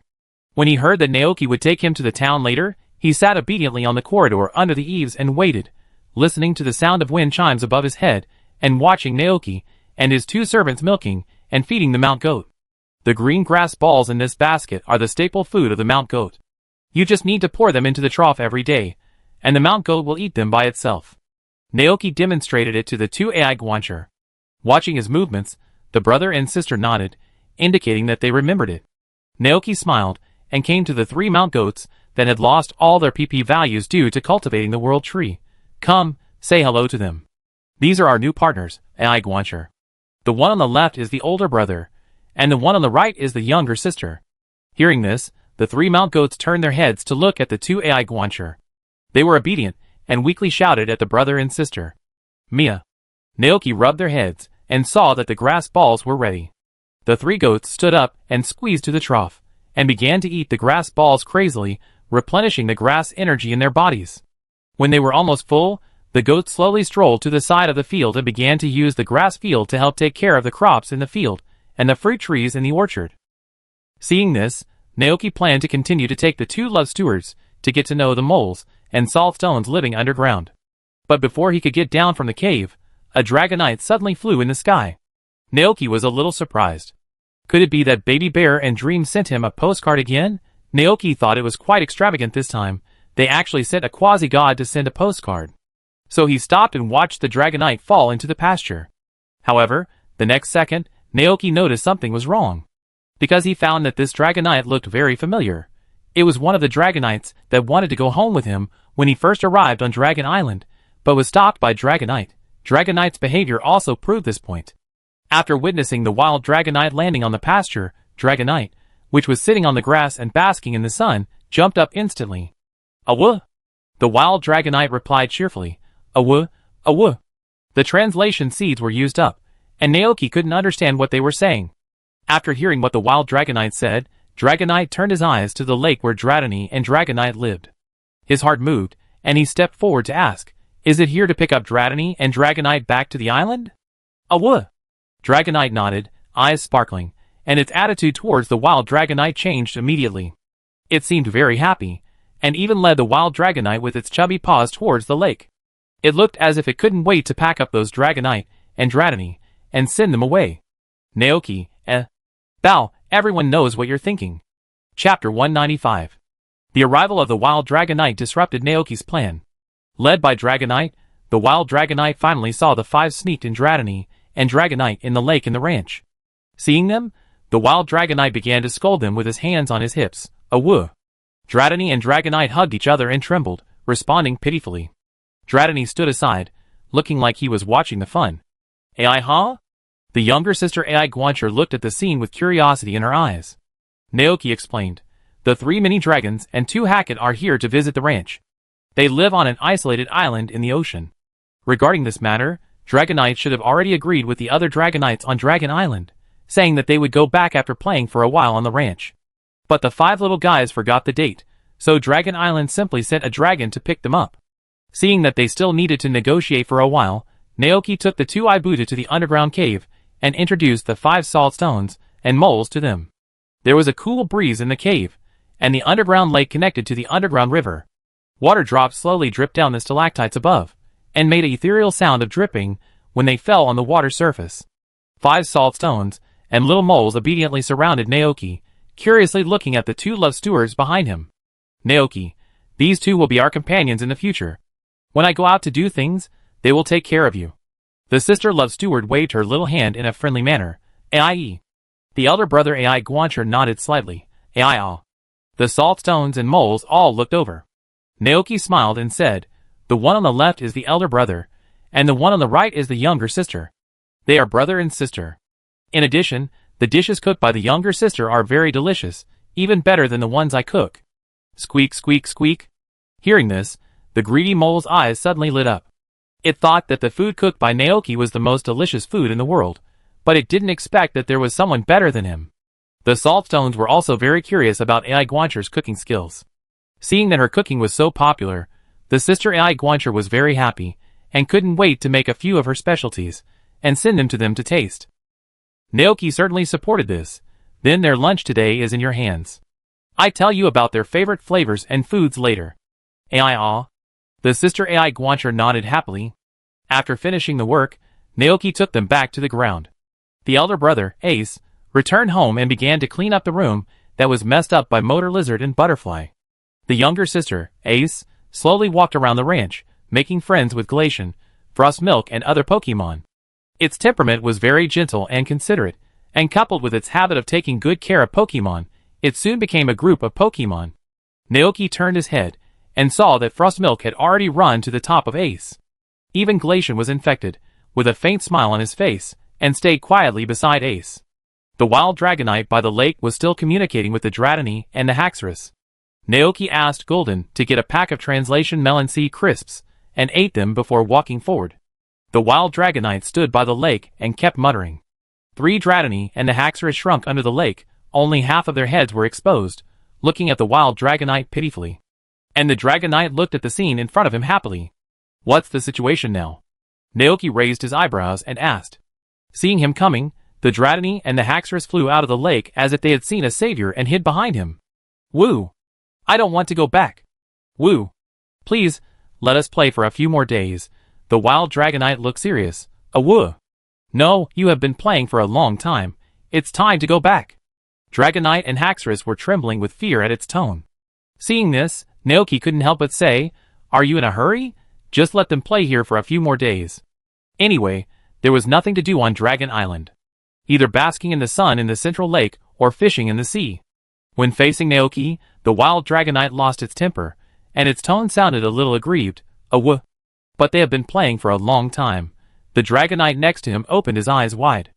Naoki, it seems to be right. He thought for a while, thinking the Dragonite came from a long way. He couldn't just leave like that, out of courtesy.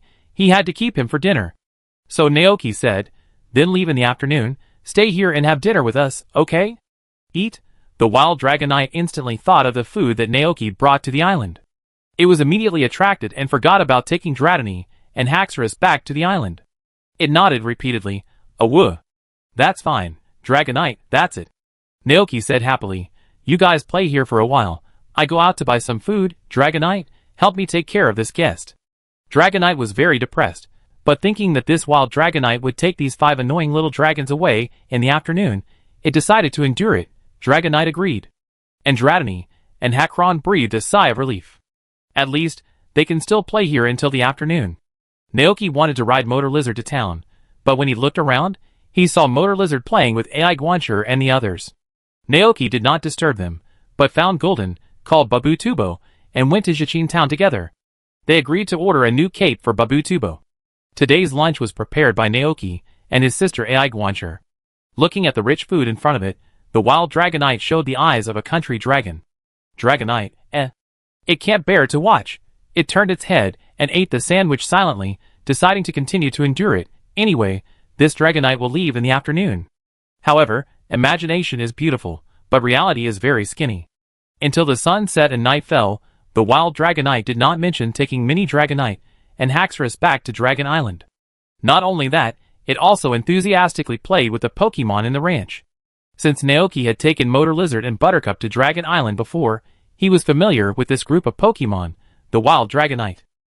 Naoki, Dragonite, and Dratini stood not far away and watched this scene, with different expressions on their faces.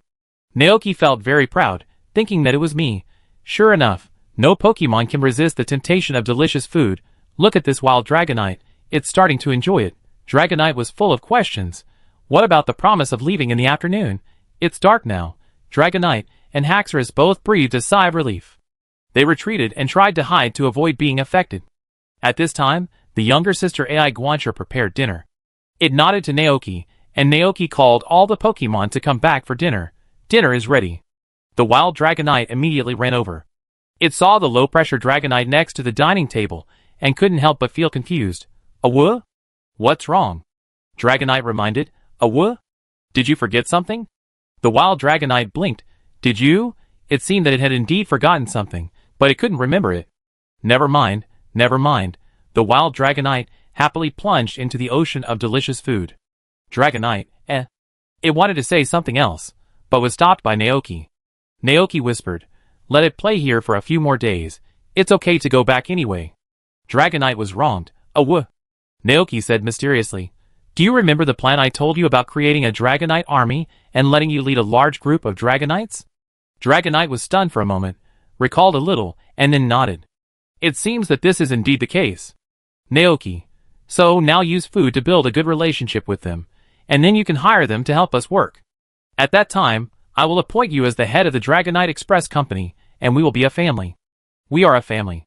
This sentence can be said to have touched Dragonite's heart. It opened its eyes wide, and recalled carefully. It seemed that the Pokemon that Naoki regarded as family members all had their own Pokeballs.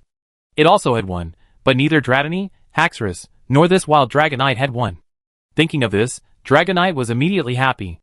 They were a family. So, it did not urge the Dragonite to return to Dragon Island. Anyway, Naoki only had Dragonite in his heart. Late at night, the Pokemon in the ranch went to sleep one after another.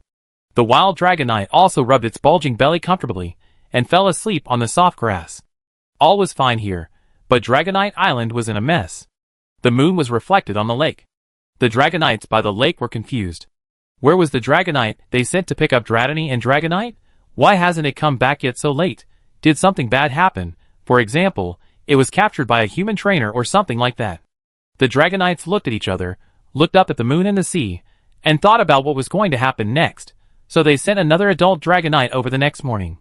As a result, after waiting for a long time, until the sun set and the moon rose, the Dragonites still did not come back. Suddenly, the Dragonites were furious. They gathered together and whispered to each other for a long time, and finally chose a Dragonite with a bad temper, who respected strength, looked down on humans, and would never be subdued by humans to pick up the mini Dragonite and the Haxorus. The next day, the sky was bright. The Dragonite, who came back from delivering milk, stared at the two wild Dragonites with juice milk in his left hand and honey buns in his right hand, and was quite happy. Damn it! All the food in the house is almost eaten up by them. Not only him, Naoki also realized this. These two Dragonites are like starving ghosts. They have been eating a lot in the past 2 days. In addition to breakfast, lunch and dinner, they also eat a lot of snacks. The stock in the refrigerator is gone. No, we can't let them stay here any longer. Just when Naoki was thinking of a way to send them back to Dragonite Island, another Dragonite landed in the ranch. Looking at this scene, Naoki's eyebrows jumped, and a thought came to his mind at the same time as Dragonite. No way, another one? However, this Dragonite seemed different from the previous two. It looked fierce, very similar to the Dragonite of Alice in the anime.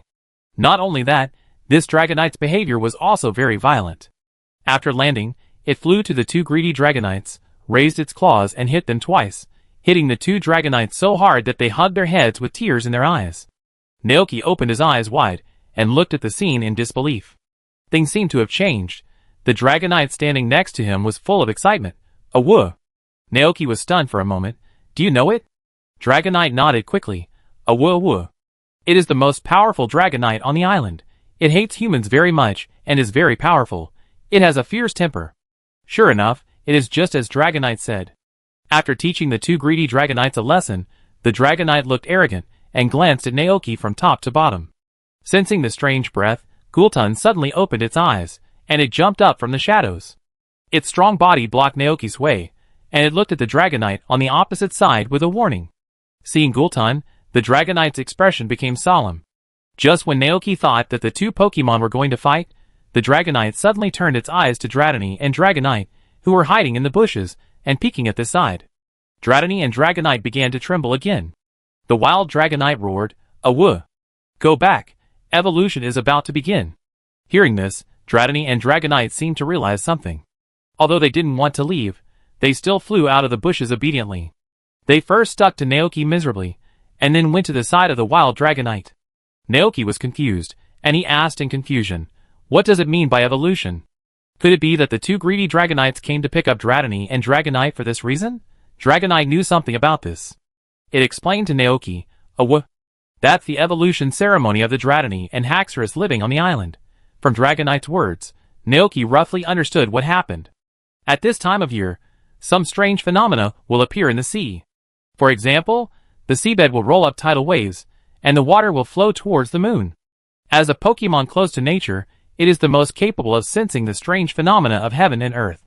So, Dragonites will use the power of nature to swim in the sea. If the gravity of the whirlpool is successfully overcome, some Dratini and Dragonite will be able to grow, and some will even be able to evolve into Dragonite and Dragonite. Dragonite had participated before, but it failed. Later, it evolved into Dragonite through continuous efforts and diligent training. Naoki seemed to understand what he heard. From the perspective of a human trainer, overcoming the force of the water flow in the whirlpool is indeed a good way of special training. If it is explained in the words of the game, it should be similar to the example of Dragonite participating in the whirlpool special training and gaining a lot of experience. Therefore, some Dratini and Haxorus were able to take the opportunity to evolve. Dragonite recalled and said, "Awoo, awoo, awoo. It's spectacular. Everyone is swimming in the tidal vortex, and then flying to the moon." Hearing this, a picture suddenly appeared in Naoki's mind. A bright moon hangs high in the night sky, and the bright moonlight sprinkles on the sea surface. A whirlpool is set off on the seabed, and countless Dratini and Haxorus swim in it. Dratini and Haxorus, who successfully overcome the whirlpool trial, will fly into the sky and evolve into more powerful Pokemon under the baptism of moonlight. This is a miracle of nature. Naoki's mind moved slightly, and his eyes were longing. "I want to see it." Chapter 196. The irritable Dragonite left with 2 reluctant Dragonites, 3 Dratinis, and 2 Dragonite. Before leaving, the 2 Dragonites also took away a large bag of Bofin from Naoki. The reason was that Naoki was reluctant to part with Dratinis and Dragonite, so he packed a bag of Bofin for each of them as a farewell gift.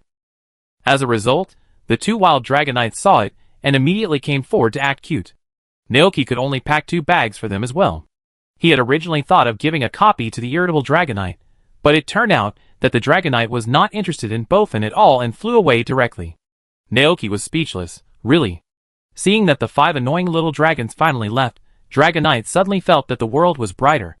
It sniffed the fragrance of flowers floating in the air, and felt that life had never been so beautiful. Dragonite happily tiptoed and turned in a circle on the grass, and then hugged the motorcycle lizard next to it, and shared the joy of the moment with it. Motor Lizard was helpless by Dragonite, and could only look at Naoki for help. Gah! Golden looked at this scene with a complicated expression, and mercilessly punctured Dragonite's beautiful life. Gah! Naoki still has to go to Dragon Island tonight. Suddenly, Dragonite felt that his world became gloomy again, and the flowers were no longer fragrant. Naoki looked at this scene with a smile. Okay, I'm just going to take a look this time, and I promise I won't bring back other Dragonites." Dragonite got smarter. "Awoo? What about Dratini and Haxorus?" "No." Naoki thought for a moment. "We don't have enough food in our house now. We have to save some, and winter is coming soon. We can't grow food in the fields. We have to save it in advance." Only after hearing this did Dragonite feel relieved. It thought about it, and thought that the food in the house was eaten up by the 2 wild Dragonites, so it patted its chest and promised, "Awoo! I will also help find food." Dragonite has experienced winter. That season is very cold, and heavy snow will cover the entire island. There will be no fruit on the island, and even the fish in the sea will hide in deeper waters. So some Dragonites will store several fruit in advance and spend the winter in their nests. "Good boy." Naoki smiled and said, "You don't need to go out to find food to support your family now." He pointed to the orchard in the southwest corner of the ranch. "Do you see that orchard? After a while, there will be big and plump fruits on it, plus the harvest from the field. You will have no problem eating for the whole winter." Whenever he thought of this, Naoki would feel extremely proud. "Look, The originally abandoned pasture has been completely renewed after his care. There are abundant fruits, fertile grass, and abundant crops here, and the Pokemon live happily. Life is perfect. Naoki relaxed his waist and waved his hand, letting the Pokemon around him play by themselves, and he turned around and rushed back. The Dragonites said that their evolution ceremony would begin when the moon rises. So tonight, Naoki planned to go there to watch this special ceremony. Thinking of the scene of the Dragonites evolving under the moon, Naoki said in his heart, "It seems that I have to buy a camera. It would be a pity not to record such a precious scene. And the photos taken can be framed and hung on the wall of the tavern to enrich the tavern's resume." So at noon that day, after lunch, Naoki went to the department store in Jichin town to buy a camera. In the autumn afternoon, the silent brother Ai Guancher placed a small round table and a small chair next to the flower field. The sister Ai Guancher thoughtfully brewed a cup of his favorite black tea for Naoki. This special tea is produced from the leaves growing on the antlers of budding deer. It has a very strong aroma and is loved by many tea lovers. Whenever a tea party is held, it is indispensable. Looking at the tea party prepared for him by Ai Guancher and his sister, Naoki felt very surprised and comforted. He sat at the table under the hospitality of his sister Ai Guancher, picked up the fragrant teacup and took a sip. Your tea-making skills are really perfect," Naoki praised. Sister Ai Guancher pursed her lips and chuckled. Brother can also make tea, Naoki immediately became excited. Then why haven't I seen it make tea before? Sister Ai Guancher glanced at her brother and found that he looked very nervous. But he still tried to keep a straight face and looked at his sister with disapproval. The sister Ai Guancher rolled her eyes, not knowing whether to say it or not. Seeing this look, Naoki immediately remembered that his sister had said that his brother was stupid and blew up the kitchen. He suddenly realized, "Oh, I understand." A trace of embarrassment flashed across the brother Ai Guancher's face. The sister Ai Guancher quickly waved her hands. Ai. Brother, I didn't say that." The brother Ai Guancher, What's wrong with that? Naoki laughed. Everyone has things they are good at and things they are not good at. For example, although I am good at cooking, if you ask me to sew clothes and dolls, I can't do it. The elder brother Ai Guancher's eyes flashed, and he suddenly remembered that he had taken care of Naoki's daily life these 2 days, and found that several of his clothes were torn when he helped him sort out his clothes. Is it because of this reason? You found it, right? Naoki smiled and said, "To be honest, before you came here, I also tried to sew clothes with needle and thread, and guess what happened?" The two Pokemon looked over curiously. "Not only did I not sew the clothes properly, I also pierced my hand. In the end, I had no choice but to put those clothes deep in the closet," Naoki said frankly. He used to do farm work every day, and his clothes and pants were often worn out and broken. The elder Pokemon understood what Naoki meant. The expression on his face did not look as awkward as before. Naoki focused his attention on the Pokemon, who were fiddling with cameras not far away. After he bought the camera, he saw that several Pokemon were interested in it, so he gave the camera to them, and let them take pictures of what they liked. Later, he made a photo wall to hang at home as a decoration. Several Pokemon were very interested in this, and even Guillerton participated in it. It also competed with Motor Lizard for the right to use the camera. "It's so lively." Naoki looked at the Pokemon fighting in a ball, and his tone was very emotional. His sister Ai Butler asked, "Ai? But Naoki, aren't you afraid that they will break the camera?" Seeing them fighting for the camera, the sister Ai Guancher felt a sense of fear, fearing that someone would accidentally throw the camera away and break it on the ground. Naoki shook his head happily. "It's just a camera. It's broken, as long as they are happy." Of course, the premise is that it was unintentional. If it was intentional, it would not work. Hearing this, the brother and sister looked at each other and whispered to each other. Ai. Brother, I told you it was weird. Ai. Naoki really likes this group of Pokemon. Ai. Will he like us too? Brother Ai Butler thought for a moment. Ai. Probably. Naoki didn't hear the two Pokemon muttering.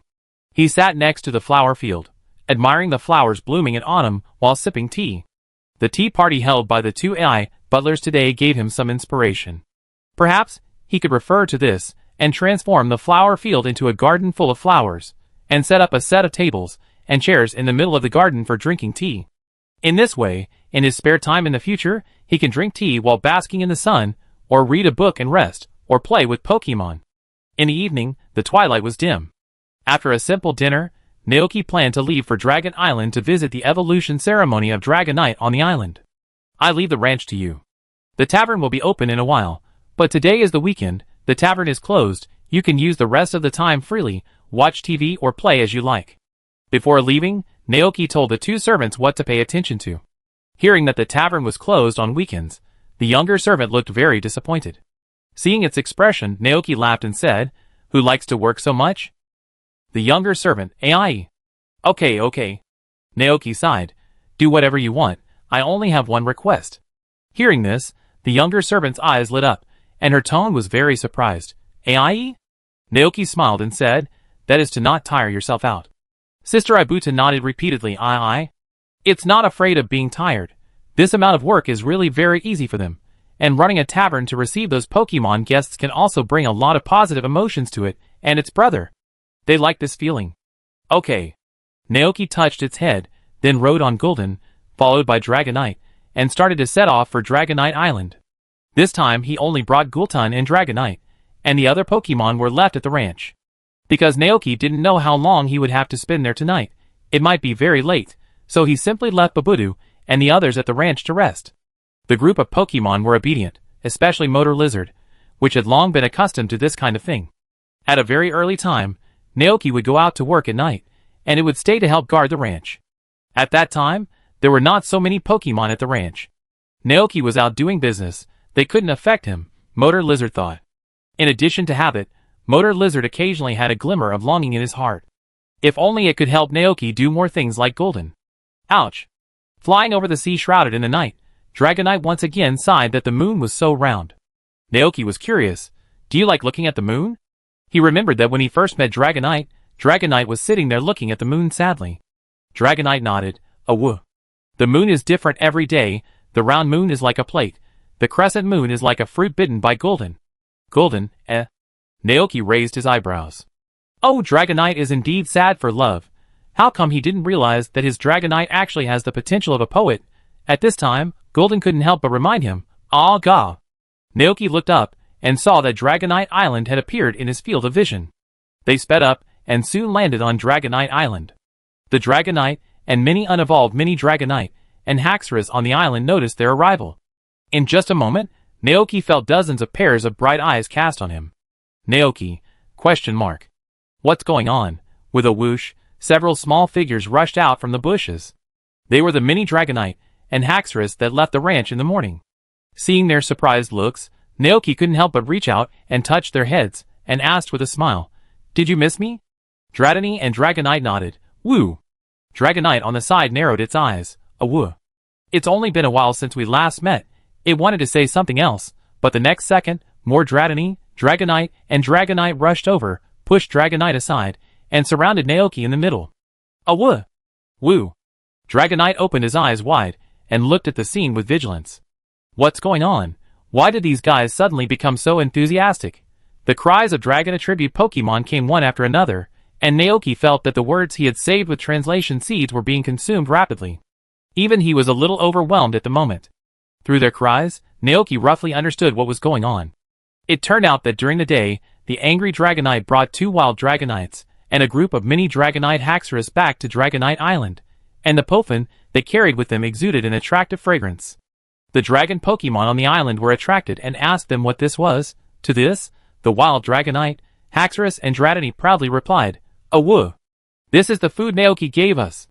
They happily shared their life on the ranch. Especially the little Dratini and Haxorus. Their descriptions were vivid and, as expected, they successfully attracted a large group of guests, who wanted to experience ranch life for Naoki. Naoki, eh? At this time, Dragonite also realized what was going on, but it could no longer squeeze in. It thought sadly, if it had known this would happen, it shouldn't have brought Naoki to Dragonite Island. Regret it.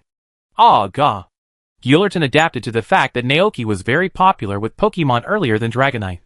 After all, no matter what, these Dragonites could not go to Naoki's room and sleep with him. For Naoki, it was unique. Guillerton learned to find joy in suffering and tried to share this skill with Dragonite. At this time, a dragon roar attracted the attention of many Dragonites. They all turned their heads to look around, and then flew to the other end of the island with Dratini and Haxorus. Naoki, who was finally freed, was sweating profusely. These Dragonites were really too enthusiastic for his food, But this was exactly what he wanted. He could use the food as a reward to start a Dragonite Express company. Noticing what was happening over there, Naoki asked the Dragonite next to him, "Is it about to start?" Dragonite's attention was also diverted to this matter. It nodded, and then flapped its wings and flew into the air. Naoki followed closely on Gul'durin, and came to the other end of the island. The moon was high in the sky, and under the shining moonlight, the whole sea seemed to be in a dream world. The sea's surface was deep blue, and the moonlight was soft. Under the sea, a tidal wave appeared at some point. The mini dragon and the Haxorus in the air plunged into the sea one after another, rushed into the whirlpool, and swam hard in it. Naoki quickly picked up his camera to take pictures of this spectacular scene. Suddenly, the seawater began to flow backwards, as if it had life, forming a stream of water that rushed towards the sky and the moon. Then, another stream of water emerged from the sea. Is this the water that Dragonite mentioned before, flowing towards the moon? Naoki's pupil shrank, and he was stunned as he looked at this impossible scene. But then, he noticed from the camera that there seemed to be something in those water streams. Naoki quickly focused the camera and zoomed in on the picture. The next second, the true bodies of those mysterious shadows appeared in the camera. They were a group of small, blue Pokemon that almost blended into the sea. They were small, with round heads, ribbon-like tentacles, small mouths, a pair of big blue eyes, and a red oval gem on their chests. It had a pointed, single foot, and it seemed that it had not yet fully developed. That was Fiona? Chapter 197. Fiona. The Pokemon hatched from Anafi's eggs, born on the cold seabed and living in warm waters, are famous migratory Pokemon. For a period of time every year, they will swim a long distance to return to the place where they were born. At this moment, these Pokemon living in the sea are swimming in groups across the sea area, as if on a pilgrimage. As they swim, the sea causes tidal swirls, and countless pale blue Fiona dance lightly in the tide. Sometimes they leap up, sometimes they dive deep. When they leap up, they bring up a lot of seawater, forming an upward water column, as if the seawater really flows to the moon. When they dive deep, the seawater will gather around them, naturally forming a flowing tidal vortex. The blue body color blends with the color of the sea, and they fly to the moon and the sky with the water flow. The soft moonlight and the dotted water droplets interweave, forming a beautiful scene above the deep blue sea. Naoki looked at this scene in shock. After a short daze, he decisively switched the camera mode to video mode. Under the sea, countless mini dragons and Haxorus were swimming hard. They were fighting against nature and themselves, trying to overcome the power of the seawater and swim upward. But the power of the sea was too majestic and heavy. The juvenile quasi-gods were so weak and vulnerable in front of it. Many dragons and Haxorus were constantly swept into the deep sea by the tidal whirlpool, and the fierce water flow left scars on them. But even so, those many dragons and Haxorus still did not give up. After a little adjustment, they attacked the sea whirlpool again with injuries. In the fierce struggle, finally, the first Haxorus that broke through the tide was born. Its agile figure broke through the whirlpool and leaped high into the sky. Water droplets emitting beautiful light fell from its body, and the next second, a strong white light burst out from the body of this Haxorus. That was the light of life evolution. Ouch! Accompanied by a melodious cry, a brand new Dragonite was born in the light. Following it, the second one, the third one. The adult Dragonites on the island flapped their wings and floated in the sky, watching the scene. No Dragonite went up to help, because they knew that they had to do this kind of thing by themselves, and every Dragonite came this way. This is really spectacular. Naoki couldn't help but sigh. Naoki zoomed in on the picture, and among the many Dratini and Haxorus, he found the very conspicuous heterochromatic Dratini. It was almost left behind, and its slender and tender body was constantly pushed back. From the picture, it can be clearly seen that the mini dragon's physical strength is rapidly fading, and in the end, it even has no strength to swim. The small figure disappeared in the whirlpool again and again, swallowed by the dark sea, and did not appear for a long time. The scene below the sea cannot be seen from above, and Naoki's heart instantly rose to his throat when he saw this scene. Mini dragon, shouldn't drown? At this moment, the pink and tender little figure appeared in the camera again. It swam hard in the whirlpool, and its young face was full of determination. But the power of the seawater was too great. Even though it tried very hard, it still couldn't move in the fierce water flow. For a while, the scene fell into a stalemate. Seeing that the mini dragon was about to be washed away by the sea again, Naoki couldn't help but shouting, "Mini dragon, come on!" The surrounding dragonites all looked over here. Naoki didn't care. He focused all his attention on the camera's shooting screen. The mini dragon in the picture seemed to have really heard his cheers. It swung its body vigorously, and its small body suddenly exerted force. With a whoosh, the mini dragon finally broke through the whirlpool and flew high into the sky. Stars of water light fell from it, and at this moment, the picture seemed to be still. The pink skin of the mini dragon looked very dreamy under the moonlight. The next second, a beam of light burst out from its body. In the light, the body of the mini dragon changed rapidly. Its body became more slender, covered with smooth pink scales all over its body. Its abdomen was bright white, and its eyes were black and bright. A small white horn grew on its forehead, 2 small white wings grew on both sides of its head, and a golden bead, like a bell, appeared on its neck. Success? Naoki was happy for the mini dragon from the bottom of his heart. After the mini dragon, the Haxorus successfully evolved, it immediately flew towards the shore excitedly, and came to Naoki.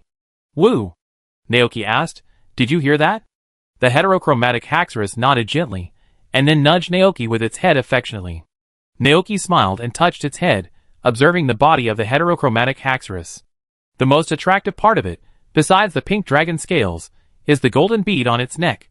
Could it be a big golden bead? Out of curiosity, Naoki reached out and touched it. However, when he touched the bead, a mysterious aura suddenly burst out from Haxorus. With a humming sound, the ordinary golden bead began to emit a faint light, and the air flow kept surging on Haxorus. Suddenly, the weather in the sky began to change.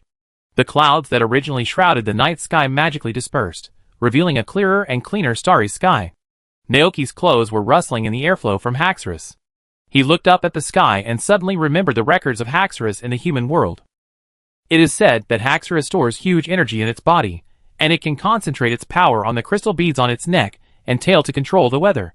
Because of this, since ancient times, Haxorus has been worshipped by agricultural people as the one who controls the weather. People believe that it can control the weather, so there is always a steady flow of offerings in the lake where Haxorus lives. Now it seems that this record is true? Dragonite on the side was extremely envious of this scene. But it had to admit that this Haxorus had a higher talent than it, even higher than most of the Dragonites on the island.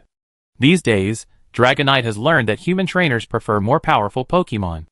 It thought that Naoki had always favored this Haxorus and might like it more, and it was so sad that it didn't say anything. Naoki keenly noticed the abnormality of Dragonite. He knew that his own Fatso was unhappy again. So he laughed, held Dragonite and Golden's arms on the left and right, and said to Haxorus, "We are all happy for you. You performed very well today, right, Dragonite?" "Awah!" Dragonite realized that Naoki was comforting it, and the small dark cloud above its head immediately floated away, replaced by a bright sun, and nodded in agreement. "Awah!" Haxorus didn't think much about it. After evolving, it was naturally very happy. After thanking Naoki, it looked around, then flew to other evolved Haxorus and played with them. The figures of Fiona gradually faded away. The evolution ceremony also came to an end. Naoki sat on a rock on the edge of the cliff with Gultun and Dragonite, listening to the sound of waves hitting the coast while watching the video recorded in the camera. TSK, this is very precious research data. Naoki was amazed. Whether it was the migrating Manafi or the Haxorus and Dratini evolving under the moonlight, they were all incomparable treasures for those Pokemon researchers. Naoki believed that if he sold this ecological data, he could definitely get a high price. But he was not short of money, so he kept this kind of thing as a family heirloom. Naoki put away the camera, then secretly looked around, and saw that no Dragonite noticed this place, so he took Dragonite and Golden and sneaked away. Dragonite was very puzzled by his behavior. "Awah? Don't you say hello to them?" Naoki stopped and said, "If you want to invite a few Dragonites back to the ranch, it's not impossible." "Of course not." Dragonite understood, and this time, without Naoki telling him, it immediately walked in front, pulling Gultun and Naoki away from Dragonite Island. Looking at its appearance, Naoki couldn't help laughing and said, "Don't worry, you are my favorite Dragonite." "Aw gaw." Naoki touched Gultun's neck and said to it, "You are also my favorite Gultun." Now both Pokemon were satisfied. Naoki breathed a sigh of relief in his heart. He made up his mind that he would not collect Pokemon like crazy in the game in the future. Otherwise, he would be exhausted just to balance the relationship between each Pokemon. Dragonite thought that he would never see the annoying Dragonites on Dragon Island again. However, the next morning, just after dawn, he saw several familiar figures in the pasture. Looking at the 2 wild Dragonites and 5 Haxorus, Dragonite rubbed his eyes in disbelief. The wild Dragonites and Haxorus blinked and greeted him. Whoa. Dragonite was shocked. But then, he thought of what Naoki had said before, and then crossed his arms with ill intentions. Whoa. You can come to the ranch, but you have to help here to get bofin. Hearing the word bofin, the two wild Dragonites immediately thought of the delicious and mellow food. They nodded repeatedly. Whoa. Seeing this scene, Dragonite breathed a sigh of relief, thinking that these Dragonites should all come for food. This is much better. Whoa.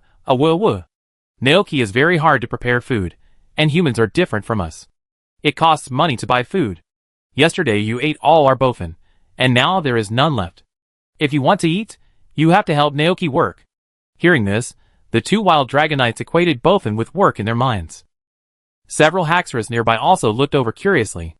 They were different from the two wild Dragonites. They were not only interested in bofin, but also liked Naoki as a human. The two wild Dragonites asked in confusion, What?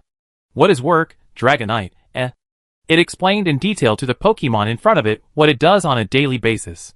Naoki is very hard to manage the ranch alone. The Pokemon in the ranch will work with him. What you can do is the same as me. It's very simple. Just give the fresh milk produced in the ranch to the customers who ordered it. But it should be noted that you can't drink it on the way. Dragonite looked at them and continued with a serious expression. If you drink it secretly, Naoki will not make bofin for you anymore. The two wild Dragonites wanted to eat bofin again, so they shook their heads repeatedly to show that they would not drink it secretly. The Dragonite was satisfied, and after thinking for a while, it added, From today on, you must listen to me. The two foodie Dragonites naturally had no objection to this. Seeing this scene, Dragonite felt an inexplicable sense of refreshment in his heart. It had never thought that there would be a Dragonite that would listen to its stupid Dragonite. Woo! At this time, several Dragonites nearby asked again. What about them? Dragonite is a group Pokemon. They usually take good care of the Dratini and Dragonites that have not grown up yet in the group. Although these Dragonites will compete with it for Naoki, Dragonite still chooses to take care of them according to instinct. Just don't cause trouble. When you become Dragonite, come and help Naoki. Dragonite waved its claws and drove the 5 Dragonites to the lake.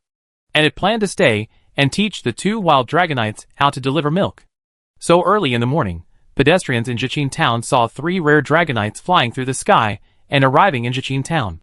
The people in the town were stunned and shocked. Is that Dragonite? Am I seeing right? This rare Pokemon appeared in Jichin Town? But there were also some townspeople who had seen Dragonite delivering milk. They noticed the small red bag on the back of the leading Dragonite. Huh? Has Naoki Ranch hired a new employee? Oh, that Dragonite? Do you know it? Of course, it's very famous in town. Every morning we can see it flying from Naoki Ranch, delivering fresh milk to customers who have ordered it. It has a good personality, and people in town like it very much. I heard that Mrs. Dantes often makes baked cookies for it. Using a Pokemon like Dragonite to deliver milk? Isn't this too extravagant? The man who said this was a trainer from another region. He was shocked when he heard this. You get used to it. The townspeople of Jichin Town acted as if they were used to it. Dragonite flies very fast and has a gentle personality. Why can't we entrust it to deliver milk? This. The man was stunned and couldn't say a word. As far as he knew, Dragonite was a treasure of the Dragonite family in the Johto region. If the people of that family knew that there were people in this world who used their family treasure as a deliverman, they would open their eyes wide, kick their legs, and curse that it was a waste of natural resources. Chapter 198. In addition to Mrs. Dantes, and the seed store owner Arrow, who ordered milk earlier, Naoki Ranch has received many more orders from the town these days. Some ordered the magical goat milk produced by the Mount Goat, some ordered rock salt, some ordered fresh eggs, and some ordered the mooing fresh milk produced by the big milk tank. Although it is also sold in the town, they believe that the milk just squeezed out of the ranch is fresher, more original, and tastes better. Someone even ordered a basket of tender corn, saying that they wanted to eat steamed corn. The corn was delivered by Naoki and Gulden. The other milk, goat milk and eggs were all delivered by Dragonite. In the past few months, Dragonite has known the entire Jichin Town better than Naoki. Dragonite likes this job very much, because it can hear everyone's praise while working. Among them, Dragonite's favorite guests are Mrs. Dantes and her husband, who live on Blue Sea Street in the northeast corner of the town. Because this kind and gentle old lady always likes to make some snacks like baked cookies for it. At first, Dragonite was very nervous about this, because Naoki said that you can't accept gifts from guests casually, so it refused. But Mrs. Dantes was too enthusiastic. Dragonite didn't want it, so she forced it, saying that this was a new flavor of biscuits she had just developed, and if Dragonite didn't eat it, she would be very sad. So Dragonite had no choice but to accept it. After returning to the ranch, it immediately discussed this matter with Naoki. After a long discussion between the man and the dragon, Naoki finally made the decision: use a larger glass bottle to deliver milk to Mrs. Dantes in the future. Now, Dragonite brought 2 wild Dragonites to the town of Jichin and introduced them to the places where milk needs to be delivered. Awoo! Remember, this family and this family. Every morning, Naoki will prepare the fresh milk, and you only need to deliver the milk. The wild Dragonite blinked confusedly. Awoo? Then what? Dragonite, It suddenly felt that these 2 guys were dumber than it. Thinking of the future that Naoki had planned for it, Dragonite felt that it had a long way to go. It took a deep breath and said in detail, Awoo, you can't just throw the milk down. You have to land in front of the door, knock on their door, and then humans will come out to collect the milk. Awoo. But it should be noted that delivering the milk to the place is not the end, because humans will use money to exchange for fresh milk. Bring the money back to the ranch and give it to Naoki, and he will make delicious bofin for you. Awoo. Hearing this, the 2 wild Dragonites showed excitement in their eyes. Sounds pretty simple, right? Next, Dragonite planned in detail the customers that each dragon would be responsible for. At the end, it did not forget to remind them, Awoo. I leave those to you, I take care of this place. Dragonite didn't care about other customers, but it had to deliver Mrs. Dantes, who would bake cookies for it. The 2 wild Dragonites naturally had no objection. After the explanation, the 3 Dragonites left the town of Jichin and flew to the Naoki ranch. They came in a hurry, strolled around the town of Jichin, and left in a hurry. This very eye-catching scene not only attracted the attention of the townspeople, but also attracted the attention of some trainers camping in the countryside. It's Dragonite. I've seen it in the Pokemon Encyclopedia in the Academy Library. How can such a Pokemon appear here? That's a Pokemon that's even rarer than Tanshur. No, I want to capture them. Pippi, let's go. No, I saw them first. I captured them first. Then let's see who can catch them first. 2 boys in orange academy uniforms chased after Dragonite with full fighting spirit. The girl who stayed behind held her forehead helplessly. Really? These 2 guys are too impulsive. Didn't they think that those Dragonites are Pokemon of other trainers? She glanced at the tent beside her, then gritted her teeth and chased after them without even collecting the tent. Silence. Silence is the bridge tonight. Naoki looked at the 5 familiar figures in the lake, and for a moment he didn't know what to say.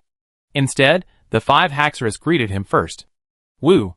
Naoki came to his senses and walked to the lake to look at the Haxorus. Including the heterochromatic mini-drat, there should have been 3 mini-drats here. But last night, the 3 mini-drats had all evolved into Haxorus. Looking at the current situation, the 2 Haxorus seemed to have failed to evolve. Is it because of insufficient accumulated experience? When he looked at the 5 Haxorus, the 5 Haxorus were also looking at him with wide eyes and innocent faces. Naoki was helpless. Forget it. Since we are here, let's stay here. After all, Haxorus are worshipped as agricultural gods by humans. With them here, they should be able to bless the ranch with good weather and good harvests. Naoki stood up and looked around. He didn't see Dragonite early in the morning, and guessed that it should have gone to deliver milk. Naoki was not in a hurry. He took Motor Lizard and Babu for a morning run while inspecting his ranch. Today he had something new to do, which was to transform the flower field. After thinking about it last night, Naoki worked out 2 transformation plans in his mind.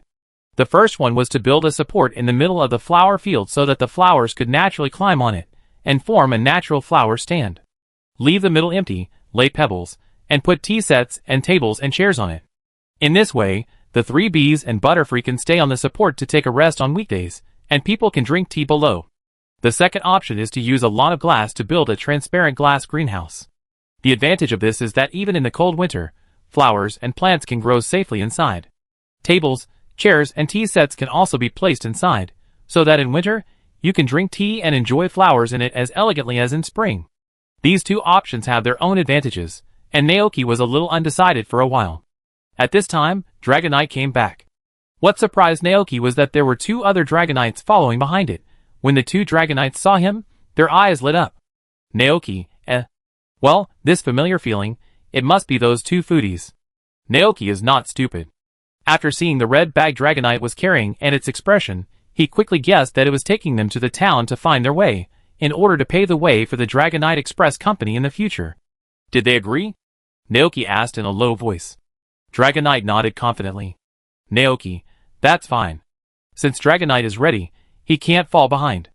After thinking for a while, Naoki prepared to write a notice, and put it on the bulletin board in the square of Jichin Town. As for the content, he has already thought about it.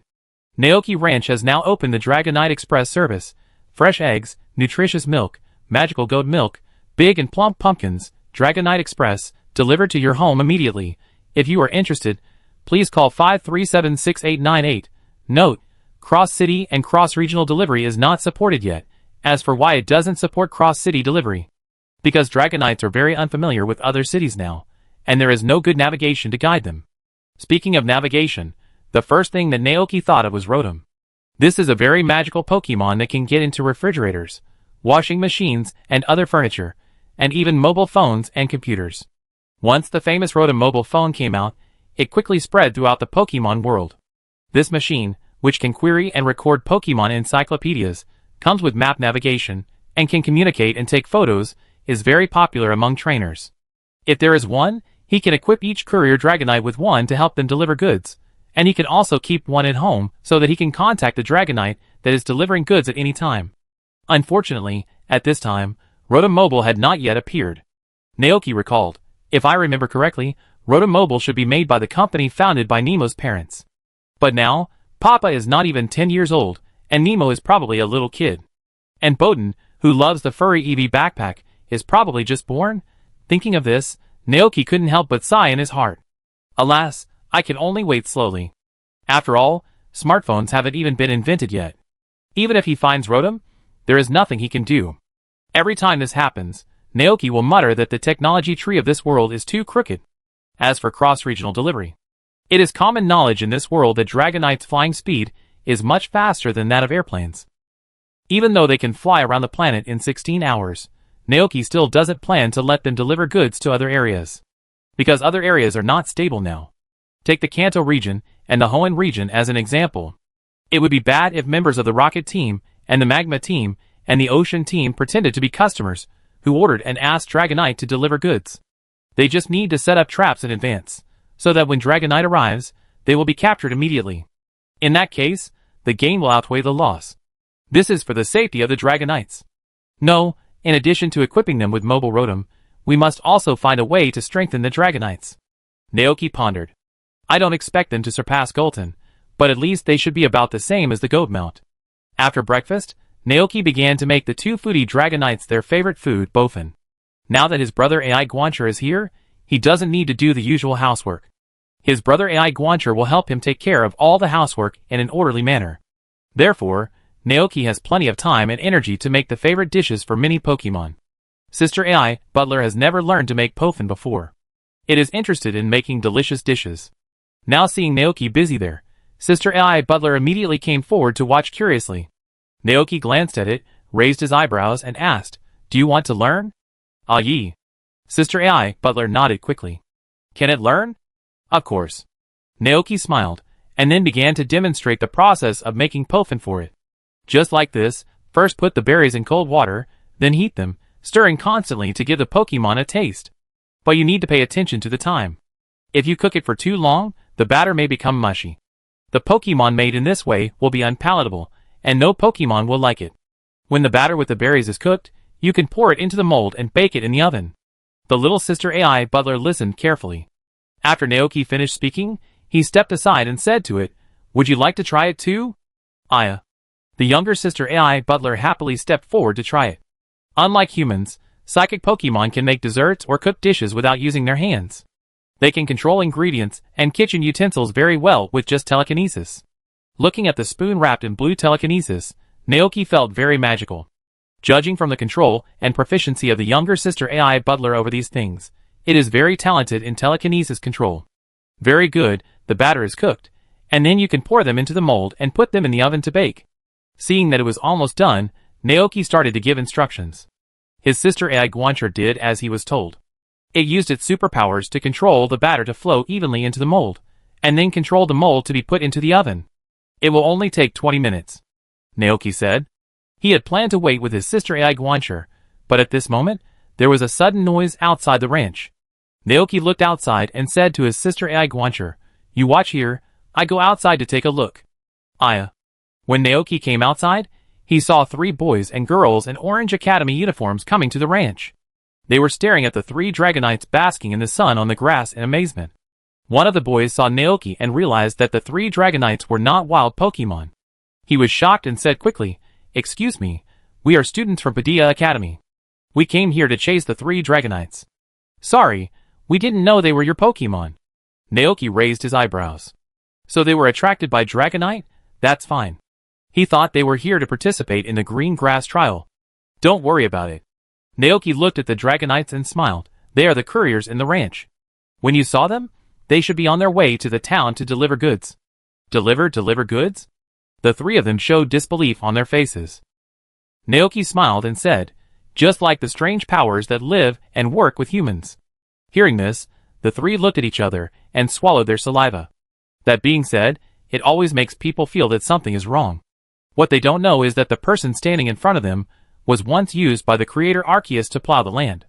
Although that was only in the game. It's not the first time that Naoki has encountered such a person who is shocked by the use of Dragonite to deliver milk. He has long been accustomed to this and behaved very calmly. At this time, the 3 people's attention was attracted by Babu Tubo, who was wearing a red cape and flew from the chicken coop to drink water. Is that Babu Groundhog? Flying. Babu Groundhog flew over and rubbed Naoki's cheek affectionately, then flew into the room to drink water. The 3 of them stared at the direction where Babu Groundhog left. At this time, the girl among the 3 suddenly noticed several Haxorus flying above the field. Look at those Pokemon. The 2 boys turned their heads. The next second, they saw several Haxorus lying on the big pumpkin in the field. Pink Haxorus. The boy opened his eyes wide. Pokemon with different colors are very rare. You may not meet 1 out of 1,000 Pokemon. At this time, Golden strolled out of the room and prepared to find a cool place to lie down and watch Naoki work. It greeted Naoki as usual, Agassi. Hearing the sound, the trio turned their heads again. They cast their eyes on Golden, who looked very powerful, and opened their eyes wide, revealing the eyes of a countryman, and exclaimed loudly, "Pokemon I have never seen before." Naoki, There are so many trainers who have never seen the world. Chapter 199. After sending away the 3 inexperienced trainers, Naoki began to work on the construction of the glass greenhouse. After much thought, he decided to adopt 2 plans at the same time. Not only did he have to build a flower stand, but he also had to build a separate warm glass greenhouse. The flower stand was for people, while the glass greenhouse was for Butterfree and Tribeca. In winter, the temperature was cold, and the snow covered the entire land. Not only could flowers not grow, but even the tenacious grass could not grow. This season is a very difficult season for Tribe and Butterfree. They can no longer find food as they survive on nectar. Naoki doesn't know how wild Tribe and Butterfree solve this problem. But since he is here, he will not watch that happen. So he plans to build a glass greenhouse. In this way, in winter, Tribe's beehive and Butterfree's box house can be moved to the glass greenhouse. At that time, he will put a few pots of green plants and flowers here, plus the special honey sold in the town, to ensure that the Pokemon will spend this winter safely. Naoki is very good at hands-on work. That afternoon, he sawed out several wooden strips with a saw, put them together, and made a large flower stand. There are many flowers planted in the flower field now. Hydrangea, rose, lily, orchid, and several flowers unique to the Pokemon world. Their names are all over the place, and Naoki can't remember them clearly, but he bought them because they looked good. Next, he had to find a way to move the flower stand to the flower field. Naoki took his brother AI Guancher around the flower field, thinking about what to do, and told his brother AI Guancher, who was full of doubts, his ideas. "I want to build a garden where you can drink tea and enjoy flowers, so that you can stay here in your spare time in the future." AI? Hearing this, brother AI Guancher suddenly remembered that there was such a place in the manor. It immediately said, AI? Naoki turned his head and looked at it. "Do you have a solution?" AI. The elder brother AI Guancher nodded. It calmly looked at the lush flower field in front of it and said, AI. Naoki touched the corner of his mouth that was obviously irritated, thought about it, and took out a piece of translation melon sea crisp to eat. Seeing this, the elder brother Ai Guancher repeated, Ai. First move the flowers in the middle, then put the flower stand in, and finally lay a cobblestone path on the ground. Cobblestone? Naoki nodded after thinking, this is a good idea, thank you, Ai Guancher. The elder brother nodded modestly, not wanting to take credit. Now that a solution has been found, the next thing to do is to move the flowers inside. It just so happens that Naoki plans to build a glass greenhouse later, and these flowers that have been moved can just be moved inside. After a little thought, Naoki called Gulton and Motor Lizard, who were watching not far away, and asked them to move the empty flower pots in the utility room, and then started to dig up the flowers. Butterfree and the 3 bees who were collecting nectar did not have any special reaction when they saw this scene. Anyway, Naoki won't hurt them. The elder brother Ai Guancher stood by and watched for a while, then turned around and left silently. It returned to the house, and whispered to the younger sister, who was making baofan. The younger sister Ai Guancher blinked, then stopped what she was doing and found a few greenwood fruit from the tree fruit store. This is a kind of tree fruit that can cure all abnormal conditions. The younger sister Ai Guancher squeezed it into juice, poured it into a cup, and gave it to her brother. So, when Naoki moved the flower pot with flowers to the grass outside with mud all over his body, he saw a glass of juice on the small table that he used to drink tea before. Naoki knew who did it without thinking. Since the Ai Guancher brothers and sisters joined, this kind of thoughtful gesture and small surprise in life is not the first time. He drank the glass of juice happily, then returned to the house, and ordered a batch of pebbles and mortar for paving from Carrie using the video phone. Carrie did not go out to work today, so after receiving the call, she quickly delivered the goods ordered by Naoki. Not only that, after learning about Naoki's plan, she also stayed to give guidance. At 5 o'clock in the evening, the construction in the flower field was finally completed. A large open space was opened up in the middle of the originally square flower field, and the large flower stand made by Naoki was transferred to the open space by Ai Guancher using telekinesis. A layer of pebbles that had not yet dried up was laid around the open space, and a path connected the central area with the outside. In the future, the flowers will begin to grow along the flower stand until they cover the entire flower stand. At that time, the cobblestone path and the flower stand will be covered by lush flower vines, forming a natural secret garden. Naoki thought of that scene and felt extremely excited. He thanked Carrie. I really want to thank you this time. Carrie smiled. You're welcome. You've already paid.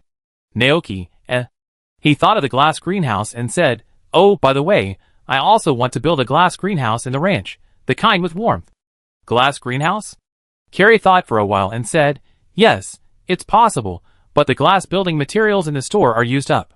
The next batch is on the way, and is expected to arrive in the middle of the month. If you can wait, I will send it to you then. Sure. Naoki nodded, as long as it can be built before winter comes. His eyes turned to Butterfree and Tribeca not far away. Claire followed his gaze, and quickly guessed what Naoki was thinking. That's natural. She smiled slightly and waved goodbye to Naoki. Well, it's getting late, we should go, see you later. Naoki, see you later. As soon as Claire left, Zack drove the truck to the ranch. Naoki loaded several large barrels of milk and several bags of rock salt onto the truck, looked at the large golden pumpkins that filled the truck, and said with a smile, it looks like today's harvest is good. Zack laughed heartily. Yes, the crops in the entire Shichin town are growing very well this autumn, the weather is good, and there are no natural disasters. All this is the blessing of the Bud Crown King. As he spoke, Zack showed a mysterious expression again. Hey, have you heard? The harvest in the town next door is not very good this year. Didn't it rain heavily for several days in the summer? The fields over there are all flooded. It's amazing. It's only a few kilometers away, but the rain here is not that heavy.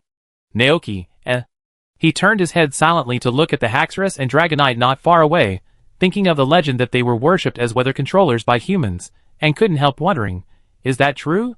Because Haxorus and Dragonite, who can affect the weather, are here, the town of Zichin is not flooded? Zack seemed to have suddenly thought of something, and asked in surprise, could it be that the Bud Crown also protected us? In Zack's impression, the Bud Crown was brought by Naoki in front of him, and everyone followed him to believe in the Bud Crown. In terms of understanding of the Bud Crown, I'm afraid no one knows more about it than him. Naoki smiled politely. I'm not very clear, because I have never seen the Bud Crown, I have only heard of its legend, and I only know that it is a very powerful Pokemon. Okay. Zack thought about it, and felt that this news should not be known by only himself. No, I have to ask other farmers later. Go. The Bud Crown King is probably very grateful for your help in preaching. After all, he can see here, Naoki thought. The Bud Crown King blesses the crops with a good harvest, and the Dragonite and the Hack Dragons bless the ranch with good weather. They are really a perfect farming combination.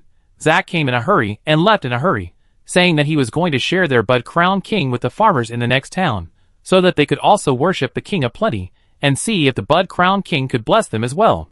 After watching his figure disappear into the distance, Naoki came to the lake and looked at the Haxorus soaking in the water, asking, "Are you blessing the ranch for good weather and good harvests?" Woo! The Haxorus looked confused and didn't seem to understand what he was talking about. Naoki smiled and touched their heads. If everyone knew about this, they would be very grateful to you. Not only that, they might even give you the crops and food they grow. Just like in the story, people who worship Haxorus continuously throw offerings into the lake where Haxorus lives. The Haxorus are not very clear about this. They obviously did nothing. Okay. Naoki thought about it, and guessed in his heart, maybe it's because 5 Haxorus with special auras and 3 Dragonites gathered together. Those auras affect the weather nearby. Just like the Dragon Sanctuary of the Yulong family in the anime, the flowers there bloom regardless of the seasons. It is said that it is affected by the dragon power of Dragonite, the guardian of the sanctuary. If you think about it carefully, the life gem made by Arceus that can make the land fertile also contains a dragon origin stone tablet. In this way, the good weather and good harvest in Zichin Town are really related to several Dragonite and Haxorus. Today's dinner is still prepared by my sister Ai Guancher. In the afternoon, it has been making Pofin in the kitchen. Throughout the afternoon, the very capable sister Ai Guancher made 2 large boxes of Pofin. It shared Pofin with the Pokemon in the ranch, especially the 2 wild Dragonite and 5 Haxorus. Receiving their gratitude and happy emotions, the sister Ai Guancher was very happy and immediately promised that as long as they wanted to eat, it could make more Baofin at any time. Looking at this scene, Naoki didn't know what to say for a moment. Heaven and earth are conscience. This is definitely not that he deliberately exploited his sister Ai Guancher to make Baofin for him to raise 2 wild Dragonites. After getting their beloved Baofin, the 2 wild Dragonites happily took Baofin and 5 Haxorus back to Dragon Island. Seeing this, Naoki was confused. He quickly stopped the Pokemon that wanted to leave and asked, "Why are you leaving?" The wild Dragonite blinked. "Awoo."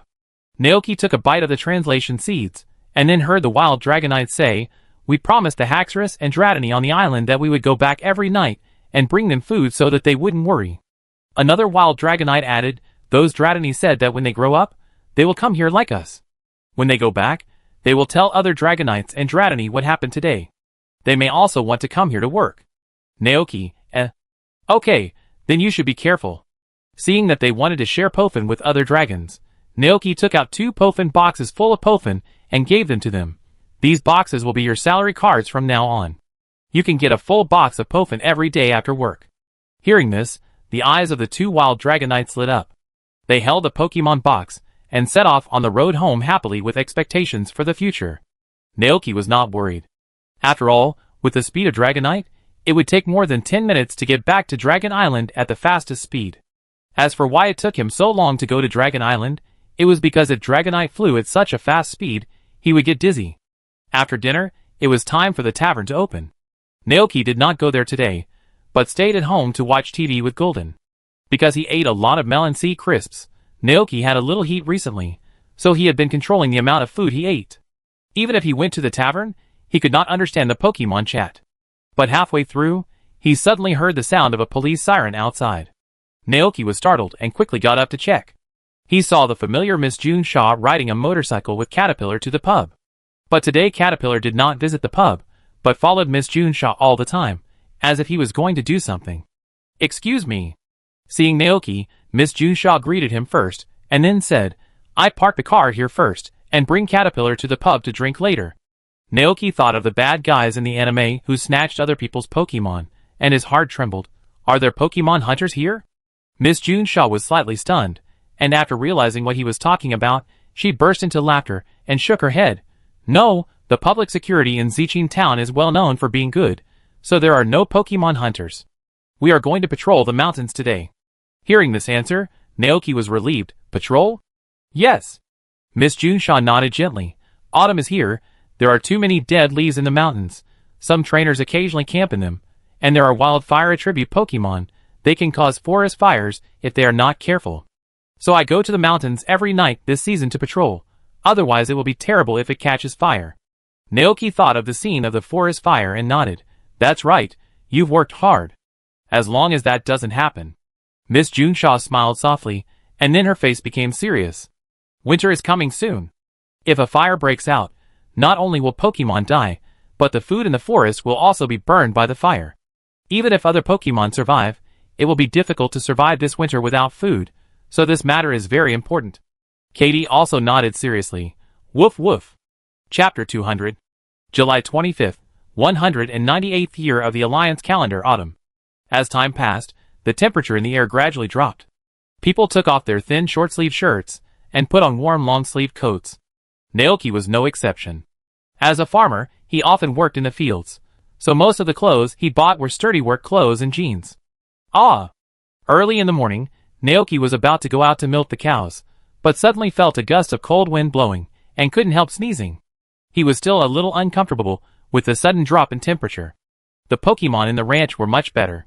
Gultrin and Dragonite were both thick-skinned, and Babota had a thick layer of fur on his body, not to mention Glacian, who was not afraid of the cold. Only Motor Lizard was a little uncomfortable. It stood beside Naoki, and the next second after Naoki sneezed, it also sneezed, looking very listless. Cold? Naoki touched its forehead and saw that it didn't have a fever, so he gave Motor Lizard a day off and let it stay in the house to rest well and not go out to blow the wind. Motor Lizard could only sit listlessly on the sofa. His sister Ai Guancher thoughtfully brought him a cup of hot tea to warm him up.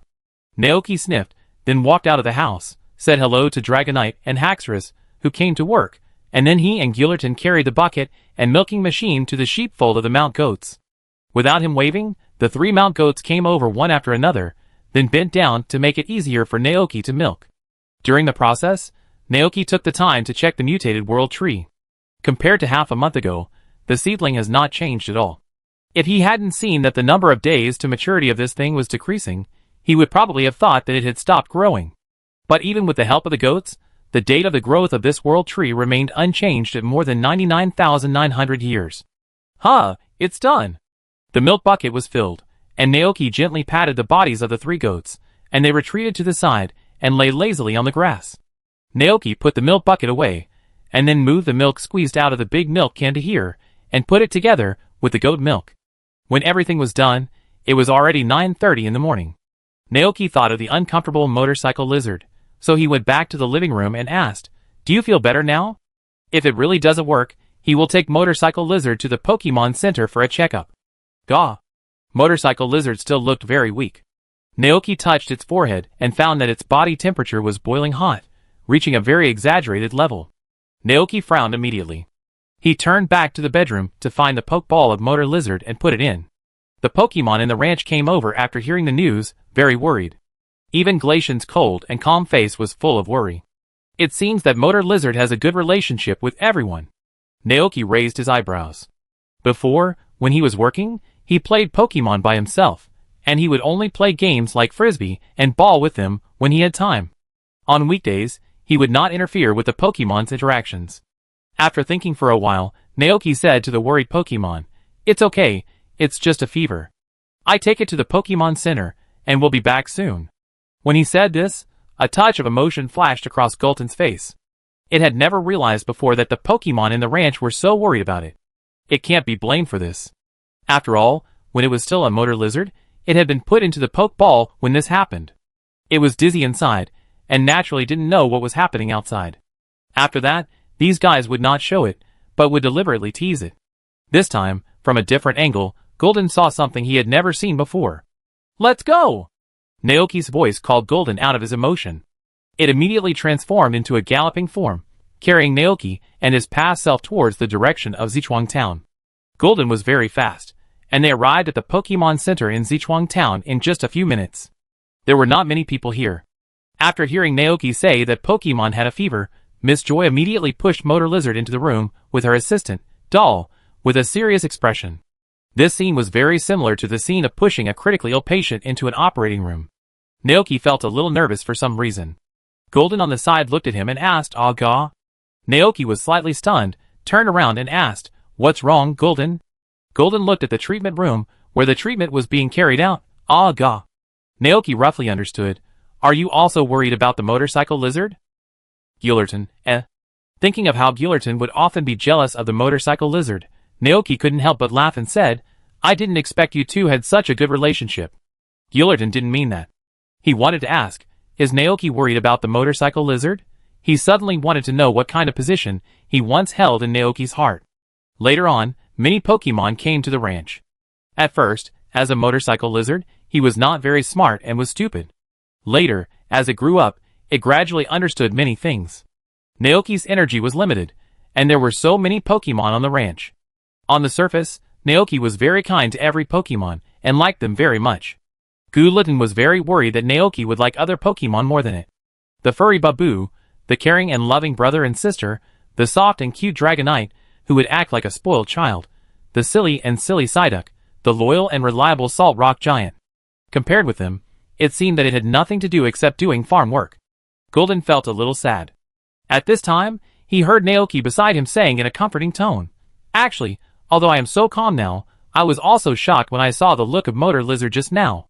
Golden looked over. "Uh-huh." Naoki smiled and said, "Motor Lizard is still young now. It is the first Pokemon I met. For humans, the first Pokemon is always different. It is very sensible and reliable.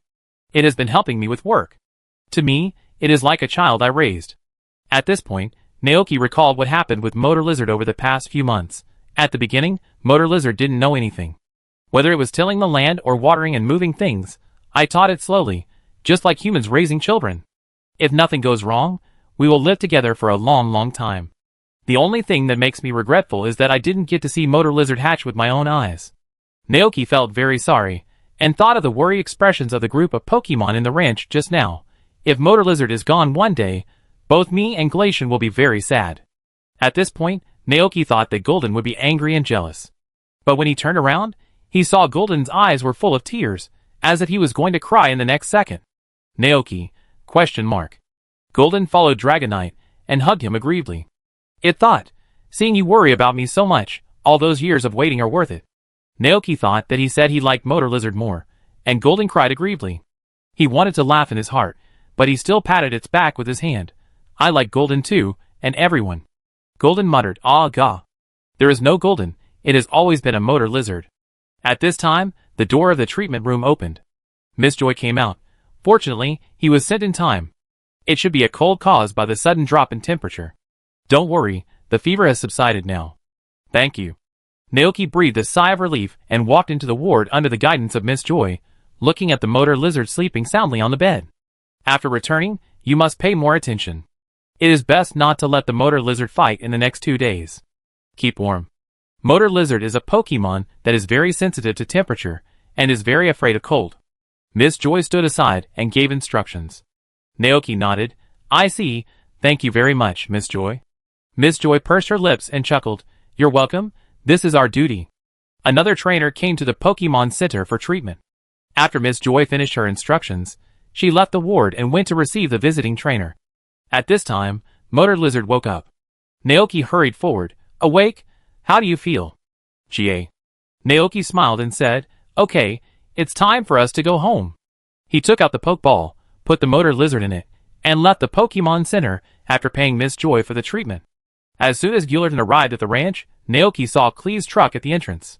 Klee was standing by the farmland teasing a timid Haxorus. Seeing Naoki coming back, Klee stood up and said, "Going to town?" Naoki hummed, "Motor Lizard had a fever, so I took it to the Pokemon Center for a checkup." "Klee, are you okay? The fever has gone down." As he said that, Naoki handed the Pokeball to his sister AI Guancher, and asked her to take the Motor Lizard back to the house to rest, and reminded her, "Remember to close the doors and windows, don't let the wind blow in." AI. Sister AI Guancher nodded gently, indicating that she understood.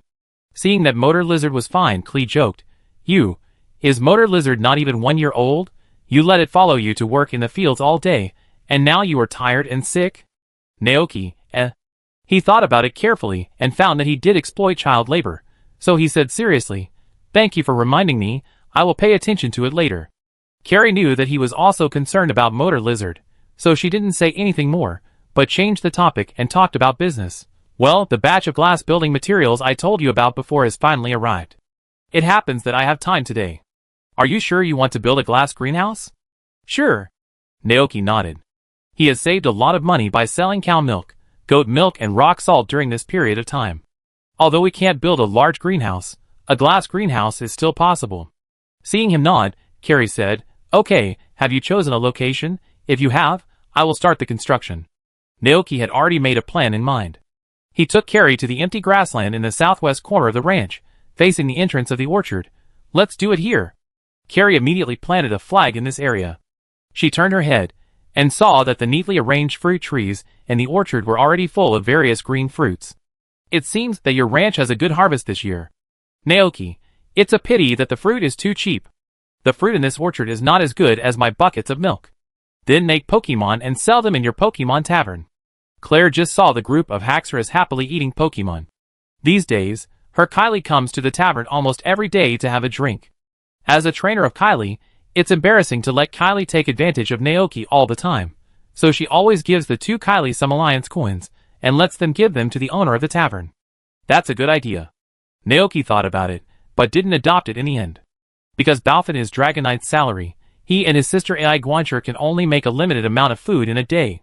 If they sell it at the tavern, they can't pay Dragonite's salary.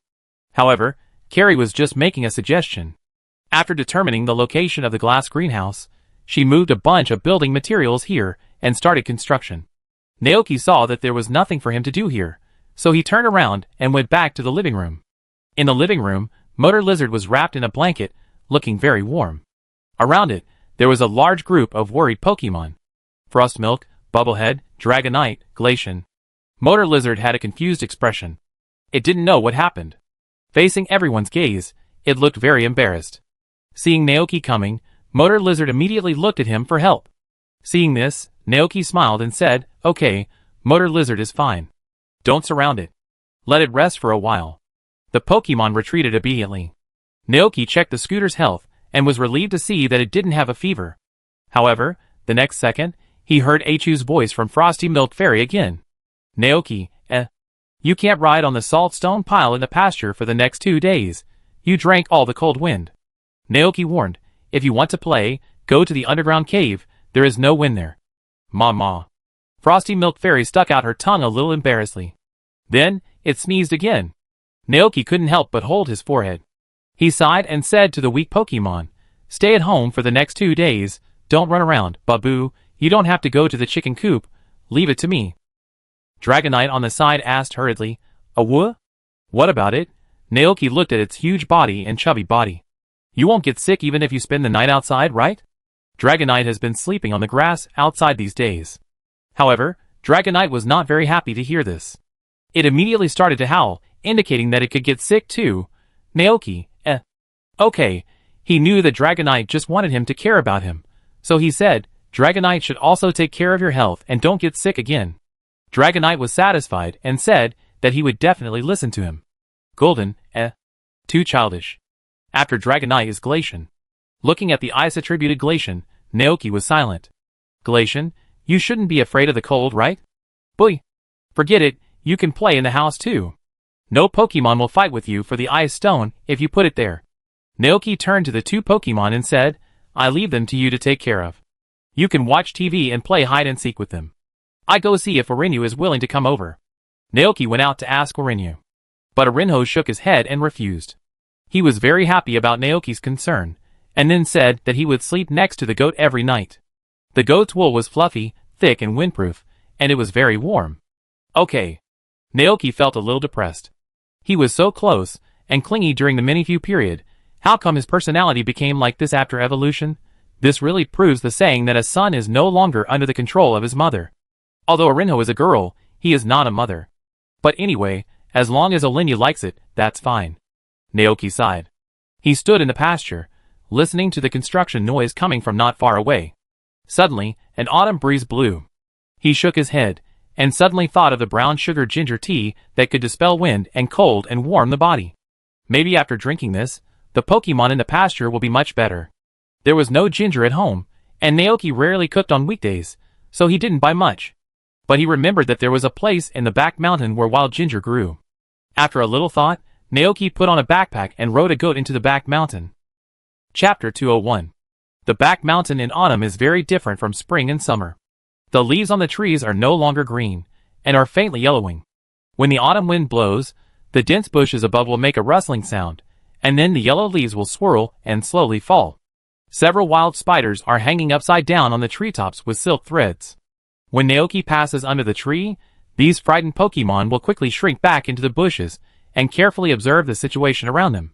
Naoki didn't really care. He jumped off his goat, walked to a tall old tree, and picked a few mushrooms from the dead branches and leaves. This is probably the benefit of autumn. In this harvest season, all kinds of wild mushrooms will grow in the back mountain. Whether they are made into dried mushrooms for storage or used to make delicious soup, it is a very good choice. In just 1 hour, Naoki harvested half a basket of wild mushrooms.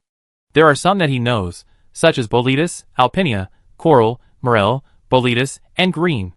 Of course, there are some that he doesn't know. But with the function of the gold finger, Naoki can still understand the names and information of these mushrooms. Some of them are highly poisonous. Naoki wanted to throw these mushrooms away to prevent himself from lying down after eating them. But when he saw the information of these mushrooms, he gave up this plan. Red mushroom. Special ingredients, highly poisonous mushrooms. Pokemon will fall into a highly poisonous state after eating, and there may be some unexpected effects after using them to make dishes. Huh? Naoki was a little surprised. Special ingredients? Do you mean poisonous ingredients? This was the first time he had seen this kind of ingredient. Looking at the description of some unexpected effects that would appear later, Naoki felt curious. How about taking it back and trying it? Even if it is highly poisonous, they just don't eat it. However, based on his previous experience in making dishes, Naoki felt that these poisonous mushrooms were likely to be used to make dishes that benefit poison Pokemon. Forget it, let's give it a try. Naoki packed up the poisonous mushrooms separately and put them away. Then, he rode his goat around the back mountain for a while, and finally found the ginger he wanted by a wet river. The ginger tasted very spicy, and most Pokemon were not interested in it except for some specific Pokemon. So this bunch of ginger was preserved almost intact. Naoki dug them all out of the ground and put them into the basket behind him. After finishing all this, he rode his goat back to the ranch. Put the wild mushrooms aside for now. The most important thing now is to process the ginger. Naoki opened the cupboard and checked. There was still some brown sugar at home. It was left over from the desserts he made with Frosty Milk Fairy. It was just right that he didn't have to go to town to buy it. The autumn wind was bleak outside. Naoki and a group of Pokemon stayed in the warm home and made brown sugar ginger tea for them. While he was processing the ingredients, a group of Pokemon were playing in the living room. As long as Naoki looked up, he could see them. The sound of the TV and the cries of the Pokemons merged together, making the house seem very lively. During this time, several Pokemon also looked up at him. Naoki looked at them, then smiled gently, and continued to cook with his head down. The process of making brown sugar ginger tea is not complicated. First, peel and slice the ginger, then pour clean water into the pot, boil it over high heat, then add brown sugar and 2 red dates, then turn to low heat and cook for 20 minutes, and finally add the sliced ginger and cook for 5 minutes. The brewed brown sugar ginger tea was bright in color, and the sweet and spicy aroma could be smelled from the rising hot steam. Naoki tried a sip first, and after swallowing it, he immediately felt his body quickly becoming warm from the inside out. Amazing. He looked down, and the information about this brown sugar ginger tea also emerged. Brown sugar ginger tea, a drink brewed with brown sugar and ginger, which incorporates the various emotions of the maker, greatly enhancing the effect of this drink. Cooking effect. Warmth level 3. After drinking, Pokemon will dispel the coldness in their bodies, making their bodies and minds warm. For a period of time, the efficiency of practicing moves will be improved. Duration. 12 hours. Evaluation. A good helper for dispelling cold and keeping warm. It is the best choice for cold winter days. This is the second dish that incorporates emotions? Naoki was a little surprised. He recalled the mood when he just made brown sugar ginger tea. The tranquility and peace, and the surrounding atmosphere made him feel relaxed and warm from the bottom of his heart. Thinking of this, Naoki smiled knowingly. After making the lucky pudding for the bear baby, he had tried to mobilize his inner emotions to cook. But because he was too deliberate, he failed. At that time, he understood that this state was hard to come by, so he just let it go. If it happened, he would treat it as a small surprise in life, and if it didn't happen, he wouldn't be discouraged. It's cooked, come here. Naoki shook his head, put aside all the emotions in his heart, and poured the boiled brown sugar ginger tea into a bowl, lined it up on the stove in front of him, and shouted towards the living room. Then, a group of Pokemon lined up to drink tea. In their impression, all the dishes made by Naoki were delicious. Therefore, before Naoki could speak, several Pokemon picked up the bowl and drank it all. However, the next second, coughs came one after another in the living room. Obviously, they were choked by the spicy taste. Naoki looked helpless. You have to drink this slowly. But Tubo's face turned red because of the choking, and tears rolled in his eyes. Bammo. The two Pokemon also showed the same expression. Especially the elder brother, whose brows were tightly furrowed, and he seemed to dislike the taste very much. The elder Pokemon was about to say something, but the next second, he felt his body getting warm from the inside out. This made him look surprised. Huh? The other Pokemon also felt it, and the spicy taste in their mouths dissipated a little, and their attention was all attracted by the changes in their bodies. Looking at this scene, Naoki smiled and asked, It's getting warmer, right? Gaw. Motor Lizard nodded with a silly look on his face. Amid the curious gazes of the Pokemon, Naoki explained, This is brown sugar ginger tea, which can drive away the coldness in your body, making you less likely to get sick and growing up healthily. Sister Ai Guancher suddenly remembered that Naoki had just gone to the back mountain on his Mount Goat. It asked quickly, Ai? Naoki saw what it meant and nodded with a smile. Yes, it is the wild ginger grown in the back mountain. Just now my Mount Goat and I went into the mountain to find them. Hearing this, all the Pokemon in front of him were moved. The brown sugar ginger tea is infused with the emotions of the maker. So after drinking it, they can also feel the heart contained in it. Gulatin suddenly wanted to cry. Until many years later, when it began to recall the past, it could still clearly remember the scene of it catching a cold today and Naoki carrying a backpack to the back mountain to find ginger for it. Chapter 202. After the brown sugar ginger tea in front of him was all drunk, Naoki poured out a dozen cups separately. He handed the cups to his sister Ai Guancher and asked, Can you help me send these to Milky Can and the others? The sister Ai Guancher agreed happily. Not only it, but other Pokemon also helped and went outside with the cups. Looking at their backs, Naoki smiled, and then began to deal with a half basket of wild mushrooms. He separated different types of wild mushrooms, marking which ones were suitable for stir-frying, and which ones were suitable for making soup. There was still some time before noon, and he was not in a hurry to make lunch, so he cast his eyes on the pile of special poisonous mushrooms.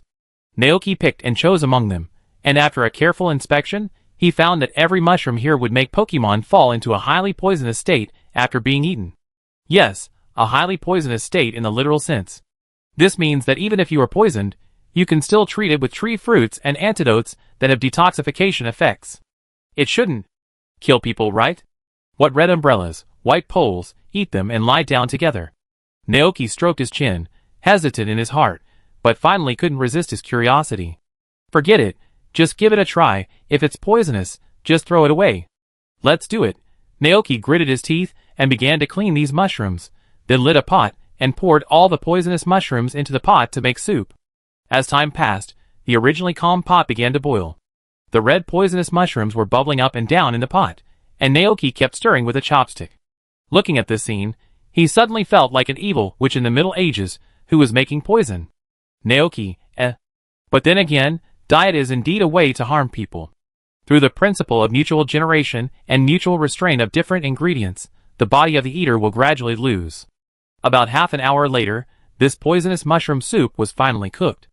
Naoki poured it into the basin, and then looked down. Poisonous mushroom soup, be negative. This soup is made from wild mushrooms with extremely toxic properties. Although it smells fragrant, don't be fooled by its appearance. Be careful, eater, cooking effect, ? After eating, humans and Pokemon will see another different world, and some unexpected things may happen. But at the same time, they will also fall into a highly toxic state, and must be detoxified within an hour with peach fruit or antidote. Evaluation. Extremely dangerous food. Please eat with caution. Naoki, Sometimes humans are like this. The more you forbid them to cook, the more they will cook.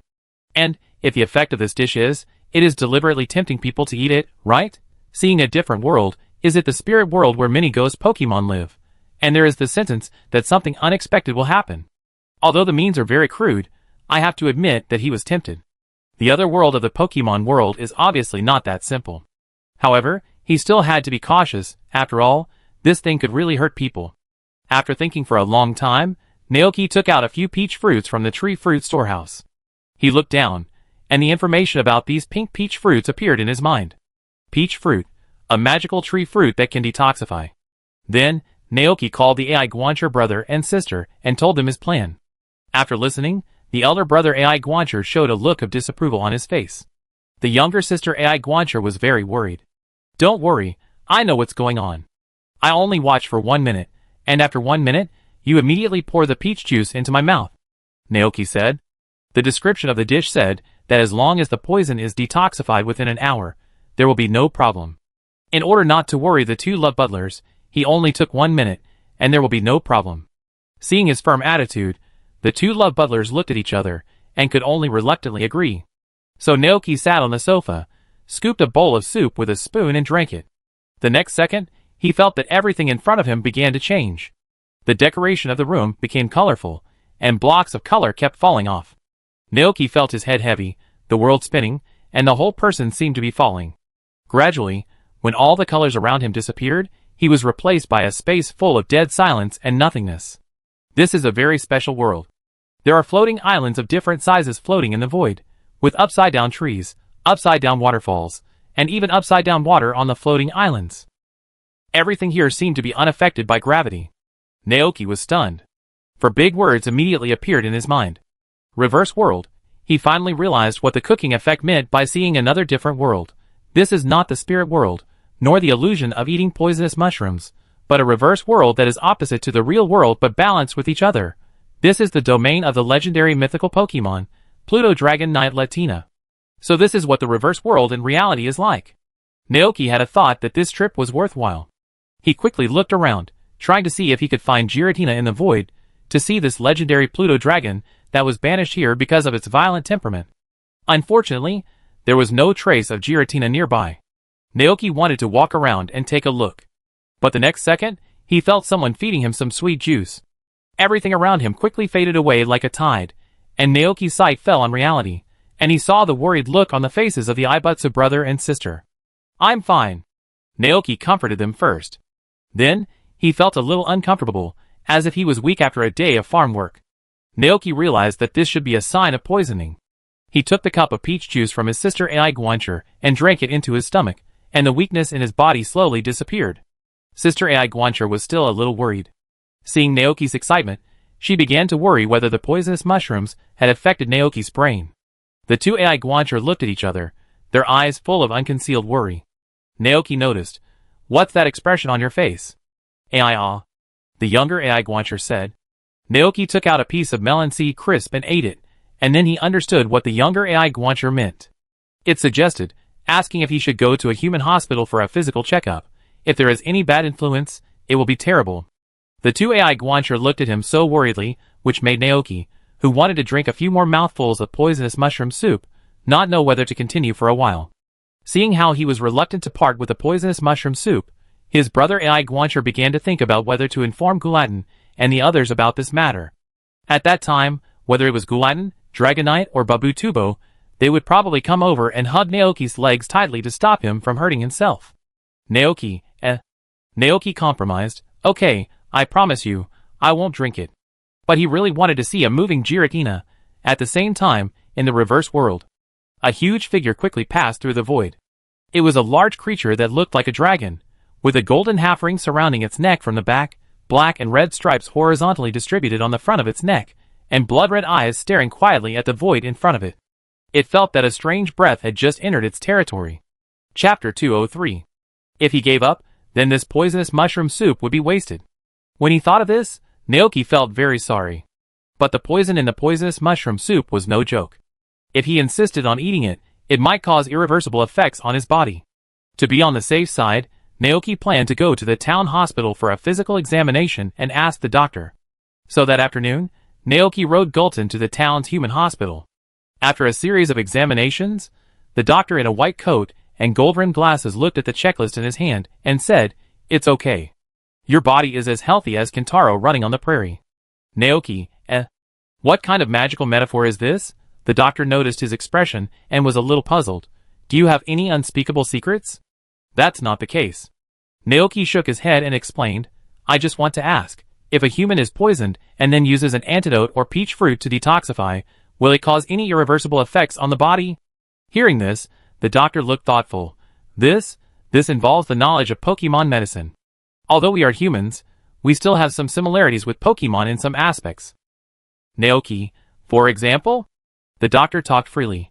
For example, if humans are poisoned, they can be cured with peach fruit.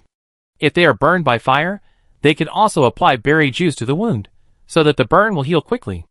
Naoki had expected this in his heart, but he still couldn't help but be a little surprised. In this case, humans are actually a kind of Pokemon.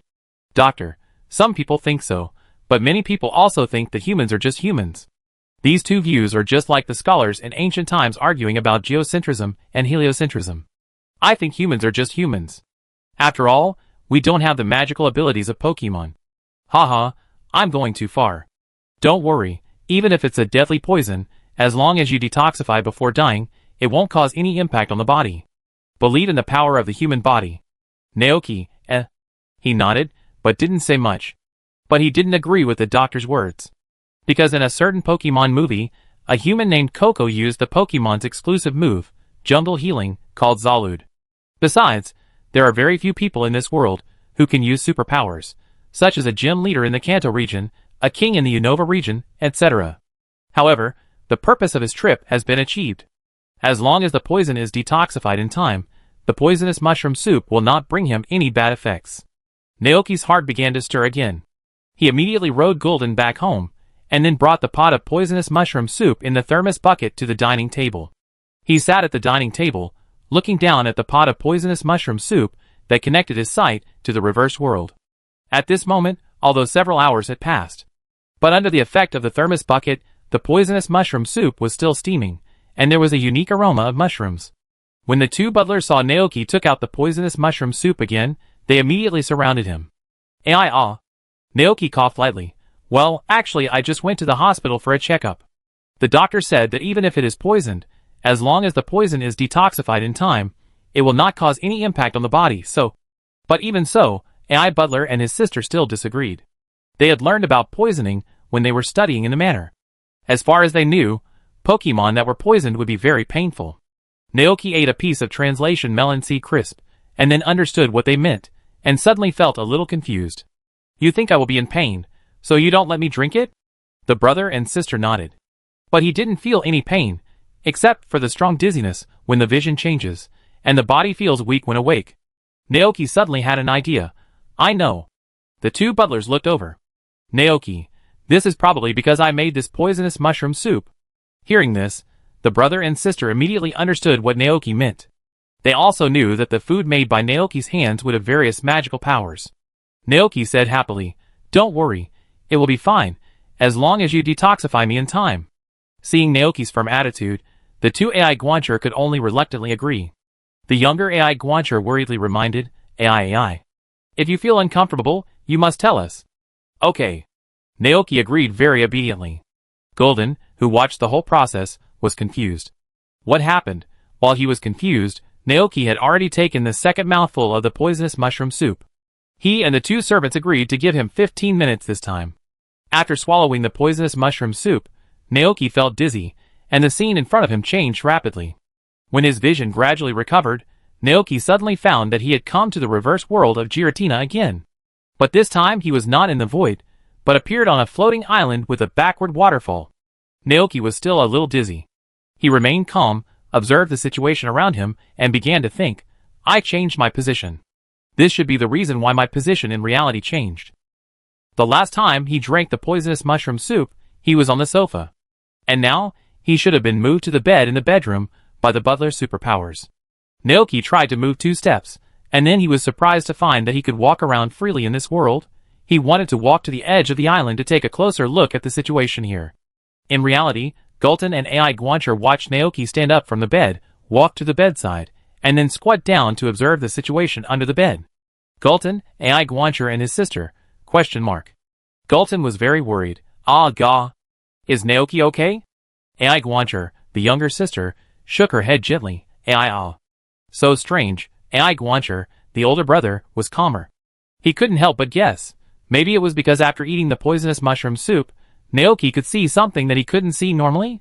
The three Pokemon felt confused. At this moment, they saw Naoki starting to move around again.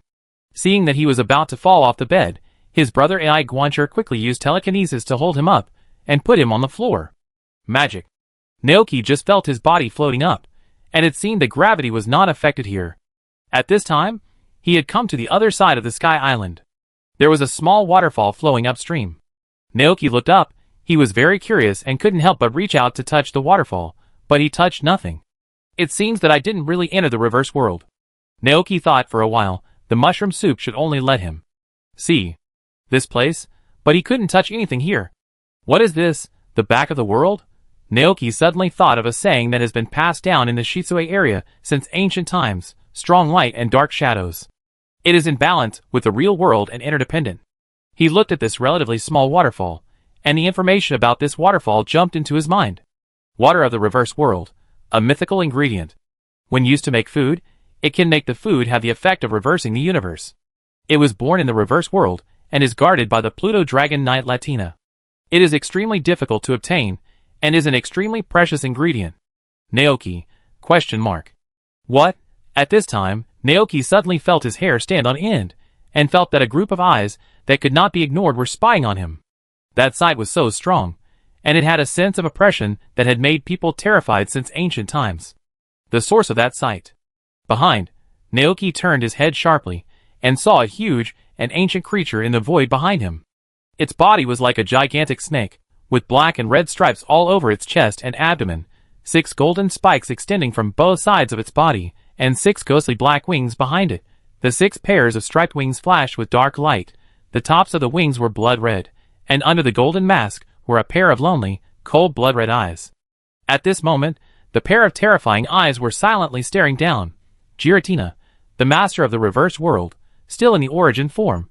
Naoki felt cold all over, and had to force himself not to fall to the ground. This kind of oppression was something he had never felt before. Even the full-powered Golden could not bring him this kind of oppression. At this moment, time seemed to stand still. There was nothing else between heaven and earth, only 2 figures, one big and one small. The huge Giratina looked down at the tiny human beings below indifferently. Its eyes and expression made it impossible to tell what it was thinking. Naoki was panicking, because he didn't know if Giratina could beat him at his current level, but he still forced himself to look at the dragon of destruction. He didn't move, and Giratina didn't move either, and the two fell into a stalemate. Time passed by minute, and after the initial panic, Naoki gradually calmed down. Don't be afraid. I shouldn't be able to touch anything in the reverse world in my current state. Giratina can't touch me. But even so, Naoki didn't dare to provoke this Pluto dragon, because there was no guarantee that the other party would come to the real world through the mirror of lakes and rivers, and smash his newly built home into ruins with a shadow sneak attack. After calming down, Naoki tried his best to release his kindness and began to lie. That I have no ill intentions, and I am not here to compete with you for territory. I just accidentally strayed here. However, as soon as he finished speaking, he noticed that Giratina showed a hint of disdain. Naoki, shocked, I'm looked down upon. You were caught and controlled by a human machine in the movie, which was embarrassing. Naoki couldn't help but complain in his heart. However, Naoki could only think about this in his heart. Under the tyranny of Giratina, he could only show an elegant and polite smile. At this time, he felt someone feeding him a mouthful of peach juice. Naoki's vision immediately returned to the real world, and he heaved a sigh of relief. He looked at the worried Ai Guancher brother and sister and the injured Golden in front of him, and then looked down at his current position. What happened? Didn't he lie down on the bed after drinking the poisonous mushroom soup? Could it be that he was moving in the reverse world, and he would also move in reality? Naoki quickly asked the 3 Pokemon in front of him. As expected, he got a positive answer from them. It's the other side of the world. Naoki gradually got rid of the influence brought by Giratina. After all, in the eyes of Giratina, he was still too insignificant as a human. It was impossible for the other party to chase him to the real world and kill him, and he didn't bother to attack him. Thinking of this, Naoki felt his body slowly relax. He took the peach fruit from his sister Ai Guancher and started to eat it, while saying to them in fear, You don't know what I just saw. The brother and sister looked at each other. Just now you looked at Golden with a very horrified expression. Naoki, He immediately cast his eyes on Golden, who looked injured, and suddenly realized, no wonder. No, why would I be afraid of Golden? Naoki touched Golden's head, and when he saw Golden happy, he smiled and told several Pokemon about the effect of the poisonous mushroom soup. After drinking the poisonous mushroom soup, I can see another world. The sister AI butler opened her eyes wide. AI? Another world? Naoki nodded. The other side of the real world. However, unfortunately, several Pokemon didn't quite understand. Seeing this, Naoki gave an example. He closed the window, turned on the light, took out a book, and put it under the light. Under the bright light, a shadow appeared behind the book. The three Pokemon looked down, and Naoki explained, "It's like the relationship of this book. You can only see this book there, but you can't see the place behind this book. The world we live in now, in places we can't see, just like this book, there are also shadows, that is the shadow of the world. After drinking the poisonous mushroom soup, I can see things that we can't see normally, that is, the back of the world, the area covered by shadows." Gulton and AI Guancher brother and sister listened to it vaguely. The elder brother AI Guancher thought, AI huh? Is there something scary there? Naoki, there lives a Pokemon named Giratina. It is the master of the shadow world, and humans also call that world the destroyed world, the reverse world. The reason I was scared just now was because I saw it. It suddenly appeared, and its appearance was so scary. Seeing that Naoki was not afraid of him, Golden immediately became happy, pounced forward like a big golden retriever, and licked Naoki happily with his tongue. Okay. Naoki was covered with saliva, and helplessly pushed Golden's face aside. He thought of the waterfall he had just seen before Giratina appeared. The water of reversal of the world. It can give the food the effect of reversing the world. This thing sounds very advanced just by the name. Intuition told him that it was something more precious than the feathers of the Zapdos. Naoki's mind moved slightly. He wanted it. Chapter 204. There was still a large bowl of poisonous mushroom soup left. Naoki sat at the dining table, but he was not in a hurry to drink it this time. Because before that, he had to figure out a few things. From the words of AI Guancher and his sister in Golden, we can learn that after drinking the poisonous mushroom soup, he did not lie motionless on the bed, but his consciousness entered the reverse world. Correspondingly, if others move in the reverse world, he in the real world will move with them. And the weightlessness in the reverse world also cannot affect him. Before, he thought he was floating, but in fact, his brother AI Guancher used his superpowers to hold him up when he was about to fall off the bed. It feels a bit like wearing a VR helmet. Naoki muttered to himself. But this way, it would be much simpler. This means that he did not really enter the reverse world, but only saw that place through some special means. If I change to a more spacious place to drink, will there be more places to explore? Naoki began to have a sudden idea. He immediately decided to try it on the lawn of the ranch later. But before that, he had to make a detailed plan. It is obviously not that easy to get the water of the reverse world. Because he did not really enter the reverse world, even if Giratina did not exist, he could not bring the water out. And as the master of the reverse world, Giratina might not allow anyone to invade his territory at will. After a lot of twists and turns, everything came back to Giratina. If he wanted to get the mythical ingredient of the reverse world water, he had to contact Giratina first. Improve its favorability, build a good relationship with it, and let it invite you into the reverse world. It is better to enter openly than sneakily. But how to do this is also a problem. Giratina is a violent and destructive beast. It is obviously not as easy to capture it as it is to capture a little EV. What about exchanging it with food? Naoki couldn't help but fall into deep thought. No, it shouldn't work. Divine beasts like Giratina basically don't need to eat on weekdays. They can survive by absorbing the energy around them. At their level, eating is no longer a necessity. Food is certainly attractive, but it should not be as strong as imagined. Moreover, he has no way to bring food into the reverse world now. I can try it first if I have a chance. Besides, maybe he can let it get familiar with his existence and get used to it. Just like some humans. He just needs to visit the reverse world every day, say hello to it, and chat with it. After Giratina can accept his existence and get used to it, he will suddenly stop this behavior one day. Naoki began to imagine the consequences of doing this in his mind. If this Giratina is more introverted and inferior, then it is very likely that it will think that it has done something wrong, feel panic, and want to continue this kind of relationship, and then he can take the opportunity to take it a step further. But this situation is obviously impossible. With Giratina's personality, it is very likely to come to the door in a rage, And then, Naoki quickly stopped imagining. No matter what kind of plan it is, it cannot be completed in one day. If he wants to get the water of the reverse world, he must first go through this long implementation stage. Naoki named it Giratina Attack Plan. Of course, there is a second way. For example, he can provoke Giratina in the reverse world. When Giratina is angry and loses his mind, he will break through the latitude and come to the real world. At that time, he can gather the power of the whole ranch to attack this big boss, subdue it, and then use its power to get the water of the reverse world. But Naoki didn't think he had the strength, and even if he succeeded, both sides would suffer. He didn't have to reverse the water of the world, so he preferred to take the first plan, which would hardly cause any loss to the ranch. After a short thought, Naoki had already made a complete and detailed plan in his mind. He called the AI Guancher brother and sister, asking them to watch him, and then drank the poisonous mushroom soup that had cooled down again. Suddenly, the whole world became colorful. After a while of spinning, Naoki fell to the ground with a thud. When Naoki opened his eyes again, he had come to the reverse world again.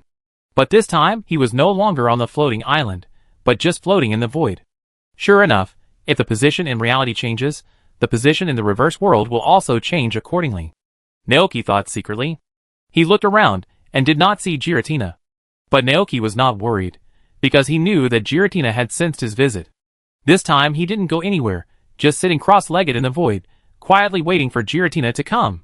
So, when Giratina flew over, he saw the human who had entered and exited its territory 3 times sitting in the void with a calm expression. Thinking of the other party's previous behavior, Giratina's eyes condensed, and a nameless anger rose up.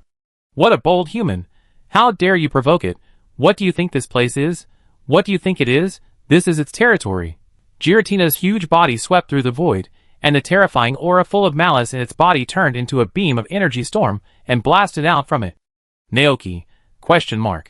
He subconsciously raised his hand to protect himself, but then realized that the energy storm could not hurt him at all. Naoki sat in the energy storm, looking confused. What's going on? What's wrong with Giratina? Looking at this human sitting there safely, Giratina couldn't help but have a big question mark in his heart. Hello? Naoki tried to wave to Giratina. Giratina immediately came to his senses. It became even more angry. Was it really provoking it? Giratina immediately swung out its dragon tail in disbelief. However, the huge tough tail pierced through the opponent again. Seeing this, Naoki immediately realized that something was wrong. Perhaps in Giratina's eyes, his behavior was a provocation to it. It's like someone is hitting you hard, but you ask them if they have eaten. God knows. Naoki suddenly felt very wronged. He definitely didn't have such an idea.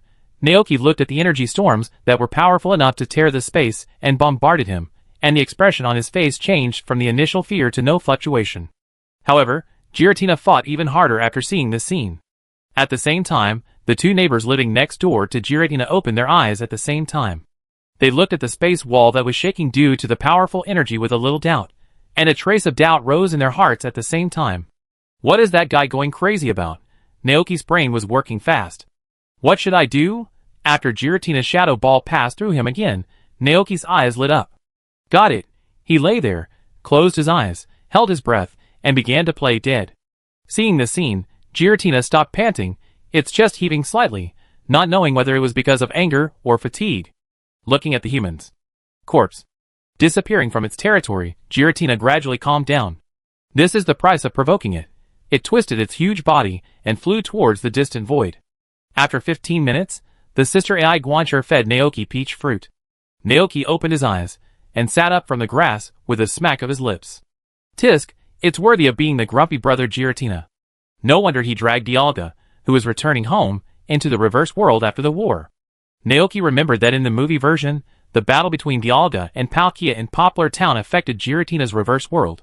So the angry Giratina, in revenge, dragged Dialga on his way home into the reverse world and accidentally brought in a Shemin. With the help of Shemin Seed Flash, Dialga escaped from the reverse world and used time reversal to block the reverse world, making it impossible for Giratina to leave. Then the events of the movie Giratina and the Shemin of the bouquet of flowers were triggered. Interestingly, after the movie ended, Giratina did not give up revenge, and it kept chasing Dialga to Medina. Until Arceus woke up from his slumber, they each returned to their own domains. With this kind of temperament, if he hadn't just pretended to be dead, and exactly 15 minutes had passed, I'm afraid Giratina would have continued to use his ultimate moves on him until he was exhausted. However, what Naoki couldn't understand was why Giratina suddenly attacked him this time. Could it be because I have been in and out of the reverse world many times? Naoki thought it was very likely. After all, the reverse world is Giratina's domain, and his behavior is no different from provocation in Giratina's eyes. Alas, it seems that the Giratina capture plan is still a long way to go. Naoki couldn't help but sigh. He looked at the remaining poisonous mushroom soup and gave up the idea of drinking it.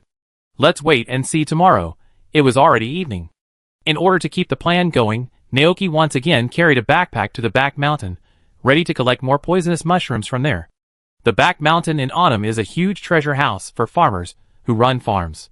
There are all kinds of fruit trees, wildflowers, mushrooms, hazelnuts, and a wide variety of herbs growing in the mountains.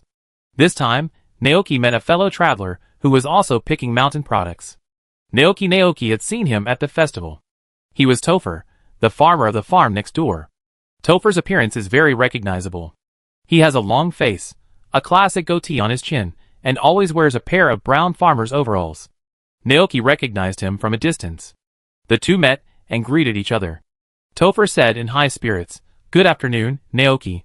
What a coincidence, you also come to the mountains to pick mushrooms." Naoki smiled and nodded, "Yes." He glanced at the other's backpack and saw that it was already full of mountain products, including mushrooms, tree fruits, and some hazelnuts that squirrel Pokemon like to eat. While he was looking, Topher also glanced at his backpack. "You don't know until you see it," and Topher was shocked when he saw it. He pointed at the mushrooms in Naoki's backpack in horror. "You can't eat these. These are highly poisonous mushrooms. You will go to the hospital if you eat them." "Oh no, this won't work. Throw them away." "Naoki, he said nonsense seriously. "Don't worry, Mr. Topher. I know that I feed these mushrooms to my poisonous Pokemon. They especially like to eat them." Topher had never been to Naoki's ranch. He thought there were really poisonous Pokemon in Naoki's ranch. Hearing this, he immediately breathed a sigh of relief. "You scared me. I thought you were going to use them to make soup." "How could that be?" Naoki smiled. "That's good." Toph also laughed. "You know, I heard from Mayor Thomas that this is your first time running a ranch. You have no experience as a farmer, and you may not be able to tell which mushrooms are poisonous and which are not." Naoki immediately said, "Mayor Thomas gave me a book on ranch management before. It has a special record of mushroom types. This time, I came out to pick poisonous mushrooms. Look." As he spoke, Naoki showed the mushrooms in his basket. Topher looked down and saw a basket full of poisonous mushrooms, not even a single edible mushroom. "Your poisonous Pokemon is in luck." He pointed in a direction and said, "There are a lot of poisonous mushrooms growing there. If you need them, you can pick them all." Hearing this, Naoki's eyes lit up. "Okay, I go over and take a look." "Thank you very much, Mr. Topher." Topher laughed. "We are all neighbors, and thanks to you, since the shrine of the Bud Crown King was built in the ranch, the crops in my farm have grown very well this year." "Go!" Naoki, But Crown King is really a kind god." He smiled and thanked him, then rushed in that direction with his backpack on his back. There was a thick tree trunk lying there. The inside of the trunk was empty, and the surroundings were dark and humid. Such an environment breathed a large number of mushrooms. Naoki looked down and saw a lot of poisonous mushrooms around him. After picking a basket full of poisonous mushrooms, he returned to the ranch with satisfaction. He planned to keep these poisonous mushrooms and eat them slowly. If he couldn't finish them at once, he would make them into dried mushrooms and store them. Naoki planned to collect as many poisonous mushrooms as possible this fall, and use them as a bridge to connect the reverse world. Anyway, he wouldn't die from eating them, so he would eat as much as he could. So the next morning, after finishing the farm work on the ranch, Naoki drank the poisonous mushroom soup again. This time, Naoki fully learned from the previous lessons, and did not act casually, as if he had come to his own home. Instead, he stood there respectfully, like a guest, waiting for the arrival of the true master of the reverse world. A few minutes later, just as Naoki expected, Giratina's huge body appeared in front of him again. Giratina was stunned, looking down at this human, and was quite shocked. What happened? Hasn't this intruder already been defeated by its shadow ball? Chapter 205. Good morning, great Giratina, the dragon god of destruction and shadow. This time, Naoki changed his strategy. This was the experience he learned from the missionary incident of the Bud Crown, pretending to admire and like Giratina. This can eliminate the hostility of the opponent as much as possible and prevent it from attacking. However, after hearing this, Giratina did not react at all, just staring at him quietly. But it is worth being happy that this time Giratina did not rush to use his ultimate move to attack him. Seeing this, Naoki couldn't help but mutter in his heart, "No way? Could it be that Giratina doesn't have telepathy? Or does it disdain to communicate with humans?" At this moment, a voice that was extremely cold and a little bit violent sounded from the bottom of its heart. "Do you also want to destroy the world? Just like the human who found it many years ago, joined forces with it, made the twin gods of time and space go berserk, and used their power to open the cracks in time and space." But what puzzled Giratina was that it did not feel any crazy ambition from the human in front of it. It doesn't get along with humans of this nature, and it won't help them. Naoki? ?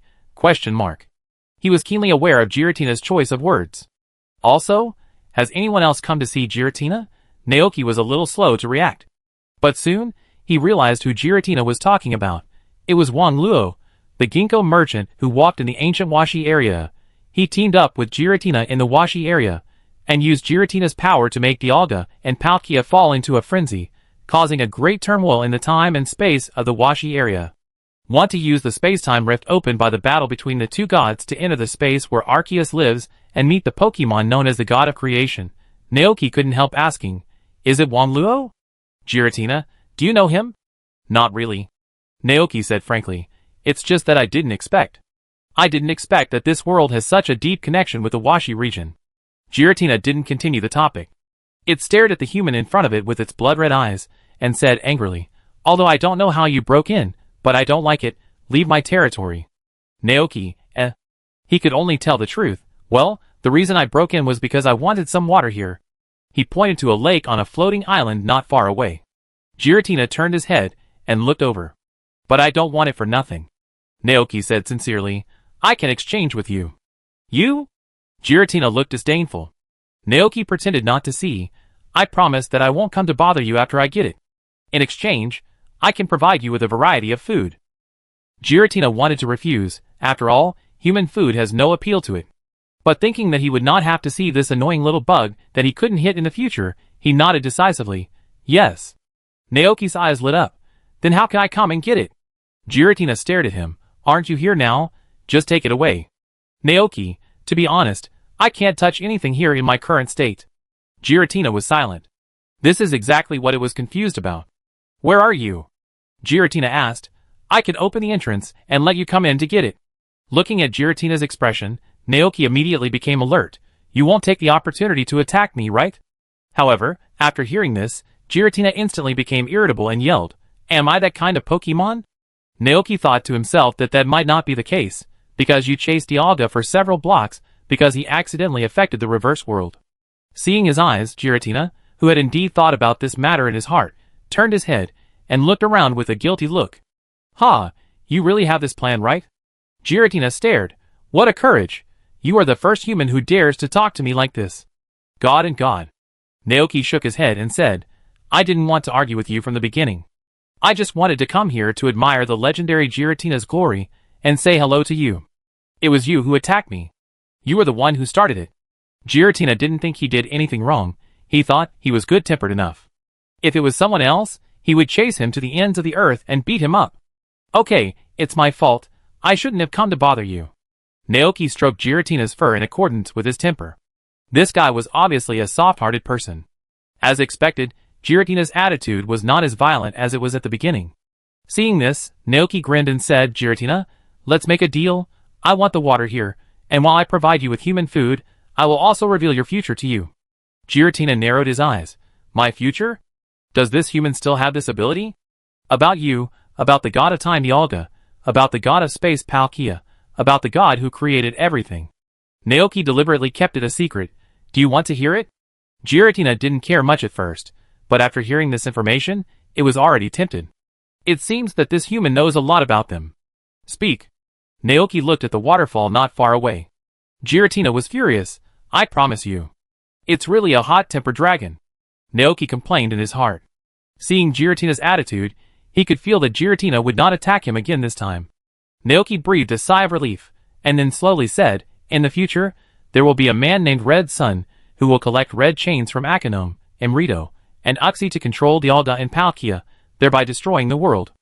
Giratina interrupted. Red sun? This human's behavior sounds very satisfying to it, Naoki. But at the critical moment, you emerged from the shadows and dragged him into the reverse world. Giratina was very surprised. Why would I drag him? It never allows others to intrude into its territory. Naoki spread his hands.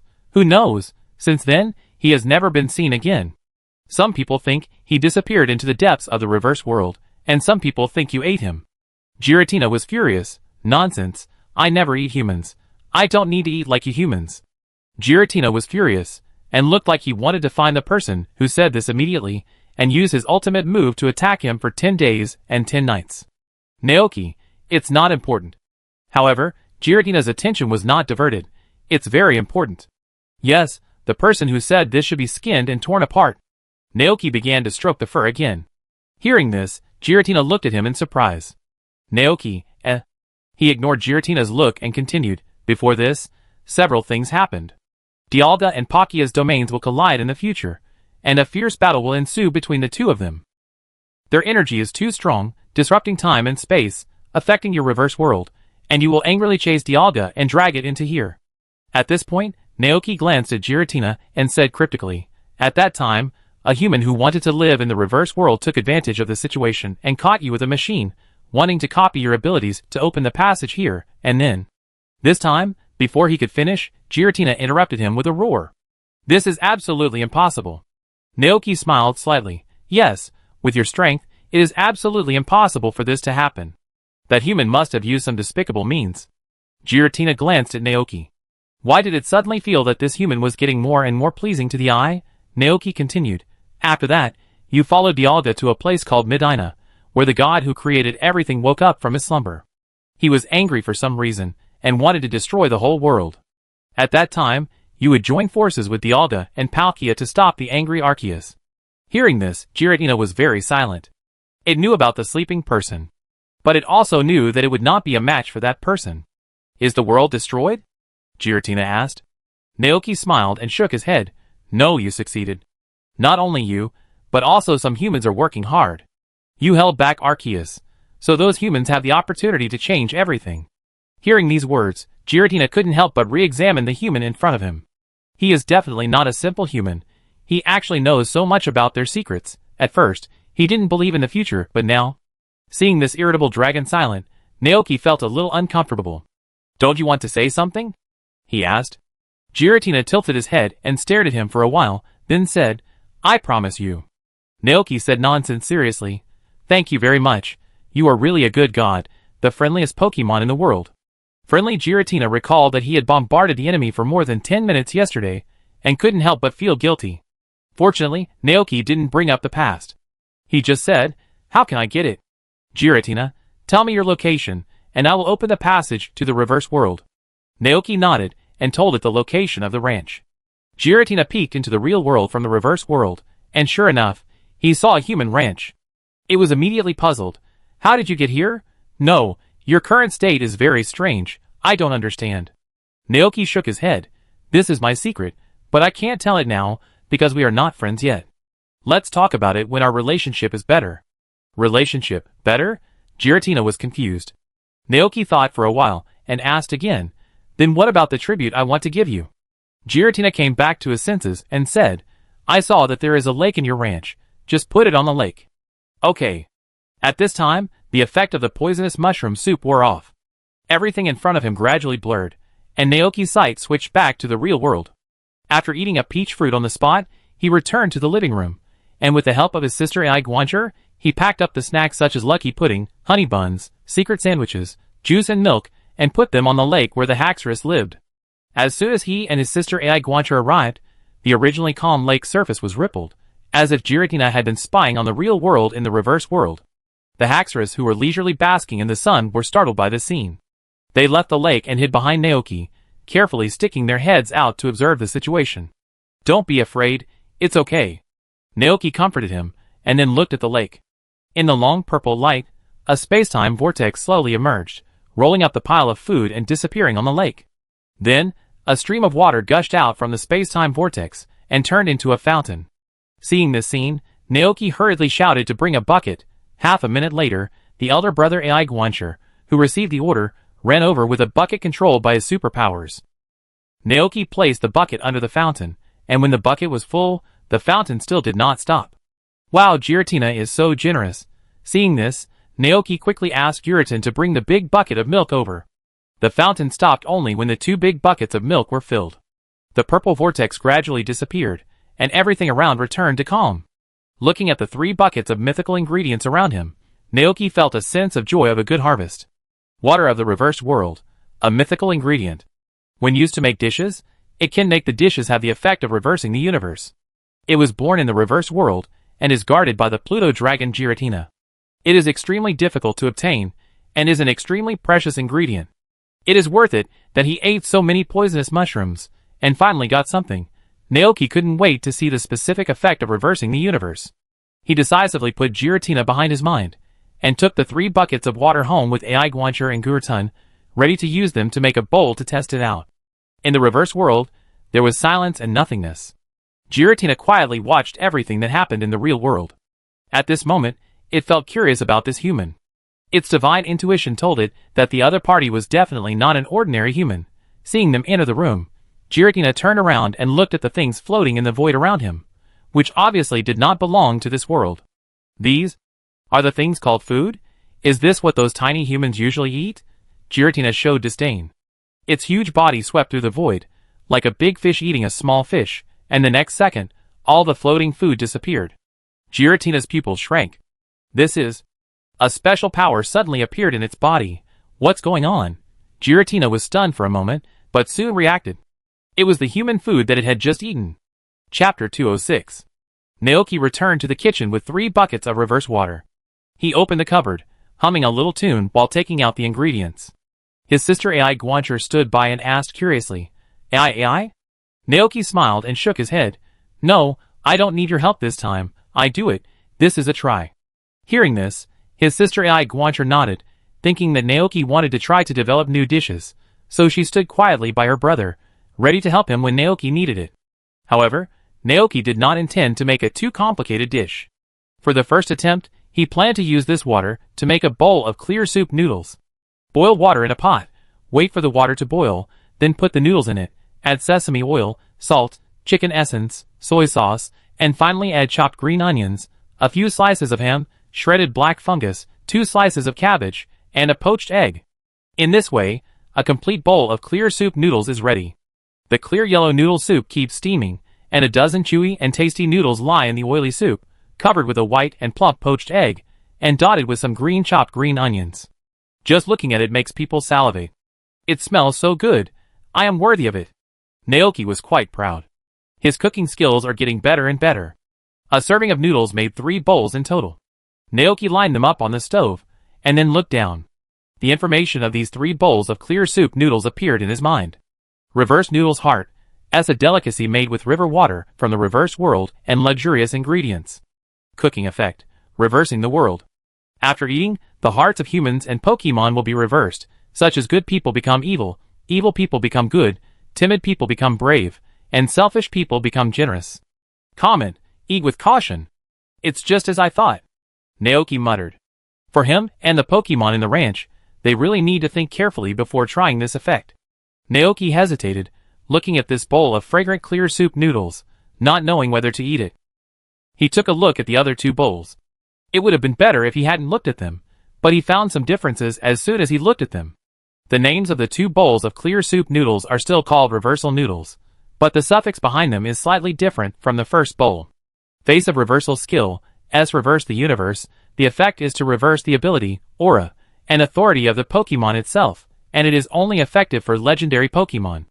Face of reversal body, S reverse the universe, the effect is to reverse the physical fitness of the humans and Pokemon eaten, such as a strong person becomes weak, and a weak person's body becomes as strong as an ox. Huh? Mind and body skills? 3 different effects? Naoki was shocked. However, the mind and body are easier to understand. What does this skill mean?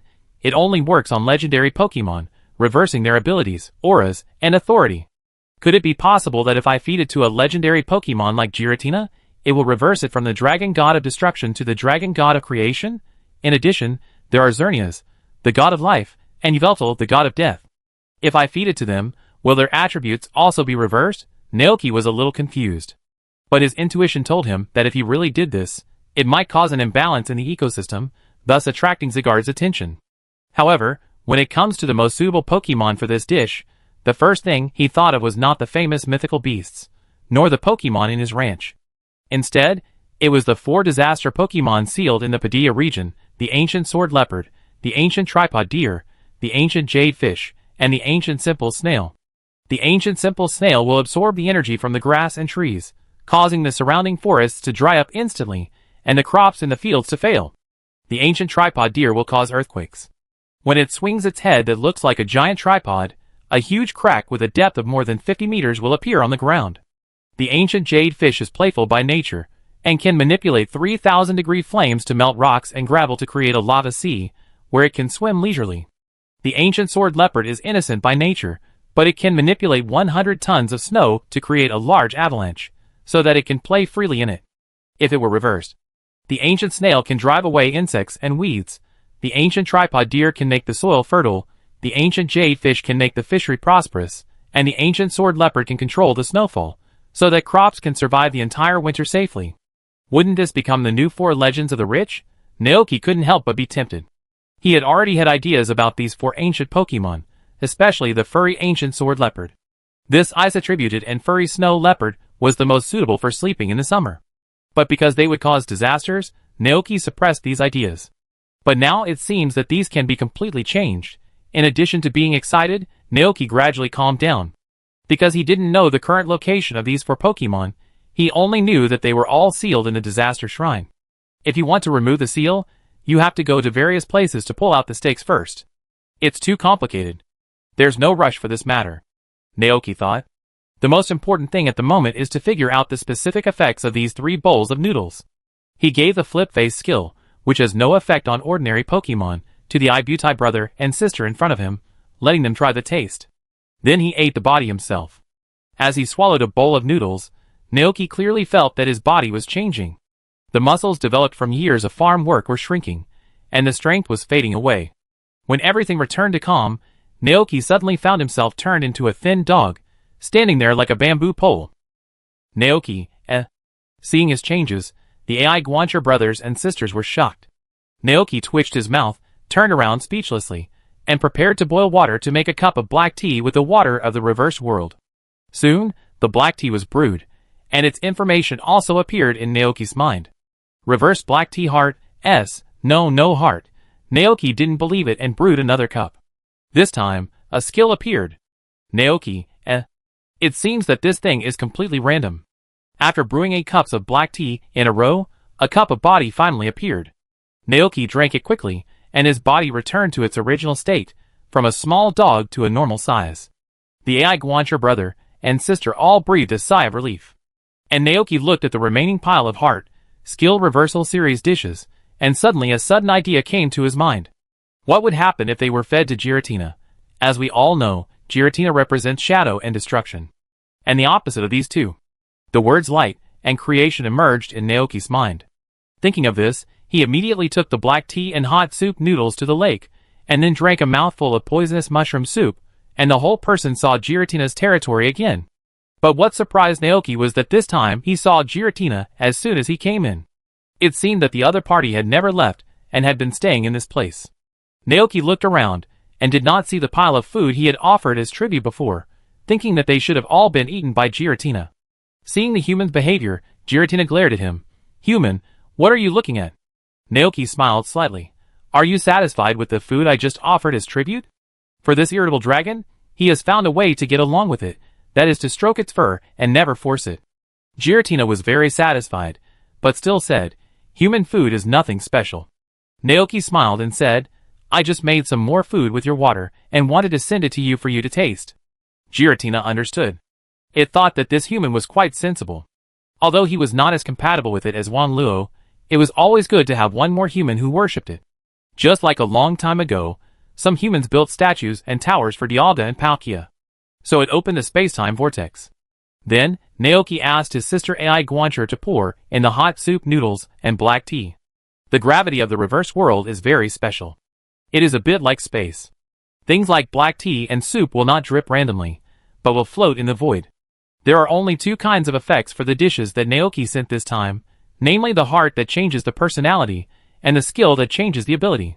He wanted to see what kind of changes Giratina would have after eating these two. Try it. Giratina glanced at him, and then its huge body passed through the void. The hot noodles and black tea disappeared immediately. This way of eating is really rough. Naoki couldn't help but complain. He stared at Giratina. After eating the food, Giratina didn't feel anything wrong at first. But soon, it felt that something in its body was changing. Giratina widened his eyes. A strong white light burst out from its body. A normal flash? Naoki was a little confused. He had grown glowing crops before, and the food made from those crops had a chance to let Pokemon learn flash moves. At that time, only Babutubo had learned it, and it looked like this when it used flash. After a while, when the white light covering Giratina completely dissipated, a completely new dragon appeared in front of Naoki. Its eyes were no longer blood red, but turned into a very sacred gold. The golden part of its body completely turned into a wholly pure white, and the original blood stripes turned into blue. Its huge body floated in front of Naoki, but the aura it exuded was completely different. Naoki opened his eyes wide. This is Shining Giratina? No, it is a little different from ordinary Shining. Perhaps it can be called Light Giratina, just like Dark Mutuo and Dark Ligia. At this moment, Giratina looked at the human in front of him calmly. What did you feed me? Naoki cautiously asked. Some human delicacies with magical effects? Giratina's ferocious face actually showed a smile, which can be called a grin. I can feel that they have made some magical changes in me. This feeling is something I have never had before. In any case, thank you very much, and you are very welcome to visit my domain.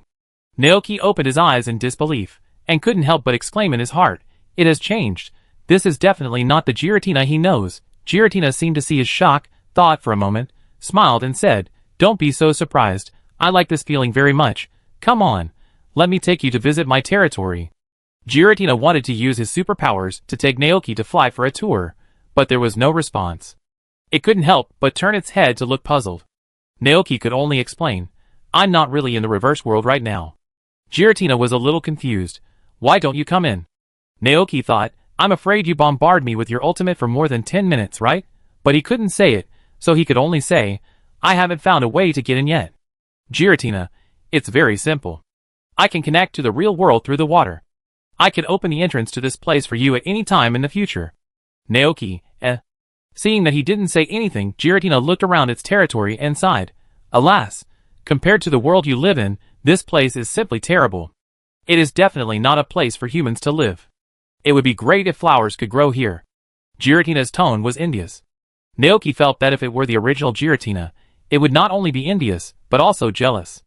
That's why it joined forces with Wang Luo to cause a space-time rift to destroy the real world. It was like a child who was not favored was taking revenge on his parents, and Arceus happened to be that parent. At this time, Giratina suddenly invited, I see you are good at planting flowers. Can you come here and help me plant some flowers on those floating islands? Naoki, He didn't know how to answer. Help! Giratina will never let him go if he wakes up. And at this moment, a black gas suddenly emerged from the body of Giratina in front of him. The black air entangled and flowed around its body, and the next second, the flashing Giratina returned to its original state. It stared with its eyes, and said in a rough and violent voice, Damn it, what did you do to me? Seeing its appearance, Naoki was relieved. He said sincerely, It's great to see you like this. Hearing this, Giratina's anger was instantly extinguished. It exhaled twice heavily. Humph, forget what I just said. I don't envy you, stupid human. Naoki was shocked. Are you still you in that state? Although the words were unclear, Giratina still understood the meaning. It stared and said angrily, I am me. Naoki fell into deep thought. The cooking effect does not seem to be permanent. No, not necessarily. It may be because Giratina is the master of the reverse world, so it can reverse itself. It seems that after the nature is changed, the Pokemon is still the same Pokemon, and the personality will not change. It's just that because of the change in personality, it will say some things that it would not say before. So what Giratina just said was from the heart? It envied the vibrant real world? Naoki smiled and asked, Does your invitation just now still count? What invitation? Giratina was stunned for a moment, then realized that it was about inviting this human to plant flowers, and a trace of emotion flashed through its heart. But at this time, It did not admit that it was itself. Giratina said angrily. I never said that. Okay. Naoki felt that the time was almost up, so he said, I go back first, see you next time. As he said that, the effect of the poisonous mushroom soup gradually disappeared, and Naoki's figure left the reverse world. Giratina, who wanted to curse, was stunned for a moment. Just left like that? Chapter 207. In the 198th year of the Alliance calendar, early August, autumn. On this morning, a big event happened in the ranch. That is, the fruit in the orchard that they had planted together before was ripe. Naoki stood in the orchard, looking at the huge and heavy fruits on the branches, and felt very happy. What a great harvest! The feeling of watching the things you planted with your own hands grow is incomparable. Anyway, he had nothing to do, so he simply took his sister Ai Guancher to stroll in the orchard. The sister Ai Guancher who followed behind also felt very happy. But thinking of the schedule that Naoki had arranged before, he couldn't help but ask, Ai? Are you going to visit Mr. Giratina today? Forget it today. Naoki shook his head, and prepared to stay at the ranch to visit the orchard. In addition, he also had to decorate the glass greenhouse. The glass greenhouse has been built for a while, because he was busy with Giratina and the water of the reverse world some time ago, so he didn't go there much. To be honest, he hadn't been there much since he left Giratina's reverse world last time, once a week at most. Because Giratina was not easy to get along with, and the reverse world series of dishes didn't have much effect on the Pokemon in the ranch. The 3 buckets of water hadn't been used up yet, and Naoki had stored them all in Glacian's ice cellar. Ai? His sister Ai nodded, but didn't ask any more questions. At this moment, Naoki suddenly saw something incredible on a fruit tree. A round and plump golden fruit was hanging among the rustling green leaves, that was. Naoki subconsciously focused his sight on the fruit. Suddenly, the information about the fruit emerged from his mind. Golden cranberry, a rare ingredient, a variant of cranberry. The aroma and nutrition it exudes are better than ordinary cranberries, and it is quite popular with Pokemon. After giving it to wild Pokemon will become very easy to catch, and the taste and quality of the energy cubes made with it will also be greatly improved. Wow, obviously, ordinary fruit trees cannot grow this rare variant of fruit. It is obviously cultivated by the Mount Goat using grass energy. Naoki picked it decisively. Since the fruit is ripe, let him and the Pokemon in the ranch try the taste, and see if it is different from ordinary cranberries. Seeing this, the sister Ai Guancher smiled and turned away. After a while, it used telekinesis to control a wicker basket, and came to the orchard. Because he hired 2 wild Dragonites, Naoki had to provide them with both every day, and the tree fruit stock at home was running low. Before, their solution was to go to the town to buy them, but now it was different. The ranch had a bumper harvest of tree fruits, and they only needed to come here to pick them in the future. Naoki put the golden cranberries into the basket, and then continued to walk around the orchard. While picking the fully ripe tree fruits, he searched the branches to see if there were any other mutant tree fruits. Sure enough, after a while, he found the 2nd, 3rd, and 4th mutated fruit. Golden phoenix fruit, silver banana fruit, silver cranberry fruit. When the basket was full, there were a few more golden fruits in it. Carrying the basket back to the lawn outside, Naoki poured the fruits on the ground, piled them into a small mountain, and then used his hands to find all the golden and silver fruits. 1, 2, 3, 6, 7, so many! 3 golden berries, and 4 less rare silver berries. Looking at this scene, Naoki was very surprised. The probability of mutation of these berries is much higher than the crops he planted in his field. After being surprised, there was a wave of regret.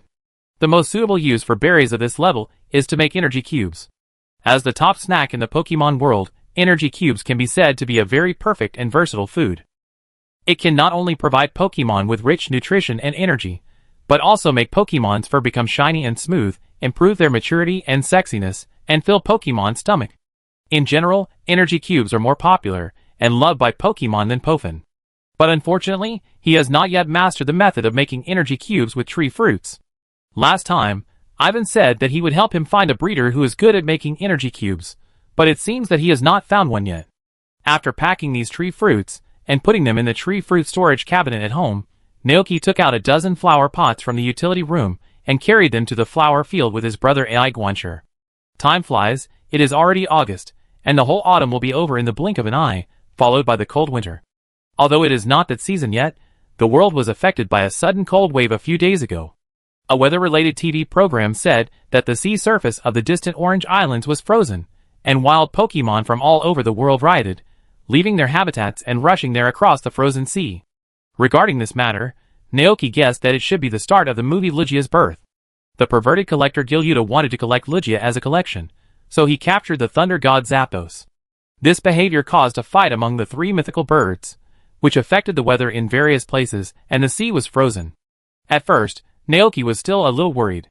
But soon, the cold wave disappeared. Naoki guessed that it was Xiaoji and his friends, who calmed down the anger of the three mythical birds and Ligia. The Padilla region is far away from there, so the impact is not so serious, and it is just because the arrival of the cold wave has lowered the temperature a little. But it is fine for humans, but it is not so friendly to plants. The sudden drop in temperature has affected many flowers in the flower field, and they have become wilted and lifeless, and they look like they are about to die.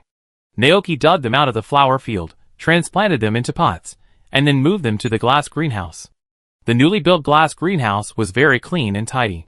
The bright sunlight shone into the greenhouse through the brand new glass, making the inside look beautiful and bright. Compared with the outside, the temperature inside the glass greenhouse was a little higher, because Carrie installed floor heating under the greenhouse, so it would be warm even in the cold winter. The energy of floor heating is electricity, and the electricity used in the ranch now comes from Babu Tubo. There was originally a Dragonite, but since Butobot evolved into Babubit, it took over Dragonite's job and took over the power supply. The little Butobot of the past has become more and more reliable. Naoki smiled with emotion, and then put all the pots of flowers on the wooden flower stand. The decoration of the glass greenhouse has been completed long ago, and Naoki still chose the pastoral style. There are light-colored wooden flower stands on each side, a small tea table, and a sofa in the middle, and a bookshelf next to it, with an exquisite chandelier hanging on it. The bookshelf is filled with books that Naoki bought from the town. There are stories about a young trainer who takes his initial Pokemon and goes on a journey, and eventually becomes a world-famous Pokemon master. There are Pokemon fairy tales about wild Pokemon building nests in tree holes, rescuing other Pokemon, and then playing happily together. There are also stories with a darker style, such as a green caterpillar who originally lived happily with other tribesmen in the forest, but suddenly one day, Pidgeot invaded here and killed all the green caterpillars, leaving only the protagonist. The protagonist caterpillar was unwilling to give up. In order to avenge his people, he practiced hard alone and eventually evolved into a powerful Butterfree. He defeated all the Pidgeots with a combination of Silver Whirlwind, Hypnotic Powder and Air Slash, and successfully avenged his people. As for how Naoki knew, of course, it was because he read a few books when he was free. After all, this world does not have smartphones or computers that can play 3A games. It would be better if I didn't read it. I found that the local books in this world are quite interesting. When all the flower pots were placed on the flower stand, the originally slightly empty space suddenly became full, and the combination of nature and modern furniture gave people a unique sense of comfort. Not to mention, when it snows heavily, he can stay here with his Pokemon, lying on the soft sofa, and flipping through the books on the bookshelf. If there are Pokemon who are curious, he can also tell them the stories in the book. Okay. Naoki took out the Psyduck spray bottle to help the flowers replenish water, and then said to the Butler brothers and sisters, "Can you help me call Tribe and Butterfree?" Aya. The younger sister Ai Guancher agreed happily, and turned to leave the greenhouse. Naoki looked at his brother, who was standing here with a serious face, and said with a smile, "If you have nothing to do in the future, you can come here." Aya. The expression on the face of the elder brother Ai Guancher was still like a little adult, and he nodded seriously and calmly. "Naoki, just treat this place as your own home. If nothing unexpected happens, we will live together for decades." Aya. The elder brother Ai Guancher looked serious and nodded. Naoki, never mind, I was born with this expression. After a while, the younger sister Ai Guancher came here with 3 Bs and Butterfree. Naoki looked at them and asked with a smile, "Take a look, do you like it?" The 3 Bs and Butterfree opened their eyes full of innocence, and looked around curiously. Warm environment, beautiful flowers, comfortable house. They like it here. Buzz. Seeing their appearance, Naoki was even happier. He calculated the time in his mind and said, "When winter comes, I will move the beehive and wooden box here, and you can live here. At that time, there will be flowers blooming in the glass greenhouse. Since there are flowers, Butterfree and the 3 Bs will no longer have to worry about food." After the glass greenhouse was decorated, Naoki stayed here for a while, experiencing the feeling of reading books, drinking tea, and taking a rest in this environment before getting up and leaving. In the pasture, a group of Pokemon were still playing there as usual. Golden was lying on the grass basking in the sun, but his eyes were looking over here. Motor Lizard was carrying Frost Milk and running on the lawn, and 5 Saltstones were chasing after them. 2 wild Dragonites did not know what they had done, and were lying on the grass with their heads down, accepting Dragonite's scolding. The Mount Goats and Arinyu were sitting around the World Tree, chewing grass balls leisurely. I didn't know where Glacian had gone, but seeing the rustling flowers not far away, Naoki thought it should be walking in them. It's so lively. Naoki felt very happy. His life was complete. Just when he was about to make Pofin for the Dragonites, Ivan suddenly arrived at the ranch on a motorcycle lizard. Naoki looked at the letter in his hand and asked, "Oh, is there another festival in town?" Ivan pouted, "Autumn horse racing." Naoki casually opened the envelope and saw the content inviting him, the rancher, to participate in the autumn horse racing. This? Naoki raised his eyebrows, but he didn't have a horse yet, so he couldn't go. Ivan was still worried about the money he lost in the spring horse race. I definitely won't gamble this time. Naoki, He still remembered that incident. Ivan looked around. He hadn't been to Naoki Ranch for a while, and now it seemed that there hadn't been much change here. He looked around and didn't see what he wanted to see, so he couldn't help asking, "You haven't captured the horse Pokemon yet?" Naoki, Don't worry, there's still a long time before the spring horse race anyway. Evan covered his face in frustration. It seems that I will completely lose those alliance coins, my money. Naoki, Evan let out a long sigh, obviously no longer hopeful about this matter. That's right, the work at the ranch is so busy that there is no time to go out and capture horse Pokemon. Forget it, if I can't win it back, I can't win it back. Don't worry. Naoki comforted him. Believe me, I will find a way to help you win it back. After all, they had agreed before that Ivan would help him find the butler Pokemon, and he would help Ivan win back the money he lost in the spring horse race. Now that the butler Pokemon has been found, it is time for him to fulfill his promise. Ivan thought that there were no horse Pokemon in winter, but he had no hope, so he simply put the matter behind him and talked about another interesting thing. Naoki, have you heard? Seeing that Ivan didn't seem to be in a hurry to leave, Naoki asked, "Sit for a while?" Ivan, "Hey, sorry to bother you." Naoki welcomed him into the living room and sat him down. The maidservant brought 2 cups of tea. Ivan took a big gulp and continued, "I heard a big news when I was delivering the letter before. It's about the legendary Pokemon." Huh? The legendary Pokemon in the Padia region flashed through Naoki's mind quickly. Golden, Milton, Tailbagos. However, Ivan's answer was beyond his expectation. It's the legendary god of the sea, Lugia. Hearing this name, Naoki was slightly stunned. Ivan continued with a beaming face. Didn't a cold current come to the Padia area some time ago? The origin of this cold current is related to Lugia. I heard from a tourist from the Orange Islands, who traveled to the Padia area, that there was a collector who wanted to capture the legendary god of the sea, and also arouse the anger of the god of fire, the god of ice, and the god of thunder. They caused a lot of noise.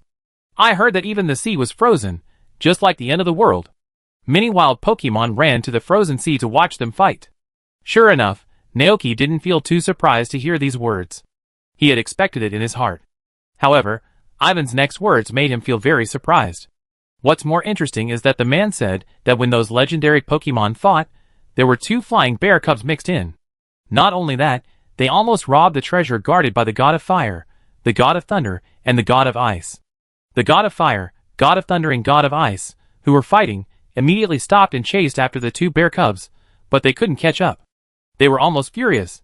Finally, someone found the 2 bear cubs and told them that taking the treasure away would cause a great crisis, so they returned the gems. It's so strange. Why can't those legendary Pokemon called gods catch up with the 2 bear cubs? They almost ran away. Could it be the sprinting characteristic? No, their characteristic must be picking up. Only Pokemon with this characteristic will be interested in those strange little things. Ivan said to himself. Naoki, ? Chapter 208. It's amazing that there are flying bear cubs in this world. Ivan was amazed, but when he saw Naoki's strange expression, he asked with a little doubt, "Don't you think this is surprising? I have only seen this kind of extraordinary Pokemon in your ranch." He was referring to the Babu groundhog that flew around the ranch with a red cape all day long. Naoki, it's really surprising. Yes. Ivan sighed. Sure enough, there are still many secrets in this world that have not been discovered by humans. I heard that many Pokemon professors and researchers have begun to study how Pokemon like Bear Baby can fly into the sky after hearing about this.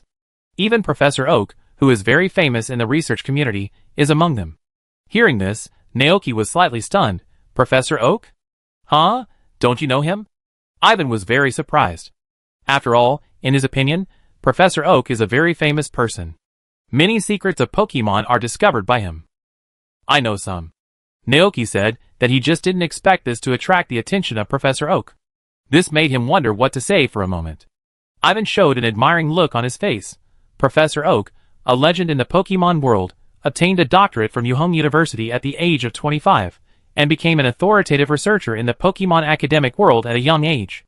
It is said that in order to do a good job of research, Professor Oak always takes the risk of being attacked by Pokemon to observe Pokemon. He believes that only in this way can he obtain real and reliable information. In this way, he provides a lot of information on wild Pokemon for trainers traveling abroad. If it's Professor Oak, he will definitely be able to uncover the truth about the flying bear baby. Naoki, you believe in Professor Oak? He asked. Of course. Ivan nodded. Because Professor Oak is not only a doctor in theory, before he became a doctor, he was also a very powerful Pokemon trainer. Naoki raised his eyebrows and said in surprise, You really want to be a trainer? Ivan nodded seriously and said with longing, This is my dream since I was a child. Receive your own initial Pokemon and travel around the world with it. What a romantic life. Then why do you stay in a small town and be a mailman? Naoki couldn't help asking. Hearing this, Ivan sighed and said helplessly, Because I have to take care of my grandma. He organized his words and explained, Since my mother passed away, my father started to drink. Then one day, he went out drunk and never came back. Since then, my grandma and I have been living together at home. Naoki. Sorry. Ivan grinned and showed a cheerful smile. It's okay, it's all over. Although I can't go out to travel, I'm already very happy to live with Pokemon. Well, it's getting late. I have to go to the next ranch to deliver a letter. See you later? Naoki nodded and sent Ivan out the door. He watched his figure disappear on the path, and couldn't help sighing in his heart. Alas, this is also a poor man. Naoki retracted his gaze and looked up at the sky. Dream and Baby Bear haven't sent him a letter for several days. From what Ivan said, it seems that they have already fled to the Orange Islands. The Orange Islands are located on the sea, not a complete piece of land. Each island is quite far away from each other. Naoki guessed that Dream and Baby Bear must have been wandering between the islands, and couldn't find a place to stay, so they delayed sending the letter. However, the more you mention the devil, the more he will appear. Just as Naoki was about to go back to the house to continue making Baofin, a metallic friction sound suddenly came from the sky. Naoki looked up, and saw a Pokemon covered with a layer of silver armor, and with feathers as sharp as kitchen knives landing in the pasture. Armored Bird. The name of this Pokemon emerged in Naoki's mind. The silver claws of the armored bird were holding a letter. It glanced at Naoki in front of it with its sharp eyes, then opened its mouth full of sharp teeth and let out a hissing sound. With a pop, the envelope fell on the grass. Naoki was already used to this kind of thing. He walked up and picked up the letter, smiled, and said to the armored bird in front of him, "Thank you for your hard work." The armored bird looked quite happy, and it responded with a hissing sound. Naoki waved his hand, and his brother Ai Guancher, who was standing not far away, came forward. Naoki said to it, "Please bring me some Bofin." Brother Ai Guancher looked at the visiting armored bird and the letter in Naoki's hand, and suddenly an idea came to his mind. Then he turned back to the room and asked his sister for a big box of Bofin. "This is your errand fee." Naoki handed the box of Bofin to the armored bird. "There are 2 copies in it, one of which is yours, and the other one is for me to get to Baby Bear and Dream, if you can catch up with them." The armored bird readily agreed, and it grabbed the treasure box with its claws, then flapped its wings contentedly and flew away. Naoki took the letter back to the living room. The envelope was heavy, which immediately reminded Naoki of the incident in which Baby Bear and Dream picked up the 3 pearls guarded by the 3 sacred birds. But the pearls had been returned by them, and the letter should contain something else. Let him see what Baby Bear and Dream said back this time. While opening the letter, the Ai Guancher brother and sister came over after hearing the news. Sister Ai Guancher looked at the letter in Naoki's hand and asked curiously, "Ai?" Naoki didn't eat the translation seeds, but seeing the expression of Sister Ai Guancher, he could probably guess what it meant. "Yes, this is what I told you before, the thing said back by the traveling bear baby." Its characteristic is picking up. Pokemon with this characteristic like to collect all kinds of small things. Look, do you see the things on the display shelf over there? Those are all treasures that the bear baby picked up outside. The Iguanchi siblings looked over there, and as expected, they saw a bunch of messy things. There were water stones, ordinary small stones, broken pokeballs, and leftover tree fruit cores. Naoki smiled and explained, "It may be useless to us, but it is a treasure to the baby bear." Hearing this, the Iguanchi siblings looked at each other, and they became more curious about the mysterious baby bear. At this time, the envelope was opened, and Naoki finally saw what was inside. A photo, a feather emitting silver light. Looking at the feather, Naoki's heart suddenly skipped a beat. Could this familiar feeling be? The silver feather? The silver feather, the feather of Lugia, is said to be a feather that the holder can use to summon the legendary Pokemon Lugia somewhere in this world. But this is not the point. The point is that Naoki thought of the lightning buns made with the feather of the lightning bird last time. So the question is, can this Lugia feather also be used to make buns? If it is possible, what kind of buns will it make? Naoki's heart was eager to make a move. He didn't care whether he could summon Lugia with this feather, and even if he summoned it, he couldn't subdue it. Instead of using it like this or keeping it for collection, it would be better to use it as an ingredient to make dishes like last time. After all, what you eat is yours. Having made a decision in his heart, Naoki put the silver feather aside and picked up the photo taken by Baby Bear and Dream. There were two small paw prints on the back of the photo. Naoki recognized the paw prints of Dream and Baby Bear. Baby Bear's paw prints were standard bear paw prints, while Dream's paw prints were very similar to those of a cat. This time, Baby Bear and Dream did not appear in the photo. There was only a clear sky, with no clouds in the sky, and the endless sea below.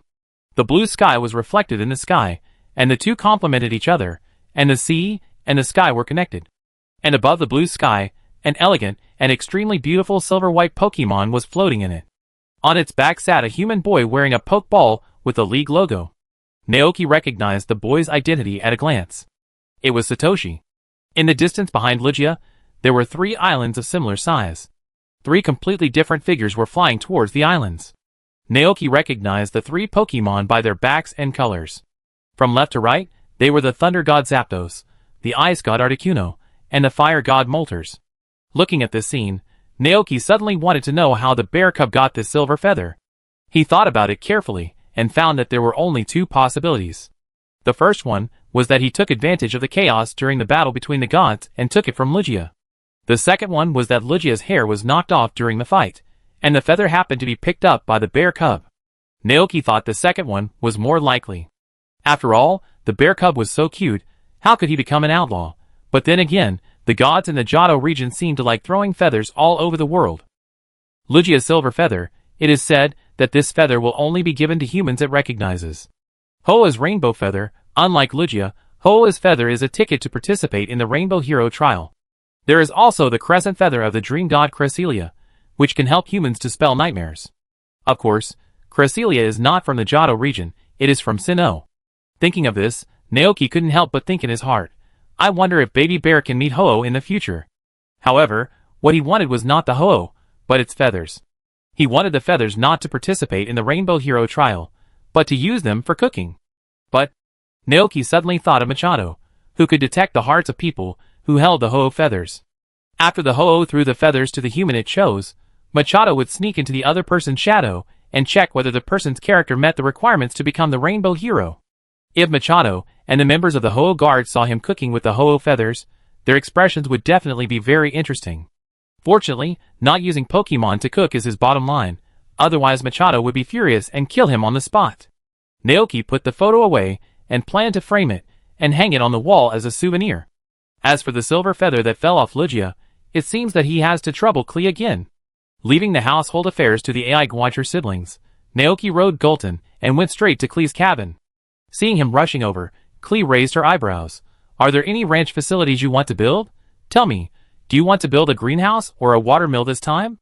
Naoki grinned and took out the silver feather from his pocket. I'm not going to build anything this time. I want to borrow your crushing machine. Hearing this, Klee cast her eyes on the feather emitting silver light. What is this? Naoki wanted to say Lugia, but after thinking about it carefully, he found that it was a little difficult to explain, so he changed his words midway. It's the feather of the dancing swan.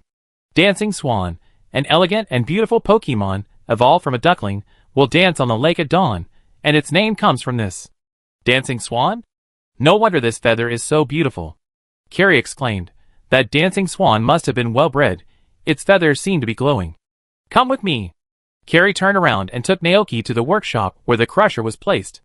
She did not ask Naoki what the purpose of crushing the feathers was, but just stood aside and turned on the machine.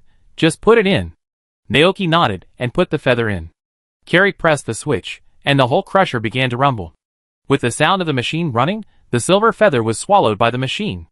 Naoki and Carrie stood aside and waited silently. But suddenly, a strong wind suddenly blew from the entrance and exit of the crusher. The strong wind swept the whole room in an instant, blowing Carrie's drawings into the sky like snowflakes. Seeing this scene, Carrie was stunned and asked in the wind, "What happened?" Naoki blocked the strong wind with his arms and guessed randomly, "Maybe it's the flying attribute energy stored in the feathers of the dancing swan." Carrie was stunned. Isn't this too exaggerated? But soon, Naoki realized that something was wrong. Because he saw dots of silver light being blown out of the machine's inlet and outlet by the strong wind. That was the shattered silver feather. Damn it, he should have realized it earlier. How could the silver feather that could summon Lugia be as ordinary as the feather of the lightning bird? It must contain a lot of energy that Lugia could sense. Naoki quickly reached out to grab it. But he grabbed nothing, and could only see the dots of silver light disappear in the wind. Heartbroken, what a pity, Kelly was hesitating whether to turn off the machine. Fortunately, the wind stopped at this time. The drawings that were blown up to the sky fell down like snowflakes, making a mess in the room. Naoki's heart skipped a beat, and he quickly apologized to Kelly, saying with a guilty face, "I'm very sorry, I didn't know the energy in this feather was so exaggerated." Most of the drawings here were sketches drawn by Kelly, which was not a big deal, but seeing Naoki so nervous, Kelly couldn't help but joke with him. "If you really want to apologize, send me a few pumpkins later. Halloween is coming soon. I want to use them to decorate the house." Seeing that Carrie was not angry, Naoki was relieved, and then promised, "Of course, I guarantee that you can have as many pumpkins as you want." He planned to ask Dragonite to send them to Carrie. Carrie chuckled. "Okay, I was just kidding you. This is the first time I see you so nervous." Naoki was a little embarrassed, because I don't like to cause trouble to others. Carrie opened the outlet of the crusher, looked at the feather powder that was still left inside, and asked, "Do you want these?" "Yes." Naoki hurried forward and carefully put the remaining powder into the glass bottle prepared in advance. Then, the two of them cleaned up the house together. Naoki said goodbye to Carrie. On the way back to the ranch on the Golden, he had the opportunity to check the effect of these feather powders. Lugia's feather powder, a legendary ingredient, a powder containing a large amount of flying attribute energy, may be used to make dishes. The effect is unknown. Chapter 209. Sure enough, it is the same series of ingredients as the feather powder of Zapdos. After seeing the information about the feather powder, Naoki calmed down and did not show too much surprise. After returning to the ranch, he rushed forward to greet his Pokemon and waved his hand, saying, "You go play by yourselves first, I have something to do." The Salt Stones ran away obediently and went to play by themselves. And Naoki turned back to the house, walked into the kitchen and began to prepare the ingredients for this cooking. First of all, the most important thing is flour, and then the tools for kneading the dough. He planned to blend the feather powder into the flour, and make steamed buns, like last time. Unfortunately, the feather powder of Lugia contained a lot of flying attribute energy, and most of it was lost during the grinding process just now. The rest? Naoki held a transparent glass bottle in front of him, and looked at the thin layer of silver-white powder at the bottom of the bottle. Compared with the feather powder of Zapdos, it's much less, about only a quarter. Naoki said in his heart that it was a pity, but there was nothing he could do about it. However, there was still a problem. Would such a small amount affect the effect of the dish? After a brief thought, Naoki decided to give it a try. He began to knead the dough, then added the silvery white powder to the flour, poured in water, and began to knead it. Just like touching the feather powder of the lightning bird, you will feel a tingling sensation. When touching the feather powder of Lugia, Naoki also felt a strong wind wrapped around his palm, and the energy of the flying attribute turned into a milky white airflow, which kept surging in the container. This energy was sometimes intense and sometimes mild. When the flour and feather powder were completely fused, the milky white airflow still did not disappear, still lingering on the dough, lingering. It was like a special effect. Naoki raised his eyebrows in surprise. Magic. After the dough was kneaded, it still needed a certain amount of time to ferment. Naoki processed the dough, covered it with a layer of plastic wrap, and placed it aside for fermentation. It would take about 3 or 4 hours. Naoki was not in a hurry, so he simply curled up on the sofa and watched TV while waiting. The AI Guancher brother and sister stood by like two loyal old housekeepers. The sister AI Guancher thoughtfully made a cup of hot tea for Naoki. Naoki took a sip and felt comfortable all over. He looked at the two standing AI Guancher and said to them, "Don't stand anymore, sit down and rest for a while." AI ah. The sister AI Guancher nodded happily and sat on the sofa closer to Naoki, while the brother AI Guancher sat at the other end. At the same time, deep in the sea, in a quiet and deep sea, Lugia, who had just returned home and was about to have a good sleep, suddenly opened his eyes. It sensed that a feather had lost contact with it. Lugia's eyes were full of surprise and confusion. Pokemon like it would not shed feathers casually on weekdays. Only human trainers with good hearts would get its feathers. If the other party took the feather to the deepest part of the Whirlpool Island cave and prayed with all his heart, it would come out to meet the human to show that it recognized his courage and heart. Those silver feathers contain its unique energy, and because of this, it can sense wherever the feathers are. In ancient times long, long ago, it even promised some humans who became friends with it that if they were in danger and needed help, they could call it through the silver feathers. At that time, it would appear from the sea to help. But now, it has lost contact with a silver feather and cannot sense the energy fluctuations of that feather. Lugia looked solemn. What happened to that feather? At 2 o'clock in the afternoon, the dough was fermented. Naoki removed the plastic wrap on top, rolled the dough into buns, and officially started steaming the buns. Limited by the amount of key ingredients, Naoki barely made 6 buns this time. But he was not sure whether these buns would be like the lightning buns, each of which had the effect of Thor. When the buns at the bottom of the pot were cooked, Naoki's doubts were answered. Storm Bun, as plus a legendary dish made from feather powder from a legendary Pokemon. It is said that eating it can control storms and weather. Cooking effect, God of the Sea, 1/6. After eating it, Pokemon can gain the power to control the weather, and can control the weather as the owner of the feathers does. It is limited to flying Pokemon. Evaluation, a unique dish in the world. Feed it to your flying Pokemon, however, due to the ratio of some ingredients, the dish cannot produce the original effect. It is just as I thought. Naoki muttered. The 1/6 after the sea god, does it mean that the Pokemon has to eat 6 steamed buns in a row to achieve the full effect? It was a coincidence that he only made 6 steamed buns. Naoki immediately prepared to try it. There happened to be a flying Pokemon in his ranch. The round figure of Dragonite appeared in Naoki's mind. He asked the butler to call Dragonite, who was playing outside. Soon, Dragonite ran over behind the butler. It looked at Naoki in confusion. Ah. Naoki smiled and brought the 6 steaming buns to Dragonite. Do you want to eat them all? Dragonite's nostrils moved, and it smelled the buns, but this made it very embarrassed, because as a Dragonite, it didn't like to eat buns. Seeing this, Naoki raised his eyebrows. Don't you want to become the most powerful Dragonite in the world? Eat them, and you can realize your dream. Dragonite, who knew Naoki's ability well, opened his eyes wide upon hearing this and looked over excitedly. Ah! Naoki nodded. Of course, this is the dish I made specially for you. Hearing this, Dragonite no longer hesitated, and regardless of the taste of the buns, he opened his mouth wide and ate the buns one by one. When Dragonite finished eating the last bun, Naoki saw a stream of air coming out of its body that could not be ignored. The wind began to blow in the house. Naoki's eyelids twitched, and he quickly pushed Dragonite out. Go outside. As soon as Dragonite came outside, its energy exploded.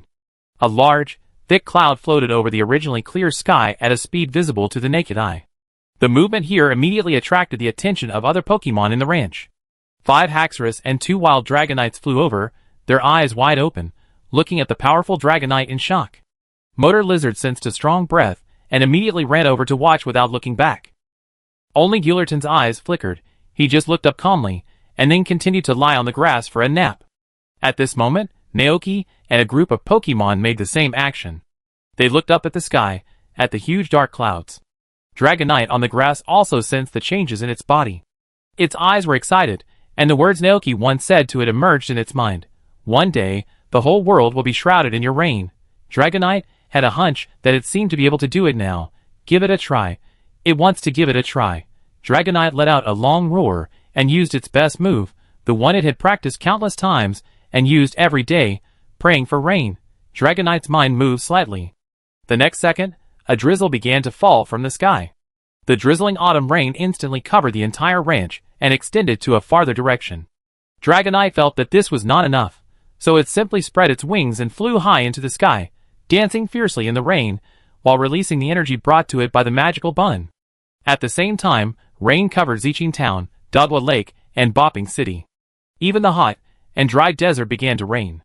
Rain fell in the desert, dripping on the forehead of a black-eyed crocodile lying in the yellow sand, playing the role of a predator, waiting for prey to pass by. The sudden coolness made the black-eyed crocodile stagnate in place. It looked up, and its big black eyes were full of confusion. In Zichin Town, people and Pokemon walking on the street hid under the shops on the street to avoid the rain.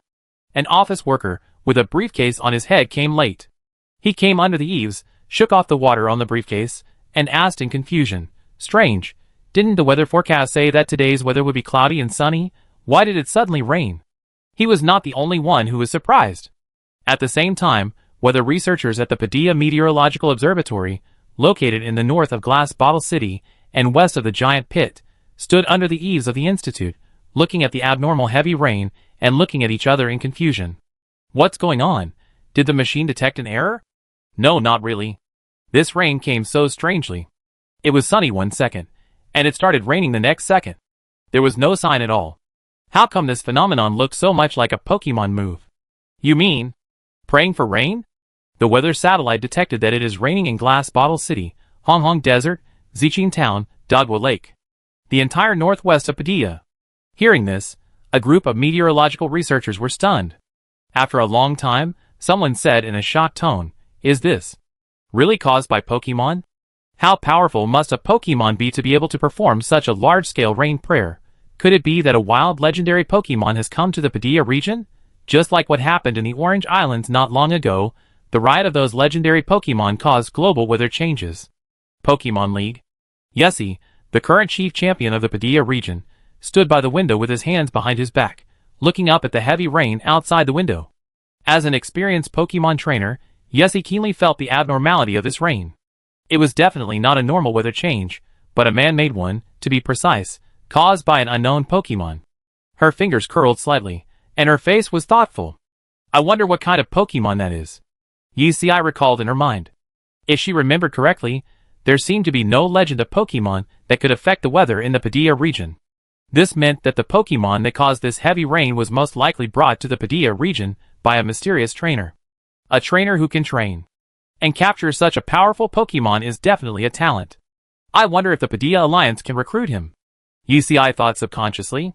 But soon she realized that her guess had not been confirmed. Yessie smiled and shook her head. She closed the window and stopped paying attention. If a trainer of this strength really exists, then one day he will appear in front of the world, and then she can try to contact him. In the pasture, Naoki took Motolizard and other Pokemon to hide under the eaves, looking up at Dragonite in the sky. Is this the power of Lugia? Naoki murmured in his heart. Lugia, known as the god of the sea.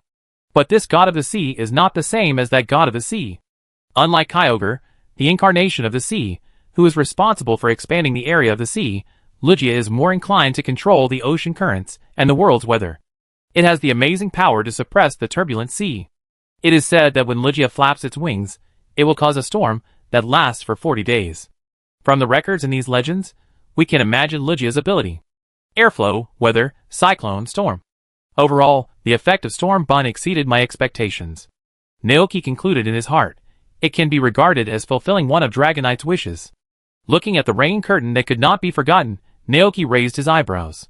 From this point of view, it seems that the words he said at the beginning did not deceive Dragonite. Naoki was quite emotional. When he looked up in the sky to find the figure of Dragonite, he found that it had disappeared. Naoki was slightly stunned and asked the motorcycle lizard beside him, "Where is Dragonite?" The motorcycle lizard pointed to the sky. "Gaio." It means that Dragonite flew higher. Naoki was speechless. This guy is really... Forget it, let it have a good time. Naoki sighed helplessly, and turned back to the kitchen to wash the dishes.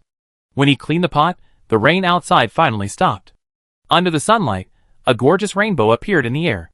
At this time, Dragonite, who had had enough fun, finally returned to the ranch. It rushed into the house happily, stretched out its big claws, and hugged Naoki, who was wiping the table. Ah! Naoki was helpless. Are you so happy? Dragonite nodded repeatedly. Ah! Seeing Dragonite's look, Naoki was really afraid that Dragonite would be proud of it. He thought about it and reminded, don't be proud, understand? Next, you still have to be down to earth and practice diligently to truly integrate this power. Although you are very powerful now, there are still many Pokemon in this world who are more powerful than us. Dragonite blinked and nodded happily. Ah! It is very clear about this matter.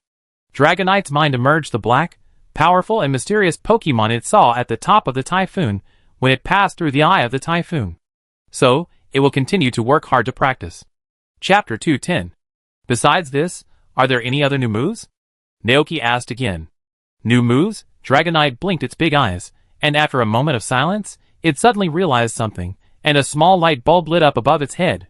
Ouch! Naoki raised his eyebrows slightly. Then come on, let me see what changes you have made. Dragonite immediately began to demonstrate. It flew to a relatively open lawn, and Naoki and a group of Pokemon also rushed over and stood in a row to watch Dragonite. Dragonite concentrated and held its breath, carefully feeling the changes in its body. After eating those steamed buns, it felt that it could feel the flow of air in the air more clearly, and could control these airflows and flying attribute energy at will. As for the new changes, Dragonite glanced at Naoki, then suddenly flapped its wings, and a gust of wind swept over in an instant, turning into a series of strong winds, blasting forward. Seeing this scene, Naoki was slightly stunned. Is this Storm? No, not really.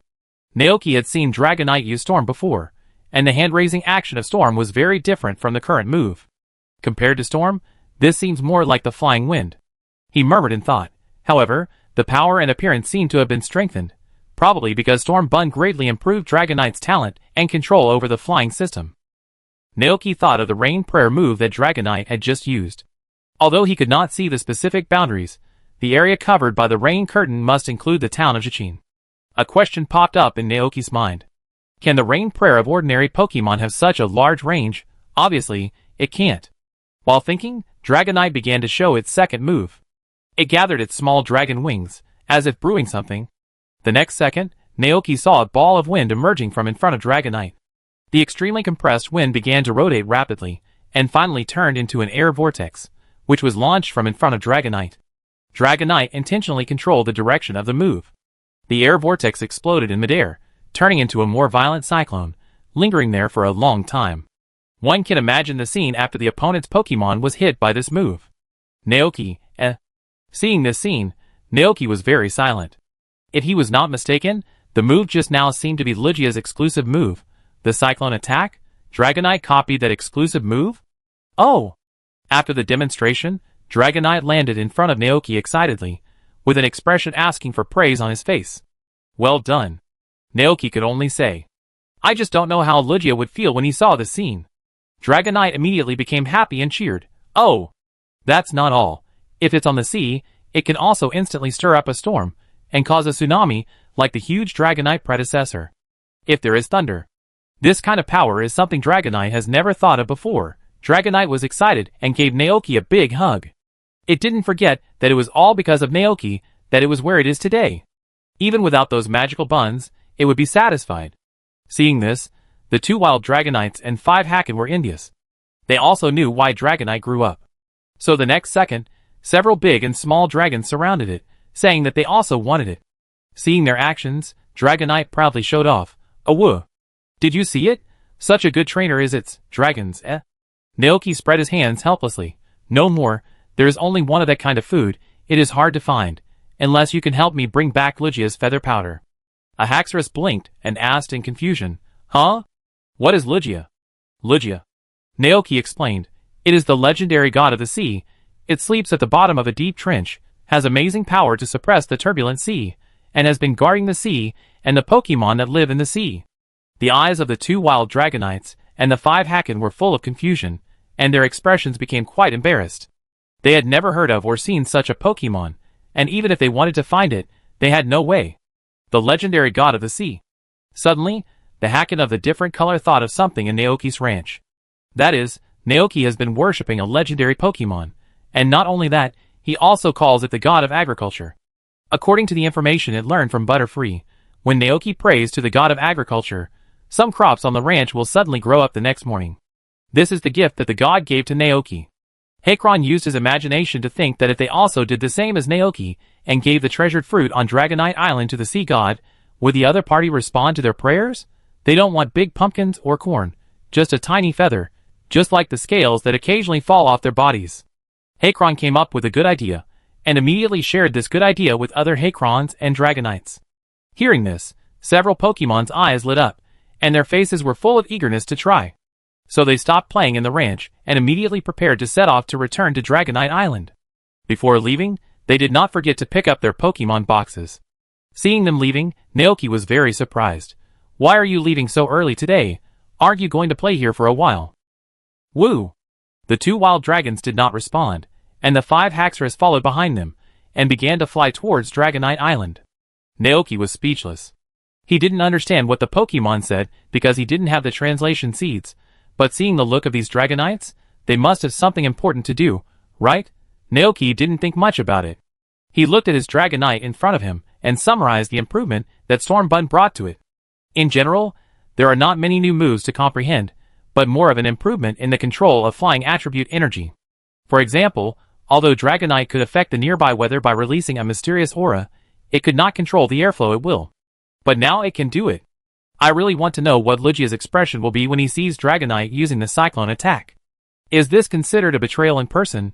It's a pity that he can't run too far now, and even if he goes to Johto, he may not be able to see Lugia. Because the Silver Wing has been made into a steam bun by him, he can't summon it even if he wants to. But Naoki is not discouraged, because there will always be opportunities in the future. Life on Dragon Island remains the same. Leisurely, relaxed, and lively. After returning to the island from Naoki Ranch, Haxorus and Dragonite immediately found the fruits they had hidden in the bushes. Haxorus had not yet grown hands, so he could not take them, so he could only let the 2 Dragonites hold them. They followed Dragonite to the beach. The 2 Dragonites were looking forward to it. They looked at the calm blue sea, and then sent the fruits in their arms into the sea.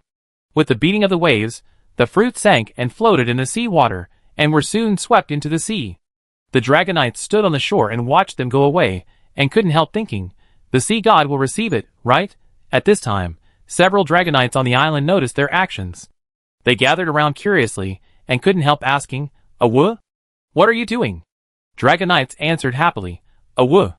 Sending gifts to the sea god," Naoki said, "so that the sea god can hear our prayers, and then respond to us, and give us better gifts." Hearing this, the heterochromatic Hakron on the side felt a little guilty for some reason. Because Naoki had never said such a thing, it guessed it based on Naoki's daily activities. Hakron recalled carefully. All their actions were done according to Naoki's practice, there should be no problem, right?